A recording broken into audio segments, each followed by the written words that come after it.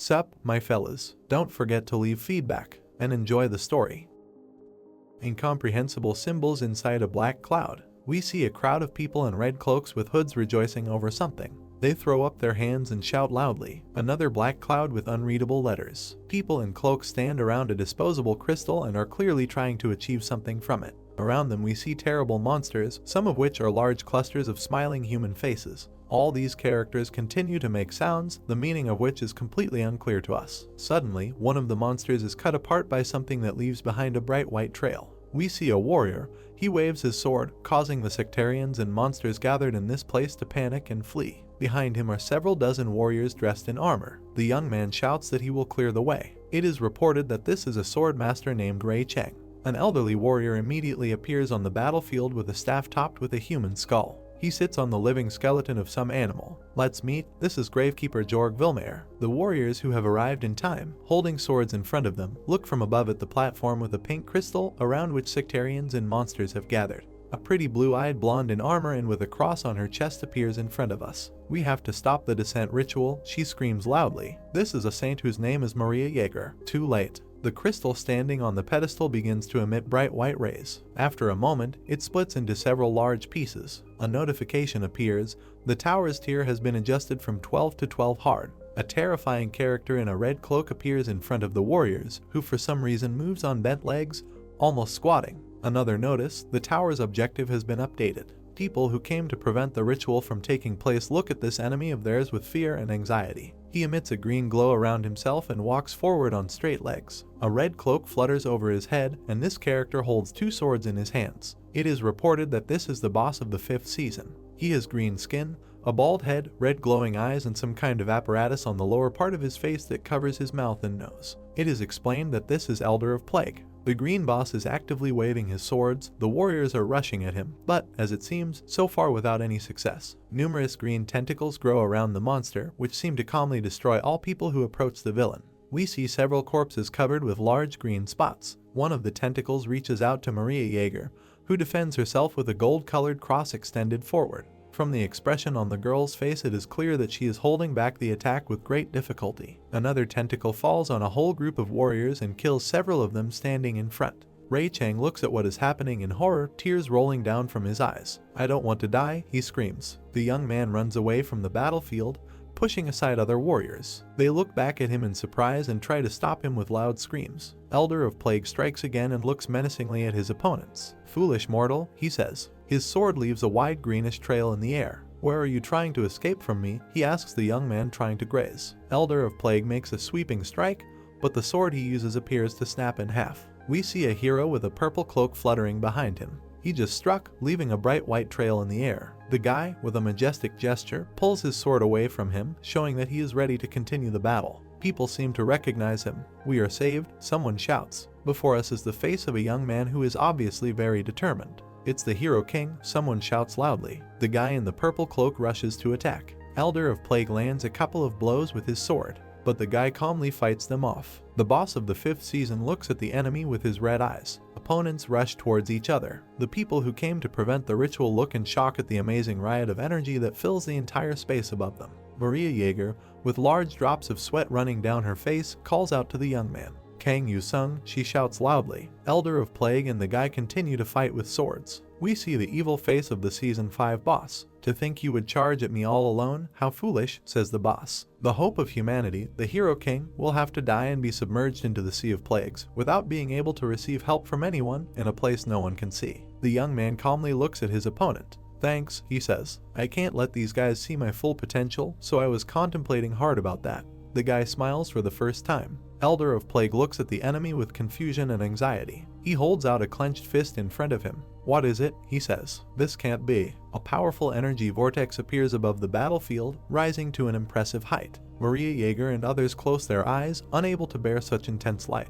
Jorg Vilmaer looks in amazement at what is happening next to him. The warriors who are next to him open their mouths in surprise. The young man who saved the situation looks at his hand, over which the remnant of a giant energy vortex is burning out. "We won," someone next to him shouts. The warriors joyfully throw up their hands and shout, welcoming the hero and thanking him. An alert appears, Season 5, End. Elder of Plague has been defeated, someone shouts loudly. we see a series of information windows containing important information. A random equipment ticket has been given out to the players who have delivered incredible performances. A rare or higher tier skill card ticket has been given out to the top 100 players. A hero or higher tier artifact pull ticket has been given out to the top 10 players. The destruction has been stopped this time as well, someone says joyfully. The hero who wins the boss begins to fall on his back with his arms outstretched. An information window appears. To the player Kang Yu-sung, who eliminated the season boss Elder of Plague, the mythical equipment Black Death and the title Elder Slayer has been given. Yu-sung, someone shouts to the hero. He looks up blankly, looking like he has fainted.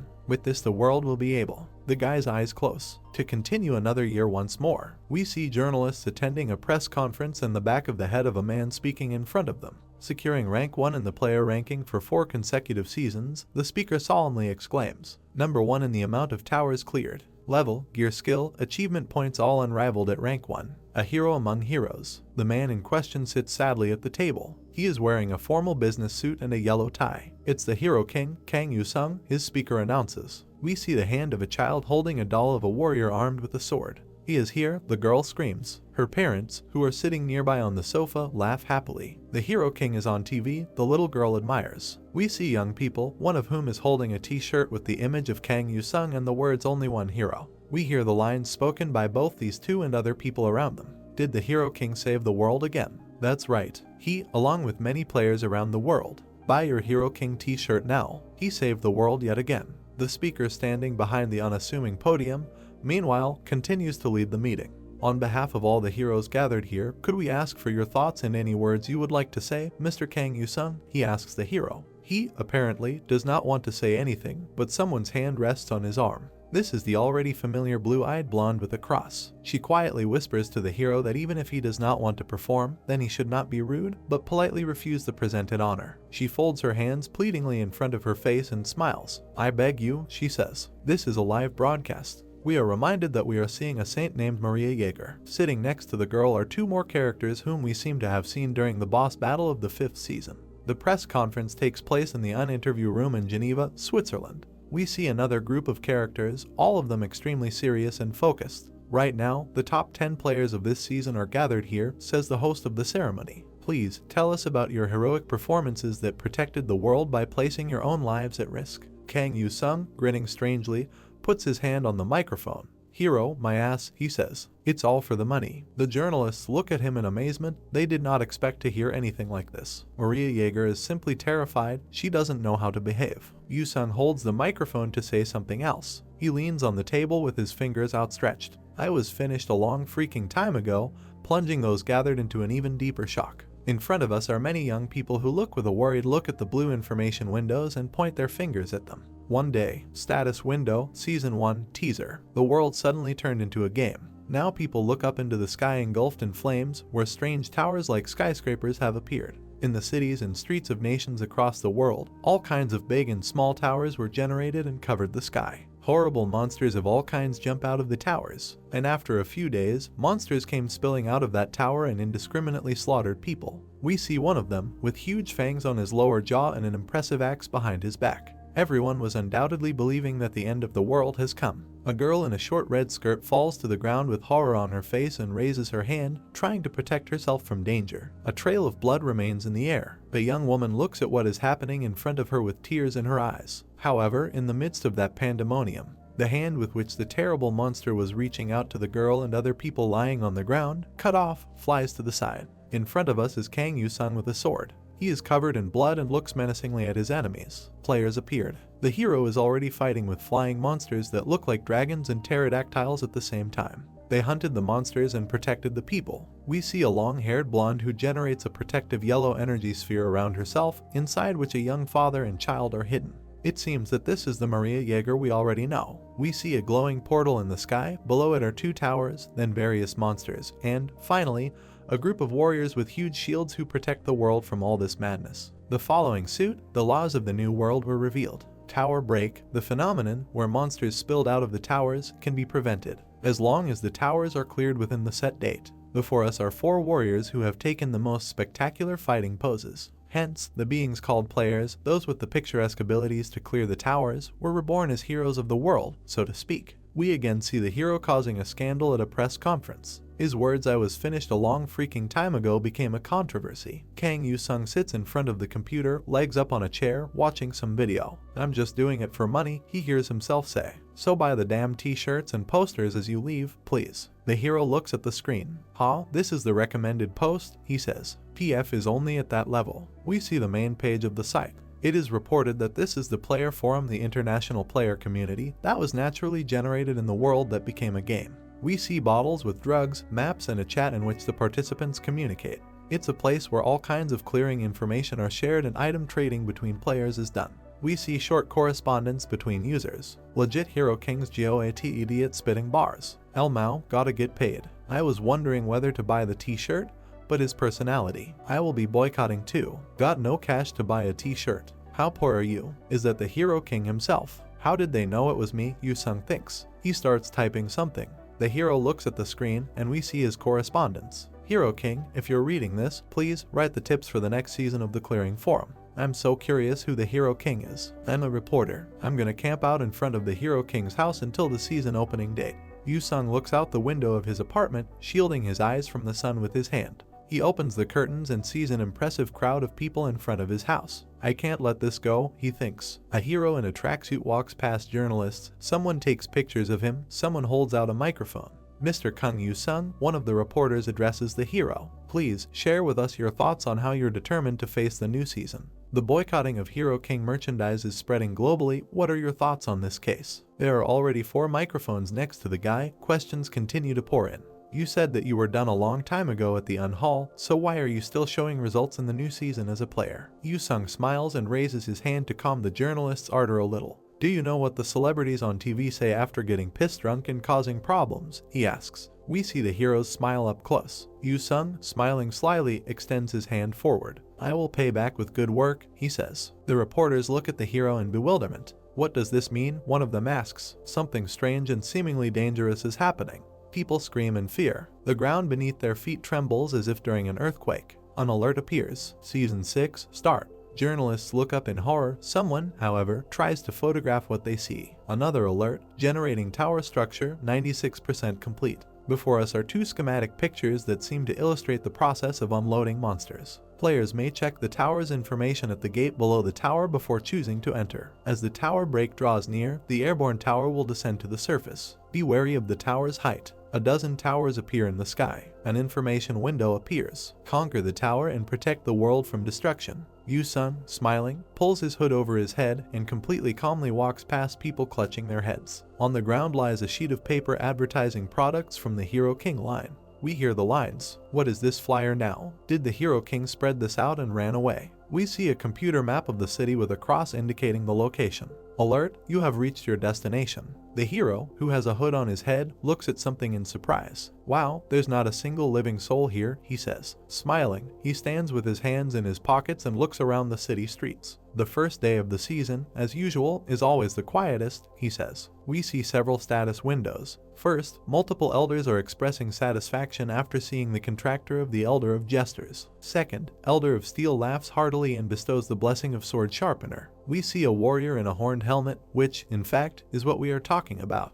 Now before us is a girl with pointy ears and blue hair. Third window, Elder of Frost cackles and bestows the blessing of Winterbringer. Yu-sung, with towers hanging above his head, puts his hand to his ear. "Sure, go ahead and laugh," he says. 2 more status windows. Swordsmanship aptitude has been significantly increased. Frost magic aptitude has been significantly increased. "I didn't take those actions for no reason," says the hero. This time, and at the Unhall that day too. 2 pictures remind you of what Yu-sung looked like and what he said during that event. The third, it seems, has not happened yet. The hero, smiling, brings the microphone closer to his mouth. He explains his behavior to receive rewards from the Transcendents who watch over the players, the elders, I have. Yu-sung carefully looks at the blue information windows that we also see. First, Elder of Gold and Legend laughs maniacally and bestows the blessing of Legend Puller. Second, blessing one who pulls Legend. Effect: your luck increases rapidly during 3 pulls, and within those, you can earn a legendary reward with a 100% chance, limited to 1 time. The hero smiles. All unreceived rewards open at once, he says. A glowing yellow card with a question mark appears above the hero's hand.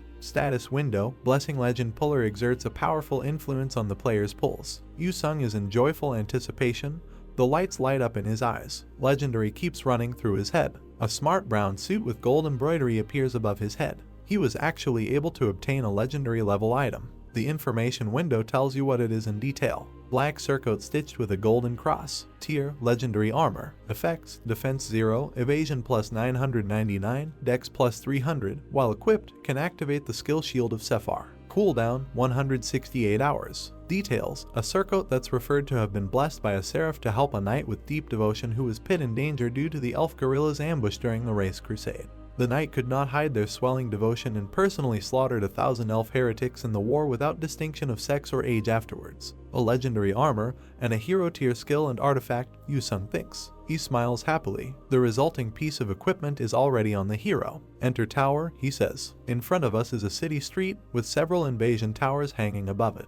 We see another alert. Elder of Gold and Legends withdraws the Blessing Legend Puller and blesses the t-shirt sale. The hero stands inside a yellow teleportation circle in the middle of a gloomy and dark hall with medieval lamps. We see a barefoot. A large orc with glowing eyes appears. His relatives are visible behind him. Krook, he says. Kill him, Krook. 2 status windows appear. First, Tower of the Blood Moon Orc Tribe. Tier 3. Maximum of 5 floors. Number of players allowed to enter, min. 1 max. 4 no rest floor has a store. Second, special notes: restless battle of blood awaits. War and war again still. Objective: eliminate the top floor boss. The hero smiles joyfully in his new coat. Well then, shall I test out the hero tier skills a bit, he says. Another information window. Create Frost Blade. Tier: Hero. Element: Frost, Metal. Ability: by compressing the frost in the surroundings, you can create a sword made of frost. Can earn additional effects depending on the skill card's level, enhancement status, and player's frost magic aptitude. Special notes: when equipping the following skill, the user cannot equip a weapon. However, the frost blade generated with the skill activation is considered as equipped weapon, and you can read the following weapons effects in the equipment tab. Create Frost Blade, says Yu-sung. He extends his hand with his fingers spread. A shiny blade of some kind of weapon creeps into the next picture. System alert: your frost magic aptitude is high, earning additional effect Frost Breath. Smiling, the hero rushes to the attack. Thanks, dear Elder of Frost, he says. Yu-sung raises his shiny sword high. Opposite him is a huge orc who also swings at the enemy. The monsters look at the hero with fear. The weapon of one of them breaks. A huge orc with a ring in his nose and sharp fangs on his lower jaw roars loudly with anger. The monsters rush at Yu-sung, but he easily deals with them. The axes that the orcs are armed with fly into pieces. We see the hero's boots, and behind them are orcs who seem to be frozen and cannot move. Yu-sung, smiling, looks at his sword. Next to him are 2 monsters that have already begun to crack from deep freezing. Yu-sung calmly walks forward, leaving the neutralized orcs behind. Several system alerts appear. Your level has increased. Strength, Dexterity, Intellect stat has been increased by 1 each. Skill card Create Frost Blades level has increased. First floor cleared. The hero smiles. Great start, he says with satisfaction. Shall I go save the world or whatever again then? System alert: you have entered floor 3. Kang Yu-sung, holding a sword, enters the archway. The hero looks with some anxiety in his eyes at what has opened before him. Below him, on a small platform, orcs crowded around a fire and, judging by the barrels in their hands, were drinking. We see an orc smiling cheerfully, holding a mug in his hand. The monsters see the hero standing above their heads with a sword in his hand. We can hear the replicas of these creatures. The warrior has appeared. He is the warrior who will take us to Valhalla. Fight to death with honor. Yu-sung, in whose hand the sword glows and smokes beautifully, smiles. Just wait, you bastards, he says. He swings his arms and rushes to attack. I'll show you what heaven looks like now, he promises. We see an incomprehensible structure covered in blood. A notification appears: you have entered floor 4. Yu-sung, holding a glowing sword, smiles. It's nice that my level is increasing easily, but it's a little hard without any rest floors at all, he thinks. Something attracts his attention, and he looks anxiously somewhere. He is in an ancient hall with many arches, and a huge lamp with candles hangs above his head. A warning appears. The war song bodyguards are blocking the path to the chieftain's room. In front of the hero there are actually warriors armed with huge axes. This time the orcs are wearing pretty good armor. You guys are really making it obvious, saying we are an elite mob, Yusung thinks. Alert, fight to death with honor. System windows appear in front of the hero, and their content surprises him. One of them reports, in particular, that Elder of Steel blesses the battle of the warsong bodyguards. Orcs hit themselves in the chest with the back of their fist. The Iron Lord has blessed us, says one of them. Others cheer wildly, waving their weapons. Their cries can be heard. Valhalla awaits us. Where is the warrior who will take us to Valhalla? The entire squad of monsters rushes to attack the lone hero. For the Elder of Steel sing the song of blood and iron, their commander orders. Yusung raises his sword above his head, smiling. They won't give me even the slightest respite, he thinks. The orcs, covering themselves with shields, rush to attack. The hero looks at them. One of the monsters hits but misses. The second one has already jumped up to fall on Yusung next. The hero, bending his knee, jumps and also swings. A white trace of the impact remains in the air. However, it seems that the sword does not work 100%. Just as I thought, Yusung thinks. It doesn't do much damage. The hero looks at his enemies with anger. It looks like they have got a resistance to frost since they're the so-called elite, he thinks. One of the orcs delivers a sweeping blow, but Yusung is no longer in the same place where he just stood. He hangs by grasping the lamp. He climbs onto this structure and looks at the orcs raging below. I have to inflict proper, fatal injuries, he says, but since I don't have a suitable skill for that yet. Yusung is in civilian clothes, holding a yellow card in his hands. With such stats, this is pretty much maxed out equipment, he says. I really got legendary ones. The hero tier skill, frost sword creation, and even hero tier artifacts at that. Now he is again in battle gear on the chandelier, but still with the same card in his hand. Open inventory, he says. An information window appears. Frozen Heart. Tier, hero, artifact. Properties, when equipped, it gives glacier synergy. Cold damage 14% increase. Cold resistance ++. Yusung looks at the yellow card, smiling. I'm not sure if I'll be able to handle this if I use it now, he says. There was never a time when I got so much in the beginning. Another information window. Description, should not be used by one unfamiliar with frost magic. There is the risk of turning into an ice statue. Before equipping it must be registered to the insurance service from the Red Magic Tower. One of the orcs addresses the hero sitting on the lamp. Come down and fight like a warrior. The dishonest cannot enter Valhalla. The orcs begin to throw axes to knock down the hero sitting on the lamp. Okay, now is not the time to hesitate, Yusung thinks. He brings his fist to his chest. Equip artifact, he says. An alert appears. You have equipped the hero tier artifact Frozen Heart. Streams of blue energy fall from above onto the monsters standing below. We see two more windows. Powerful frost magic essence is felt. You have obtained glacier synergy. Yusung jumps off the lamp onto the floor. Another alert. The effects of equipped skill caros with the frost attribute are strengthened. The hero smiles and takes the blade of his glowing sword in his hand.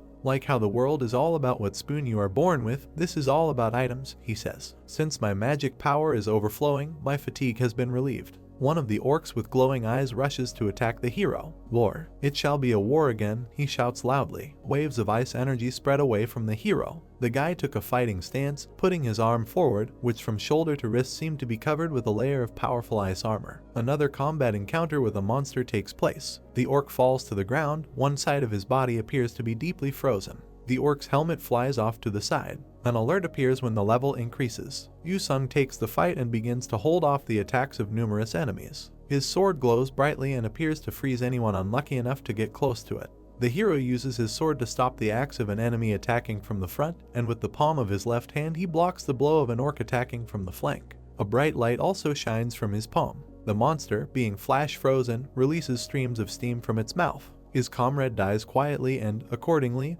not so spectacularly. The hero blocks a blow from a very large orc whose eyes glow red. Yusung then unleashes a series of lightning strikes, targeting monsters on all sides of him. Another notification appears about the level increase. We see the hero's hand holding a sword. Now Yusung is armed with two objects of this type at once. The hero delivers a sweeping blow with both swords at once, and the next enemy flies off to the side. He flies quite far and falls on his back with a loud sound. We see another level up alert. Both hands of the hero each hold their own sword. Fear appears in the eyes of the orc, who has a very powerful neck. Yusung performs several sweeping strikes, and after each of them he sees a notification about leveling up. The blows become lightning fast. They line the air with their traces, forming something like a not very smooth network. The axe that the orc is holding in his hands is cut into several pieces of different sizes. Animal fear appears on the face of the monster, who has a ring in his nose. The hero turns away from him and sighs with relief. This floor is finally over, he says. Yu-sung smiles while holding a glowing sword in front of him. My damage calculations were also messed up, he says. Looks like I'm very rusty. His sword turns into some kind of ice mace with very sharp spikes. Well, all that remains is to strike the final blow, the hero declares. 2 ice shards resembling daggers stick out in the back of the dead orc. 2 notifications appear when you level up and 1 when you complete the elite level. Yu-sung steps 1 foot on the downed enemy and looks at the yellow card that floats above his hand. 2 more notifications. As a special reward, a random skill card pack is given. You have obtained 1000 achievement points. Open the set, says the hero. We see a blue card with a question mark. Wow, a common skill. The hero is clearly unhappy. A description of what he received opens. Stab, tier, common. Attribute, metal. Ability allows you to temporarily give your physical abilities explosive and stab. It looks like the hero is leaving the battlefield. A common skill, huh, he says. Well, it's better than not having it. Equip skill. Alert, the blessing from Sword Sharpener drastically increases the skill card's effects. Yu-sung enters the next room. It's quite bright here. As soon as the hero is inside, he hears someone's voice. Welcome. So, mister, looks like you are alive. We see what the pretty brown-eyed, brown-haired woman with a dark cape on her shoulders was saying. Yes, I'm very sorry that I'm still alive, says the hero. Don't be, says the girl. You have to be alive to sell more items. Not dying is more efficient. A girl sitting on her lap holds a white card in her hands. 1600p achievement points, she says. You've already collected a lot, use them all up before you die. We are informed that this is Store Manager Automata, a creation of the Elder of Machinery. Why don't you just offer a sacrifice to the spirits so I die, asks Yu-sung. The hero looks with interest at the interface of the blue window hanging in front of him. Open the list of items, he gives the command. Buy the card pack. You'll get a legendary, Automata advises him. No, I won't fall for it, he answers her. The girl shows him 2 bottles, one with blue contents and the second with yellow contents. Buy it, she asks. One is the potion of acceleration and one is the potion of flame. A notification appears. You have consumed 300p achievement points. Store items, the hero gives orders. He moves away from the girl, clutching his head with his hands. Buy something else. Buy card sets, she asks. I can't hear you, Yu-sung says in horror. Alert, you have entered the boss floor. The hero finds himself in a pompous hall, where some character is sitting on a dais to whom a red carpet leads. It seems it's time for war, Yu-sung hears. In front of him is another orc, this time with huge curved horns. Fight to the death with honor, roars the monster. The battle begins. Yu-sung parries the enemy's blow, but there is surprise on his face since the enemy's attack turned out to be too dangerous. However, the hero smiles. You're just some kind of giant, he says mockingly. Those who came before you were probably gnomes, not orcs. He launches a bottle with yellow contents at the enemy. Flame potion release, he shouts. The huge orc is covered in bright flames. The monster roars in unbearable pain.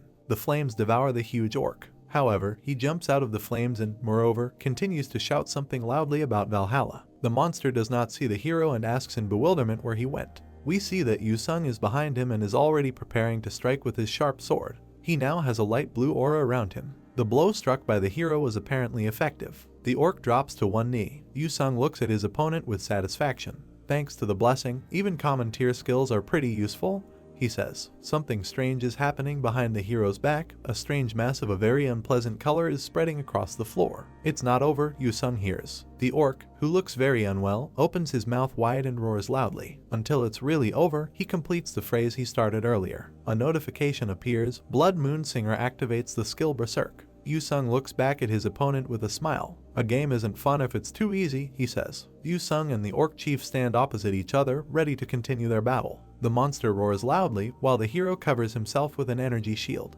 Yu-sung smiles and holds his palm out in front of him. This much damage from the shockwave alone, he says. I'm finished if I get hit by that. It looks like a shockwave was generated from the monster landing on the floor. We see the orc's legs. The shield covering the hero cracks. That's if I get hit by it, says Yu-sung. The monster, whose eyes glow with red fire, reaches with both hands for the weapon that is located behind its back. The orc strikes, and at the point of impact we see a very bright white flash. The hero, who defends himself with a sword, is surrounded by jets of blue energy. He counts down aloud. 175, 174. A sharp blade of a huge axe appears in front of Yu-sung's face. 113, he says. The hero jumps high, but ends up only at the level of the enemy's face. The countdown continues. 60, 59. Before us is a checkerboard floor of the hall in which the battle is taking place. 3, 2. A white bottle appears in the hero's hand. The orc swings at the hero, the bottle flies down, the countdown reaches 1. Yusung smiles and turns his face towards his opponent.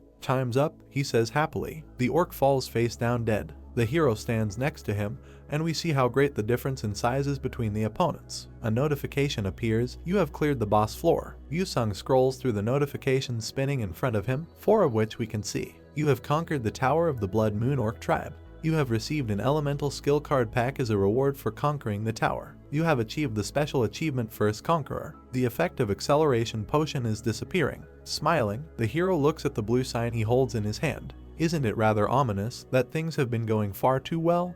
He says. We see an information window, elemental skill card pack. Description, you are able to select a specific element to randomly obtain 1 common or higher skill card. Isn't this the best reward I can get in tier 3? The hero wonders. We see a hexagon with what looks like a snowflake. Opening the pack with the frost element, someone's voice sounds. Notice, wow, common card. The hero is clearly upset. He finds out that he received the ice bolt. Yusung looks sadly at the blue card he holds in his hand. What else can you expect from this lousy game? He says. Before us is a strange landscape, something like a cave filled with bats with arches behind which flames are blazing. An information window appears, Tower of the Devil, Worshipping Imp. Tier 3. Number of player allowed, minimum 1, maximum 16. Imps with long glowing claws appear in front of the hero. It's those disgusting cultist bastards, one of them shouts. Streams of blue energy swirl around Yusung, and there are many monsters above his head. He extends his hand forward with his fingers spread and uses the newly acquired Ice Bolt card. The devils are pierced by ice arrows. Yusung shouts the words Ice Bolt once again. He spreads his arms, emitting streams of blue energy around him, and the devils fly away from him, struck by ice arrows. Aw, leveling up skills are so fun, Yusung exclaims joyfully. An information window appears, Ice Bolt. Element, frost, metal. Ability, concentrates the frost within the atmosphere and fires it in a form of a projectile. Glacier Synergy Reinforcement. Effect, damage increased, number of projectile increased. 2 more messages. The level of Ice Bolt has increased. Wave 2 is starting. The hero, putting his hand aside, calmly looks forward, despite the fact that dozens of red eyes appear behind the arches of the cave. He sees many small creatures armed with cutlasses. Oh, Demon King, Yusung hears. Send us to hell please. The hero sighs heavily. However, after a moment, he smiles again and raises his sword to fulfill the request made to him. Just wait, devils, he says. Each of you will receive your own ticket to hell. It appears that these enemies are also subjected to a lethal deep freeze. Yusung actively swings his sword, destroying the devils that rush at him again and again. We see several notifications. You have leveled up. The level of Ice Bolt has increased. The level of Create Frost Blade has increased. Disgusting pagan, one of the devils shouts angrily. Yusung looks condescendingly at the offended enemy. A warning appears. The tower boss imp heretic has appeared. A figure in a long robe appears next to 2 ordinary devils, under whose feet a magic circle is visible. We'll honor the Demon King with your blood, this monster promises. A disgusting smile appears on the boss's disgusting face and he points his finger at the hero. Go ahead, my believers, this creature orders. Hurry up and the devils who are standing next to him are carried away by some kind of stream. The boss fails to finish the previous sentence. He looks in shock at what Yusung is doing to his followers. And after a moment the boss's gaze freezes. Alert, the frost status effect freeze has been applied to the imp heretic. Yusung with a sword in his hand approaches the bluish block, into which the leader of the devils seems to have turned. You're on time, I just wanted to check something, he says. Alert, Glacier Synergy Reinforcement effect, number and type of weapons additionally created increased. Yusung holds the card between his fingers like some kind of magician. He draws out the phrase, accompanying his actions with just a couple of words. For example, the hero takes a spear in one hand and holds it over the weapon with the other hand. The maximum number of sharp tips appear in the air. Frost weapons I can create at this level. We see that many kappas appear next to the hero. Yusung takes one of them and looks like he's getting ready to use it. Everything is so, only not one, but several copies are sent into flight at once. One of the projectiles hits the frozen boss, who stands with a stupid smile on his face. Now we see that the devil is pierced by 3 spears at once. The hero runs, leaving footprints on the frozen ground. He slashes with his sword, which hits the target, generating a powerful flash of light. A series of alerts appears. You have eliminated the imp heretic. You have cleared the Tower of the Devil, worshipping imp. You have received a random equipment pull ticket as a reward for conquering the tower. The hero examines the reward received for the battle, which, according to the alert, is a silver plate mail. Use equipment ticket, says Yu-sung. I already have a legendary, so this is useless. The hero thoughtfully rubs his chin with his fingers. Looks like the frost blade doesn't get weaker even if I split it into multiple pieces, he says. For now I can't feel any difference with 8 of them. Yu-sung looks somewhere to the side where something catches his attention. Alert, greet your shadow. The hero looks over his shoulder. He just read another message. One of the tower's factions has shown deep interest in your performance. Already, Yu-sung thinks. We see strangely dressed figures in thick cloaks with hoods, gas mask goggles, and beaks. An information window appears, special event. There are various factions intertwined within the world of towers, with organizations under the leadership of elders. They wish to join forces with the players in order to develop their faction. A player is able to be affiliated with a specific faction in the world of towers. Complete the quests given by the factions and obtain greater rewards. Now we have a warning, encounter Shadow Council. Another information window. Many aspects of the Shadow Council are veiled. This is the opportunity to share secrets with them. As your affinity with the following faction increases, the player will obtain their mysterious powers and darkness, and your existence will be protected under their veil. Would you like to join the faction Shadow Council? The hero stands surrounded by people in cloaks. Mortal, we remember you. He hears the voice of one of these people. We see one of them, most likely he is in charge here. Would you like to meet your shadow once again and join our whispers? Asks this character. Yu-sung looks ahead thoughtfully. The Shadow Council, not bad, he thinks, since I joined them in the 5th season. However, Yu-sung tries to look relaxed. I really want to join you right now, but you know, there are many other factions out there that are desperate to swallow you all up, he says. We see how long the beak of the hero's interlocutor's mask is. Our veil will cover you as well, he declares. Have you forgotten our powers already? Before us is the back of the hero's head. I say this because I know very well what powers you have, he replies. Then what do you want? A member of the Shadow Council asks him. It's hard for me to express what I want with just words, Yu-sung thinks to himself. A smile appears on his face again. He extends his palm forward. A shadow beast, his demand sounds. Big-nosed people in hoods look in amazement at the impudent man.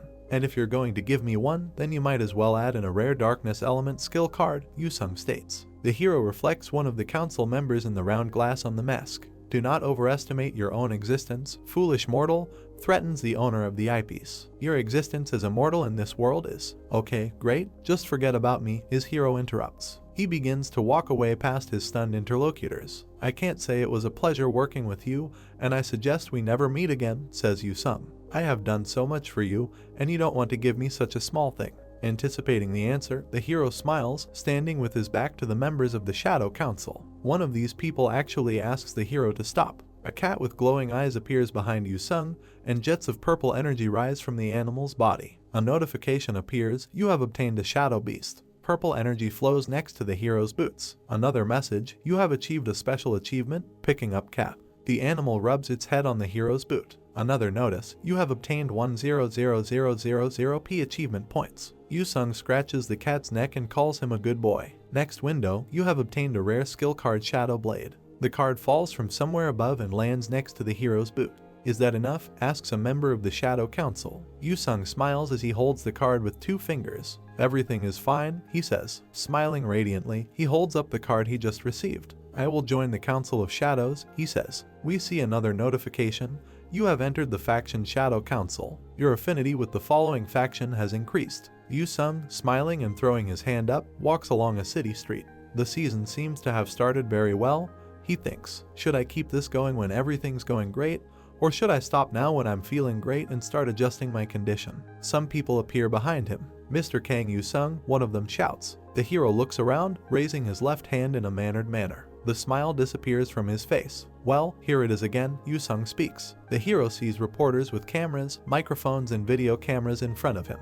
Mr. Kang Yu-sung, on the same day the season started, you have already conquered 2 tier 3 towers and are moving towards number 1 in the rankings, says one of them. Please share a few words about this. Oh, my eyes, the hero thinks. He answers the reporters, but looks rather tired. It's all because I'm very good, he answers, nevertheless. Isn't this wonderful? Reporters continue to interrogate the hero. I heard that even China's swordmaster defeated a tier 4 tower. Looks like this season's race is quite fierce from the start, says one of them. Yu-sung is surprised. Tier 4. How many people was it? He asks. Before us is a detachment that achieved the success described above. Apparently, 5 Chinese Communist Party Guild veterans, led by the Sword Master, were present, the journalist reports. However, 4 players were killed during the attack. The hero looks at his interlocutors with his hands folded on his chest. Wow, he's no joke, he says. He's more of a shield master since he just put up meat shields. Journalists are shocked by the hero's words. Are you implying that the Sword Master expected such sacrifices? Asks the girl in the suit.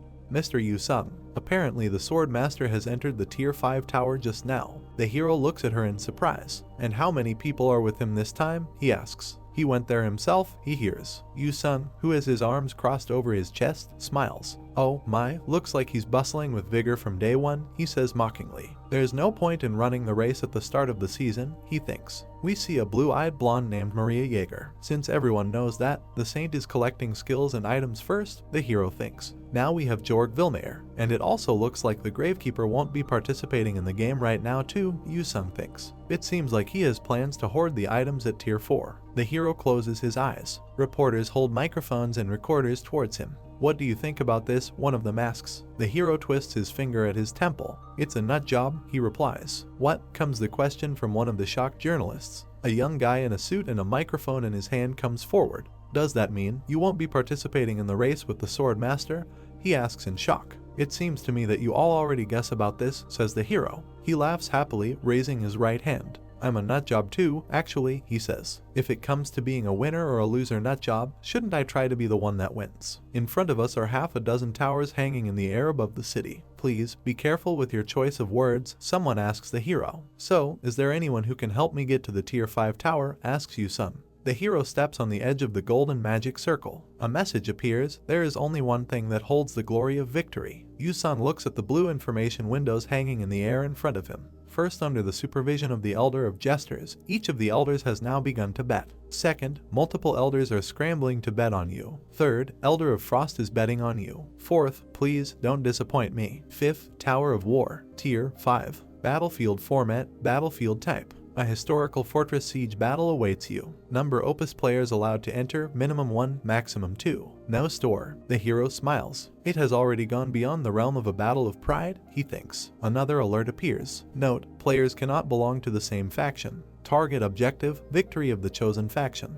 The hero, behind whose back the battle is unfolding, presses his finger on the dove window hanging in front of him. Of course, the player who's currently inside would be the Sword Master. Alright, let's play the real game, he thinks and selects the Enter Tower option. A notification appears, entering the Tower of War. We see a stone fortress with a high wall, under which coniferous trees are planted. Relevant information is provided. Continental Year 0, Cavali's, the evil empire, started a war of conquest, advanced to the edge, and reached the front of Palace Fortress in the Kingdom of Rodea. The outcome of the historical battle, the Siege of Palas, is in your hands. Yu Sung looks at 2 cards, red and green. A message also appears in front of him, the Cavali's Empire or the Rodea Kingdom, fight for the cause you think is right. Oh my god, exclaims the hero. The communists are fighting for imperialism. What would happen if I report this? We see that Yu Sung can only choose the green card, since the red one says that one player has already chosen to side with the Cavali's Empire. Smiling, the hero reaches out with his palm to the green card.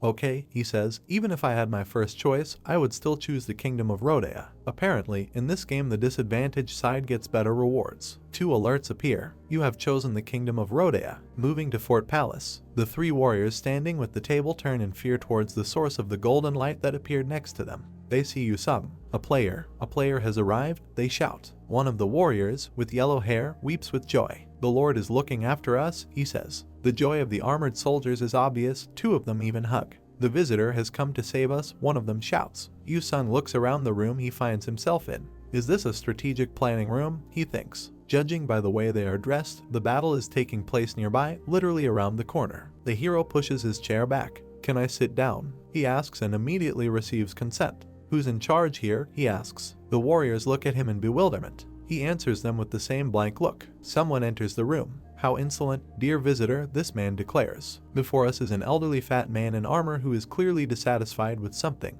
Can't you properly uphold the royal laws in front of Lord Muta Duchamp, the commander of this place, the 12th generation head of the royal family of Rodea, and the head of the Marquis de Duchamp? He asks. No matter if you're the visitor or whatever. The hero interrupts this flow of speech by raising his right hand, palm up. "Look here, Chief," he says, "do you think we will win this battle?" Muta Duchamp, with a funny yellow forelock on his forehead, smiles. "Naturally," he says. "Although we are lacking in terms of resources, there is no end to our mental strength. For the generals of the Rodea Kingdom have the mental strength of 100 men." Yu-sung looks at the military leader with some contempt. It seems that he is angry. "We are able to win against 10 times as much men as the Emperor." The fat man does not have time to finish as he receives a powerful blow to the stomach from the hero sitting on the chair. Yu-sung stands over the defeated Marquis with his eyes burning with anger and declares to everyone gathered that from now on he is in charge here. The young warriors smile. Apparently Muta Duchamp was extremely unpleasant to them as a person. "Okay, we must continue our meeting," says the hero. "What's the number of defense troops, number of soldiers, and the Empire's numbers?" Yu-sung stands on the fortress wall and looks down. "We have 5,000 conscripted infantry from the serf," he thinks. "Among them, the number of people who know how to use a bow is roughly 900. The hero sees the formidable formation of the army of the Empire, in which powerful battering rams with ram heads stand out. What a hopeless gap compared to the Empire's great military presence, Yu-sung thinks. The only fortunate thing among the streak of misfortunes is that there are no wizards or even magic itself in this world. Behind the hero who raised his sword, his opponent is visible. And that sword master is not simply a player that uses brute force, the hero thinks. He's the apostle of the Elder of Steel. We see a young man who accepts a blue card from someone's hands. Usually an average player can only make a contract with one elder, Yu-sung thinks. With that in mind, there is only one elder who can give out rewards. The hero stands on a pedestal resembling a pillar, with masks around him and a jester's cap right in front of him. The case, where I'm rewarded by various elders, is a special one, Yu-sung thinks. The elder of jesters made me that one player. Before us is a warrior in a horned helmet, who seems to be covering the person standing in front of him with his hand. Conversely, an elder can have multiple players, but there is only one player who holds the title of apostle and is favored by the elder, Yu-sung thinks. We see a man standing on a tower with a staff in his hand. There is a magic circle above his head, and stones engulfed in flames fall from the sky. The elder does not spare any effort in supporting the apostle, but there are restrictions, of course. In the sword master's case, skills not related to the Elder of Steel cannot be used as the main attack, the hero thinks. He smiles. "It seems we have a chance," he thinks. Yu-sung looks over the fortress wall. "But the pressure on the soldiers here will be different," he thinks. It's not exactly known up to what extent the world inside the tower can be considered real. In front of us are 3 warriors in knightly armor. One of them raises his hand up, as if voting for something.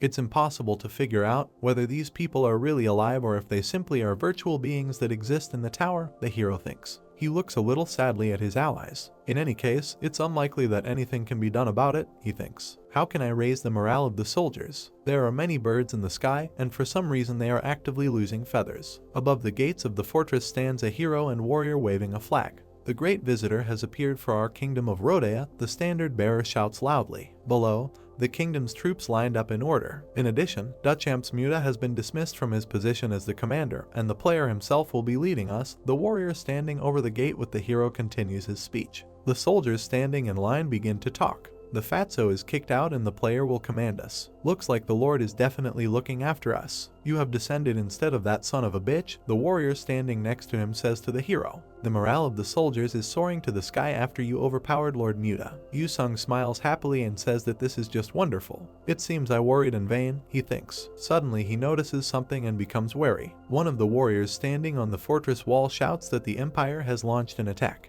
Archers, standing on the wall, shoot at advancing enemies. Some of the opponents have already climbed the stairs to the very top, and you have to meet them in close combat. A huge battering ram approaches the fortress wall. An archer standing just below the hero addresses him. The offense of the Imperial army is fierce because it's in front of the fortress gate.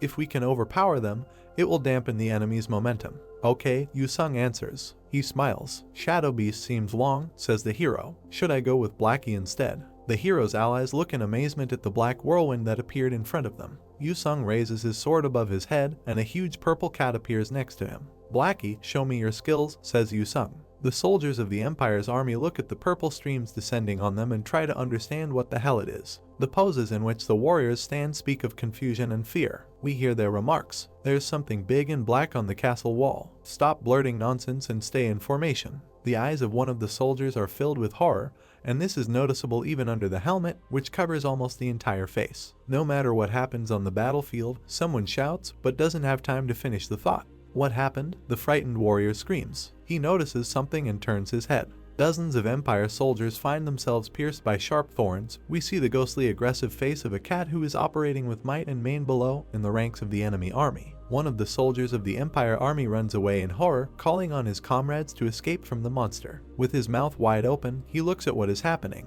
"Forget about this fortress wall," he shouts. The Empire army is in turmoil. Some are screaming in horror, some are falling to the ground, some are trying to escape. The hero looks at the effect his cat produced and praises the animal. "Yes, it seems like you were very hungry," says Yu-sung. The cat, ominously baring his teeth, again rushes to attack the enemy squads who have fallen into panic. "Let's eat, Blackie," the hero encourages him. The animal clicks its teeth, white fragments like pieces of ice fly in all directions. Warriors of two armies fight each other in close combat. Yu-sung takes an active part in the battle, his sword leaving bright white marks in the air. Suddenly the hero realizes something and thinks about it.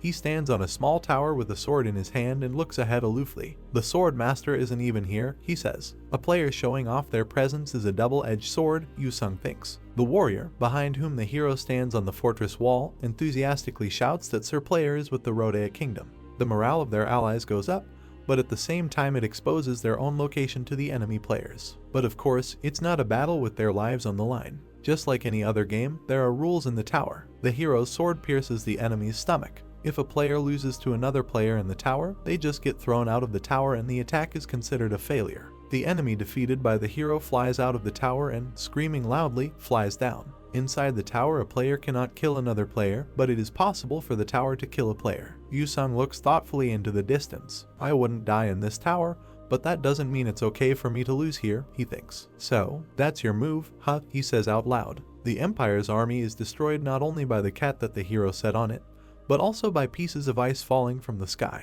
The morale of the ally forces goes up, but we see many corpses, next to which swords stick out in the ground. Confusion is visible on the hero's face. "What's he doing?" he says. "It's about time for him to come. Is he really going to appear after everyone was killed?" The sword sticking out of the body of one of the dead begins to vibrate. A moment later, many swords fly into the air. The warriors of the kingdom look at what is happening with bewilderment and fear. "What is this?" one of them asks. The swords hanging in the air accelerate and rush towards the soldiers of the royal army, leaving red trails behind them. The swords move on their own, one of the soldiers shouts. "Finally, he has appeared," Yu-sung thinks. Sword manipulation. Where did he get a hero tier skill card? A smile appears on the hero's face. Was he just lucky, or something explodes under the hero's feet and he jumps? Could the Elder of Steel himself have bestowed it upon him? Yu-sung completes his thought. Some white objects are visible around the hero who raised his sword above his head. Yu-sung smiles as he flies back. He's prepared a lot for this and hiding all this time, he says. The smile never leaves the hero's face. "But I haven't been simply playing around either," says Yu-sung. Many swords fly over his head. Some of them fly straight at him, but the hero uses his weapon and easily cuts through these shells. Yu-sung smiles again. "Too late, my leveling up work is done," he says. A notification appears. Shadow Blade. Tier, Rare. Elements, Darkness, Assassination. Ability, allows the creation of a blade of darkness from the player's shadow. Warriors of the Empire shout joyfully, pointing at something with their swords. We hear their cries. "Sir Player has come for us, the Cavalli's Empire. The visitor is fighting for the Empire." Yu-sung smiles. "As expected, I guess he's targeting me," he says. Warriors of the kingdom fight with soldiers of the Empire. The tables have turned in the battlefield, the hero thinks. He takes his glowing sword by the blade and raises it up. "But don't tell me you thought you could get me with just that," he says. Yu-sung thrusts his sword into the floor, and a bluish vortex begins to spread from the point of penetration. The level of sophistication of sword manipulation is inversely proportional to the number of swords, exclaims the hero. Swords launched by the enemy are caught in a whirlwind and begin to describe circles above the hero's head. He raises his head and, smiling, looks at the orderly rows of sharp metal tools. Yu-sung uses his sword and shouts loudly that such things will not work here. The smile disappears from his face and he looks up anxiously. But after a moment the smile returns again. The cross appears in front of us, emitting a bright yellow glow around itself. An alert appears. The shield of Seraph reflects the enemy's attack. His opponent, who is hit in the face by a powerful stream of energy, clenches his teeth in anger. Another message: the shield of Seraph has been destroyed. The enemy thrusts the sword into the floor, creating a huge amount of sparks. Next window, cooldown time 167H, 59M, 57S. The hero, smiling, looks at the enemy. "With the sword manipulation you got at best, couldn't you think of conquering the fortress?" he says. The opponent pulls the sword out of the ground, holding his chest. He is trying to tell the hero something. It is clear that the young man is in great pain. What do you think winning in this tower means? He asks. The enemy gathers his courage and raises his sword, demonstrating his readiness to continue the battle. Even if this fortress falls and all the bastards in this kingdom die, the Empire cannot win unless I defeat you, he says. Yu Sung smiles and looks at the enemy. You were aware of that and still chose that side? He asks. Are you going to take me down? The enemy, who has an unpleasant-looking wound on his cheek, looks at the hero with anger. Yeah, a player is a hero, and the duty of a hero is to protect the world, he says. The young man puts forward the scabbard of his sword. A bully that does not understand that duty is not worthy of becoming the hero king, he shouts. We see the rage in this man's eyes. Yu Sung, who is standing opposite him, seems very calm. All right, sir, good speech, he says. But you know what? Does that mean your guild members aren't included in the world you have to protect? The enemy is silent, looking angrily at the hero. When the meaning of the hero's words reaches him, he screams furiously and rushes to the attack.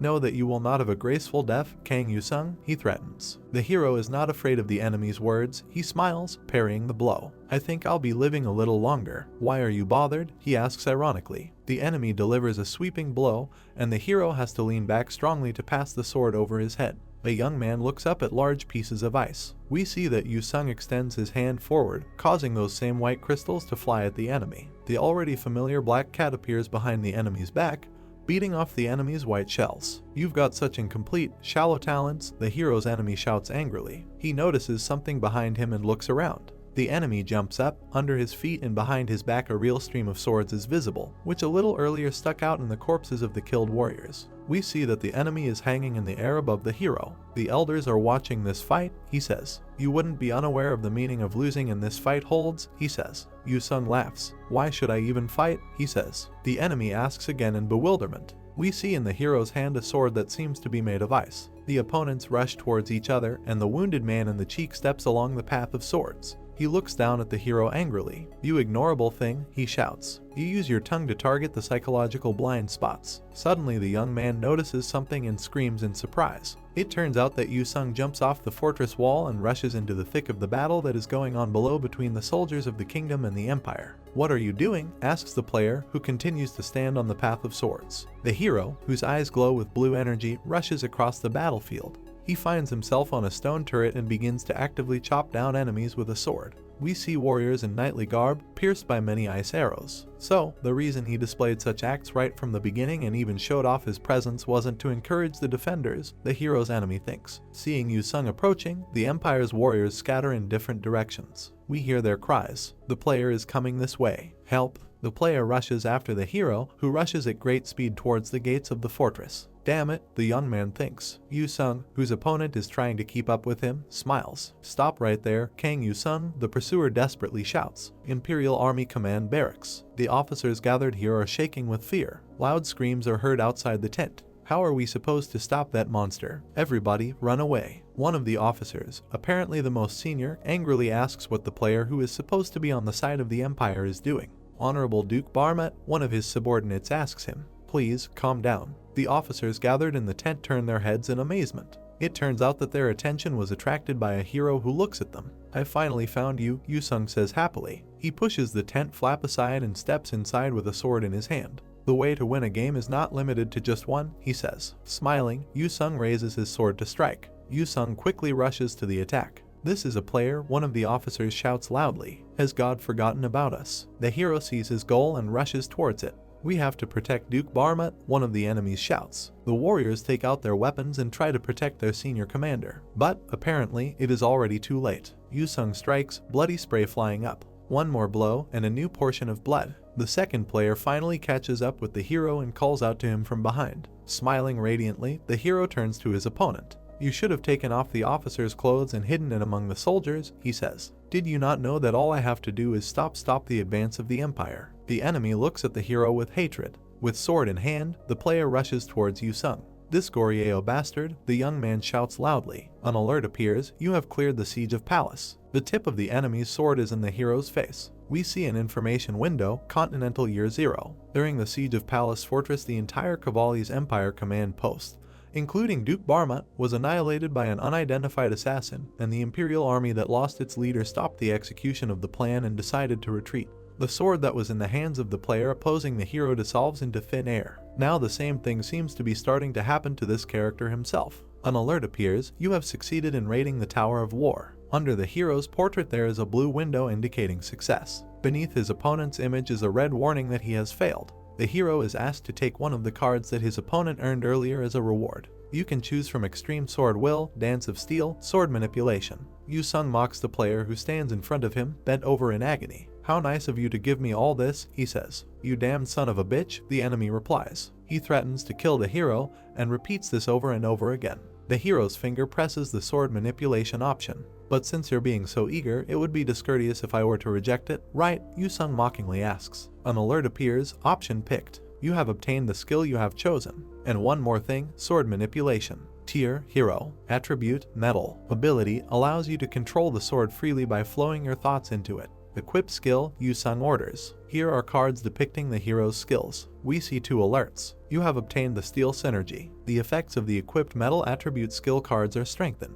The hero's opponent is incredibly angry. "Don't think that I'm done with you here," he shouts loudly. "You got me, Kang Yu-sung." Gracefully holding the selected card, the hero smiles and imitates the sound of a burp. Alert, Season 2. There is a mask on the floor in front of the hero's feet. Yu-sung looks at her a little surprised. A familiar picture, he thinks. He sees another window in front of him. A kid with 1,000 faces, with 1,000 talents. Yu-sung looks at the clown mask lying at his feet. "Do you want to become a hero?" the next blue window asks him. "Around this time I dream of that day, as always," the hero thinks. He sits down on one knee and touches the mask, and then he takes it in his hand. "And make the same choice," Yu-sung understands. He sees another window that states that he will become a hero among heroes. Above the guy's head rises a huge figure of a jester in a cap, juggling many masks. Another window, "But your whole life you will not be understood by anyone." And then the second, "And will become their laughing stock and a thing of ridicule." The huge jester, as he is supposed to do in his role, smiles. "Where else will you find such a funny joke?" says this character using another blue window. Yu-sung puts on the mask he picked up from the floor. "I've repeated this countless times," he thinks. A notification appears.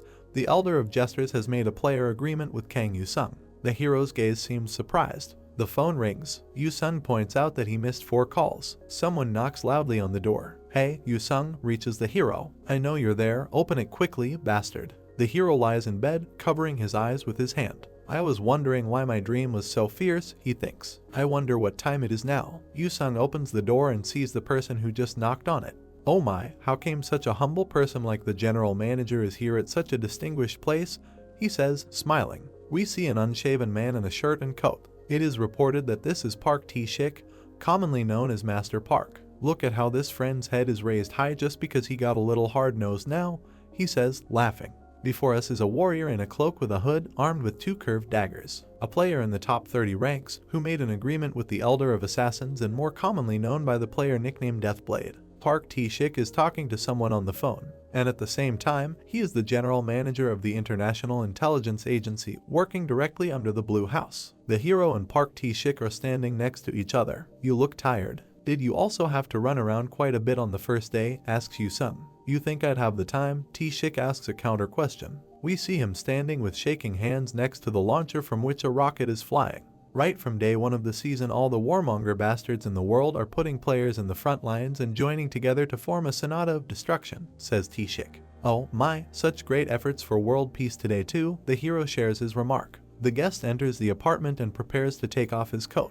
"But why didn't you answer my calls?" he asks. "I was sleeping," Yu-sung answers honestly. "The sun is already high in the sky." "What a mess you have here," he notices, and immediately screams loudly. A guest slips on dirty plates and falls. Fortunately, he manages to put his hands in front of him. "Bastard, instead of going around selling Hero King t-shirts like crazy, why don't you reevaluate your way of living?" T-shik shouts irritably. We see mountains of garbage and dirty dishes. The guest takes off his soiled sock, and the hero is on his knees, removing overturned plates from the floor. "It's embarrassing, so stop calling me by that nickname," requests Yu-sung.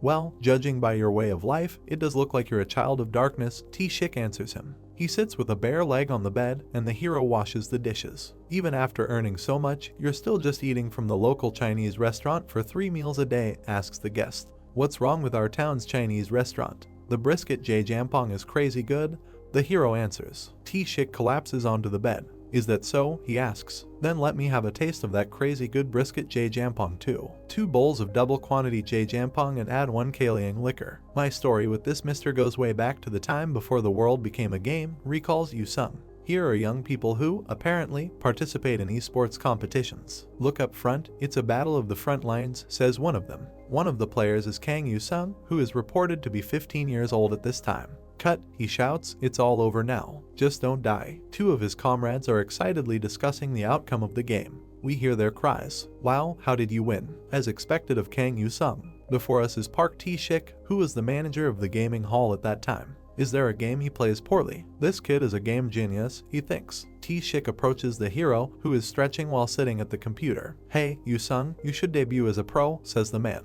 The teenager asks again in surprise. At the time I was only playing games for fun, the hero recalls. We see the hero's parents. But T-shik convinced my parents and volunteered to look after me and refine my talent.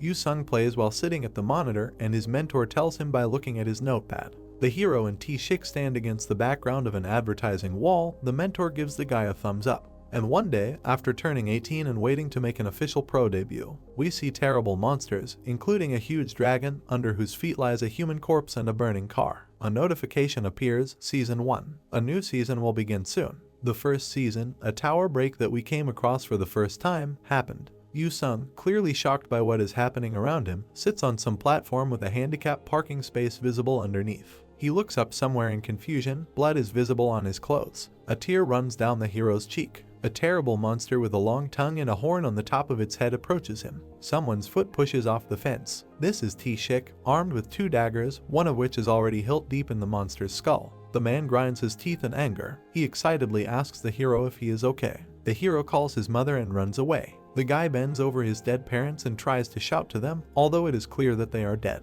T-shik, whose soul is torn by this sight, looks helplessly at the guy's suffering. Streams of tears flow down the hero's cheeks. I lost my mother and father that day, he recalls. Yu-sung sobs bitterly as his mentor stands next to him. T-shik puts his hand on his charge's shoulder, trying to somehow calm him down. And I found my only hero, recalls Yu-sung.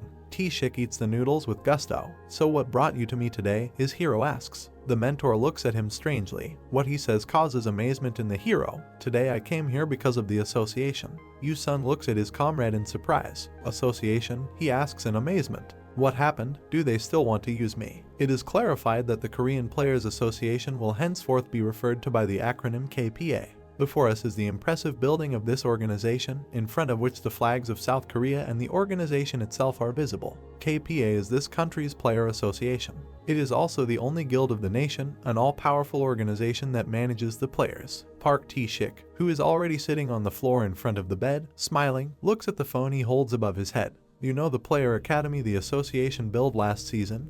He asks the hero. The slave factory? Yu-sung asks ironically. Yes, that, T-shik replies. In front of us is the screen of his phone. Apparently, they're going to hold their first graduation exam in a week, says T-shik. They want you to attend. You're not gonna go, right? The hero, who continues to eat noodles, hums doubtfully. T-shik is typing some text on his device. I am writing to them to leave you alone, he says. I'm just letting you know, but you don't need to care about this stuff. I'll go there, the hero interrupts. T-shik looks at his comrade in surprise. What? He asks in surprise. He will come, he writes in the chat. There is a smile on the hero's face. I think it'd be good to take a look at the new players who will carry the burden of this nation's future, he says. Do you have any conditions? Asks T-shik. The hero looks at his comrade with a sly squint. Tell them to change the date of the graduation exam to tomorrow, 5 a.m., he says. 4:55 a.m., Player Academy graduation exam. We see a dozen students trying their best to prove themselves. One of the young men strikes the shield with his sword. That person outside is the hero king, right? I heard he's judging us. We don't have to win to pass, right? He asks his comrade who is holding the shield. No way. It's certain that we're all progressing anyway. But 5 a.m., is he serious? He must think he's the shit, he replies. The hero, with his hands in his pockets, stands against the wall. A man in a suit and glasses approaches him. He smiles. What do you think? Our academy's students who were raised through a systematic curriculum, he begins to tell, but the hero interrupts him. They got carried from the start, huh? He asks. But the interlocutor smiles very friendly and asks the hero to become a judge for the invaluable first generation of academy students. It is reported that this is Lee Seong-go, KPA president. Yu-sung passes by the president of the association, stating that he has already outlined his conditions earlier. He extends his hand and his blue sword appears in it. I'm testing the strength of these kids, so the final decision of their graduation is also up to me, he declares. Okay, Lee Seong-go answers him. Yu-sung approaches the students gathered in the hall. Then I will start the final exam, he says. Yu-sung smiles, looking after him. He always seems to do what he wants, the man thinks. It seems that this is not a positive character at all. We see an insidious smile on his face. But my plan is perfect, he thinks. It's still the beginning of the season. Relative to the timeline, the students are pretty skilled. Even the Hero King won't be able to do as he wishes. But after just a moment, the KPA president is trembling slightly at what he sees. The people standing behind him are also surprised. How is this even possible? Asks Seongo. The hero stands with an important air in his elegant cloak. Wielding a sword, he weeds out one student after another. They try to show their abilities, but fail over and over again. You are left alone, says Yu-sung. We see a girl kneeling with a doomed expression on her face, surrounded by several sharp blades. It seems I failed too, she says.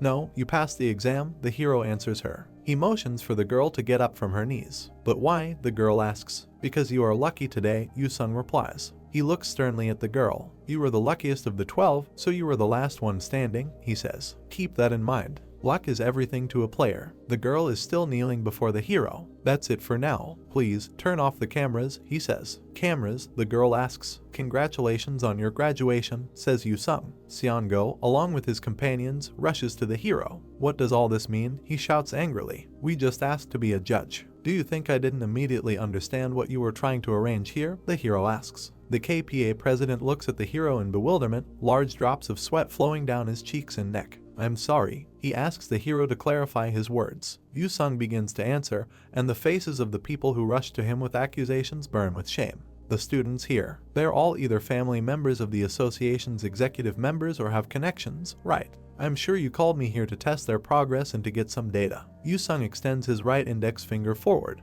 You want to take those moron rankers who can't stand their ground and what? You want to give them spots they don't deserve, so you can use them as hunting dogs, he says. The girl is still sitting on her knees next to him. This is how things are from the first year. You're all rotten, Yu-sung says in an accusing voice. The KPA president clenches his fist in anger. Pathetic, insolent, he says in a shaking voice. Then he begins to scream loudly, opening his mouth wide. What does a selfish individual like you know? You rude little. Did you really think you were a hero because people call you Hero King? We see paratroopers with angels, a burning city, and then the planet Earth with travel routes marked on the continents. I'll teach you a lesson, kid, Seongo says angrily. A player is just a weapon of the nation. Did you think it was different for other nations? It's all the same. We just do what we can for the peace of the nation. He clenches his fist and raises it up, showing it to the hero. In this changed world, we need a military hero, he says. Seongo gazes at the hero through the shiny lenses of his glasses. Hero King, you'll also have to grasp the situation our nation is in. Cooperate.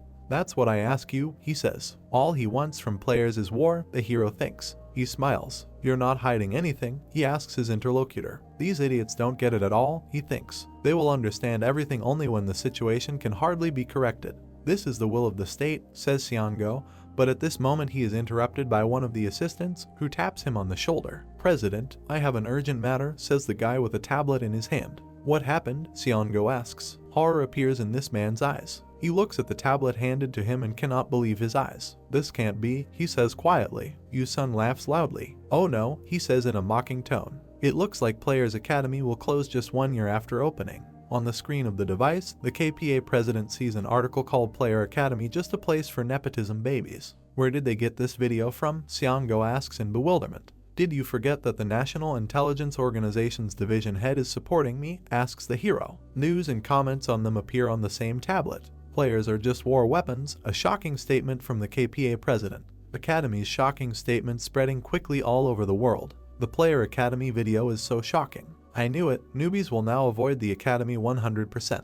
Who would go there? Seongo removes the device from his eyes with shaking hands and looks at the hero. Kang Yu-sung, he says with hatred. Smiling, the hero raises his left hand. Have you ever heard the term Dark Knight? He asks. A series of alerts appear. Provocation stat has increased exponentially. Clown Monarch is excited by the contractor's actions. He donates a gift box. We see a gift box with a huge yellow bow on the lid. The hero leaves the building of the Korean Players Association with a sense of accomplishment. He smiles and thanks Ajusi. We see Park T-shik, who is thanked, standing against the wall. But is it okay for the National Intelligence Organization to target such an association like that? You won't be punished, he asks. Everything is fine. The government doesn't like them either, T-shik replies. Crossing his arms over his chest, He closes his eyes. The government and the association are arguing all the time, he says. So everything is fine, says Yu-sung. A blue interface appears in front of the hero, and he begins to familiarize himself with the information contained there. Since you're here, maybe you can take me to the tower, he asks his friend. To which tower? The 5th tier tower. We see an information window, Pale Desert Tower. Tier 5. Guard mission, the desert's hot and cold journey awaits you. Number of players that can enter, minimum 1, maximum 4. Shop, none. Raid goal, guard the caravan and safely transport the item. T-shik drives up to the hero standing on the sidewalk. Aren't you working too hard? Asks an older comrade. I'm fine, Yu-sung replies, making a casual gesture with his hand. Notice, transporting user to desert oasis camp. Before us is a very interesting night desert landscape in which there is something alien. People dressed as Bedouins fight here with monsters that resemble either aliens or lizards. One of the fighters curses everything in the world and calls on someone to stop it all. Yu-sung appears behind one of the monsters with a sword in his hand. The appearance of players in the tower's realm always cuts things close. The hero delivers a series of blows, filling the space around him with the blood of monsters. One of the players, whose face is twisted in horror, asks to be saved. Yu-sung appears between him and the monster and with a blow of his sword cuts off the hand of a creepy creature with glowing eyes. Therefore, like saviors, the players appear in the most perfect times. The hero covers his face with his hands lying on top of each other. Between his fingers we see blue crystals. This helps them seem more legendary. Swords hang over the hero's head. Sharp white crystals kill monsters by sticking directly into their foreheads. The hero, with the flaps of his long coat fluttering behind him, takes a spectacular fighting pose and shouts loudly that he is already there. The Bedouin-like people look at Yu-sung in shock. Maybe you are, says one of them. The hero, brushing his hair from his forehead, looks at them. You can call me whatever you want, he says a little pompously. The Bedouins look at each other in admiration.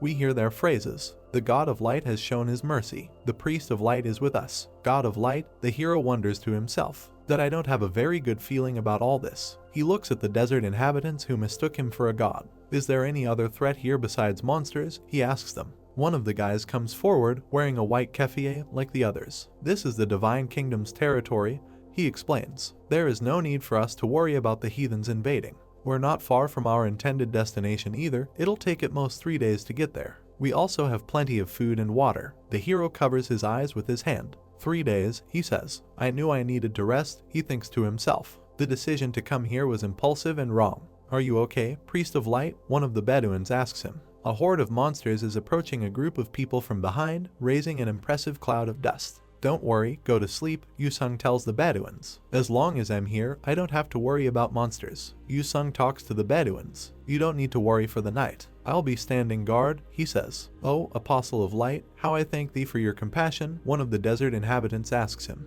Here we have a simple decoration with a pendant. Vitality necklace, I'm relying on you, the hero thinks. A notification appears. Vitality necklace. Rank, rare, accessory. Effect, slightly increases health recovery rate when worn and greatly increases non-combat recovery. Notice, you can unlock the gift box. The hero unties the ribbon of the gift box. Right, the gift box, he says. Strangely, this is the only manual part. We see a large purple crystal hovering above the hero's hand. Another alert, you have acquired superior rank growth stone, a hero rank consumable. Wow, did I finally get something worthwhile? Exclaims Yu-sung.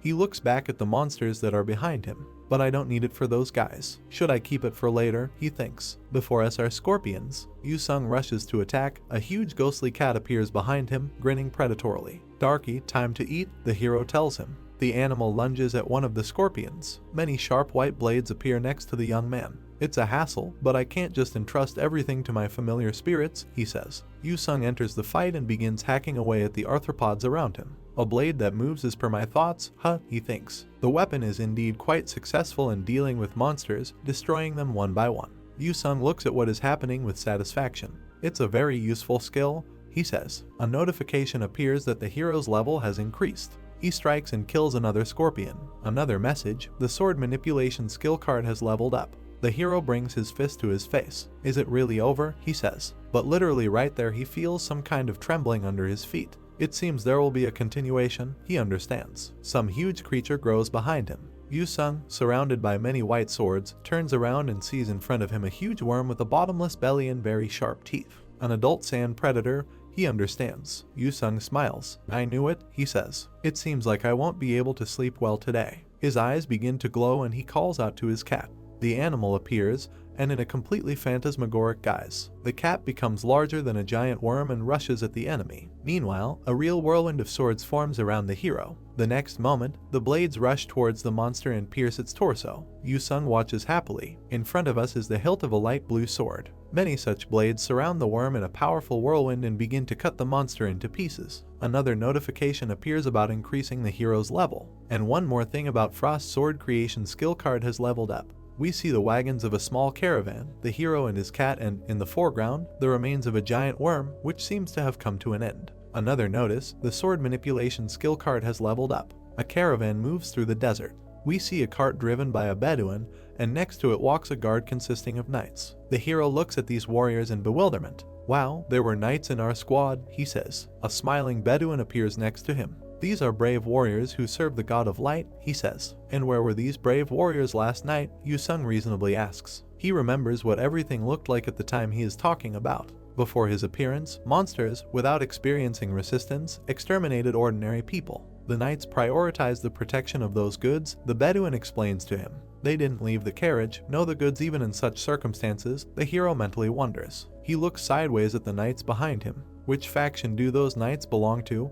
He asks the Bedouin. "They are honorable knights of the Blood Cross Order," he replies. We see one of these warriors up close and he doesn't seem too happy about what's going on. The hero, smiling, looks at the knight. "Hey there, honorable knight, do you have the golden calf hidden in there or what?" Yu-sung asks ironically. We see a large red cross on the warrior's armor. He does not succumb to provocation and asks the Apostle of Light to simply ignore the cart they are guarding. He looks at the hero with displeasure. "Focus on the work that God entrusted you with," says the warrior. Yu-sung looks at the knight, smiling. "Damn, take a look at that," he thinks. "Before us are 3 knights of the Bloody Cross. They're knights who use aura heart, and on top of that they even had the Apostle of Light come down here," Yu-sung thinks. "Seems like it's quite a troublesome task, no?" The hero decides to clarify the issue and stands in front of the knight. The Bedouin, trembling with excitement, stands next to him. "You are just making me more curious by saying that," the hero declares to the warrior. Smiling, he looks at his interlocutor, expecting one reaction or another. What sort of goods could require such level of protection? Yu-sung thinks. The knight looks at him with a stony expression. The Bedouin, who is shaking all over with fear and excitement, is trying to stop the brewing conflict. "Apostle of Light, please don't do this," he asks tearfully. The hero grabs him by the collar and pulls him sharply towards himself. With his second hand, he puts up an energy shield in front of him, which stops the arrow flying at the Bedouin. Yu-sung screams loudly, warning everyone of the danger. Some horsemen are approaching the caravan. They rain down a hail of arrows on it.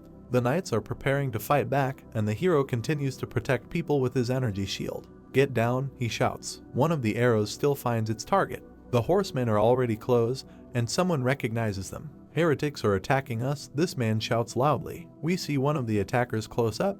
He sits on a black horse and continuously shoots from a bow. "Those evil heretics," shouts one of the Bedouins. "How dare they enter the territory of the Holy Kingdom?" However, very soon the attack ends. The riders turn their horses and rush away. Yu-sung assesses the consequences of the attack. Behind him we see a killed knight who, by some miracle, is still on his horse. A hit and run. How are these knights planning to fight back? He thinks. The shelling resumes, and we see that this time the knights are surrounded by a protective energy sphere, which is relatively successful in protecting them from the arrows of the heretics. "Don't let the goods get in the hands of heretics at all costs," their commander orders the knights. "Maintain formation and activate the aura shield." The Bedouins, who do not have such protection, meanwhile die. Their short daggers are unable to counter anything from long-range fire. The knights don't seem to care what happens to the rest of their allies, the hero thinks. He draws his sword and charges forward towards the horse archers. "Well, yeah, you guys should protect your golden calf," he says. A notification appears, Pale Desert Tower, Tier 5. Guard mission, the desert's hot and cold journey awaits you. Number of players that can enter, minimum 1, maximum 4. Shop, none. And one more thing, raid goal, guard the caravan and safely transport the item. The hero looks somewhere anxiously. With the spear inside, he runs towards the horse archer, who is already preparing to shoot him.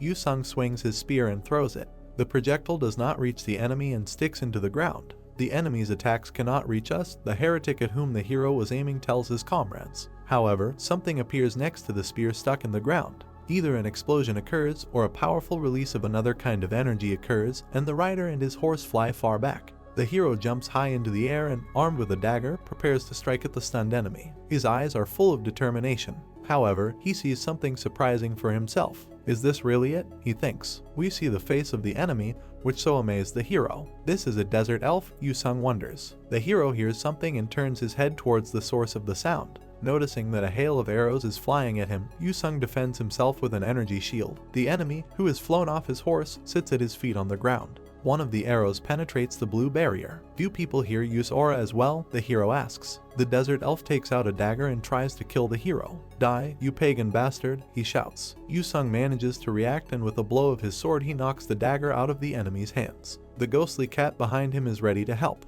The lord that desert elves follow is definitely, he thinks. Yu-sung holds a sword to the desert elf's throat. I want to ask you something, he says. What's in that cart? But his opponent doesn't seem to be afraid. You evil pagan bastard, he shouts. Are you messing with us? Yu-sung places the elf in front of him and covers himself with a hostage. He shouts to his comrades not to pay attention to him and to rain down a hail of arrows on the hero. The heretics, mounted on their horses, immediately fulfill his request and open fire. However, all their arrows cannot penetrate the bluish energy shield that the hero put in front of himself and the elf. The latter looks in amazement at what is happening in front of him. The guy seems like a real fanatic, large drops of sweat running down his cheeks. Even if you capture me, I won't be giving you anything, he shouts. The hero looks a little puzzled at this strange character.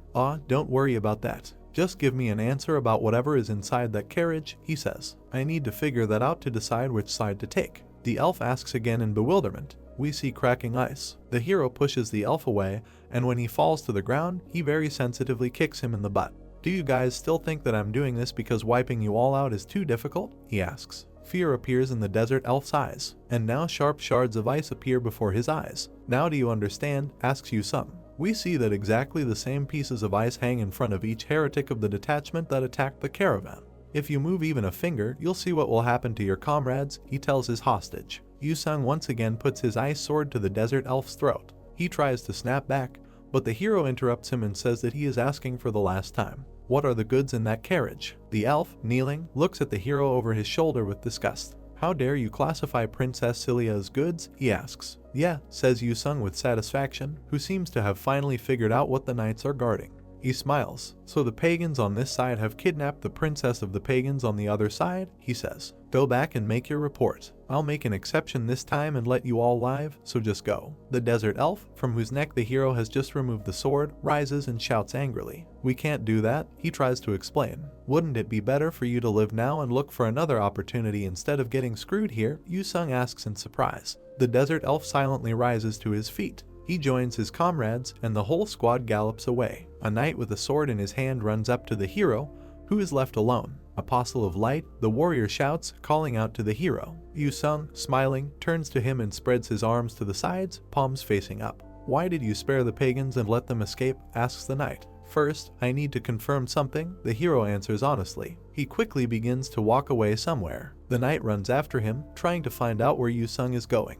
A mounted knight appears in front of the hero and blocks his path with a sword. Where are you going? The warrior asks in a stern voice. Move to the side, I just want to look at something, Yu-sung answers him. The knight smiles. We cannot allow even the Apostle of Light to do this, he reports. But behind the hero's back, the predatory appearance of a ghostly purple cat appears. Better put that thing away while I talk to you politely, says Yu-sung. How dare you? The knight shouts angrily. But the hero is already taking hold of the door handles, which closes the contents of the cart. Yu-sung opens the doors and looks inside. His gaze becomes serious. Should I save you? He asks the one he sees inside. We see that this is a girl in a rather seductive outfit. She is chained. Now we see the lower part of her face. Finally, we are shown the girl in full. It becomes clear that this is an elf. You think I need pity from some bastard pagan? She screams angrily. It is reported that this is Celia, princess of the Ayubid kingdom. A notification appears.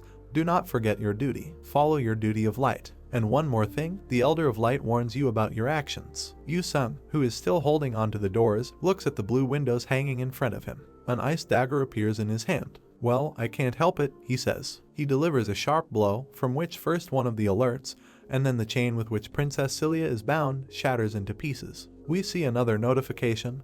You have obtained the hidden achievement Princess Rescue. The shackles come off the girl. She is clearly shocked. Another notice, you have obtained 300,000p achievement points. The knights, behind whom a powerful tornado is visible, look in shock at what is happening. Next message, the tower's objective has been updated. The hero, who has an ice dagger in his hand, smiles. We see in front of him many blue windows, which for some reason are presented in a mirrored form. We can read one of them. The tower's tier has been adjusted from tier 5 to tier 5. Yu-sung smiles. For a ruined game, the level of freedom is crazy, he says. He sees another notice in front of him. You will pay for your sins of disobeying the light. Yu-sung, smiling, looks into the sky, where a pillar of light appears, in the rays of which figures, it seems, of angels are visible. Another notice, one of the forces of the tower is showing hostility towards you. The figures hanging in the air are shown close up, and it becomes clear that their faces are too angry for angels. A warning appears, encounter, Watcher of Light. We see an information window. The Watchers of Light serve the Elder of Light and are the ones who carry out his will. They watch you from everywhere where there is light, and they are not pleased if their light is put out or collapsing. The knights draw their swords from their scabbards and prepare to attack the hero. The messengers of light have descended.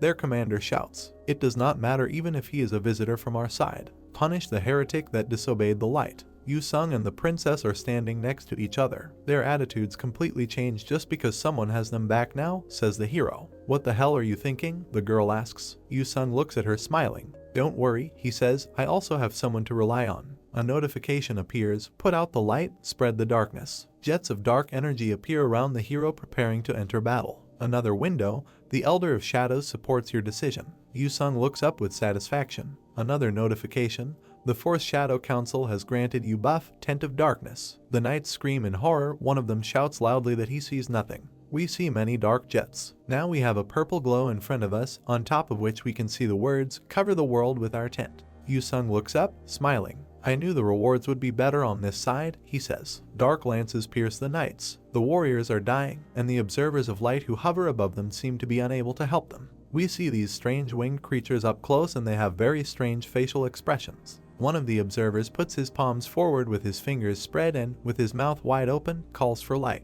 We see some kind of apocalyptic picture. Above, emitting rays of light, winged observers soar, and below, under a hail of sharp peaks, knights die, desperately screaming in horror. Below, under the observers, a very powerful yellow-black vortex forms. One of them looks angrily at the hero. He tries to present some kind of claim to him, but he strikes with a sword, as a result of which the winged creature is cut exactly in half. The other bystanders, who see their comrade's terrible fate, scream in horror. How is this possible? What is going on? This can't be. What does this mortal allow himself to do? Yu-sung, meanwhile, delivers many devastating blows, each of which finds its victim in the form of one observer. A notification appears. You have become a sworn enemy of the Force Watchers of Light. And one more thing, friendliness with the Force Shadow Council has drastically increased. The hero smiles. "One for now," he says. We see two more notifications. Your status among the player forces has increased. Aptitude to darkness has increased. Yu-sung stands smiling on the wing of the defeated observer. "I can see a little now," he says. Some sounds reach the hero. Notice, unfathomable forces of the tower are observing your actions. Yu-sung is staring at something.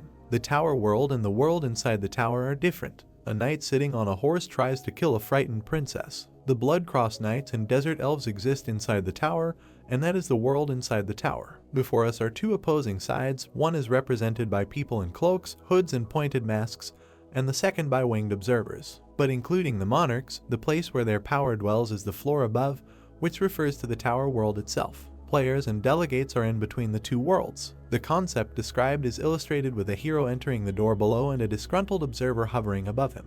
That concept is not too different when a force which serves a particular monarch directly intervenes inside the tower. But players are not just puppets who carry out the will of the monarchs. We remember the hero's conversation with the Bedouins, when the latter rejoiced that they were protected by the god of light, and Yu-sung appeared to them as an apostle. We also see the already familiar notification that the purpose of the raid is to escort the caravan and safely deliver the goods to their destination.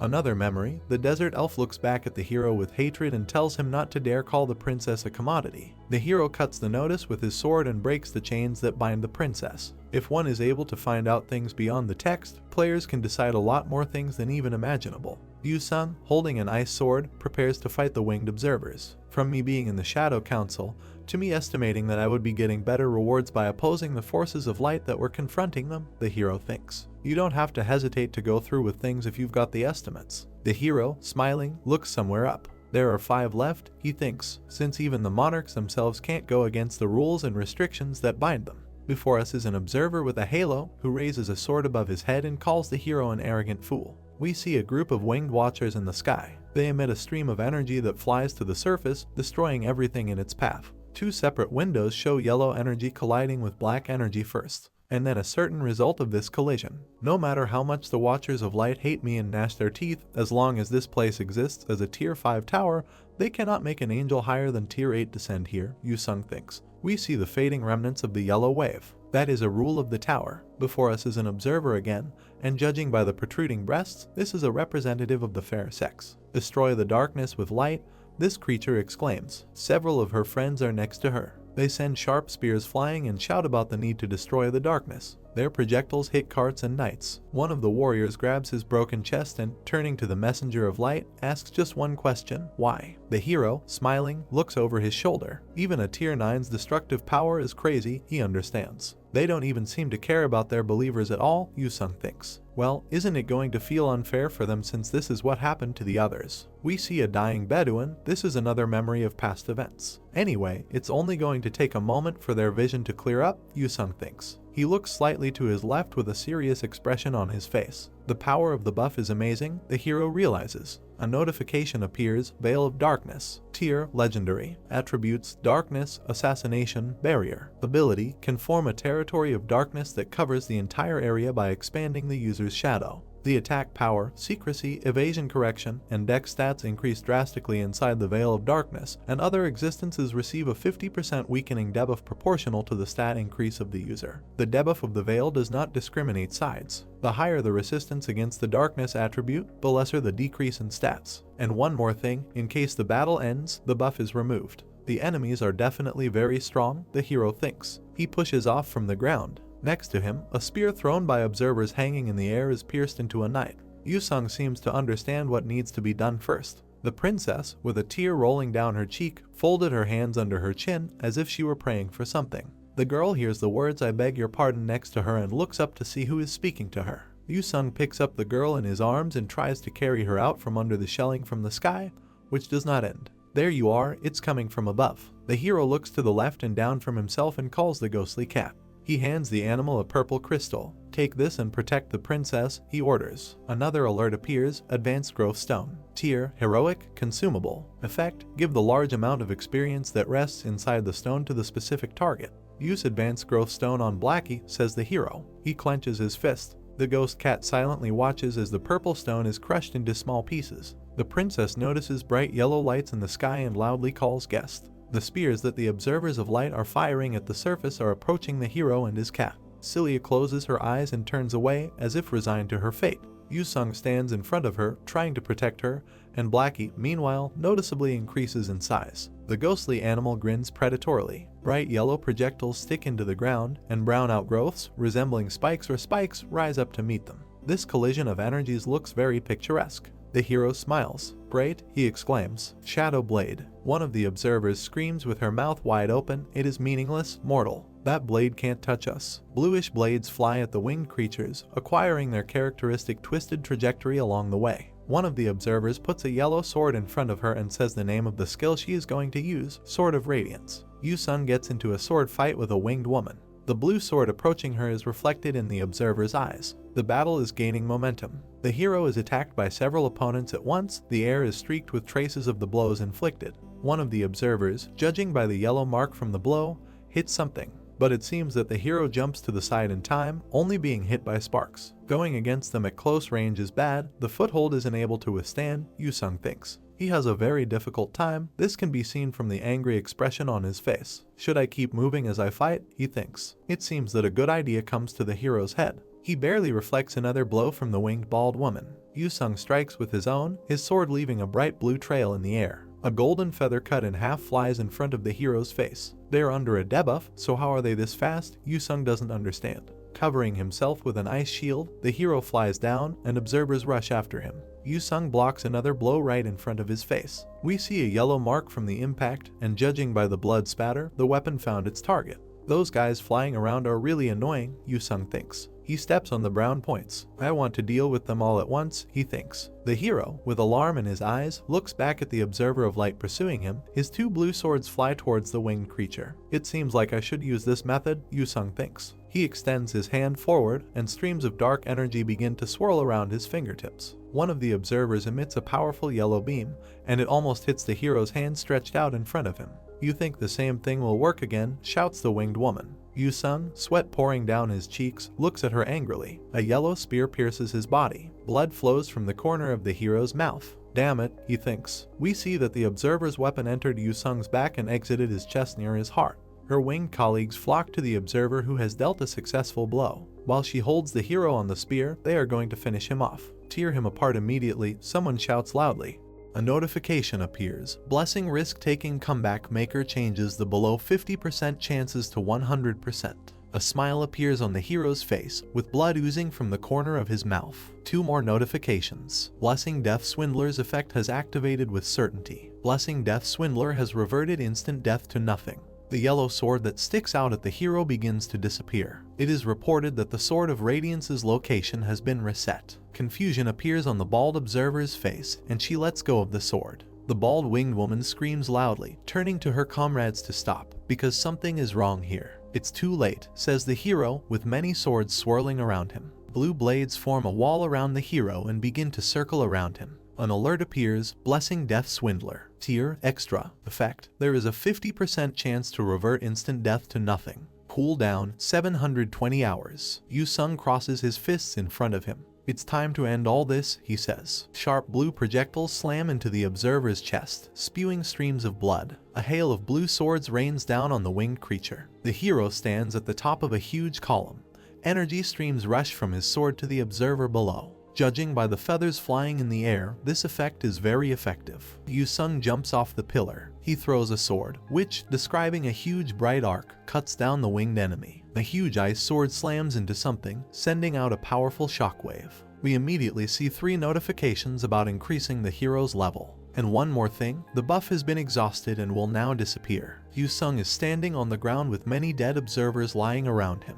There is blood on the hero's face. He sighs heavily. Next to him we see the wreckage of a small cart. It looks like the caravan has been destroyed. Corpses of people and horses are strewn everywhere. The cat carefully scratches the hero's boot with his paw. Yu-sung, smiling, squats down in front of the animal. "You've become even smaller now," he says. The princess in a red dress approaches the hero and calls out to him. She looks at him with some doubt. "Why did you betray your people?" the girl asks. "Did you do this just for me?" Yu-sung pets the cat as if nothing had happened. "Since the rewards are better on this side," he explains. Celia raises a trembling fist to her face. "But aren't they your people?" she asks. "If you are thinking of charging a ransom after saving me." Blackie purrs contentedly. The hero, smiling, looks at the girl. "Well, I am in the late stage of misanthropy, so." Yu-sung jokingly teases his interlocutor. Celia looks at the hero anxiously and sadly. I'm kidding, says Yu-sung. "The princess just asked me weird stuff." We see this whole messy end scene from above. The hero, next to whom the corpses of observers lie, strokes the cat, and in front of him stands the princess, who, it seems, has just made sure that nothing terrible will happen to her. A few days later at the Ayubid border in the Elf Kingdom,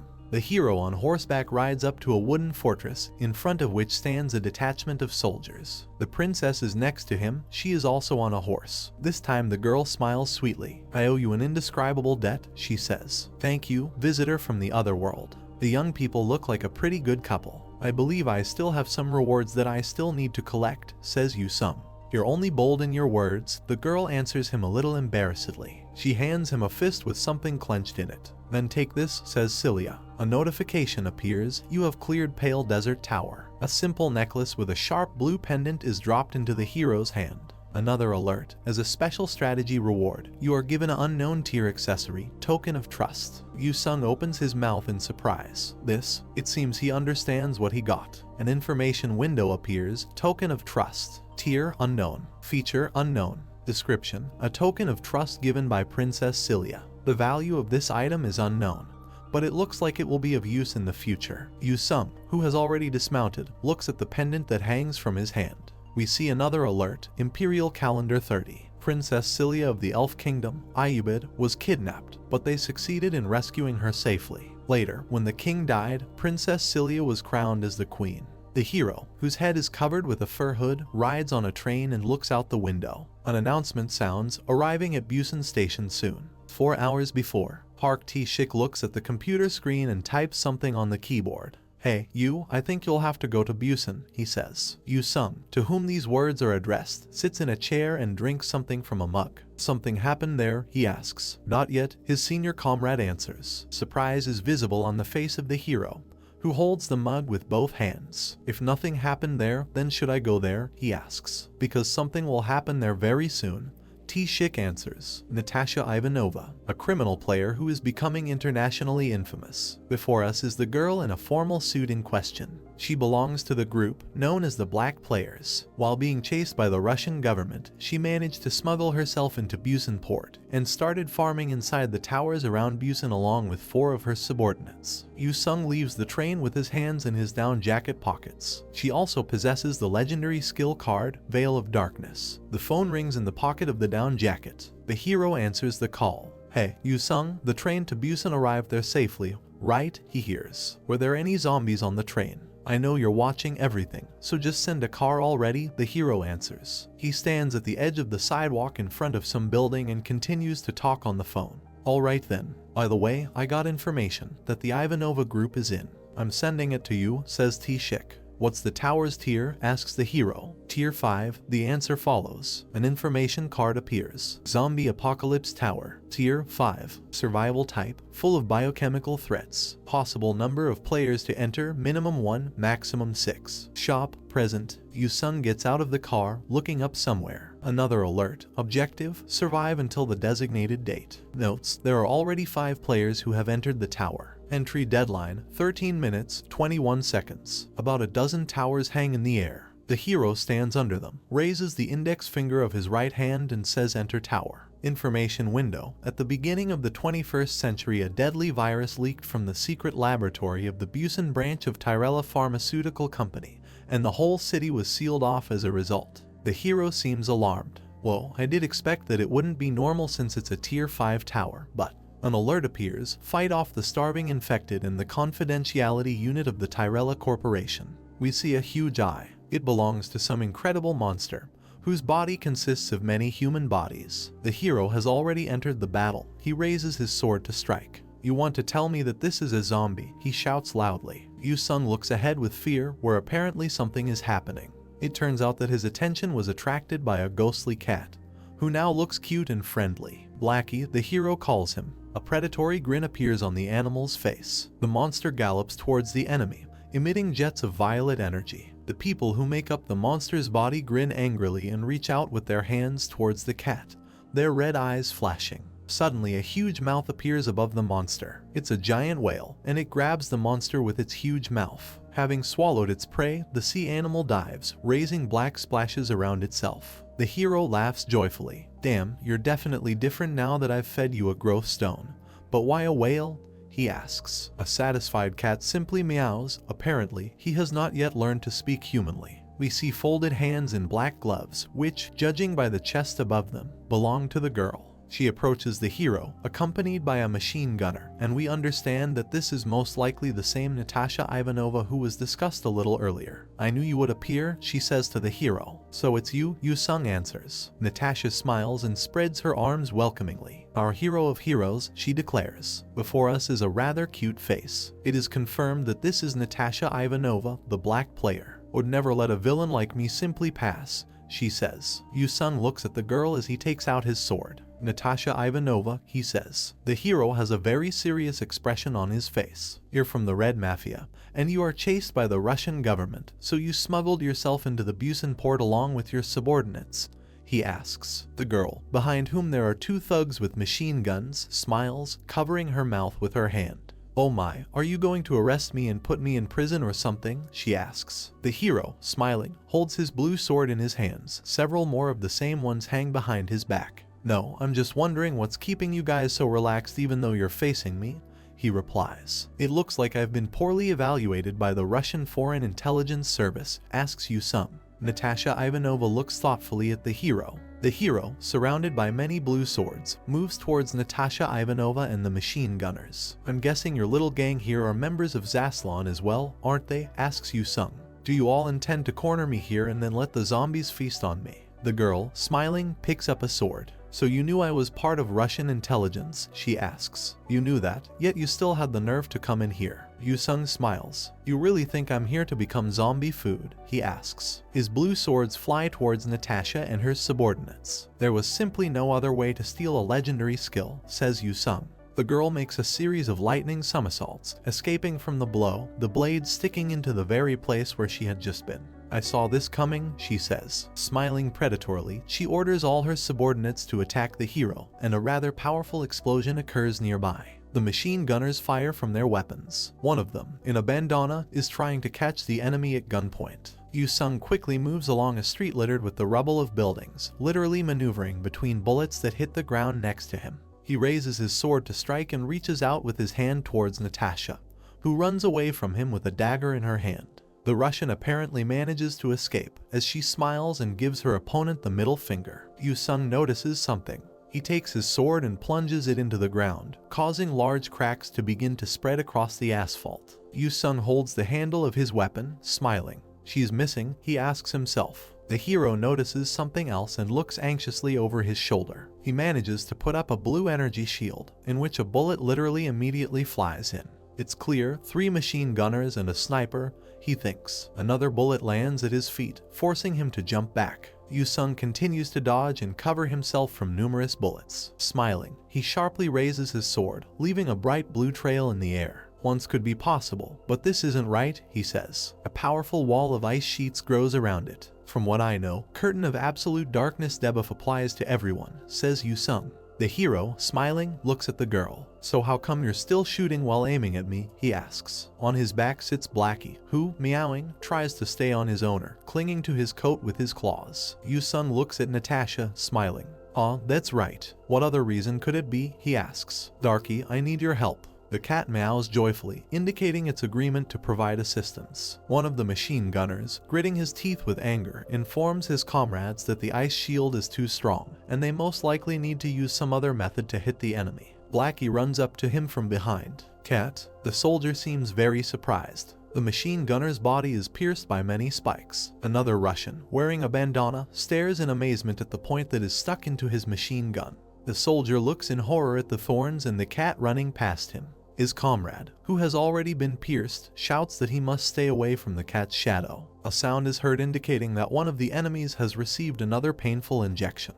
The hero smiles, looking down and folding his arms over his chest. Look at you, huh? You can actually see Darky's shadow, he asks. Yu-sung smiles, but there is a dagger at his throat. Well, not like it matters if you can see it, he says. Natasha smiles behind the hero, and we see that she is actually armed with 2 daggers. Better behave, Kang Yu-sung, she advises. I might let you live, depending on how much of a good boy you are. Yu-sung smiles despite everything. Shouldn't someone who can actually kill me be saying that? He asks. Natasha, whose green eye is visible behind the hero's back, advises not to be condescending to the intelligence service she represents. We see that the girl is also smiling. About the achievement points you got after clearing the Tier 5 tower the other day, she says. That was no ordinary number. The girl whispers in the hero's ear, continuing to hold him next to her with the help of 2 daggers, one of which is put to the throat, and the second is aimed at the heart. You must have cleared it in hard mode, right? But after that you've only been going around low-tier towers. You did the same last season when the survival skills were omitted.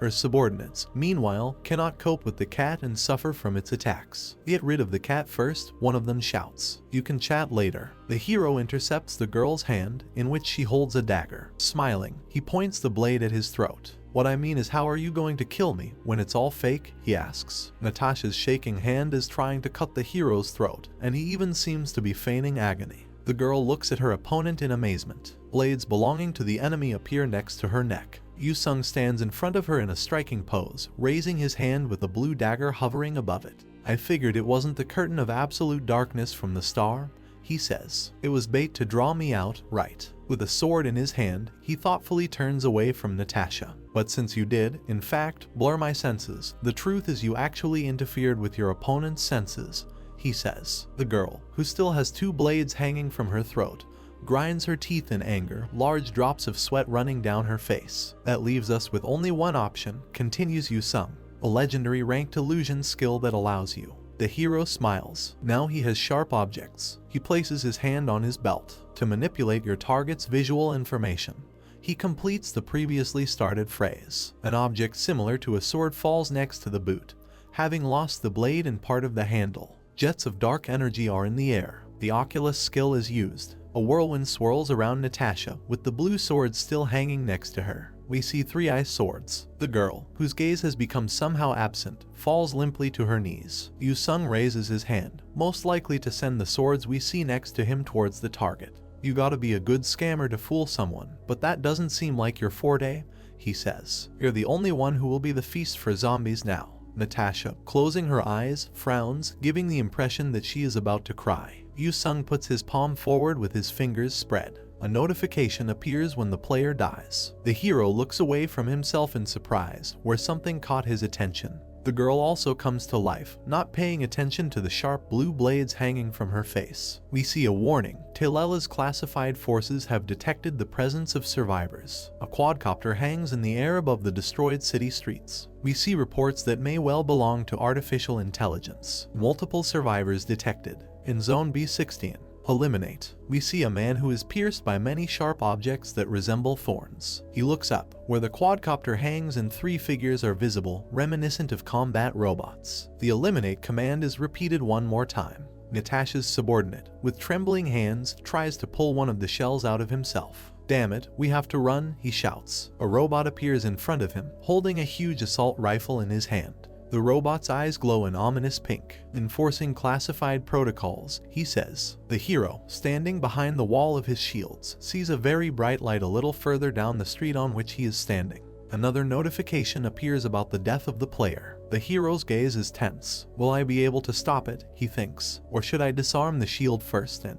A large red charge of energy flies straight at his head. Yu Sung covers his face with his hands. If everything goes on like this, he thinks. We see a giant clock with a whole field of gears underneath it. A notification appears. What a waste. Natasha looks with fear at what is happening around her. Someone appears in front of her and the hero. Two people died without using all of their achievement points. This character says. This is an elf girl. She points her finger at someone. It's all because of you, she says. We have a paper document in front of us. Confidential, 20, restricted, destroy. Illegal Players Investigation Report. Dated January 8, 2000. Written by T-shik Park, Player Department Division 1. Initial discovery and report. KPA player Kim and 3 others spotted in a Tier 2 tower in Yonggugu. Acting with 4 allies armed with firearms. Reported to be casting the legendary skill Curtain of Absolute Darkness. Conclusion of the investigation. Black players from the Red Mafia. Name, Natasha Ivanova, a contractor of the assassin Monarch, ranked 412th in Season 5. Presumed to have entered illegally via the Busan port after being hunted down by the Russian government. Details. Her reported appearance is different from the wanted list. Confirmed to be a Russian Foreign Intelligence Agency agent disguised as a black player to hide her identity. Objective is presumed to be looting South Korea's tower's resources and eliminating high-level players. The hero laughs, narrowing his eyes. Oh my goodness, I apologize for that. How could I ever make up for that? He asks. The elf automata shows a gold-colored card with a question mark. Next to the hero we see Natasha Ivanova sadly sitting on her knees. Buy me a card pack, she asks. Then I'll make an exception and forgive you. Do you want me to give you the middle finger as a token of apology then? Says Yu Sung. When the store opens, there'll be no peace treaty that'll be observed. The hero points his thumb behind his back, where Natasha is sitting. A legendary one's going to pop up, he says to the saleswoman. Try selling it to that lady. But the attacks that take place in front of the shop will upset automata. The saleswoman waves her hand at Natasha, who looks very unhappy. You have the second highest points after this guy here, she shouts. Make sure to use them all before you die. And these players knew what that means. Natasha closes her eyes. There is real sorrow on her face. A notification appears about a regular card being dropped. Automata, who has a whole stack of cards in her hands, urges the girl not to despair and buy more, 10 of them at once. She promises that she will get something very good, for example, of a mythical level. 2 more notifications about the drop of regular cards. Natasha nervously bites her nails. She receives another regular card. The hero, resting his hand on his fist, looks at her torment. Damn, and they say watching a house burn in flames is the most fun thing to do, he says. Another notification about receiving a regular card. We see her feet, to which another card falls. 2 more similar notices. Natasha towers over the saleswoman, examining several more purchased cards. "The last pack," she says. "Not yet," says Automata. "You still have 7 left. Hang in there." Natasha looks at the saleswoman with fury in her eyes. "I need to get one," she thinks. "If I don't, I'll die for real. A mythological one may be a bit of a stretch, but if I at least get another legendary skill card. Please, even a hero one will do," she begs. Cursing dirtily in Russian, she kneels down and hits her head on the ground. "What a pity, you just out of luck," Automata tells her. The saleswoman carefully offers Natasha to buy a potion with the remaining 4,000 points, but she is angrily silent. Yu-sung smiles. "The store's hours seem to be running out," he says. "Uncle, buy a set of cards from me," the elf asks. "Why should I do this?" the hero asks. Automata opens a small box from which a golden glow spreads out. "Considering the sudden deaths earlier, plus the fact that you've both sacrificed and faced misfortune," she says. We see that the box is completely filled with cards. "It's about time a legendary one to pop up," says Automata. "Buy a card pack, you'll get a legendary one," she convinces the hero. A notification appears.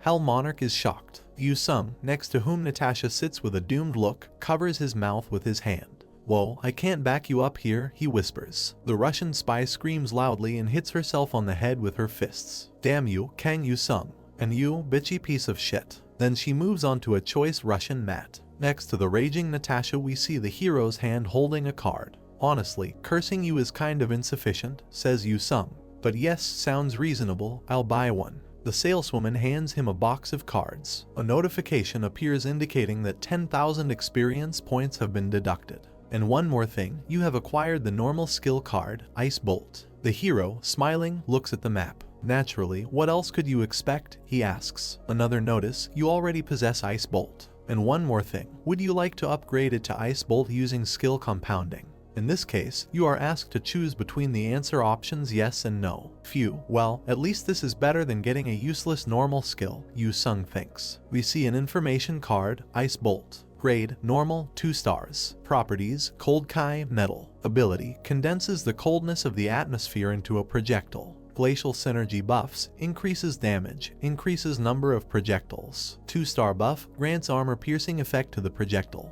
The diameter of the projectile can be specified. The hero turns his gaze to his opponent. A threat is visible in his eyes. "And now what's it going to be?" he thinks. Then he calls out to Natasha Ivanova. She is furious and answers something in her native language. "Hey, wait a minute," Yu-sung stops her. He turns to Automata with a request to translate Natasha's words. The saleswoman is puzzled. She says goodbye, expressing hope that she will meet the hero again.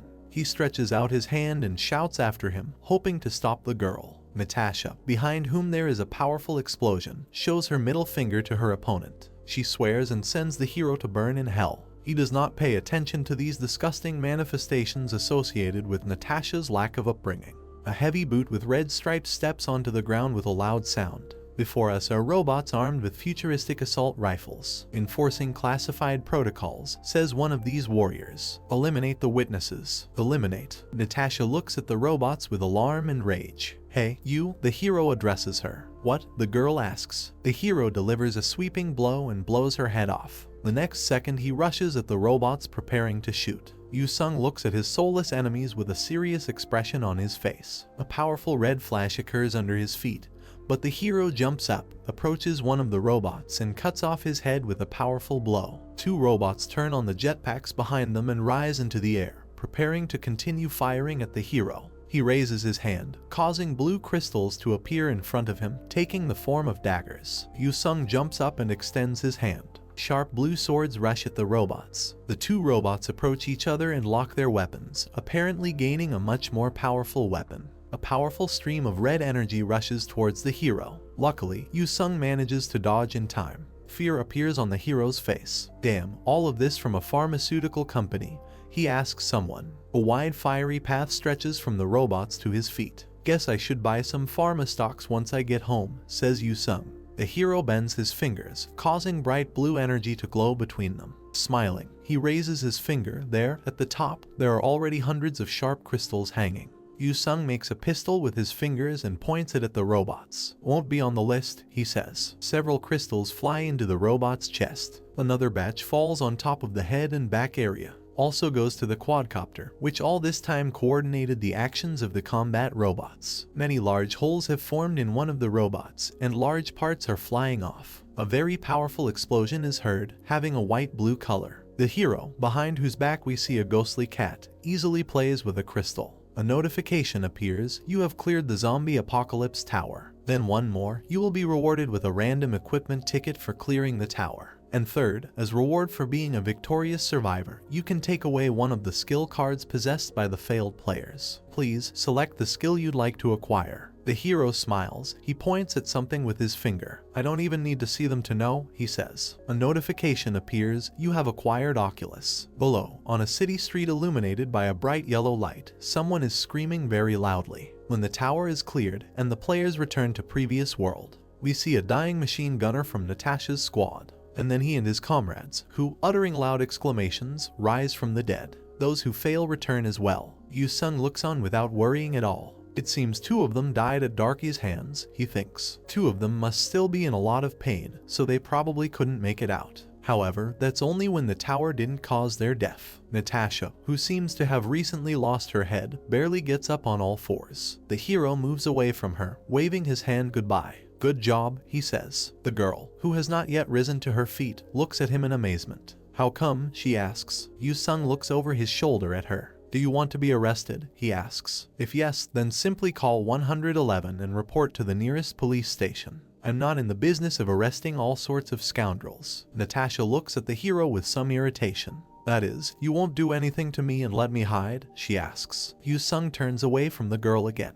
Yes, go and tell everyone what I did. About how the Hero King is just an amazing guy, and that whoever you work for stops doing such nonsense. Smiling, he raises his index finger. The dead don't speak, he declares. I got to have someone who does. Why did you let them go? Park T-shik asks the hero. Yu-sung is talking on the phone with a sad expression on his face. It was compensation for the legendary skill and letting me view death by card fail, he says. What a bastard, T-shik shouts in rage. The hero removes the phone from his ear and frowns in disgust so as not to hear the insults. Why on earth would you let those who backstabbed you come back with their necks intact? Asks T-shik. The hero with a sad look speaks into the phone left from his mouth. Who do you think I am? He says irritably. Maniac. You gotta be more peaceful and philanthropic. We see T-shik and he's freaking out. You sure are great with those dialogues, you fucking philanthropist bastard, he shouts. What the heck did those bastards even come for? There is a stupid smile on the hero's face. Didn't they come to shut you up? Continues T-shik. Yu-sung is already on the train, but the phone conversation continues. My god, what the hell did I do on those weird-ass ruffian lunatics for? Asks T-shik. Ah, come on, what's wrong? Asks the hero. I'm the one who's been running your PC cafe. T-shik, with a look of deep disgust on his face,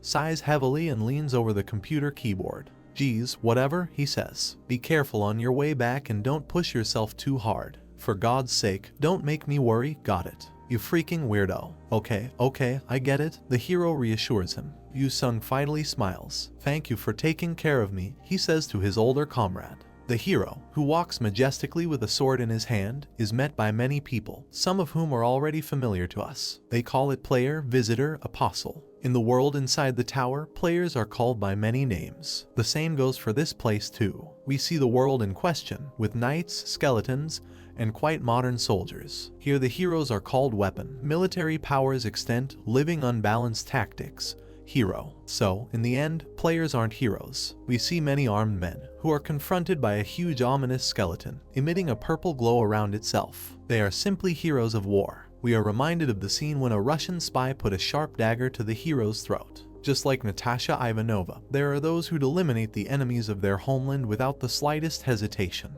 The hero seems sad. Do they wish for me to be such a hero? He thinks. Not far from the hero, who raised his head up, stand 2 young men wearing the same down jackets. Isn't that guy the Hero King? The girl asks. Whatever, what's the point? Yu-sung thinks. There's no such thing as heroes in today's world. The hero realizes that they are paying attention to him and covers his face with a fur hood. Ah, right, he thinks. I got careless since it's morning now. The guy grabs the finger of the girl who showed them the hero. You shouldn't be pointing your finger like that, he says. The Her King is a total thug. Not at all, the girl objects. I heard he may seem like that in the media, but he's actually a very respectful person. After all, the reporters don't let you breathe. The young man hugs his girlfriend and they leave the hero. The conversation continues. Well, no matter what they say, he's the most active player every season. That he is. They say that without him the world would have ended in the second season. I even heard he's secretly donating the profits from his t-shirt sales. Yu-sung, beads of sweat rolling down his face, sighs, closing his eyes. Isn't that just for show, though? He hears the conversation continue.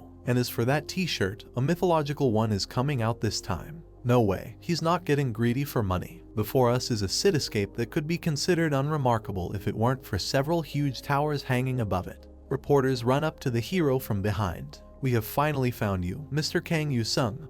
One of them shouts loudly. Passers-by look at the hero in surprise. In the end I got caught before even reaching home, he thinks. Yu-sung watches his pursuers warily. No, I won't give in, he decides. He jumps into the air and disappears from sight. An alert appears, Sword and Magic Tower, Tier 5. A scenario-style sword and sorcery adventure awaits. Number of players allowed, minimum 1, maximum 7. Player has a shop. Objective, clear the end of the scenario. The hero lands in front of a character standing on a small hill. The surroundings are luxurious, decorated in golden colors. I'd rather rest inside the tower if that's what I'm doing anyway, Yu-sung thinks. The goddess is looking upon us, exclaim the people who are in the room in which the hero finds himself. We see the joyful faces of two knights. The saintess's warrior summoning ceremony is a success, one of them shouts. Yu-sung looks down. What kind of saintess is he trying to figure out? Yu-sung looks up and sees a girl in front of him. Nice to meet you, the answerer of our prayers, Otherworld's warrior, she solemnly says. We see her up close and notice her light purple hair. I'm Alicia Celestina, the 37th saint of the Holy Celestina Kingdom. The girl introduces herself. Yu-sung smiles. How banal everything is, he thinks. He shakes the girl's hand. I am the warrior who saves the worlds with speed and accuracy, he declares. There is a wide smile on the hero's face. His eyes are narrowed. What can I do for you, Saintess Alicia? He asks. To tell you that I must first start with the happenings of the Philia continent from the beginning, the girl answers. Yu-sung looks at her with a bored expression. I can imagine that the beginning was marked by some kind of battle between the celestial inhabitants and the demons, he says. Alicia folds her hands at chest level and, closing her eyes, begins to explain in detail what's what. Yes, that's right. As expected of you, brave warrior. As you know, on the beginning there lived heavenly beings and demons, and thus ensued the war between light and darkness, with the demons, who were supposed to be confined in the world of darkness, and the abyss began invading the world of light. To stop the demons' invasion, the celestial beings crafted the holy weapon, Arch. But the threat of demons was far from over. Over time the seals slowly, for that we must activate the ancient weapon, Arch. About 30 minutes later, the tired hero barely listens to the girl's story. Can we set off to rescue the world from the threat of the demons now? He asks. Alicia, still standing in front of the hero, rejects this proposal. My story has just begun, she says. So what happened was, the Celestials feared the humans would misuse the powers of the Arch. So you must pass a trial, says the girl. The hero, who folded his arms on his chest, is silent. Suddenly he turns around and leaves. Alicia shouts after him. Where are you going, brave warrior? Forgetting all propriety, she grabs his hand. The knights in the palace open their mouths in bewilderment. I'm going to work, the hero tells her. You don't even know where the Arch is, the girl screams. Where are you heading? Alicia stands behind the hero. Do you know where the Arch is? Her hero asks. No, the girl answers hesitantly. Then what difference does it make? Yu-sung asks a reasonable question. But Alicia is not going to give up just like that. She is trying to make another argument. A red and black portal opens at the top, which looks most terrifying. Two hands appear, protected by gauntlets and two horns, which, apparently, belong to the demon. Alicia looks at this picture in horror and seems to understand what it could be. How could a demon have entered this holy land? She asks. The demon, who has a disgusting grin on his face, lowers himself and extends his hand down, where not only Alicia, but also the hero stands. One of the knights raises his sword and shouts loudly for everyone to move back. The second one raises his hand to cast some kind of spell. This isn't the place for the likes of you to step in, he shouts. Two fighters attack a horned demon. We see a mark from a sword strike and a yellow charge of a magical nature. The sword does not appear to do any harm to the monster. How is this even possible? The knight who struck the blow shouts loudly. The demon bares his disgusting teeth like huge thorns. Moreover, he sticks out his tongue, very similar to a snake's. How could divine magic and aura blade not work on him? Someone shouts. A light appears at the end of one of the demon's fingers, surrounded by red and black streams. Yu-sung takes out his blue sword and comes to the fore, preparing to engage in battle with the fiend. Everyone, stay back, either he or someone present shouts. Alicia raises her hand and loudly tells the warrior that her subordinates will help him. But between the girl's hand and the hero a blue wall has already formed, reminiscent of ice in its structure. It's okay, don't do anything. Just stay where you are, Yu-sung asks. Alicia, her face expressing concern, agrees. Be careful, she shouts to the hero. The girl looks with concern at what is happening in front of her. Are you okay? She screams. The hero answers in the affirmative. He jumped into such danger for our sake, thinks Alicia. With her hands folded in front of her face and on her knees, she begins to pray. Goodness, please, have pity on us, she asks. Other people who are in the palace hall also kneel and join in the prayer. Have pity on us, the whole crowd begs. We see the amazed face of a girl with small blue crystals hanging in front of her. She tries to shout to the hero. He covers his face with trembling hands. Are you injured? The girl asks. Next to the hero standing on the carpet, there are fragments of blue crystals. He sent a telepathic message to me while running away. He says, it is upon us, demons, to get our hands on the arch, and soon the world that is overflowing with the light we detest shall be bathed in our darkness. So don't get in our way and get lost, warrior. Yu-sung, his soul torn by conflicting feelings, removes his hand from his face. Alicia looks at the hero with concern. How is this even possible? She asks. Yu-sung comes to his senses, determination again visible on his face. I don't think we can delay it, he says. Is there a place you think the arch could be at? I can't believe the end of the world was so close, he thinks. Alicia, a drop of sweat sliding down her cheek, looks at the hero. I have a guess, she says. The girl, judging by the reins in her hand, is galloping somewhere. That's right, she and the hero are jumping along the fortress wall. We're finally picking up the pace, Yu-sung thinks. Smiling joyfully, he gallops on a horse. Blackie sleeps under his stomach. You were bored as hell too? Yes, Yu-sung asks the cat. That was great acting with demonic screams. We see what is meant. The ghostly animal a little earlier very convincingly imitated the roar of a demon. The cat raises his head and meows joyfully. It seems that he perfectly understands what the hero is telling him and what he is praising for. In front of us is Yu-sung, behind whom is the lower part of the body of that same demon, and next to him is Blackie. Since I used it to intimate someone, I shouldn't use Shadow Blade for a while now, says Yu-sung. Blackie, you too. Seal in your thorns for a bit. The girl who is jumping ahead turns to the hero. Warrior, maybe I should slow down a little, she asks. No, everything is fine, the guy answers her. He smiles slyly. As I thought, he says. It's more efficient to do things my way. No one ain't shit in front of the #1 player. This is how you use a legendary skill. An information window appears. Oculus. Rank, legendary. Property, illusion. Ability. You can manipulate visual information for a specific target or an unspecified number of people. Cannot stack with the crowd control ability of the same or higher rank than this skill. In front of us is a 2-story building in an ancient style, women walking in front of it, dressed according to the era. Welcome to the Adventurers Guild, says someone inside. The hero and Alicia Celestina stand in front of the girl in charge of communicating with visitors. I heard there's something you must have to enter the labyrinth, Yu-sung tells her. Ah, you mean the adventurer's license, the girl guesses. The hero receives a waiting ticket with number 216 and hears a request to wait his turn. Yu-sung and Alicia are sitting at a table. Around them we see many menacing-looking warriors. The girl approaches the young man sitting opposite. This place, Garcia, the Labyrinth City, is a neutral city that lies amidst the territory of the Holy Celestina Kingdom and Draga Empire, she says. Before us is a map illustrating her words. As its name suggests, the city itself was built around an ancient subterranean labyrinth. It is also a land of opportunity. The hero smiles. It would be hard to find a better place to hide Arch, the ancient weapon of the celestial beings. The hero, sitting at the table, hears that it is the turn of the holder of ticket number 216. The girl behind the counter pushes the paper and gives him a fountain pen, offering to sign the document. Alicia takes the pen and, smiling, tries to sign her name, but the hero stops her. He picks up the paper and reads to her the terms that confuse him. In the case of death within the labyrinth, no one is responsible for it, and even if your body or belongings are recovered, they shall belong to the city. Do I have to agree to this to get a license? He asks. The employee, wearing a slightly strange cap with a visor, smiles carefree. We're giving everyone a fair shot at the labyrinth's huge fortune, she says. Adventure comes with risk. It's entirely your choice and responsibility. I see, says Alicia, whose smile has disappeared from her face. The hand she holds the pen seems to be shaking. The hero takes the writing utensil from her. What a meticulous job this disclaimer does at realizing the preciousness of life, he says. The girl in the cap, having taken the papers signed by the young people, smiles joyfully and wishes the adventurers good luck. Alicia and Yu-sung go down the stairs into the dungeon, where magnificent columns with regular geometric patterns attract attention.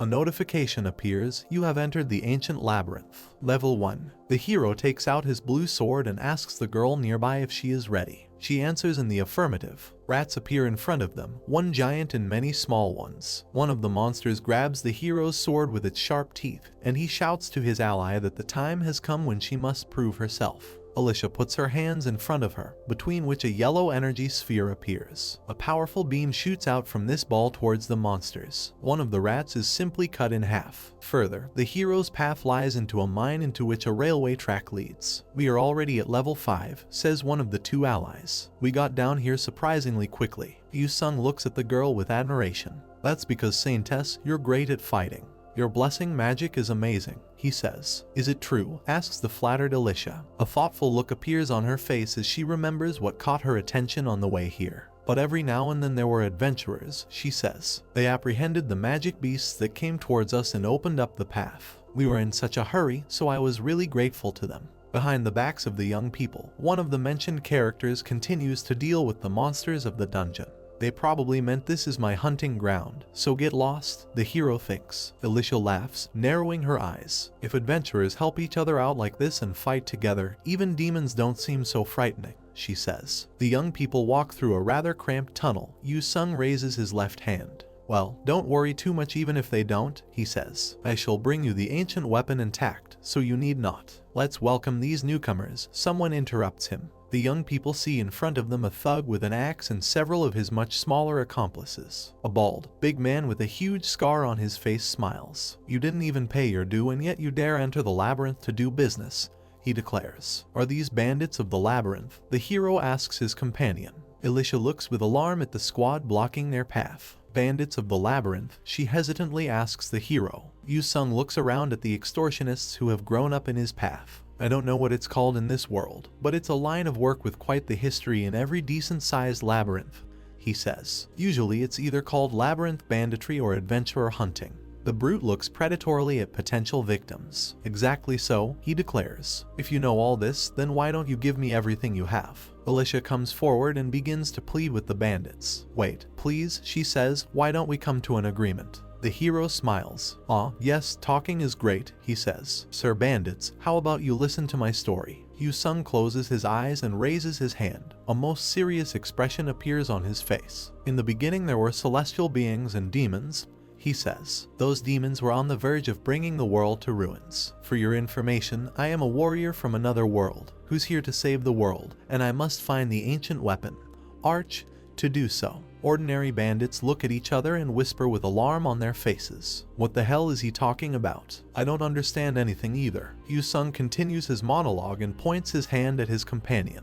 I'm searching for it with her, the 37th Saintess of the Holy Celestina Kingdom, he says. The hero portrays absolute complacency on his face. Would you be so kind as to let us go? He asks the bandits. The girl standing next to him also smiles. It's for the sake of world peace. Please, do us a favor, she says. The thug and his subordinates silently look at the young people. Then the big guy starts laughing loudly. Guys, he addresses his soldiers. What does this guy imagine about himself? Just look at this clown. The bandits also start laughing. Hyungnim, I think he's gone mad due to fear, says one of them. Alicia clenches her fist and tries to say something, but nothing comes out. The hero sighs heavily. His face seems very dissatisfied. I knew it, he says. The thug, smiling, continues to convey information to the hero. Whether you're a warrior or a saintess, once you're inside the labyrinth. But Yu-sung unexpectedly rushes to attack and the villain fails to complete the story. Alicia looks in amazement at her ally, whose sword marks the air with bright blue marks. Behind the hero's back, one of the bandits screams loudly in pain,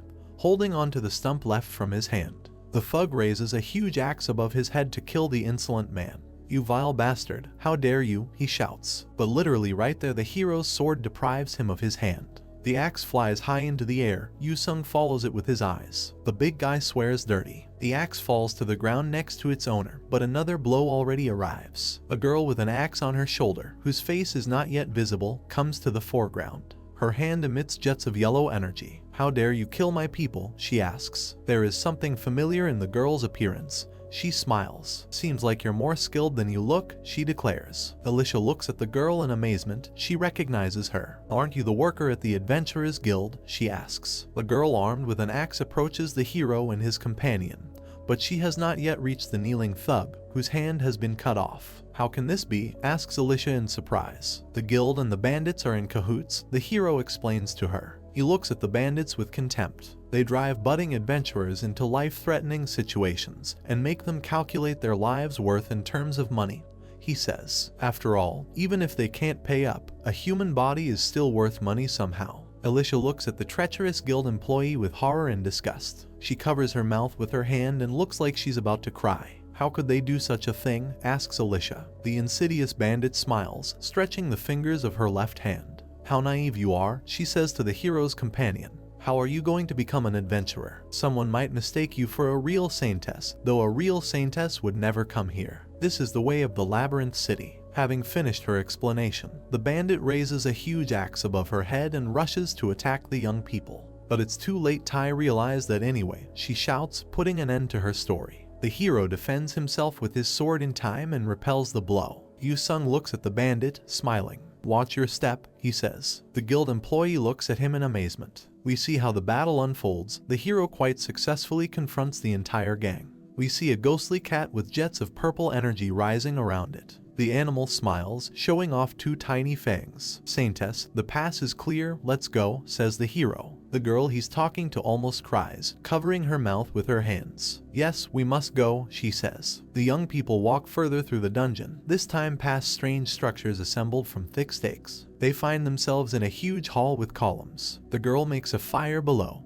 and the hero climbs to one of the upper levels to look around the area. Yu-sung jumps off and lands next to his companion sitting by the fire. "Let's spend the night here and continue tomorrow," he suggests. Alicia looks down at the fire, detached. The hero looks at the girl. "You seem down ever since our encounter with the labyrinth bandits," he says. He then gets to his feet and leans his back against the column. "You are not used to seeing the world without the title of a saintess, are you?"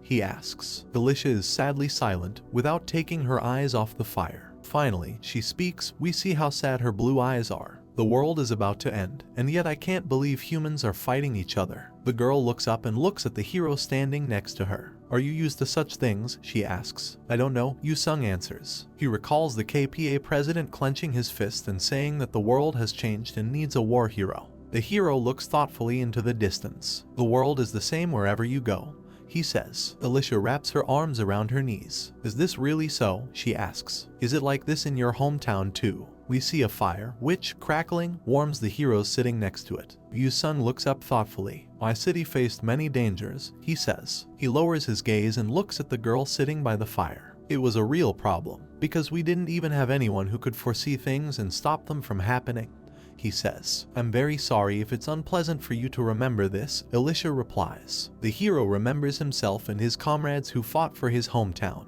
"For the first, no, actually I think it was fine until the third," he says. Another picture from the past, Yu-sung, with fear on his face, turns to a girl in knight's garb. "But when I got to my feelings, everyone was just busy taking care of themselves," he says. Alicia looks at him sadly. "What about you, warrior?" she asks. Yu-sung smiles. "About me? What do you think?" he asks. The guy and girl don't say anything. Alicia ponders the hero's words with a thoughtful expression on her face. She even opens her mouth to say something, but nothing comes out. Yu-sung looks at her in amazement. Then he starts laughing loudly. "What was that?" he asks. "This can't be true." He sits down next to the girl behind the column and also falls silent. The hero thinks, "Why is it so quiet and peaceful here? It seems like it's time." He doesn't have time to figure it out, because a character already familiar to us appears in front of him with a card in his hand. "You're up," asks Automata. "You wanna buy some card packs?" "It's time to get used to this," Yu-sung thinks. Smiling, he asks the saleswoman standing opposite to show him the list of goods she has. This does not apply to cards. 2 more levels going forward, he thinks. A few days later, floor 100. Yu-sung fights with huge snakes, above which hangs a creature commanding monsters with the wings of a bat, the body of a snake and the appearance of a woman. "Taking possession of the arch into our hands will be us the demonic tribe's share," it cries. "Die, warrior," summons this hero monster. Alicia kneels in front of the snakes, which are pierced by sharp purple spines. "Please, have mercy," she begs, folding her hands at chest level. Yu-sung jumps up and attacks the huge snake, whose mouth is so huge that it can contain him entirely. The hero's sword lowers, and fountains of purple blood begin to flow from the reptile's body. The next hero is faced with a strange creature with a female appearance. This creature screams loudly in pain, opening its mouth wide. The monster reaches out his hand to the hero, begging for mercy. "Oh, demon god," says the vile creature. "Please, forgive my disloyalty for not being able to get the arch." "Yeah, go home safe," says Yu-sung, hiding his sword. An alert appears when the level increases. Yu-sung sighs heavily, he seems to be dead tired. "The struggle is real," he says. Notification: you have obtained 10,000 achievement points. And one more thing, a random skill card pack is given as a special reward. Yu-sung stands among the corpses of the killed snakes. Nearby, with an open mouth, is a strange creature with bat wings. "Doesn't the demonic tribe appear at amazing times?"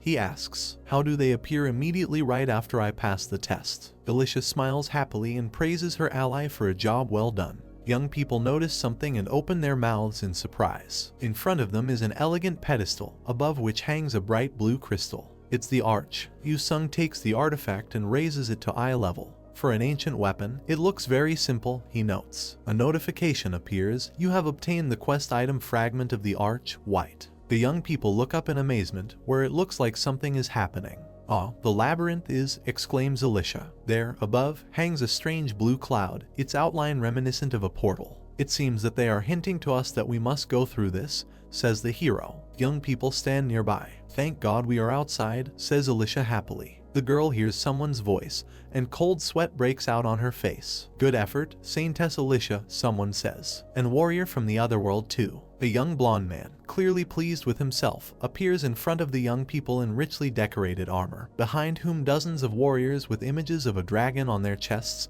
are visible. "Thanks to your activity, the Empire's task of finding the arch has become very easy," this character states. He smiles joyfully, looking at the hero and his companion. "With this, the power of the arch will belong to the Empire."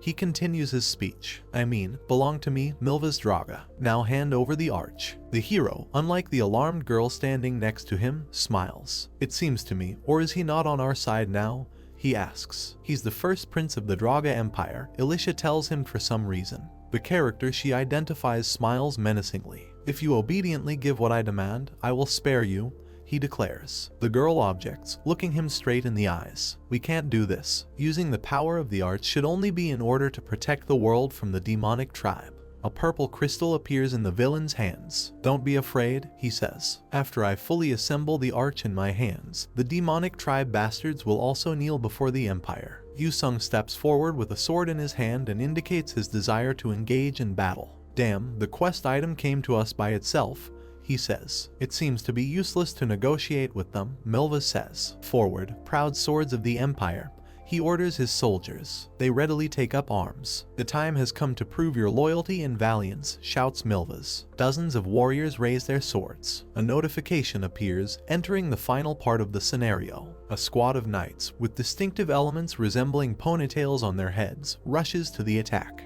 We see a warning: the first prince of the Draga Empire and his direct bodyguards, the Black Guard, are targeting the power of the arch. His signature blue swords appear around the hero, which he immediately sends towards his enemies. Alicia, who stands behind him, prays, saying her usual pleas: "Have mercy." We see a whole series of notifications. "You have been granted buff Saintess Guard" from Saintess Alicia. "You have been granted buff Heavenly Armor." "You have been granted buff Magic Power." "You have been granted buff Valiant Area." Projectiles launched by the hero fall along a curved trajectory onto the warriors led by Milvas. They pierce the armor, spewing out fountains of blood. The warriors turn to their commander, who grinds his teeth with rage. "We must retreat, Prince," one of them shouts. "He will kill us all." Milvas, with large drops of sweat running down his cheeks, clenches his fist. A bright glow flashes inside the crystal that he had recently shown to the young people. "No, it's too early," he shouts to his soldiers. Yu Sung looks closely at the red warning window that appeared in front of him.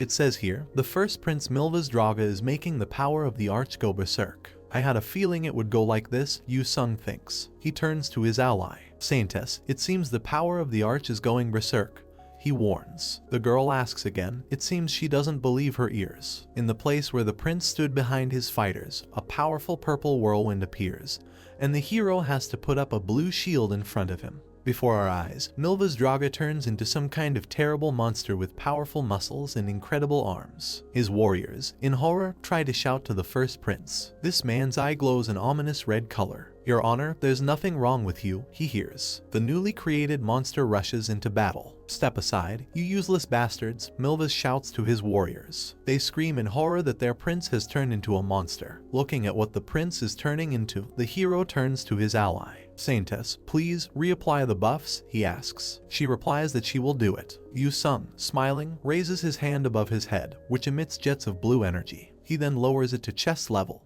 and graceful energy armor appears around his body. "Earthquake potion, flame potion, release," says the hero. The ground on which the battle takes place begins to crack. The powerful fire whirlwind begins to swirl around the prince, who has turned into a monster. Yu Sung, wearing his new armor, breaks through the flames and attacks the enemy. Milvas, who has a purple crystal on his chest, looks up. He seems to be having a very difficult time. He flashes his eyes and bares his sharp teeth. "This damned warrior bastard," he roars. The monster reaches out a huge hand to grab the hero. "You think I can't catch you if you hide in the flames?" asks Milvas, gritting his teeth with rage. The hero, around whom streams of blue energy curl, smiles. His energy envelops the enemy, who is no longer distinguishable from a monster. Yu Sung flies into the air and finds himself behind the enemy. He prepares to thrust his sword into him. "Your eyes have flipped because of being intoxicated with power, that's why you're seeing things. Am I right?" the hero asks the doomed enemy. The blow goes right through the prince. The hero lands on one knee, and his weapon is stuck into the ground, as a result of which cracks begin to spread across the ground, into which a powerful blue glow breaks through. Milva's Draga dies, blood gushing from his mouth. Yu Sung picks up the sword he just used to finish off the prince of the local empire. He takes himself by the hem of his cloak, which is smoking with blue energy, and looks up. A notification appears. "You have found all the quest items, fragment of the arch." Yu Sung stands on the corpse of the prince who has turned into a huge monster. A powerful stream of energy hits the sky. Is this some sort of low-quality mobile game cutscene? He thinks. Before us is a green object, which, apparently, was formed from two crystals. Suddenly strange metamorphoses begin to happen to him. Alicia, in disbelief, looks at what is happening to the precious artifact. A notification appears that the hero's level has increased. Perfect timing, Yu Sung thinks. Smiling, he extends his hands forward, between which hangs a green crystal. Another notice: you can now enter the Tower of Awakening since you've reached level 50. The hero, holding a glowing green crystal, stands in front of the girl. "It's all over," he says, and offers his interlocutor what he has in his hand. Alicia doesn't believe what's happening. The girl moves away from the hero in bewilderment, pressing her fists to her chest. "You giving me the arch?" she asks. Yu Sung smiles. "Who else will be able to deal with this other than you, Saintess?" he asks. "I'm not worthy to control this power," says the girl. "Then shall I hand it over to the Draga Empire?" Yu Sung is interested. Alicia looks at the hero with excitement. The prospect he outlines frightens her. The hero clenches the artifact in his fist as if he wants to do something bad with it. "Just think of it like this," he says to the girl. "Rather than handing it over to those jerks, I'd rather use it myself." "You can't treat him so carelessly," screams a frightened Alicia. "Its power is unmatched and it can be very dangerous." The hero takes the girl and literally puts a green crystal into her. "According to my experience, those lunatics who run the world, being influenced by power, are mostly like that because they have too big of a sense of responsibility," he says. Yu Sung smiles, closing his eyes. "But you will fight by gathering everyone's strength," says the hero. "Right, Saintess? The arch is just there to exist." Alicia looks in surprise at the green artifact that is in her hands. She then hugs him tenderly to her chest. "Thank you," she thanks the hero. "Listening to that makes my heart much lighter." Young people, illuminated by light, stand opposite each other. "That's a relief then," says Yu Sung. There are many alerts that appear, here are just a few. You have cleared the Tower of Swords and Magic. Continental Calendar 30. Saintess Alicia, who safely obtained the Arch, stopped the invasion of the demonic tribe after that, and protected the peace on the continent. Saintess Alicia deeply trusts you. You have acquired the Blessing Guardian of the Saintess as a special reward. The sun is shining brightly through the window. Yu-sung looks at the mobile phone screen. After getting out from raiding one tower, an entire week just went by. He thinks, I did enter it thinking of it as resting, but that was shocking. We see the text that the hero reads on the screen of his phone. We are living in the Hero King's era. How much more will he be able to evolve? This is pure power, really amazing pace. The Hero King's endless evolution and his speed. Chances are high that all season's top raids records might be broken by him. I guess that wasn't as shocking, Yu-sung thinks. He sits down on the bed and closes his eyes, putting his phone aside. Okay, I think now it's only mid-January. Besides, I have more important things to do. A few days later, Yu-sung runs away from someone along a street lit by lanterns. It turns out that he is being pursued by reporters, as always. The hero is mortally tired of these parasites, which have almost caught up with him. Here, one of the journalists shouts, Mr. Kang Yu-sung, our magazine invites you to cooperate. Enter, the hero says doomedly. The whole pack of reporters looks up devastatedly. The hero disappeared in this direction. He entered the tower, says one of the journalists. What kind of tower is this? One of his colleagues immediately asks him. No information has appeared yet. After a couple of seconds, these people are overcome with horror. Has he entered the Tower of Awakening? One of them says in fear. An alert appears, I was waiting for you. Kid with 1,000 faces, 1,000 talents. The hero's eyes are closed. Now he opens them and they glow an unusual blue color. Stop spouting nonsense and let's get started with the test right away, says Yu-sung.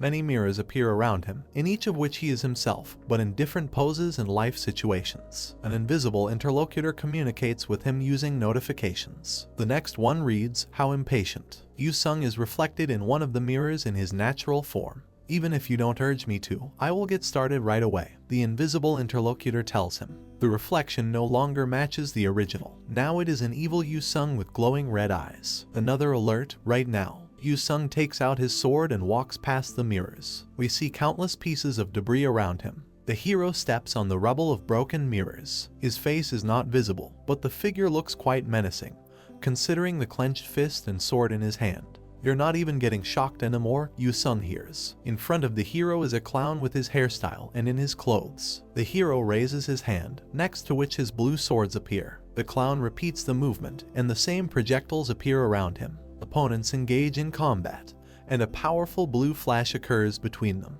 Yu-sung charges forward, preparing to use the sword he holds in his hand. Two almost identical opponents fight each other, with identical blue swords flying around them. We see a clown, but we cannot determine what is happening to him, since the smile on his face may be painted. A fake that copies my attacks exactly, Yu-sung thinks. A small blue orb glows in his hand, and an identical one appears in his opponent's hand. Two ice shards crash into each other, creating a blue flash. Although I fought it every season, I'm still reluctant, Yu-sung thinks. He looks decisively at his opponent, taking another fighting stance. The clown, at whom many blades are aimed, is thrown back. But on the face of this character, as always, there is a smile from one ear to the other. A notification appears, the shield of Seraph repels the enemy's attack. In front of us is a yellow protective sphere that stops blue swords flying at one of the opponents. Wounds appear on the hero's face, but he still looks very determined. Another notice, the Blessing Death Swindler turns an instant death blow to nothing.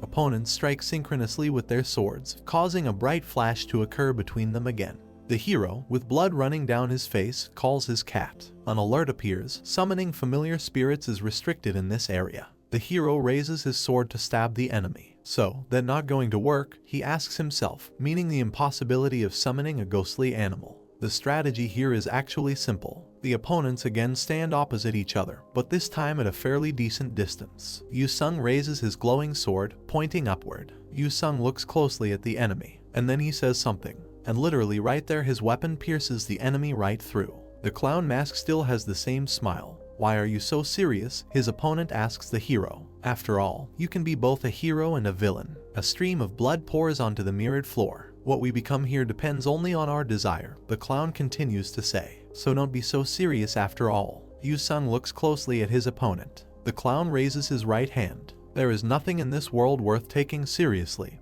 he says. We see a strange picture. Opponents, who are both pierced by swords, are holding each other by the heads. The hero's look is very serious. There is a spell that will make you shut your mouth, he declares. He reaches out and grabs the opponent by the mask. Taking it off, he delivers a blow that blows the clown's head off. Yu-sung stands in front of a pool of blood with a glowing mask in his hands. He then picks it up and places it on his face. Instead of a smile, she wears a grimace of sadness. Anything else left to do? Asks Yu-sung. We again see messages from the interlocutor who has become invisible. He chuckles. The hero stands in front of a huge jester, and between them several cards of different colors hang in the air. A kid with 1,000 faces, 1,000 talents, says the jester to the hero. Take your new face and new talent. In front of us is a multi-story city building.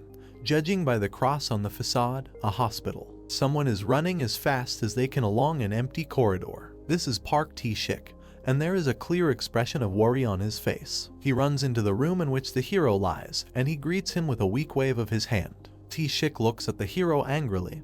He is literally seething with rage. The hero is distracted from looking at the windows hanging in front of him and looks completely calmly at his older comrade.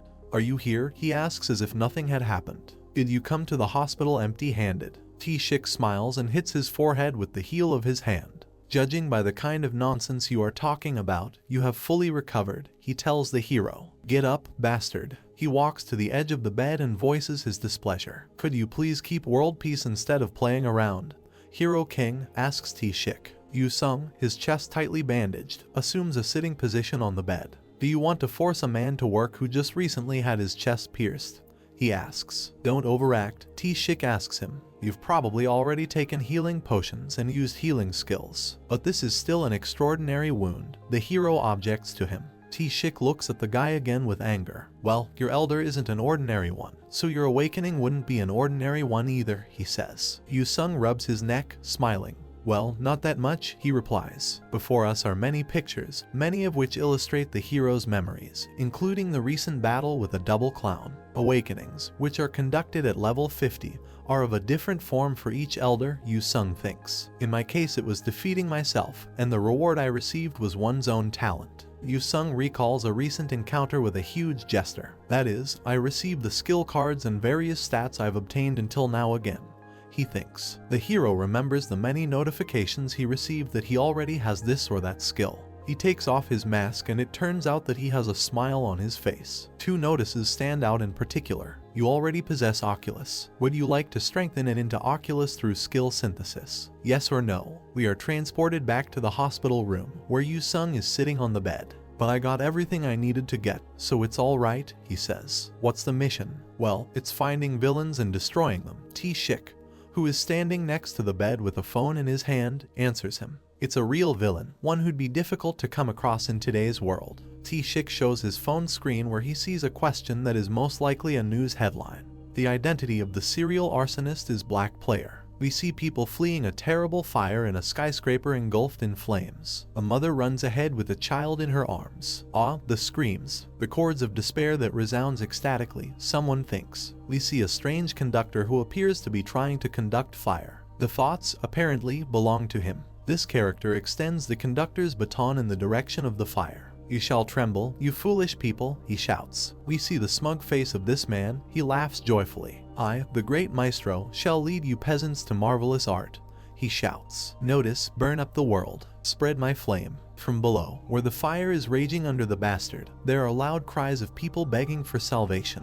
Another notice, Elder of Flames is glorified and bestows a bounty to player Baek Dong-soo, the arsonist, behind whom there are law enforcement officers with pistols in their hands, joyfully throws up his hands. Oh, I expected no less from you. The only one who understands my art is you, Elder of Flames, he shouts. Dong-soo looks back at the police officers who are standing behind him. Oh my, the walking sticks of the foolish people are coming to get me again, he says. The law enforcement officers do not have time to grab the villain, who is no longer in his original place. Naturally, all they can do is curse. People armed with swords run up to the police. We hear negotiations between people who want to neutralize the criminal. It looks like the criminal has entered a tower. Information on the tower. Tower of Arena, Tier 4. An alert appears, Tier 4. Duel format. Number of players that can enter, minimum 1, maximum 2. Shop, none. The players standing in front of the hero are talking irritably. Shit, the entry limit on the number of people is, says one of them.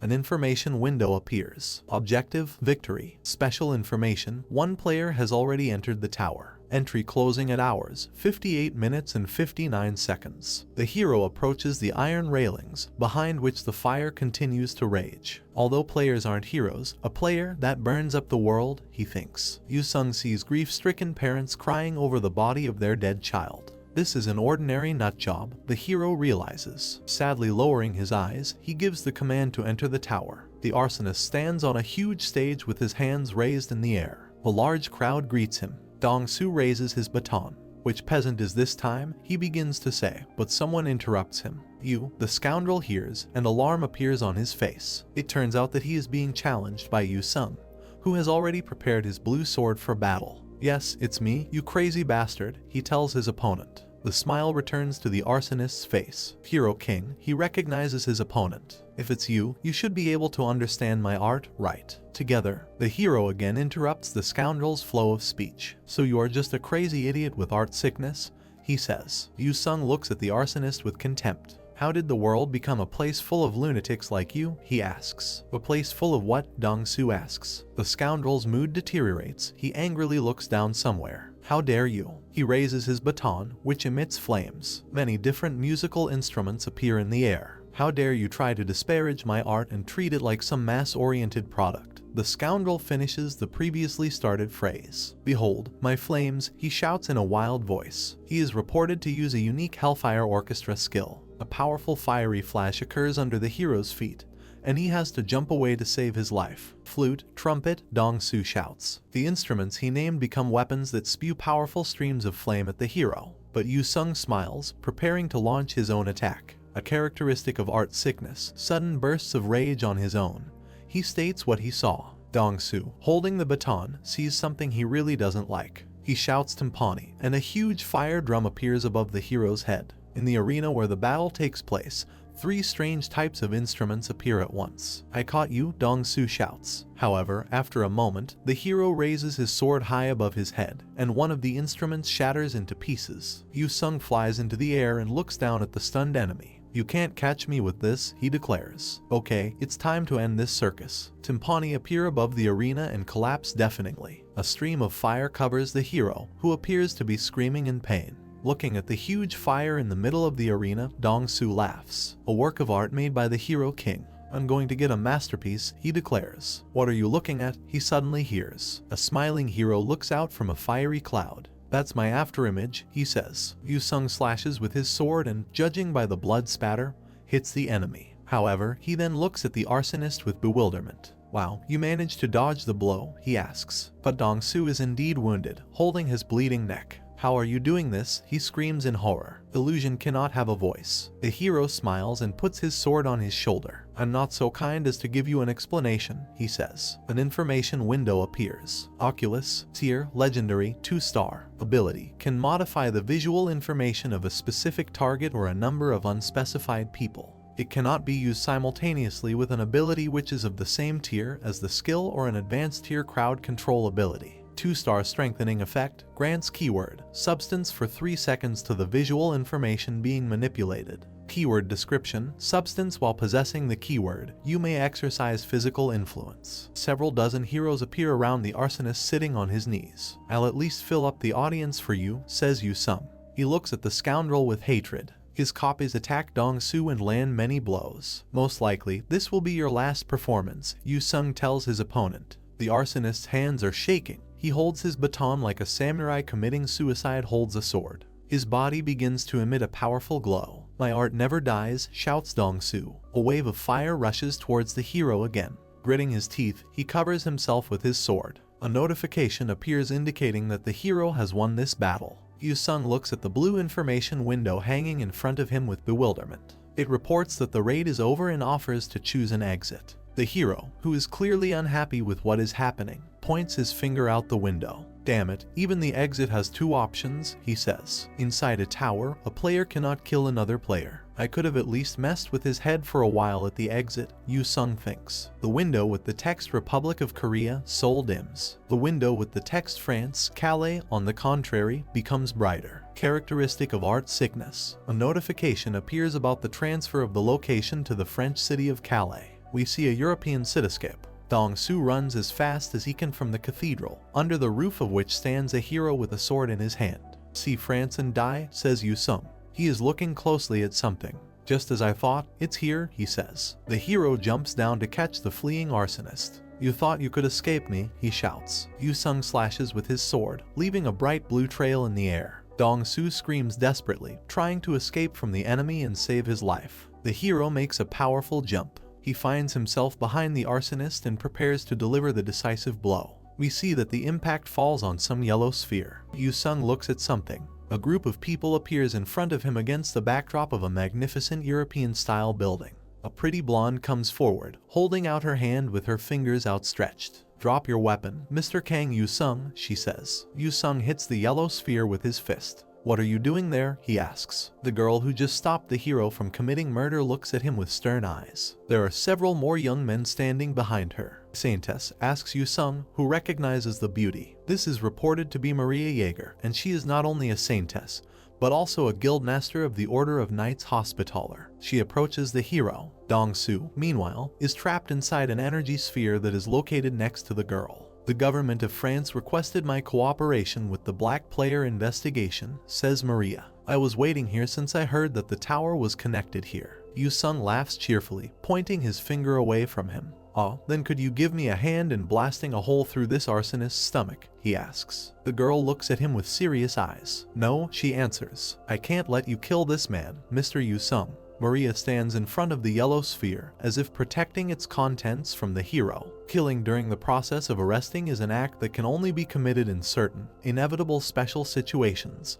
she says. There she goes, acting like a saintess, says the hero, looking up. Now he looks into the eyes of his interlocutor. Oh, right, you're an actual saintess, he says ironically. Revenge will only lead to more revenge, Maria calmly answers. Her gaze is still serious. Just because he acts like a monster doesn't mean you have to become one too, Mr. Yu Sung, she says. The hero continues to discuss. He theatrically raises his hand. What will happen if I kill just one black player?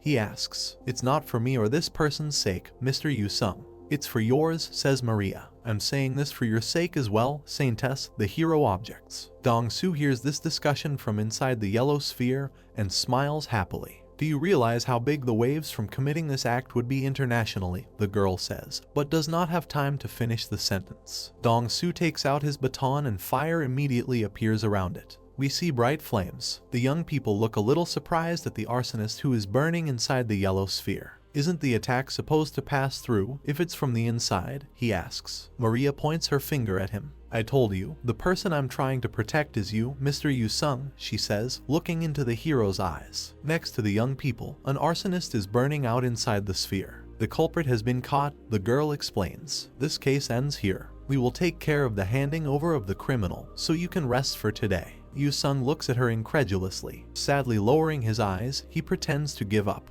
If you refuse me, I don't think I can do anything about it, he says. Yu Sung turns around and walks away from the girl. I stumbled and came all the way to France for no reason, he says. He steps on something purple. Jets of this color rise into the air, and behind the girl's back approach the arsonist lying on the ground. Maria seems to notice something is wrong and, smiling, again creates a yellow energy sphere behind her back. This won't work for you, she says. Yu Sung sighs heavily, looking over his shoulder. Yes, you're right, it didn't work, he says. However, I expected this. Suddenly, a strange purple cloud appears above the observer lying on the ground, the edges of which are very similar to teeth. Maria and her comrades look at what is happening with amazement and fear. Large drops of sweat flow down the cheeks of the girl, behind whom the hero stands. The girl steps into a pool of blood. Her comrades call out to the hero. Yu Sung raises his hands. Several swords are pointed at him. An alert appears. Provocation level has drastically increased. We see the hero standing surrounded by young people threatening him with weapons, and behind him on the sidewalk a puddle of blood is noticeable. Another alert. The Elder of Jesters is glorified. Yu Sung, without giving up, begins to explain to the young people the reasons for his action. Do you know how many people died because of this madman? He asks. There were many children among them. I could not leave him alive, and I saw no reason for this. The people holding out glowing swords in his direction begin to look at each other. Black players will destroy the world faster than the towers. Don't you think so? Asks the hero. Maria folds her hands in front of her and lowers her head. But just because of that, she says. Yu-sung, who still has his back to the girl, interrupts her. A person who puts a hole through a monster's stomach is also a monster, he asks. Still standing with his hands raised, he answers his own question. Well, I guess so. Maria puts her hand on his shoulder, and the young men accompanying her lower their swords. The girl looks at the hero with her huge blue eyes. Mr. Yu-sung, you are not a monster, she says. He answers her with a calm, thoughtful look. In front of us is a 4-story building with an attic floor. Yu-sung moves the phone away from his ear, into which curses can be heard. Philanthropy is what, you say? You told me you weren't a psychopath killer, you bastard. The hero, clearly worried, answers his interlocutor. My eardrums are going to burst. Why are you so indignant? You yourself told me to kill him. T-shik, and it is he who is the hero's interlocutor, wearily clutches his forehead. In the device that stands next to him on the table, the announcer reads the news about the events that took place. The Hero King's excessive suppression. I didn't give you permission to carry out a cold-blooded execution in front of people, you damn bastard, says T-shik. The French government has asked me to take you away from there as soon as possible. I've booked you a ticket for tomorrow morning, so get ready. A small piece of paper appears in the hero's hand, on which 19 is written. Okay, I still have things to do here, he says to his senior comrade who is in Korea. What other trouble are you going to cause there? T-shik shouts. If you do anything else, I don't know what I'll do to you. A smile appears on the hero's face. You know, I also have a personal life, he declares. When my schedule is finished, I'll share it with you. T-shik tries to shout to the hero, but judging by the image on the phone screen,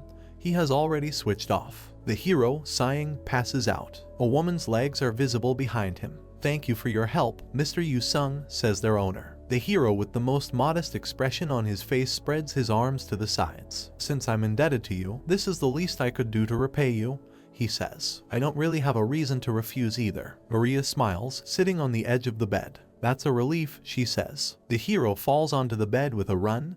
The girl gets to her feet. Yeah, stay here comfortably, says Yu-sung, smiling. See you tomorrow morning in Paris, Maria answers him. The hero, who was clearly counting on something more, crosses his arms over his chest offended. You really are a firm character, he says. The girl heads for the door, but looks back halfway. Do you want to tell me something else? Yu-sung asks hopefully. Maria smiles. No, she says. Good night. Leaving the hero's room, the girl stops near the door. Her face seems very sad. Is it really okay for me to make such a request? She thinks. We see the Eiffel Tower, which suggests that this is Paris. An information window appears. Tower of Revolutionary Wars. Tier 6. Scenario format. Revolutionary Wars and Clash of Systems await. Number of players that can enter, minimum 1, maximum 12. Shop, none. We see 2 richly decorated carriages, followed by a small group of horsemen. Another alert. Objective, clear the end of the scenario. Yu-sung, next to whom a mother and child are sitting in a carriage, puts a blue shield in front of him. He then makes a motion with his hand, causing blue crystals to fly towards the approaching carriage. Yu-sung looks anxiously to his right. He is inside the carriage. Besides him, there is Maria and a woman hugging a frightened child. There's a bridge ahead. We'll hold them off here, says the hero. The girl agrees with his proposal. Another alert. Scenario greater than protect the king and the royal nobles from the revolutionary army. When the carriage enters the bridge, the hero and Maria jump out of it. Almost immediately they have to engage in battle. The girl hits the bridge and collapses it.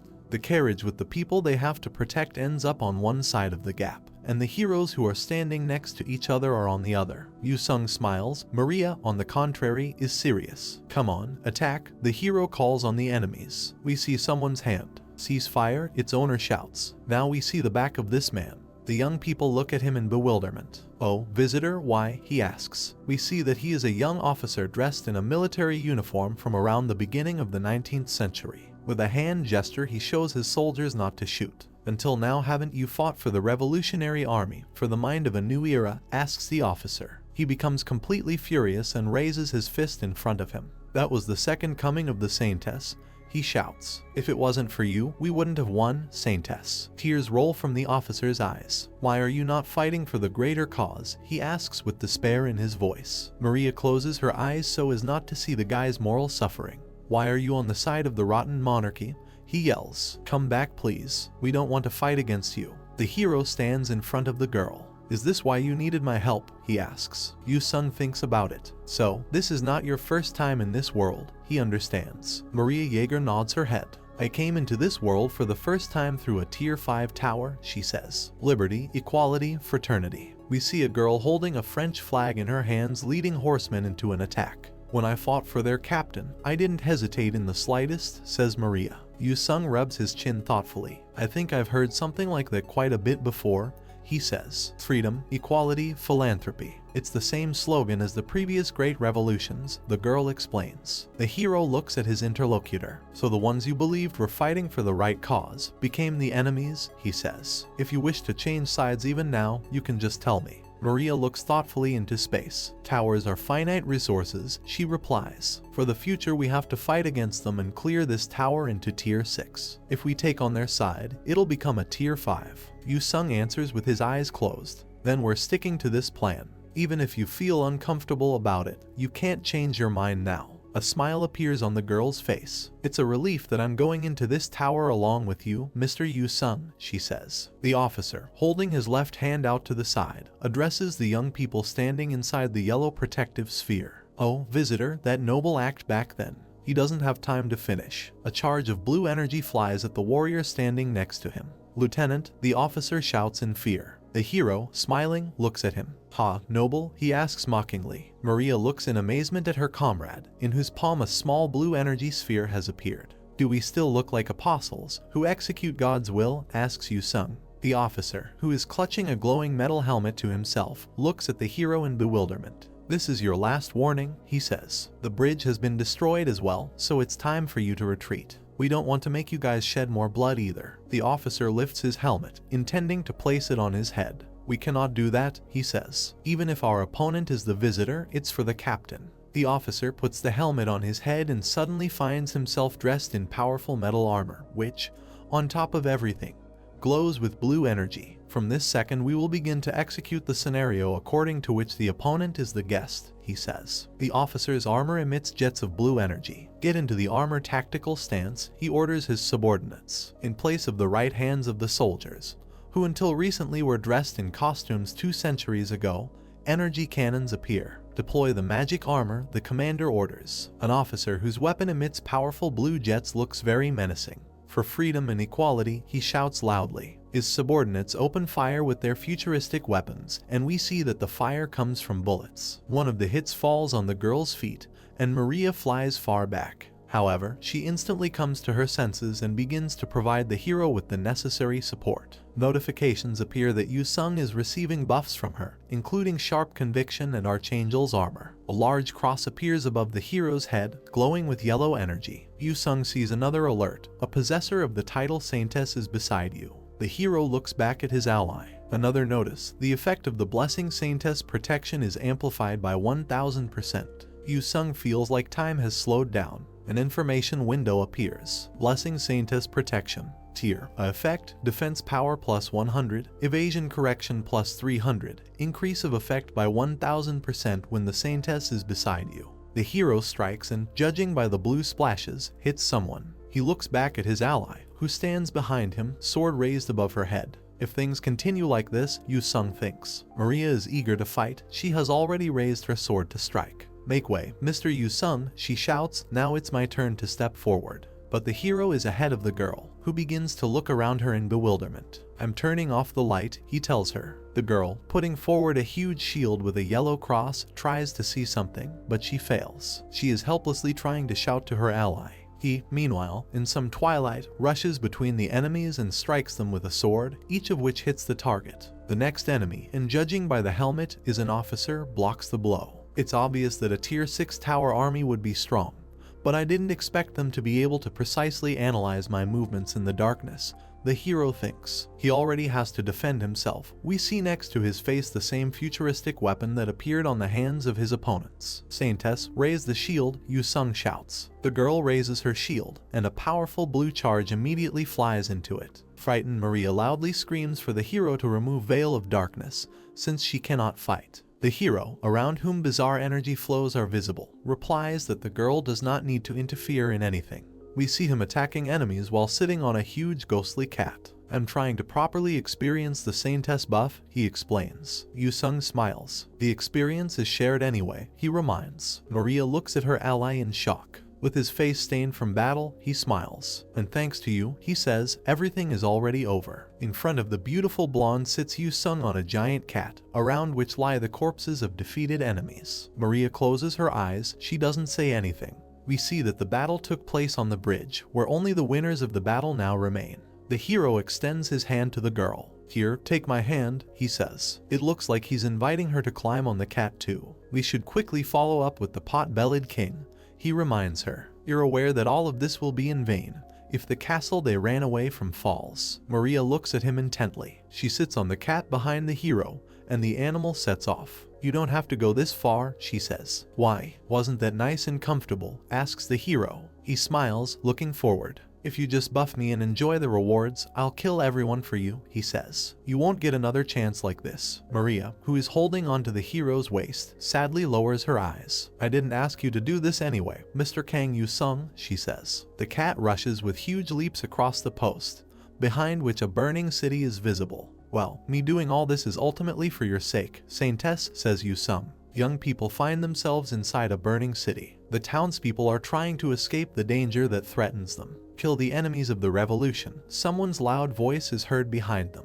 We see an officer mounted on horseback who kills a young woman clutching a small child to her chest. "It is an order from Sir Ironblood," shouts the bastard. "Annihilate the sympathizers of the old regime. Be they children or the elderly, do not spare a single soul." Yu-sung and Maria walk along the street of a burning city, on which dozens of corpses lie. They also pass by hanging people. The girl looks at this nightmare with eyes full of horror. "The dukedom is," she says. She is simply shocked by what she sees. "Why did the Revolutionary Army? Why would they do this to people who aren't even involved?" asks Maria. The hero, whose face is also sad, places the blade of his blue sword on his palm. "Wouldn't that be their ideology?" he asks. "And wouldn't the people from where we fled also end up like that? Even though all nobles ran away before that." A warning appears. Sir Ironblood's immediate bodyguards, Ironblood soldiers, are blocking the way. Someone's leg, protected by multi-component armor, appears in front of the young people. Yu-sung smiles as he looks at this opponent. "Well, that's good, right?" he says. "They aren't the Revolutionary Army for the greater good.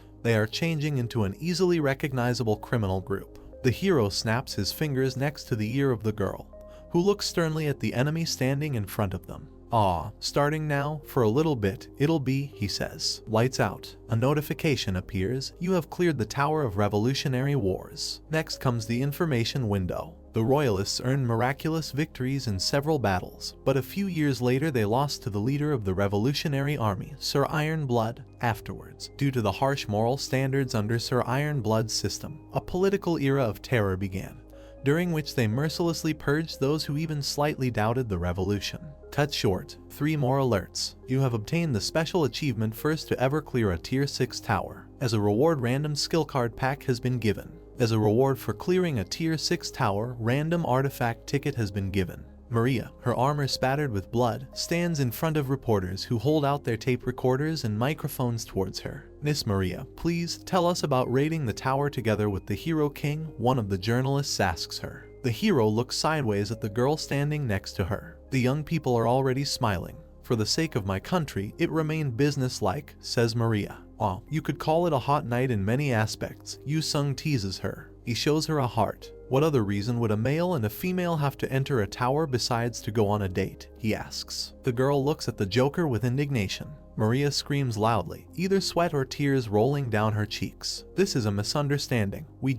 Why are you reacting this way?" the hero asks in bewilderment. "Earlier in the tower you said it's such a relief that Darling is with me. Why don't you shut up?" Maria shouts angrily. Reporters are talking animatedly, seeing this scandal. They understand perfectly well that this is a sensation that can be sold profitably. A notification appears. Provocation level rises phenomenally. "And one more thing." Elder of Jesters holds his stomach and rolls on the ground. Maria is still shouting something angrily, and the hero has already turned away from her. He looks ashamed of what he just did. But very soon the smile returns both to the girl's face and to the hero's face. 2 more alerts. Elder of Shadow bestows Shadow skill card pack. Elder of Assassins bestows Assassination skill card pack. Yu-sung looks at these windows in surprise. Another notice, Elder of Pathfinder bestows the blessing Pathfinder's sixth senses. Yu-sung, smiling, points his finger at the blue window hanging in front of him.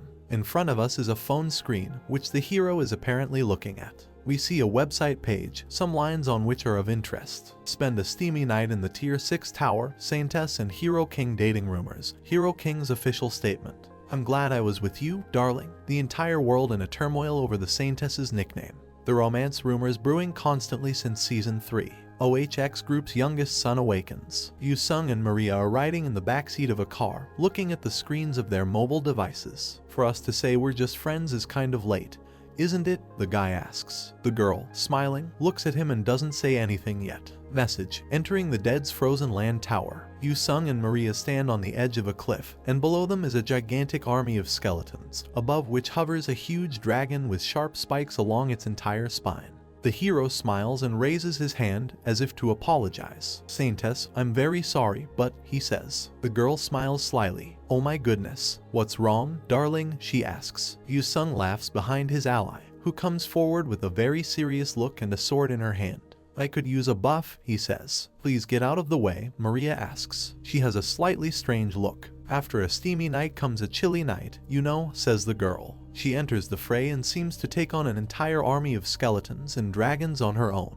A notification appears, you have cleared the Dead's Frozen Land Tower. Yu-sung wipes the sweat from his brow in shock, truly impressed. After that, the two continued a series of shocking raids for a month. We see heroes fighting enemies. Another alert, you have cleared the Impossible Defense War Tower. Then two more, you have cleared the Grave Robbers Tower. You have cleared the Monster Hunting Tower. The girl fights ahead again. She destroys terrifying monsters with spikes on their elbows. Two more messages, you have cleared the Sand Hell Tower. You have cleared the Queen Spider's Tower. Young people walk through the station waiting room. Well, Yu-sung, says the beauty. Oh, yes, the guy answers her. He looks over his shoulder at his companion. Shouldn't lovers hug and kiss when they say goodbye to each other? He asks. I envy you very much, Maria answers him. How can you be so phenomenally irresponsible? Young people stand next to each other. The hero holds a suitcase on wheels. Is this a compliment? He asks. Yes, it's a compliment, Maria answers. She smiles sincerely. In any case, I'm glad I can trust you, the girl says. The hero looks at her with kind eyes. I should have said it, he says. Well, see you later. Maria waves after him. Be careful on your journey, she says. The hero turns his head to take one last look at the girl.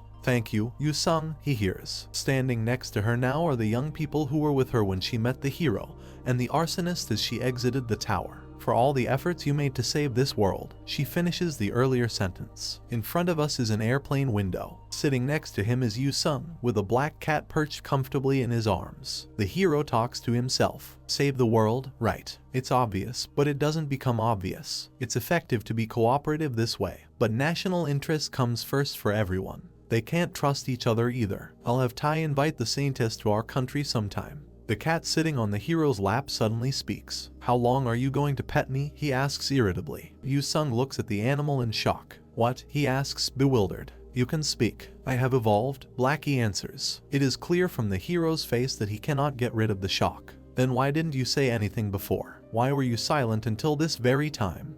He asks. Because I was pissed off at the way you were flirting with that woman, the cat replies. Stop playing with me and hand over the card pack you won this time. Meow. Yu-sung looks with anticipation at the cards that appear in front of him. Oh, right, the card pack, he screams joyfully. Better pray a legendary one pops out. He runs, sword in hand, through a forest of purple thorns, the cat running next to him. If we call the deck simply a bunch of cards, once we've unlocked them all, we can build a true skill deck, he says. Smiling, Yu-sung strokes the cat, who looks at the cards with him. Unlock bundle of unclaimed rewards, says the hero. We see 3 cards. In this game's decks, the most important things are synergy and class. An alert appears, you have acquired steel synergy. Before us are several cards that were dealt to the hero. Although I've also received synergies before by getting the synergies right in the past. Because so many extra products that didn't fit the theme, I couldn't receive a class buff, the hero thinks. He presses his finger on the icon with the image of a person. A message appears, you have acquired the Shadow Assassin class. Yu-sung, with a cat emitting jets of black energy sitting on his lap, smiles. Done, he says. A couple of alerts appear. You have been granted a class buff. The darkness and assassination synergies are boosting each other and have created a synergetic effect. Yu-sung covers himself with a blanket and puts his hand on the cat. When we arrive, let's find a tower to test our new deck, he says. Blackie meows back. Sweet dreams to you too, the hero tells him. In front of us are city buildings with dozens of towers hanging above them. Yu-sung approaches the entrance to some establishment, in front of which there are 2 guards. People who see him talk to each other. Oh, isn't that the Hero King? Oh, the Hero King. What's he doing here? Behind the hero's back is a window through which a half-naked girl is visible. Passers-by continue to discuss him. Isn't that the entrance to a club? Why is he going there in broad daylight? We see the back of some guy's head. The hero approaches him and, to the young man's horror, hits the plate of food that was lying in front of him. Look at the time, you damn hooligan, Yu-sung shouts. I told you to come by 9 in the morning.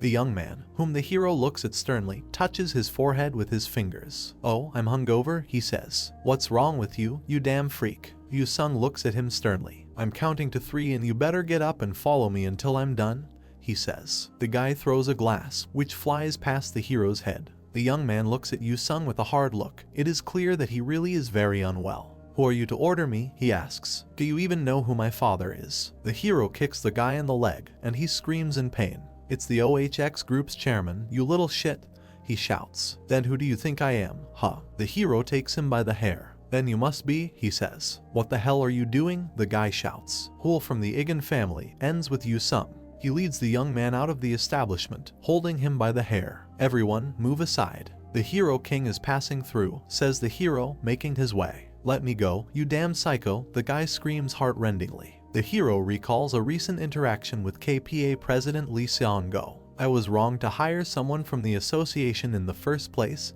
he thinks. But maybe things changed a bit after that. Yu-sung smiles as he stands in front of the official with his arms crossed. I was planning to test the new deck I have, and I figured I'd give the newbies a free ride, he says. Seong-go adjusts his glasses. He seems interested in the offer. Is that so? He says. In that case, there's a promising rookie who awakened this season. The hero lets go of the young man's hair and looks at him with contempt. I can't believe someone like you is the promising rookie, he says. I heard you successfully raided a tier 3 tower. The young man smiles, although he holds his head. Tower? He asks. Are you the Hero King? Geez, I forgot. So you're here to take me on a free ride to a tier 4 tower, huh? I'm already tired of clearing the tier 3 towers. The hero looks at the guy in surprise. Really? He asks. An alert appears, entering the tier 4 tower, butcher's meat shop. The hero and his new ally approach a strong gate, behind which something is clearly happening.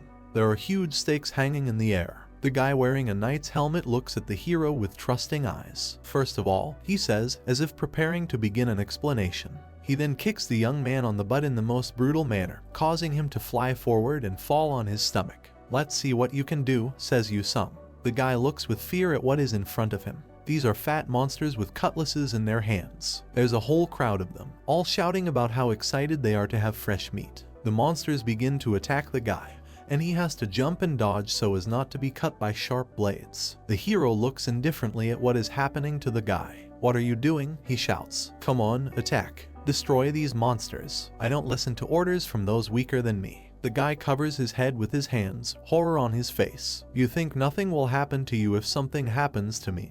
He shouts. Yu-sung calmly analyzes what is happening to his ward, who is currently having difficulty dodging the cutlasses. He holds his own thanks to his magnificent armor, but as a fighter he is very weak, he thinks. It's not bad for someone to get a free ride. But those who are entitled have zero intentions of fighting themselves and only aim to raise their level and specs easily in that manner. The young man realizes that he won't last long and, with a face twisted in horror, asks the hero to save him. Then who's going to protect this world? Yu-sung thinks. We see a new card he wants to try out. This is the shadow treading skill. The hero steps forward and protects the young man from the monsters. You should have said this from the beginning, he says. An information window appears. Attribute, darkness. Ability. You can freely move shadows within a region as you wish. Shadow synergy buff can be stacked up to 3 times if the cooldown time is reset. Yu-sung confidently deals with the monsters. The butchers lie on the ground, pierced by sharp thorns. If you want to get a free ride here, he says. Scary bats with disproportionately large and very sharp teeth appear under the ceiling. Hey, attention upstairs, one of the allies shouts. The hero raises his fingers. The frightened guy silently looks at what is happening. Yu Sung uses another new card. This is the Blood Chain skill. An information window appears. Attribute, Assassination, Blood Magic. Ability, using blood as a medium, you can summon blood ghosts that bind targets within a certain area. Assassination synergy buff, you can create blood blades from the bodies of the blood ghosts. Many red, bloody hands rise up and grab the bats tightly. The hero, who has a completely calm expression on his face, asks his companion what he proposes to do next. The young man, realizing that he has escaped death, shows his middle finger and screams angrily. When we leave here, do you know what my father will do to you? Yu Sung turns to face him and puts his hands on his shoulders. How long do you think it would take me to be the mean teacher, who teaches you a pretty great lesson, transforms the current you, and then for us to have our happily ever after, he asks. The young man smiles strangely. You had that on mind, he asks the hero. A purple skull appears on Yu Sung's neck. The correct answer is there is no answer, you useless piece of shit, he says. Before us is the third new map. This is the Assassination Warning skill. An information window appears. Attribute, Assassination. Ability, assigns a single target a Mark of Death. Mark of Death, when fighting the target with the given keyword, plus 500 attack power and accuracy to the one with the keyword. Grants the buff Assassin's Mindset to the one with the keyword. Activates additional buffs when using assassination type skills against the target. Minus 500 agility and evasion to the target. Applies 5 stacks of the debuff weakness exposure. The young man looks up and a stream of purple energy appears above his head, with a skull visible inside. What have you done to me? He shouts. Notice, the debuff figures exceed your stats. Blood is flowing from the guy's mouth. It looks like he's dying. Yu Sung raises his right hand, which is covered in blood. The Hero King's free ride isn't for the likes of you, he says. The young man tries to answer something, but only manages to say you. Yu Sung smiles and waves his bloody hand goodbye. If you think it's unfair, get stronger and come back, he says. A notification appears indicating that the player was unable to successfully complete the raid. The guy is kneeling in front of the hero in the middle of some room. There are a lot of people around them, and they are talking, discussing the unusual picture. Those people, it looks like they came out of a tower. Huh? It's the Hero King. What is he doing? A baptism. The young man looks at the hero with a blank look. What's going on? He asks. Why are you looking at me like that? Yu Sung asks. The hero looks down at the guy. Didn't you understand that I killed you because I did it painlessly? He asks. Anger appears on the young man's face and he grinds his teeth. You killed me? He asks in bewilderment. You, simple player, do you think you can get away with raising your hand to the son of the head of ONX group? Naturally, Yu Sung answers. He laughs merrily. Why should I even bother? He asks. The young man looks at the hero with wild eyes. You just don't seem to know how much influence and power big companies have, he says. Yu Sung comes close to the young man, looks into his eyes and shows his middle finger. What? Are you going to hire a hitman? He asks threateningly. Yu Sung folds his fingers into a pistol and aims straight at the guy's forehead. What happens if a big company becomes my enemy? He asks. Among the bastards who want to make a hole in my head, there are those who sit in the government of the country. The hero points at the interlocutor with a finger, at the end of which blood is visible. Are you saying that some head of the company is cooler than those guys?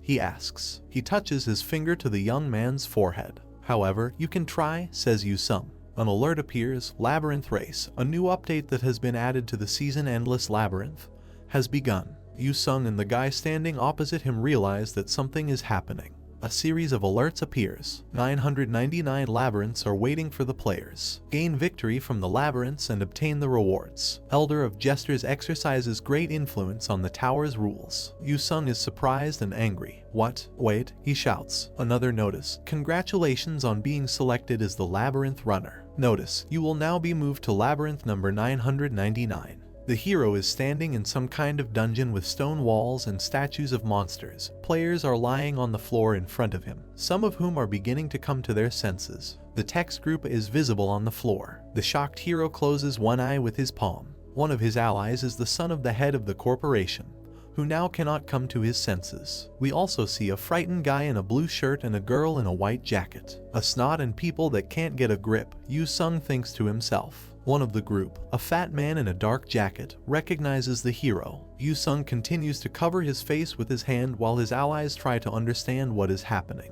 Group is written on the floor. The girl notices. It seems we must work together to pass this test. We are saved. The fat man rejoices. The hero is on the same team with us. This is kind of crazy, Yu Sung thinks. He looks at his new allies with one eye. Who are they all? Are they all newbies? The hero looks with alarm at the translucent blue passage, behind which some kind of alley is visible. An information window appears. Labyrinth 999 rules. 1. In case a player kills a player, those who die will fail in the raid and can be resurrected once the labyrinth is cleared. 2. In case a player gets killed by the labyrinth, they cannot be resurrected even if the labyrinth is cleared. 3. The labyrinth gets cleared when either the boss in the heart of the jungle, the Green King, is defeated, or you become the last survivor group. You will then get the right to receive the rewards. 4. 5 groups participate in the race, and the sum of all power in each group is equivalent within the margin of error. 5. In case 3 players in the group die, the remaining players will also get disqualified. 6. The above rules remain valid until the labyrinth is cleared.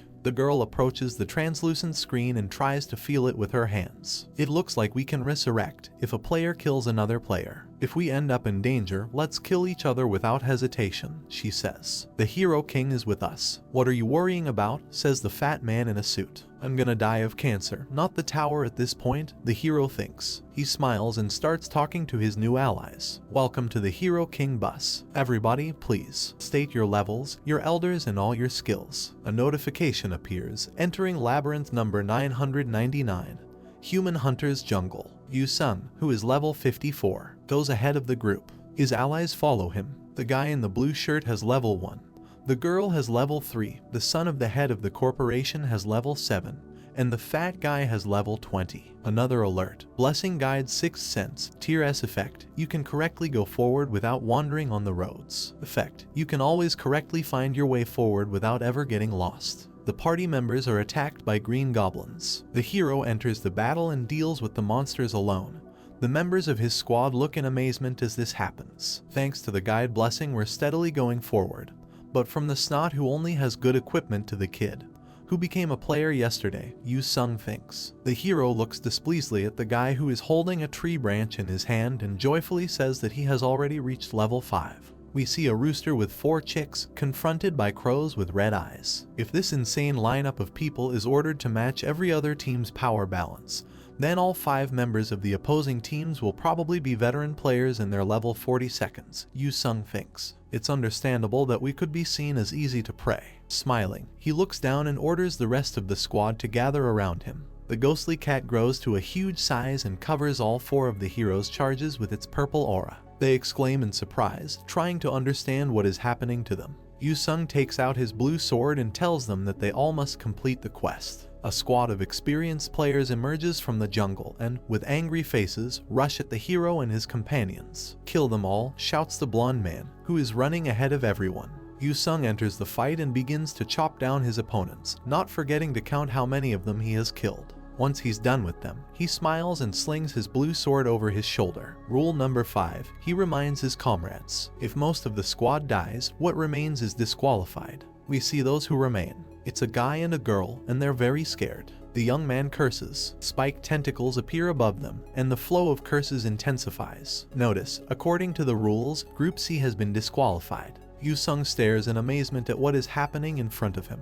The surviving young people find themselves pierced by huge green tentacles that appeared above their heads a couple of seconds ago. We see 2 identical alerts. Player has failed in the raid. The hero, behind whose back a grinning cat is visible, thinks. He remembers rule number 2. In case you are killed by the labyrinth, you cannot be resurrected even if the raid ends. Yu-sung looks at the corpses with sympathy. That's why I killed you guys, he says. Be grateful. I didn't think that disqualification here would look like this, he thinks. Another player is watching the jungle squad, wearing a ninja mask on his face. Even under his mask it is clear that he is very worried. The hero king is here, and you die if you are disqualified, this character thinks. I must inform my comrades about this. Out of nowhere, a hero appears behind him. What are you watching so closely here? He asks with genuine interest. The young man looks at the hero with fear. Hero king, he says, stammering. I'm your fan, so. Yu-sung looks at the player, smiling. I see, he says. But have you come here alone, my friend? Someone is rapidly rushing through the jungle. This is the same player who was just scared by the hero. He runs up to his 2 laughing comrades and shouts loudly that he has found the bastards from Group A. His entire squad immediately sets off in pursuit. One of the players, with deep and terrible scars on his face, smiles. One guy is high level, and everyone else looked weak. he says. Then we just need to assault the weak guys, like assassins. The guy with the mask on his face looks back at him with concern. Are we actually running there? Asks the player with the scars. The road is somehow too dark. The squad runs along a path that is covered with someone's aura. I'm really sorry, says the masked player, but this is the best I could do. His interlocutor, who is apparently the commander of the detachment, looks up with fear. You damned son of a traitor, he shouts angrily. We see splashes. An alert appears. Group B has failed in the raid. Then one more thing. Group E has failed in the raid. There are corpses on the ground, pierced by purple spikes. Third alert. Group D has failed in the raid. We see players fighting, armed with swords. Another alert. You have cleared the season update, the first labyrinth in history. The hero, with blue crystals flying around him, continues to actively work with his sword. Another alert. Special achievement points are given to players of Group A. Members of the hero's squad rejoice. We won, they shout. Thank you. Thanks a lot. 3 more alerts. As a reward for winning, 2 random blessing tickets have been provided. Please choose the player who will receive the reward. In case objections are raised, the rewards will not be granted. The hero's allies look in shock at the information windows hanging in front of them. The guy in the blue shirt expresses his bewilderment. Did they give only 2 awards for 5 people? He asks. Yes, that's true, the hero answers him. With a serious look, he begins to explain what he thinks about this. Since I did all the work, I will take both awards. Does anyone have any objections to this? He asks. Wait, one of the allies shouts. The hero looks at the objector with bewilderment. This is the son of the head of a large company, and he looks very unhappy. Give me 1 ticket, he demands. Then I will forget about what happened in the previous tower. But the objection comes not from the hero, but from the fat man, who is also very angry. What did you do to talk like that? He asks. What did you say? The young man asks in bewilderment. If anyone should take the second ticket, it should be me, since I at least helped in some way in the battle with the monsters, the fat man shouts. 2 players grab weapons and begin to sort things out. What a bastard. What do you think about yourself? Shouts the son of the head of the company. You want to have a go? His opponent asks. Wait, what are you doing? A young man in a blue shirt is trying to shout to them. Crossing their weapons, the 2 opponents look at each other with wild eyes. Little impudent one, yells the older one. Shut up, idiot, you don't know who you're talking to? He replies. Yu-sung looks at both of them with undisguised disgust. 2 young people offer their way out of the situation. Let's not fight, the frightened girl screams. Let's play rock, paper, scissors to share the rewards fairly, the guy suggests. The dispute, however, is resolved in the simplest way, with the heads of the 2 disputants flying off their shoulders. Yu-sung, who has a small blue sphere glowing in his hand, looks sternly at his surviving allies. You should have some qualms, he says. After having received the experience and achievement points, what more do you want? Young people cower in fear. Are you also applying for awards? Yu-sung asks them threateningly. The young people shake their heads in horror. 2 cards float above the hero's hand. Player Kang Yu-sung receives the reward in bulk, he solemnly announces. Before us are 2 gold-colored cards. Notification. Opening random blessing ticket. An X blessing, Yu-sung exclaims displeasedly. 2 more alerts. You have obtained the blessing flame resistance. You have obtained the blessing fair wind sails. The hero, on whose lap the cat is sitting, wearily holds his head. How unlucky I am, he says. A window appears asking the hero to make a choice. You already possess flame resistance. Do you want to synthesize? Yu-sung looks blankly at the ceiling. Yes, do it, he says. Alert, you have acquired the blessing flame stopper. We see the corresponding card. An information window appears. Blessing Flame Stopper. Tier, effect, Flame Resistance ++. Blessing activates upon being hit by flame attacks. Resistance to flame attribute attacks increases drastically. Active for 10 seconds, cooldown 1 hour. Even if it's not a great blessing, the more the better, the hero thinks. These blessings from the elders that don't get reset, and instead passed on to the next season, are more valuable than skill cards in the long run. Before us is a list of blessings available to the hero, which makes no sense to list, since there are too many of them. Yu-sung lounged in a chair on wheels, his feet up on the table. He looks through the blue windows hanging in front of him, the contents of most of which we have already become familiar with. Since I've got these new blessings, shall I look for a fire attribute tower for the next one? Tier 6, Phoenix Nest, how about there? He asks. Apparently from a cat he is stroking. I don't like fire. Go to a dark and cool place, Cat Butler, the animal replies. Yu-sung rubs his chin thoughtfully. How picky you are, he says. In this case, another notification appears. Tower of the Temple and Jihad calls player Kang Yu-sung. In the air above the hero and the cat hangs a familiar simple necklace with a sharp crystal as a pendant. Next message. Unknown tier accessory token of trust is exercising a powerful influence. And one more thing. Do you want to respond to the tower's calling? Yu-sung reaches out to grab the jewelry. We see the Tower of the Temple and Jihad information window. Tier 7. Large-scale war type. Number of players that can enter 1. Shop available. Smiling, Yu-sung grabs the necklace. It looks like they won't let me rest, he says. Next notice. Special point. Unfathomable beings of the tower are planning to intervene in the war. Enter the tower, the hero gives orders. It is reported to be part of the Tower of the Temple and Jihad. Yu-sung lands on the red carpet. In front of him, a girl sits on a throne on a small dais, and on either side of the hero stand warriors armed with spears. The girl folded her fingers in front of her chest. The shadow goddess responded to my prayers as well, she says. We see the girl's face and it seems familiar to us. You too have responded to my calling, she says, smiling. Memories emerge in the hero's memory, so she gets angry and says that she doesn't need the pity of the pagan bastard.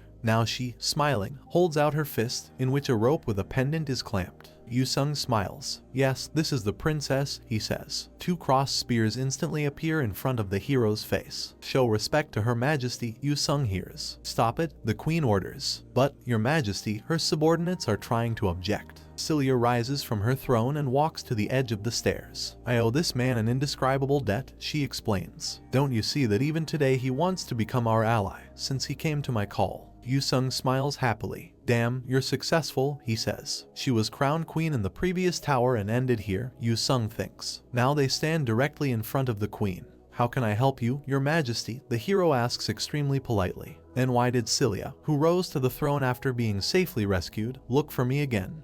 He thinks. We see city buildings surrounded by a high wall. A high-ranking clergyman sits on the throne with a cross in his hands, in front of whom sits a knight on one knee. The Holy Land was captured by the Ayubid elf kingdom. He asks angrily. This man's hand drops the cross. Everyone present in the hall tries to shout to him, but to no avail. After Pope Urbano III left the world from shock, the new Pope, Gregorio VIII, in order to restore the Holy Land, called all the human kings who had settled at different parts of the continent for unity. We see this man speaking from a balcony in front of a huge audience, and he looks very much like a fanatic. Now we have before us the kings whom he managed to attract to his side. These are Dragon Heart King Richard, Bloodbeard Barbarossa, and Supreme King Philip II. And the third holy war between the desert elves and humans began over the Holy Land. We see elves fighting knights in the middle of the desert. The hero looks ahead. So that's what happened, says Yu-sung. So I'm dealing with a religious conflict, he thinks. Both sides are pagandoms though. Can't they just stay on good terms as fellow pagans? The hero stands at the elegant railing with the queen and looks away from her. The kings of 3 countries brought their armies to this land, the girl says. Most likely, their goal is the first fort in the Holy Land, that is, the place where we are now. Celia, with a magnificent park beneath her, smiles sweetly. In this war, will you fight for us? She asks. The hero puts his hand to his forehead and looks into the distance. So those guys settling down there is the Dragon Heart King's army? He asks. Can you see them from such a distance? Celia asks in amazement. They are 2 kilometers away, if not more. Yu-sung spreads his arms wide. Use the side deck. Change the skill Oculus for Ice Bolt, he orders. The queen looks at him in surprise. A notification appears. Side deck exchange chances left 2 from 3. And one more, activating the Blessing Guide's 6th sense. A blue ghostly assault rifle appears in Yu-sung's hands. We are shown these weapons up close. Then an information window appears. Ice Bolt. 3-star strengthening effect. Distance and damage drastically increase. Gun protection possible. The hero winks at the girl. Your Majesty, he says, you have nothing to worry about. A bird soars in the sky. Below it we see a huge army, above which Yu-sung stands on a high cliff. The hero looks into the scope of a ghostly assault rifle. In the crosshairs you can see orderly rows of completely identical warriors in knightly armor. Yu-sung fires, hitting one of the soldiers directly in the head. It's the visitor from yesterday. One of the dead man's comrades shouts loudly. The knight, who holds in front of him an elegant shield with a large red cross, shouts for the warriors to raise their prepared shields. The knights obediently carry out the order, and a whole wall of shields grows in front, which, in addition to everything, emit a yellow glow. The next projectile fired by the hero hits the protective aura and is destroyed. Are their shields blessed by the Elder of Flames? Yu-sung thinks. He looks a little surprised at the enemy army. After I received some gifts from the Elder of Frost, I can determine that. He stands on a rock above hordes of knights and hears an order according to which the second detachment must find the guest.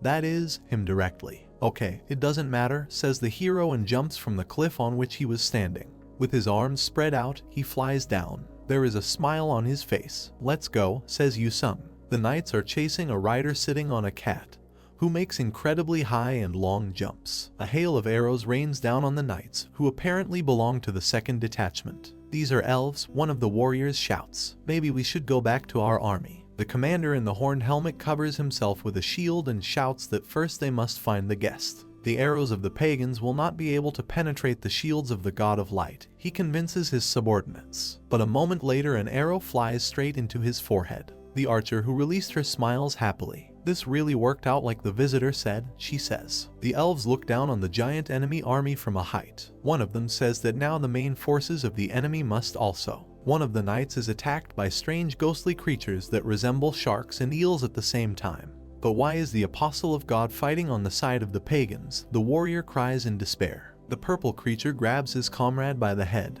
and he, in horror, begins to call for help to the god of light. The army of knights is already being destroyed by huge sperm whales, and judging by the fact that Blackie looks at all this completely calmly, then this is the work of his paws. A bright red line cuts the air. Don't be afraid, someone is shouting loudly. The ghostly cat looks at the author of this call in horror. He rides on a horse, raising his sword high above his head and orders the knights not to retreat a single step. Don't turn your heads away before God, he shouts. This man is wearing a fearsome-looking helmet with red energy flowing from the eye slits. We are reminded that this is Dragonheart King Richard. An army of knights rushes forward. For the Lord, shouts the king galloping ahead. Suddenly this person notices something wrong. It turns out that there are giant purple jaws closing over both him and his army. They click into place with a characteristic sound. The king's sword bursts upward, releasing powerful waves of red energy. Richard looks up and screams heart-rendingly, reminding his soldiers of God's desire. The purple energy dissipates. We see that the army of knights is intact, and in front there is still a king with a huge sword in his hand. Kill this vile pagan, he orders. Pointing his sword at the hero standing alone in front of his army, Richard rushes to attack. Amen, screams in a completely inhuman voice. But the knights notice something truly terrible and begin to scream in horror. Yu-sung silently looks at his enemies with a very strange look. Oh God, says someone present on the battlefield. The knights, raising their swords into the air, rush to the attack. My God, says Yu-sung, smiling, around whose hands we see jets of blue energy. It begins to take the form of a barbed weapon. It is not yet clear what kind. Powerful explosions are heard on the battlefield. An elf armed with a dagger appears next to the hero. Visitor, just keep your eyes on the target, he says, smiling. Several more elves fly through the air above the hero's head, and he looks in amazement at this strange flock. By the queen's orders we shall now annihilate the pagans, their commander shouts loudly. He smiles predatorily, preparing his sharp dagger for battle. The hero, smiling, sighs. It looks like I have a lot of fanatics on my side, too, he says. The elves fly up to the mounted knights through the air and attack them. Knights sit up in their saddles to protect themselves from attacks from above. One of the warriors is attacked by two elves at once. While one distracts attention from the front, the second flies up from behind and blows off the knight's head. Another rider dies. Behind him we see four flyers at once. The commander, King Richard, stands in the way of the elves. He delivers a powerful blow, killing several opponents at once. We see a helmet with an ominous red aura glowing in its eye sockets. Yu-sung stares at the king. He takes out two blue swords and, smiling, steps forward to give battle to the commander of the knights. I guess I'll have to balance things out, he says. Yu-sung bursts onto the battlefield and begins throwing punches that leave bright blue trails in the air. Richard raises a huge sword in front of him, emitting powerful streams of red energy, and calls out to the hero. Yu-sung finds himself in front of the knight commander. How dare you, shouts Richard. He raises his head up and roars in rage. Who do you think I am anyway? He delivers a blow that almost hits the hero. He smiles. You are the enemy, aren't you? Yu-sung replies mockingly. Which I will destroy to receive rewards. He extends his right hand, above which we see a purple skull. Let's see if you really have a dragon heart in there, says the hero. A notification appears, keyword, death mark has been attached. Richard looks at the hero, and it should be noted that his appearance can terrify anyone. Another notification, the debuff, weakness reveal, has been applied to the target. Yu-sung looks at the king through the tongues of red aura, bewilderment on his face. Another notice, hit modifier, dex, and each dodge modifier have been reduced by 500. Richard takes his huge red sword with both hands and tries to pierce the hero, but he manages to jump away. "Do you think I will give up?" the king shouts. He thrusts downward and pierces the horse right through. "To an insect like you," he completes the sentence he started. Richard majestically tramples the newly killed animal with his foot. A powerful release of red energy occurs behind him. Some of this energy reaches the hero, throwing him back. "How did he do that after I applied that debuff on him?" Yu-sung asks himself in shock. The tip of the sword sticks into the body. Blood begins to flow from the wound. "I offer this blood to thee," someone says. It turns out that this was done by Richard, whose helmet we now see. "Give me the strength to defeat this pagan," the king asks his god. Yu-sung calls up the cards at his disposal. "Use side deck. Swap ice bolt with sword manipulation," he orders. Jets of red energy rush in the direction of the hero, over whose head the blue swords we know have already appeared. Yu-sung extends his left arm, launching this dangerous weapon at his opponent. At the same time, red hands emerge from the ground around the king, reaching out to him, trying to grab him. Bloody limbs stick around the king and reach the helmet. There are a lot of these hands, and it seems that Richard will not be able to free himself from them. "I think the blood chains got stronger than before due to the bloodbath around us," the hero thinks. Crouching on one knee, he looks with alarm at what is happening to his opponent. Yu-sung spreads his arms wide to the sides. "In this case, if all conditions are met," he says. A notification appears, specifying the range of AoE for using the skill. We see the hero standing in his arms, who continues to stand on one knee. Blue energy spreads around him, covering the riders who are in range. Yu-sung raises his left index finger and orders someone to stand up. Bloody knights, who seem to have been corpses just recently, respond to the call. Richard, with only a small part of his helmet remaining, screams loudly and protractedly from the rage that has gripped him. We see that now he is opposed not only by a hero holding a sword, but also by many living dead. "These vile zombies will not stop me," shouts the king. We see his face without a helmet. It is bloody. Now we have the map waking the dead soldiers. A window appears with information about it. Attribute: Undead Darkness. Ability: Resurrects the dead and allows the user to command them. The corpse is reconfigured for combat. The king's knights are pierced by nasty-looking spikes that resemble either squid tentacles or tree branches. Richard looks at this terrifying picture with red eyes, which reflect the death of an entire army. The shoots reach the king. He tries to resist, but fear is visible in his eyes. Before us is the face of the king. It is bloody. Only one horn remains from the helmet. The red shine of the eyes has been replaced by a deathly white hue. "Oh, God of light," says Richard. The king kneels down and lifts his face up, exhausted. We see two notifications. "Is too wide for your aptitude for necromancy. The skill, Waking the Dead Soldiers, has been deactivated." Yu-sung approaches the kneeling king and places a sword on his back. Then he delivers a sharp blow that sends up streams of blood. Before us is again a small city surrounded by a high wall. The hero opens a box containing the severed head of the king. "Here's the head of the king of malice, Richard," he says. Yu-sung is on one knee in front of the queen sitting on the throne. Next to the carpet he is on are 2 rows of elven soldiers. "Visitor, we are grateful for your service," says Celia. But this was only the first of 3 pagan kings. Jihad, that is, the holy war, has just begun. Yu-sung, who has already covered the box with his head, silently nods. Before us are graceful arches, behind which one can see the starry sky. Yu-sung, closing his eyes, turns his face towards this view of the universe. Now he sadly looks into nowhere, raising his hand to his face. Yu-sung rubs his fingers, which show dried blood. He gets up and goes somewhere. We see green glowing gears behind him. Automata appears out of nowhere, sitting miserably on her knees. The girl calls out to the hero. A large red crystal appears in her hands. "You reach the highest level for the skill Frost sword creation,"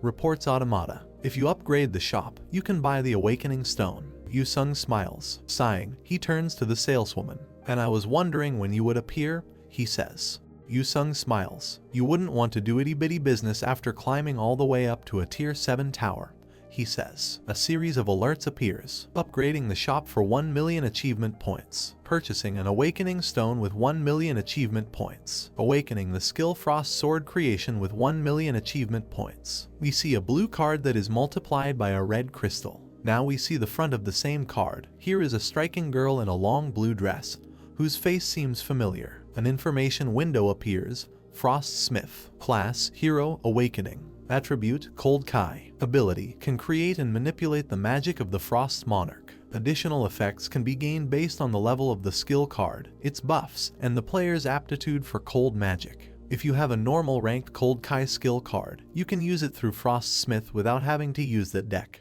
The hero, in whose hand a blue sphere rotates, emitting jets of energy, looks up, covering his eyes with his second hand. "Geez, my goodness," he exclaims. We see him rush onto the battlefield, deal many effective blows with his sword and destroy several knights who can do nothing with him. "What a good day to die," says Yu Sung, smiling. How great is that? The horror that gripped the knights can be felt even through the helmets that protect the heads of the warriors. The hero, grinning, turns to his enemies. "By the way, your captain must have a very hard ass," he says. The knights freeze in surprise and look at the hero, waiting for an explanation for such a non-trivial statement. "His army is being destroyed and he doesn't even bother to leave his tent," says Yu Sung.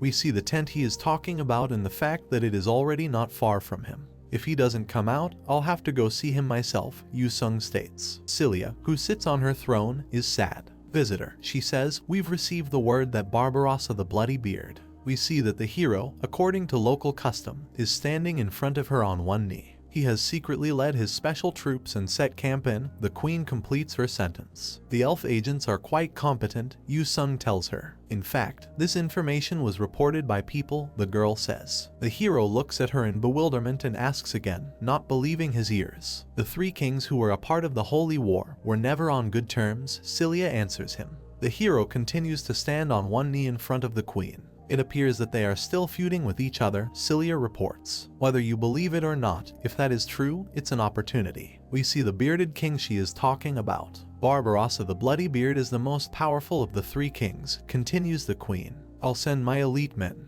Would you lead them?" The hero grabs the curtain with his hand. "Just in case I was planning on secretly assassinating him," he thinks. Yu Sung swings open the entrance to the tent with a sharp movement of both hands. "It looks like they told me the truth," he thinks. "However, I don't see a target anywhere that needs to be dealt with." We see the hero's boot, from which jets of blue energy spread. Yu Sung notices a man sitting on a simple bed, holding a beer-like mug in his hand. "Here you are," says the hero. "What are you doing here? Are you hiding?" The next second, the man who never answered him was already lying on the floor. The mug flies out of his hands and flies to the floor. Its red contents spill next to the hero's boot. Yu Sung looks at what is happening in front of him in bewilderment. The red liquid leaking from the mug emits strange jets of black energy. "What is this? Poison?" the hero thinks. Suddenly a smile appears on his face, as if he has realized something. An elf appears at the entrance to the tent with a dagger in his hand. "Visitor, the outside is all," he begins to report, but stops when he sees Yu Sung laughing loudly,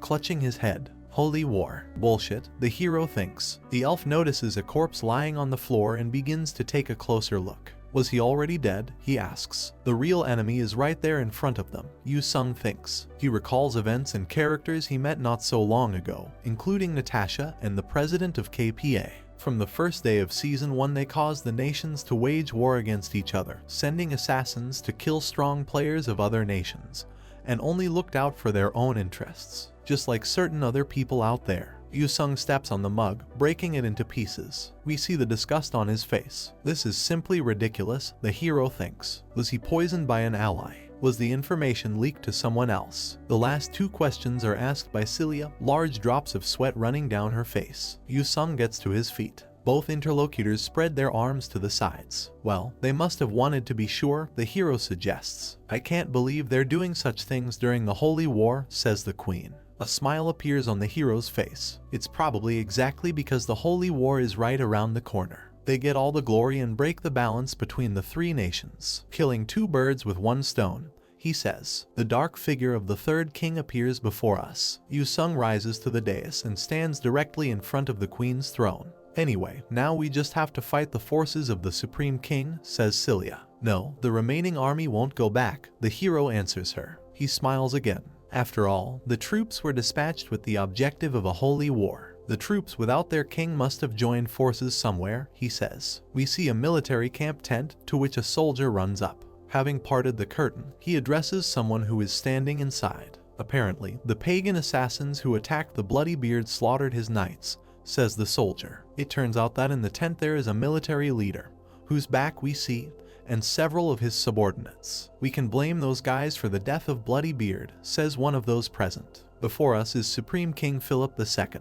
That's right, he says. That should make the guy's troops follow my command, he says. The king stands at a table on which is visible a map of the combat area with figures placed on it. After all, the religious king of Malice and the wealthy Bloody Beard were defeated by the pagans, declares the king. Your Majesty, you will reclaim the Holy Land and annihilate those pagans. It'd be an honor for them to follow you, one of the officers answers him. Philip smiles. Naturally, he says. The king picks up 2 red figures. As the receiver of divine revelation, my will is the same as God's. Encourage their feelings of vengeance for their lord, he says. The officers kneel before their monarch. We should put the forces of the King of Malice and Bloody Beard at the front lines. The king announces his intentions. As you command, the soldiers obediently answer. The monarch's eyes glow with evil energy, and a cross glows on his shoulder pad. The angel of belief is watching over me, so do not doubt anything, says Philip. We see the cross up close and note its elegance. An information window appears. Golden fanaticism, a black surcoat adorned with a golden cross. Description: renowned during the Holy War of Races, this coat is said to have been blessed by an archangel for a devout knight, whose life was endangered in an ambush by elf guerrillas. After the blessing, the knight's faith was unwavering and he personally slaughtered 1,000 elf pagans, men, women and children in the battles that followed. Yu Sung looks at the enemy army from a height. He notes the horsemen with horned helmets, the cavalrymen of the King of Malice. Also attracting attention are knights in helmets with red stripes, armored infantry of Bloody Beard. The city's defenders are preparing catapults for battle. Yu Sung looks into the distance, covering his eyes from the sun with his palm.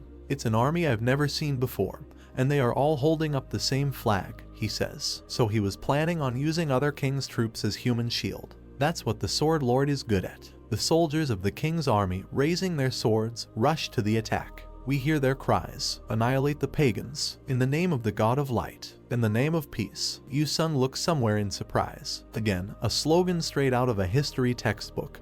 He thinks, but will peace really arise from killing all your enemies? Yu Sung looks at the elf army arrayed behind him. A card appears in his hand. I don't know about that, he says. We see the text he is considering. Buff west wind. Effect: a westerly breeze shall sweep across the battlefield. Just like the gentle breeze that comes before spring, your battles will go smoothly. Yu Sung feels a gentle wind blowing on his face. Alert: the buff will remain active until the end of the tower raid. Streams of blue energy curl around the hero's fingers. A stream of this energy falls on the knights, who rush to attack the city walls. One of the warriors, who holds in front of him a richly decorated shield with a cross, shouts loudly to his comrades. There he is, that player, that pagan. Avenge his majesty. Another soldier runs forward, urging his comrades not to give in to the onslaught of the wind. The king, with his eyes closed and his head down, holds a flaming sword in front of him. Oh, God of Light, please guide us, he says. We see a huge pillar of flame above the king, who rushes into battle ahead of his army. Winged creatures appear above his head. We see a series of alerts. The Light Monarch blesses the human army. The faction, Watchers of Light, have joined the battle. The Fire Monarch blesses the human army. The faction, Fire Destroyers, are influencing the battlefield. Ordinary knights scream with delight, waving their swords. The gods are watching over us, they shout. Another notice: the Shadow Monarch bless the Desert Elf army. We see elves shooting arrows from the city walls. Fight, my kinsmen, one of them shouts. The Shadow Goddess is watching over us. Notice: the faction, Shadow Council, has joined the battle. Arrows emitting purple streams fly at the advancing knights. Alert: the Frost Monarch blesses the Desert Elf army. It's starting to snow in the desert. Alert: the faction, Frost Guardians, are exerting their influence on the battlefield. Yu Sung looks at what is happening in front of him in confusion. If this war is truly God's will, he says. Something explodes near one of the elves. Fragments fly in all directions. Purple arrows pierce the shield that the knight holds in front of him. The hero continues to look thoughtfully at the battle. If they are like gods, we see several gods who are watching the battle unfolding near the city walls from above. Wouldn't that make them evil gods, says Yu Sung. The cat, which lies at the hero's feet, yawns, its mouth wide open. Stop talking nonsense and do what you have to do, says the animal. Yu Sung raises his blue sword above his head and rushes into battle. You're right, he answers the cat. We must end this damned war. Under the city walls, a troop of strange creatures appears, dressed in cloaks with hoods and wearing masks with beaks. We see 2 alerts. Don't disappoint the council. Shadow Council temporarily grants you 100 shadow puppets. Before us is the hand of a hero who is leaning on something. It turns out that the support is the head of the creature sent to help. Oh, we are getting tons of support, says Yu Sung.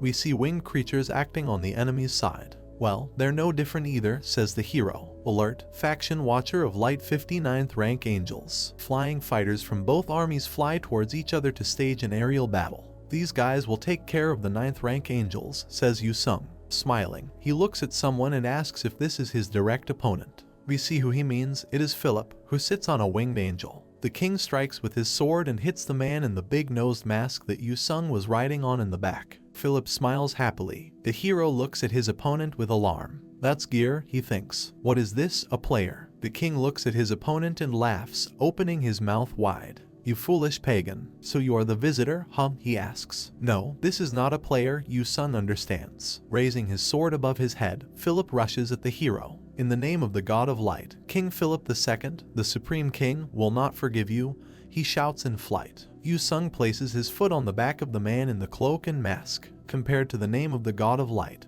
that was too atrocious, he says to the enemy. This guy must be the original owner of the golden fanaticism, he thinks. The king throws a powerful blow, but Yu-sung successfully blocks it with his sword. The battle in the sky continues. Rising to his feet, he sends a series of purple beams at his opponent, which visually look very dangerous. This game couldn't be shitter, says the hero. Every Tom, Dick and Harry is flying around with wings on their back. An alert appears. Shadow Monarch grants you a buff, Raven Wings. Yu-sung is incredibly surprised and even shocked. This can be seen from his rounded eyes. It's quite understandable. Giant purple wings grow behind his back. Yu-sung looks around in amazement at the wings. I didn't mean that I wanted them to, but I mean it's like a fashion accessory in a game for middle-aged men. Two opponents, each now with huge wings behind their backs, fight with swords over a city whose walls are stormed by an army of knights. Fighting midair like this just turned my well-planned deck into a useless piece of paper, he says. The king smiles joyfully. Haha, finally a worthy opponent, he shouts. Opponents fly up to each other several times within striking distance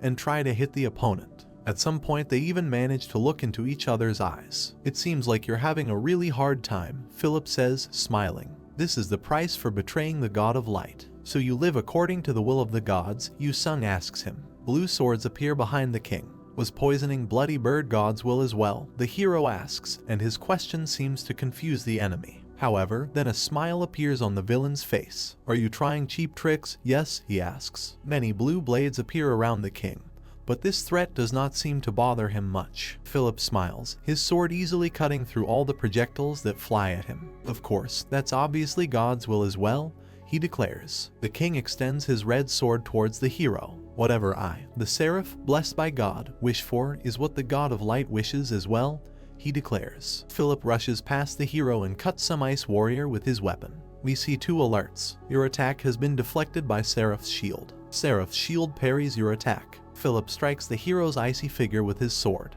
However, the next moment he notices something behind him and looks around with alarm. A notification appears. Seraph's shield has been destroyed. Yu-sung, who, in fact, ended up behind the enemy, pierces him with his blue sword. I knew I couldn't be the only one who found the wings bothersome, says Yu-sung. They block your sight. A powerful flash occurs. A warning appears. An 8th rank seraph has rescinded into the body of the Supreme King. The king angrily grabs the hilt of the sword that pierced him, trying to pull out the weapon. Powerful rays of light shoot out from his body, and the hero has to try to jump away from the enemy undergoing transformation in time. There is a very powerful yellow flash in the air. In the place where the hero's sword entered the king's body, jets of yellow energy appear. A halo appears above the dead king's head. Philip, with his arms spread wide, hangs in the air with a red sword in his hand, but we understand that this is not him at all. Jets of yellow aura burst out from the king's eyes. Yu-sung looks in shock at what is happening before his eyes. These angels are already stealing other people's bodies, he thinks. A notification appears. Faction, fire destroyers have forged the sword of light with flames of hellfire. The king, who now looks more like a zombie with a halo, is holding a sword in his hands that has begun to glow with a blue aura. Yu-sung looks at his opponent warily. Another notice. Faction, Frost Guardians have forged Frost's sword with Cocytus Cold Kai. The hero and his transformed opponent fight high in the sky, while the assault on the city walls continues below them. One of the knights looks up into the sky in surprise. It starts to rain. In the sky above the besieged city and the army standing at its walls, something flashes very brightly. We see that this is the result of the hero's battle with the transformed king. It becomes clear that Yu-sung is experiencing very serious difficulties. Traces of blood are visible on his face and clothes. Philip raises his blue sword above his head. He rushes past the hero, but he manages to dodge again. A smile appears on the king's face. He makes another throw with his arm outstretched, and this time the sword appears to hit the hero. The smile on the face of the king, over whose head hangs a halo, stretches from ear to ear. Yu-sung screams in fear. Purple spears pierce the king's body in many places. Many blue swords fly at him. The hero grabs his throat and tries to clear his throat. "I think I'm going to lose my voice," he says. Philip angrily calls out to the hero, his eyes glowing with yellow energy. A notification appears. "You have slain the Supreme King, Archangel's descending body." Yu-sung walks along the blade of a blue sword that hangs in the air on a defeated enemy. The hero, behind whose back one can see badly damaged wings, raises his right hand with bent fingers. "I'm sorry, but I don't need these things for dogfights," he says. Standing on the sword, he throws out his wings, which seem too inconvenient to him. The knights, standing in the pouring rain, look into the sky from where a body with wings flies towards the earth. "Look, something is falling," one of the soldiers shouts. "This is an angel," asks another. The knights look in shock at this spectacular, but for them terrible, picture. The king's corpse falls to the ground next to the knights. The soldiers rush to their commander. They try to shout to him, but it is completely useless. A notification appears indicating that the course of history has changed. The angels also begin to fall down. It seems that they are all already dead. Another notice: the twisted history distorts the player's historical gear. The frock coat, which the hero has been wearing from the very beginning of this story, is transformed. Yu-sung holds his sleeve to keep it from flying off his body. Notice: special achievement, you have acquired corrupted equipment. Many windows appear in front of the hero. We see the text of one of them. You have earned 100,000 achievement points. Yu-sung, who has blood on his face and neck, looks a little sad. "It's finally over," he says. A crowd of reporters runs up to the hero. Breaking news: the Hero King has successfully raided the season's first Tier 7 hard tower. One of them tells his audience, "I'm sure I entered the tower from my house. Where is this place?" Yu-sung thinks. He puts his hand to his forehead to block out the light and tries to find something with his eyes. Reporters, who are incredibly excited, bombard the hero with questions. "The cross pattern on your outfit is gone. Did you change gear inside the tower?" "Well, as you can see," Yu-sung answers them. The impromptu press conference continues. "You are raiding towers more intensely than ever in the entire season," says the brunette in a pantsuit. "As a player, do you have anything to say about your heroic activities?" asks the guy in the blue jacket. Park T-shik, very dissatisfied with something, gets out of the car. "Damn it, we're late," he shouts irritably. "Sir, you are being overprotective," the girl driver tells him.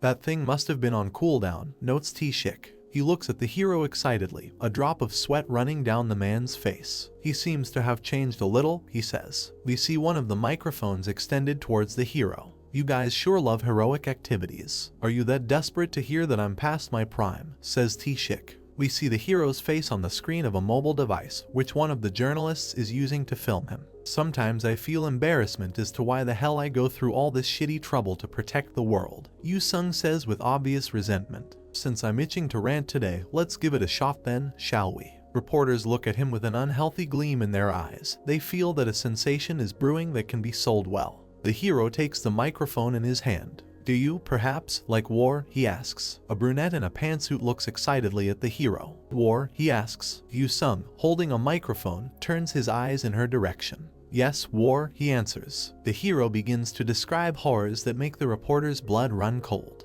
Having molten iron poured on you as you climb castle walls, getting shot by arrows, getting slashed, and having your guts gush out. Yu-sung brings the microphone to his mouth. Right, we're in the 21st century right now," he says. The hero reminds reporters of the nightmares of our century. "In that case, befitting the 21st century, let's go with missiles dropping from the sky, bullets piercing through people, and fighter jets bombing innocent people." A smile appears on his face. "Though either way, the part about one's guts gushing out remains the same," he says. Yu-sung looks at the reporters. "So do you all like that kind of war?" he asks. Journalists, gripped by horror, cannot take their eyes off the hero. "No way we'd like that. There's no such person who'd like war," they shout. The girl in the pantsuit, whose back of her head we see, says that war is always terrible, no matter who wins or loses. Behind the hero at the railing stands Queen Celia, who looks at her city. "I'm happy. I've got my revenge, but now I'm terrified," says the girl. Yu-sung, holding a glass of wine, approaches her. You defeated everyone, so why be afraid now? He asks. Celia holds an empty glass in her hand and looks into the distance. The end of this war, these blood and deaths, she says. The queen remembers how the elves collected their dead from the battlefield. This is a terrible scene, she continues. There is sadness and sincere indignation on her face. Is this really what our goddess wanted? She asks. We are again in the 21st century. The hero, with downcast eyes, stands against the wall. Yes, of course, he says. I think so too. The reporters look at the hero with their mouths open wide. To be honest, no normal person can like war, says Yu-sung. Then do you like heroes? He asks. We see the puzzled faces of the journalists. Of course, we love heroes, one of them answers. We are shown several characters of the mentioned category. All of them look very majestic. Then how do you think heroes get their status? Yu-sung asks. The hero speaks with inspiration to the audience. The answer is by fighting enemies and doing great at war. There are no heroes without wars. And yet you hate war? He asks. Let's be honest. Don't people actually like wars? The reporters look at the hero with their mouths wide open. We see that a fairly decent crowd has already gathered in front of him. That's both an extreme and twisted statement, one of the journalists replies. The situation is merely a product of the times. It's not compatible with the present. Yu-sung smiles and sighs. Times, he asks. Right now the neighbors uptown, the neighbors further north, and their adjacent neighbors are sending assassins to me as if it's a seasonal event. We see the assassins the hero is talking about. This is also war, he says. Park T-shik rushes through the crowd towards the speaker, roughly pushing aside the reporters. Just a minute, one of the journalists shouts. Are you saying that other countries are making attempts to assassinate you? He asks the hero. Yu-sung, smiling, pretends to cover his mouth with his fingers. Oh, you didn't know? He asks ironically. Oh my god, I think I just blurted out some secret information.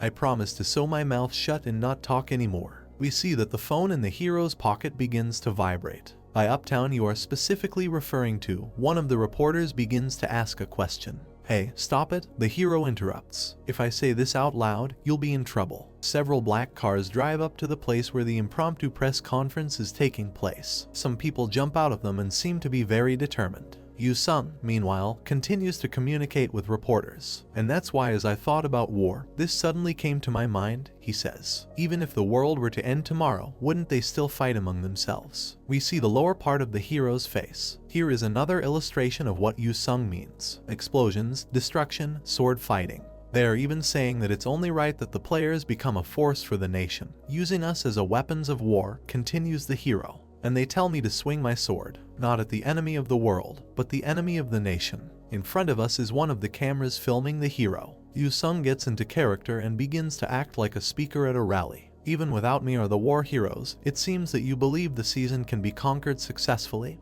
he declares. Streams of purple energy rise up from under his boots. So why on earth do I have to go through all this trouble? He asks. Yu-sung removes the microphone from his mouth. T-shik looks at his younger comrade with anger. To save this world, the hero asks, completing the thought he started a little earlier. Two girls are looking at the screens of their mobile devices. One of them is the well-known Maria Yeager. "Aw, let me correct that," says Yu-sung. "Is this world really worth saving?" Yu-sung, says Maria. The young man watches the same broadcast on a computer monitor. A gray-haired old man in a suit and gloves uses a tablet for the same purpose. Drops of sweat run down the face of a brunette in a suit. In the crowd gathered in front of the hero, a young guy holding a camera in his hands raises his hand. "It is worth it," he shouts loudly. "Is it true?" "Why?" Yu-sung asks him. Two more incredibly excited guys join in the spontaneous conversation. "Because we cannot let the innocent, guilt-free people be sacrificed," one of them shouts. "That's right. You must not abandon your calling as a player so irresponsible," adds the second. "As the king of heroes," Yu-sung sighs, smiling. We see behind the hero, who again raised the microphone to his mouth, a clown in a mask. "Why so serious? We could be either a hero or a villain. It's up to us what we become on this stage," says the hero. Yu-sung smiles. "Well, I'm just saying," he says. "Don't be so serious and..." Kang Yu-sung. The hero hears someone's irritated call and falls silent without finishing the sentence. Someone grabs his hand and pulls him towards him. We see that the performance was interrupted by none other than T-shik. "Get down from there," he says angrily. T-shik puts his hand on the hero's shoulder and leads him away, showing everyone the card hanging around his neck. "Move aside, clear the way," he demands. "I'm an official on a mission." T-shik turns to the people to give them one last thing. "To the people who are watching this, He shouts loudly, "For God's sake, don't spout any more bullshit about a player's duty or conviction." The last phrases are heard from behind the open car window. "Because if an ignorant person like me has convictions, I wouldn't be able to take responsibility for the mess that the world would be in. Make sure you broadcast this." The reporters are trying to stop the hero, but strong young men in suits, representing some kind of special services, stand in their way. 2 notifications appear. Clown Monarch expresses his satisfaction. War Monarch is ecstatic and grants you the blessing God of War. The car, which is covered by intelligence agents, takes off and speeds away. T-shik is driving the car,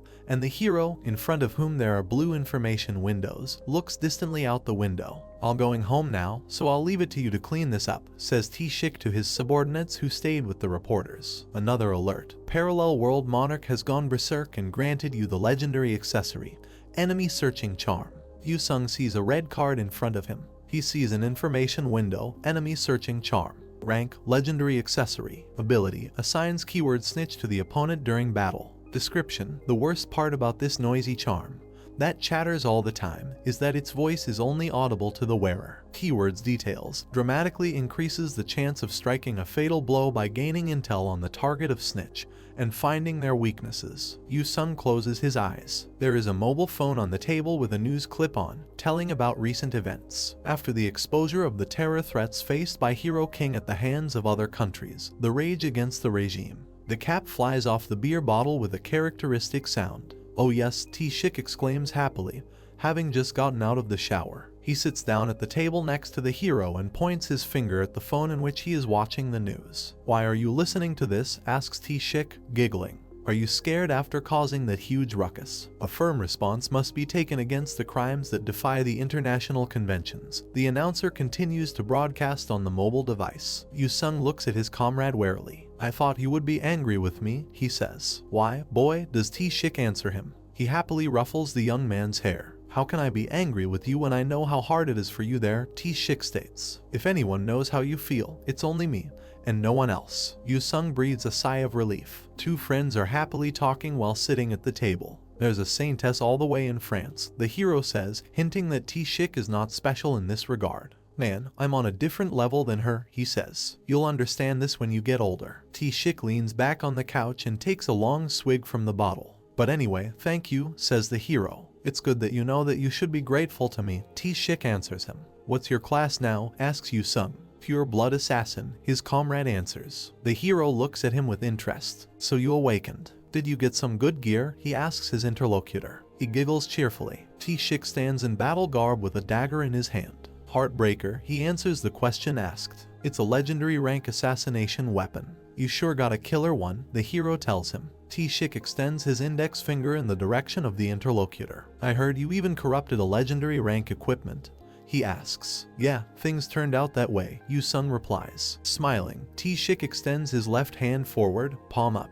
"You gotta take a break every once in a while. You'll get hurt going that fast," he says. "Want to get some fresh air? There's a perfect Tier 7 tower waiting for us. In front of us is a huge golden tower. An information window appears, Tower of the Godfather and back alley. Tier 7 divided by scenario format. Secret enmities and struggles between the organization await you. Number of players allowed, 2. No shop. Raid goal, revival of the Capone family." The hero and T-shik rise up on the yellow platform. T-shik smiles and looks at the system window. "Brace yourself, Kang Yu-sung," he says. T-shik looks at his comrade fervently. "Because the betrayal and the unrivaled nastiness of the organization awaits you," he completes the previously begun phrase. Yu-sung smiles. "I guess it's time to switch the genre to noir," he says. A notification appears, entering the Tower of the Godfather and back alley. We see a city street that is flooded with rain. We see a girl standing under an umbrella and holding something in her hand. "The deadline is before the meeting," she says. "I see." Someone answers and takes some records from the girl's hands. This person is not visible because he is standing in the doorway of the building, unlike the girl who has to stand in the rain. "Don't forget, everything," the girl begins to say, "is for global justice." The guy with blonde hair, whose back we now see, continues with her. The girl holds in her hand a magnificent antique pocket watch. It stopped," she thinks. "This is a clock that my grandfather gave me." A girl stands in the doorway of a building and examines an ancient chronometer. The hero tries to cover his comrade's head from the rain with his hand. "Oh no, it's raining." We could have just started indoors, says T-shik. Put on the hood, Yu-sung advises him. Otherwise all your hair will fall out. And that's true, T-shik answers. The girl notices this couple. Could they be? She thinks. She approaches the hero and his companion. Rangers, please help us, she asks. Ranger, the hero asks in bewilderment. Maybe that's how they call the visitors here, suggests T-shik. This place is Black York City, and the Capone family is facing a crisis. The girl begins to explain. We're crisis solvers. That's our job, one of the heroes replies jokingly. The girl shows with her hands where to go. Then we should come here, she says. I'll take you to the boss. The girl goes ahead, and the heroes follow her. This place, Black York, is actually ruled by the 5 great families of the underworld, she says. Before us is a part of the city with skyscrapers on which the names in question are visible. Falcone, Gambino, Sanchez, Capone, and Colio. In 4 days there will be a meeting at which the fate of the city's key enterprises will be discussed, the girl says. We see a scene of the execution of several people, led by a representative-looking bearded man. But some time ago our godfather, who is also the former boss of the Capone family, was murdered along with skilled people of the organization, says the girl. The hero follows her with T-shik, hands in his pockets. Godfather, he asks in surprise. I was an orphan who used to roam around in the back alleys when I was a kid, says the girl. Luckily I awakened my ability, but I wasn't particularly useful. We see a child sitting inside a piece of ice with his head in his hands. Someone is trying to get to him by breaking the ice with a piece of pipe. An old man appears behind this man and shoots him. The girl smiles, remembering the events that happened to her. My life changed when Godfather took me in as his adoptive daughter. He is my benefactor, she says. The hero looks at her thoughtfully, and T-shik looks at the status windows with a worried look. 3 interlocutors are standing in the corridor in front of the door. The girl opens the door, her face is sad. Anyway, from that ambush I could only save the son of my godfather.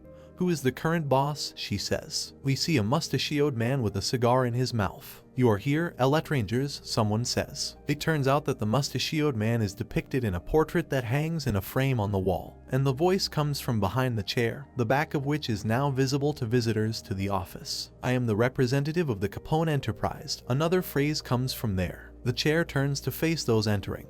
And I am the boss of the Capone family, says the one who sits in it. T-shik makes a pistol with his fingers and smiles cheerfully. Oh, what a little boss, he declares. We see that there really is a teenager sitting there. He extends his finger towards the guests and begins to shout in irritation. How imprudent. You called me a little boss. How dare you say that to the boss of the Capone family and the genuine successor, Vito Capone. The girl, feigning a smile, comes forward and tries to defuse the situation. Please, calm down, boss, she says. It looks like he didn't see you properly. T-shik tries to stop the girl, but she continues. You are full of majesty even when you don't do anything, boss, she says. A teenager, a tear rolling down his face, covers his mouth with his fingers. Yes, that's right, he says. We don't have much time, so let's get straight to the point. Rebecca, I'll leave it to you. The girl, whom the hero and T-shik look at in bewilderment, obediently lowers her eyes. Yes, boss, she replies. Yu-sung glances at her. On the table there is a vase with a flower, a teapot, and several cups. Rebecca, next to her slightly frightened boss, begins to outline a plan of action. In short, we need a revival for the Capone family, she says. The guests listen carefully to the girl. At the meeting of 5 families, which will take place in 4 days, we must get a lot of benefits, find those responsible for the attack on the boss and his people, and then destroy them, says Rebecca. The hero looks with sympathy at the fair-haired teenager, who sits with his hands clasped and is obviously very worried. The girl lays out some papers on the table in front of her. Do you have any suspicions about who is behind the murder? Asks Yu-sung, who is sitting on the couch with his comrade. Before us are photographs of bosses heading rival families. The prime suspect is one of the bosses of the great families, reports Rebecca. Unless, of course, they are in cahoots with each other. The most suspicious one is Gambino. He still has a weak position in the organization and wants war. The hero carefully examines the photographs of the leaders. T-shik points his finger at Gambino and asks if he should destroy them all. Vito Capone looks at him in bewilderment, but says nothing. Rebecca is in charge of him. That would be nice too, since all the enemies of our family will be exterminated sooner or later. Yu-sung looks at the girl with some disbelief. I don't think your boss thinks so, he says. Rebecca turns to the teenager and asks if it's true. He fearfully replies that no. The boy, raising his right hand, explains what he thinks about what was said. Capone was always great, but it was at its peak during my father's time. And I have Rebecca, who has observed his ways for 20 years. The girl smiles, covering her mouth with her fingers. Her ways are Capone itself, continues Vito. And there's no reason to disagree there. Yu-sung looks at the guy with a searching gaze. But Capone's boss is not that woman. It's you, isn't it? He asks. But Rebecca knows better than me, answers Vito. So, do you really want to kill them all? The hero asks. The teenager looks away, sweat rolling down his cheeks, trembling with excitement. Well, if they're innocent, then we can just maintain the existing relationship.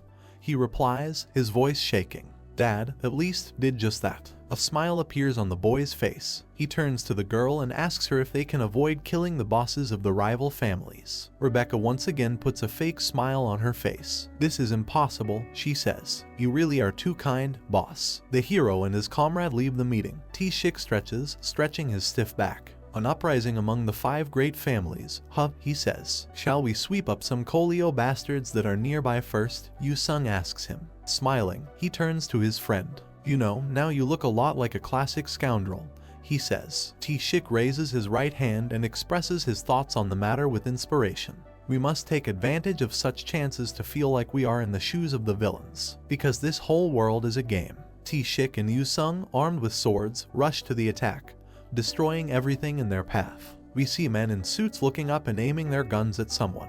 Who is there? One of them shouts. What kind of bastard dared to enter the Kolio family's territory? A battle begins, during which friends who arrive from another world confidently deal with local gangsters. T-shik, smiling predatorily, looks at the surviving opponents. We are ready to accept your surrender, he declares. We'll spare you if you tell us something. The 3 bandits, to whom T-shik actually turns, are not going to give up. Do you think that we will just part with information that belongs to the family? One of them shouts angrily. Go to hell, you damn bastards. The heroes strike several times with their weapons, which leave bright streaks in the air. Looks like there isn't a single gangster left alive. Well, blame yourself now, says T-shik. Several more armed people come running to the battlefield. Oh god, how many of you are there? The hero asks. More and more new gangsters are entering the battle. They are armed not only with pistols, but also with assault rifles. Vile creatures, one of them shouts. How dare you stage attacks before a family reunion? T-shik grabs one of the bandits by the collar and asks, pointing to a man who has appeared nearby. That bastard is the boss of the Kolio family. The gangster, who has a kind of crazy smile on his face, says that there is no need for the boss to personally deal with such insignificant insects as T-shik and his friend. I see, says T-shik. Well, okay. He charges in and unleashes a series of punches that send the gangsters flying away like blow-up dolls. Yu-sung, play with our friends here for some time, he tells his friend. What? Let's go together? The hero answers with bewilderment. T-shik, smiling predatorily, extends his hand in the direction of the enemies, and the finger of the other hand in the direction of the hero. You're here to relax a little, aren't you? He says. So this time this mister will carry the team. Yu-sung looks at him with confusion. However, then a joyful smile appears on the hero's face. He points his fingers at his friend. Okay, he says, I'll just clear the way, he says. T-shik rushes forward, leaving the hero surrounded by a blue aura and many enemies behind him. My boss, he shouts loudly. Yu-sung, armed with a sword, fights a crowd of gangsters who cannot do anything with him, despite being armed with firearms. On the roof of the building in the courtyard of which battles are taking place, someone's foot appears in a boot with a heel. We see many crows and one human figure with raven wings. A bird's wing covers a quarter of the window, through which T-shik can be seen dealing with someone, sending up bloody splashes. T-shik notices something unusual and looks up suspiciously at where the black feathers are flying. Something big just passed by, he thinks. Yu-sung is also worried. He sees many black birds above his head. Is this a flock of crows? He thinks. He catches one of the feathers falling down with his fingers. Something feels uneasy, he thinks. I think there's something more. A flock of crows flies between huge skyscrapers, and at least some of the birds look very unusual. We again see skyscrapers with the names of gangster families. After the Kolio family was crushed, the Gambino family is the next target. Someone crashes into a 5-story brick building, breaking through the wall. Oh my, he's tearing the whole place apart. Just ramming through, someone says. Yu-sung looks up in amazement. What on earth is he doing? He says. The entire building is shaking. Come to think of it, I haven't seen him fight in a long time. Crossing his legs, the hero sits on the edge of the roof and watches the battle unfolding below him. Well, I don't want to reveal this side of myself to him either, so maybe we are similar, he says. Smiling, Yu-sung holds the cat, eager to fight. Don't leave anything behind. Eat it all up, got it? He says. Lazy butler, how convenient for you, the animal replies angrily. To remind you that I am here to rest, the hero declares. In front of us is a catering establishment, where, judging by the sign, they mainly serve burgers. Yu-sung and T-shik are having lunch at the table. You lazy pig, says the eldest of them. Aren't you tired of eating the same cheeseburgers for breakfast, lunch, and dinner every day after coming here? The hero, having just taken a bite of his cheeseburger, covers his mouth with his hand. No way, he replies. I heard their cheeseburgers are top-notch. I think I should allot while I'm here. We see the heroes through the window of the establishment. There could be other delicious options, you know, says T-shik. I barely get a vacation. I don't want to ruin it by stressing over the menu choice, Yu-sung answers him. God, you really are some kind of abnormal, T-shik states. We see that he is sitting with a sad look, with his hands close to his face. Anyway, what did Gambino's boss say? The hero asks him. This is a guy, T-shik begins to answer. Yu-sung stares at him. He said he didn't know anything. The hero once again takes a bite of the cheeseburger and begins to chew. After telling me to trust you, seriously. Come on, what's with that answer? He says. Well, he won't be able to pull a stunt at the meeting anyway, T-shik answers him. We see a man with long yellow hair holding a landline phone to his ear. He dials the number, but as far as can be understood from his words, once again no one answers him. The man's teeth viciously crush his cigar. Neither Sanchez nor Falcone, he says. The man irritably throws the phone away from him. We see that a corpse is lying on the windowsill above his head.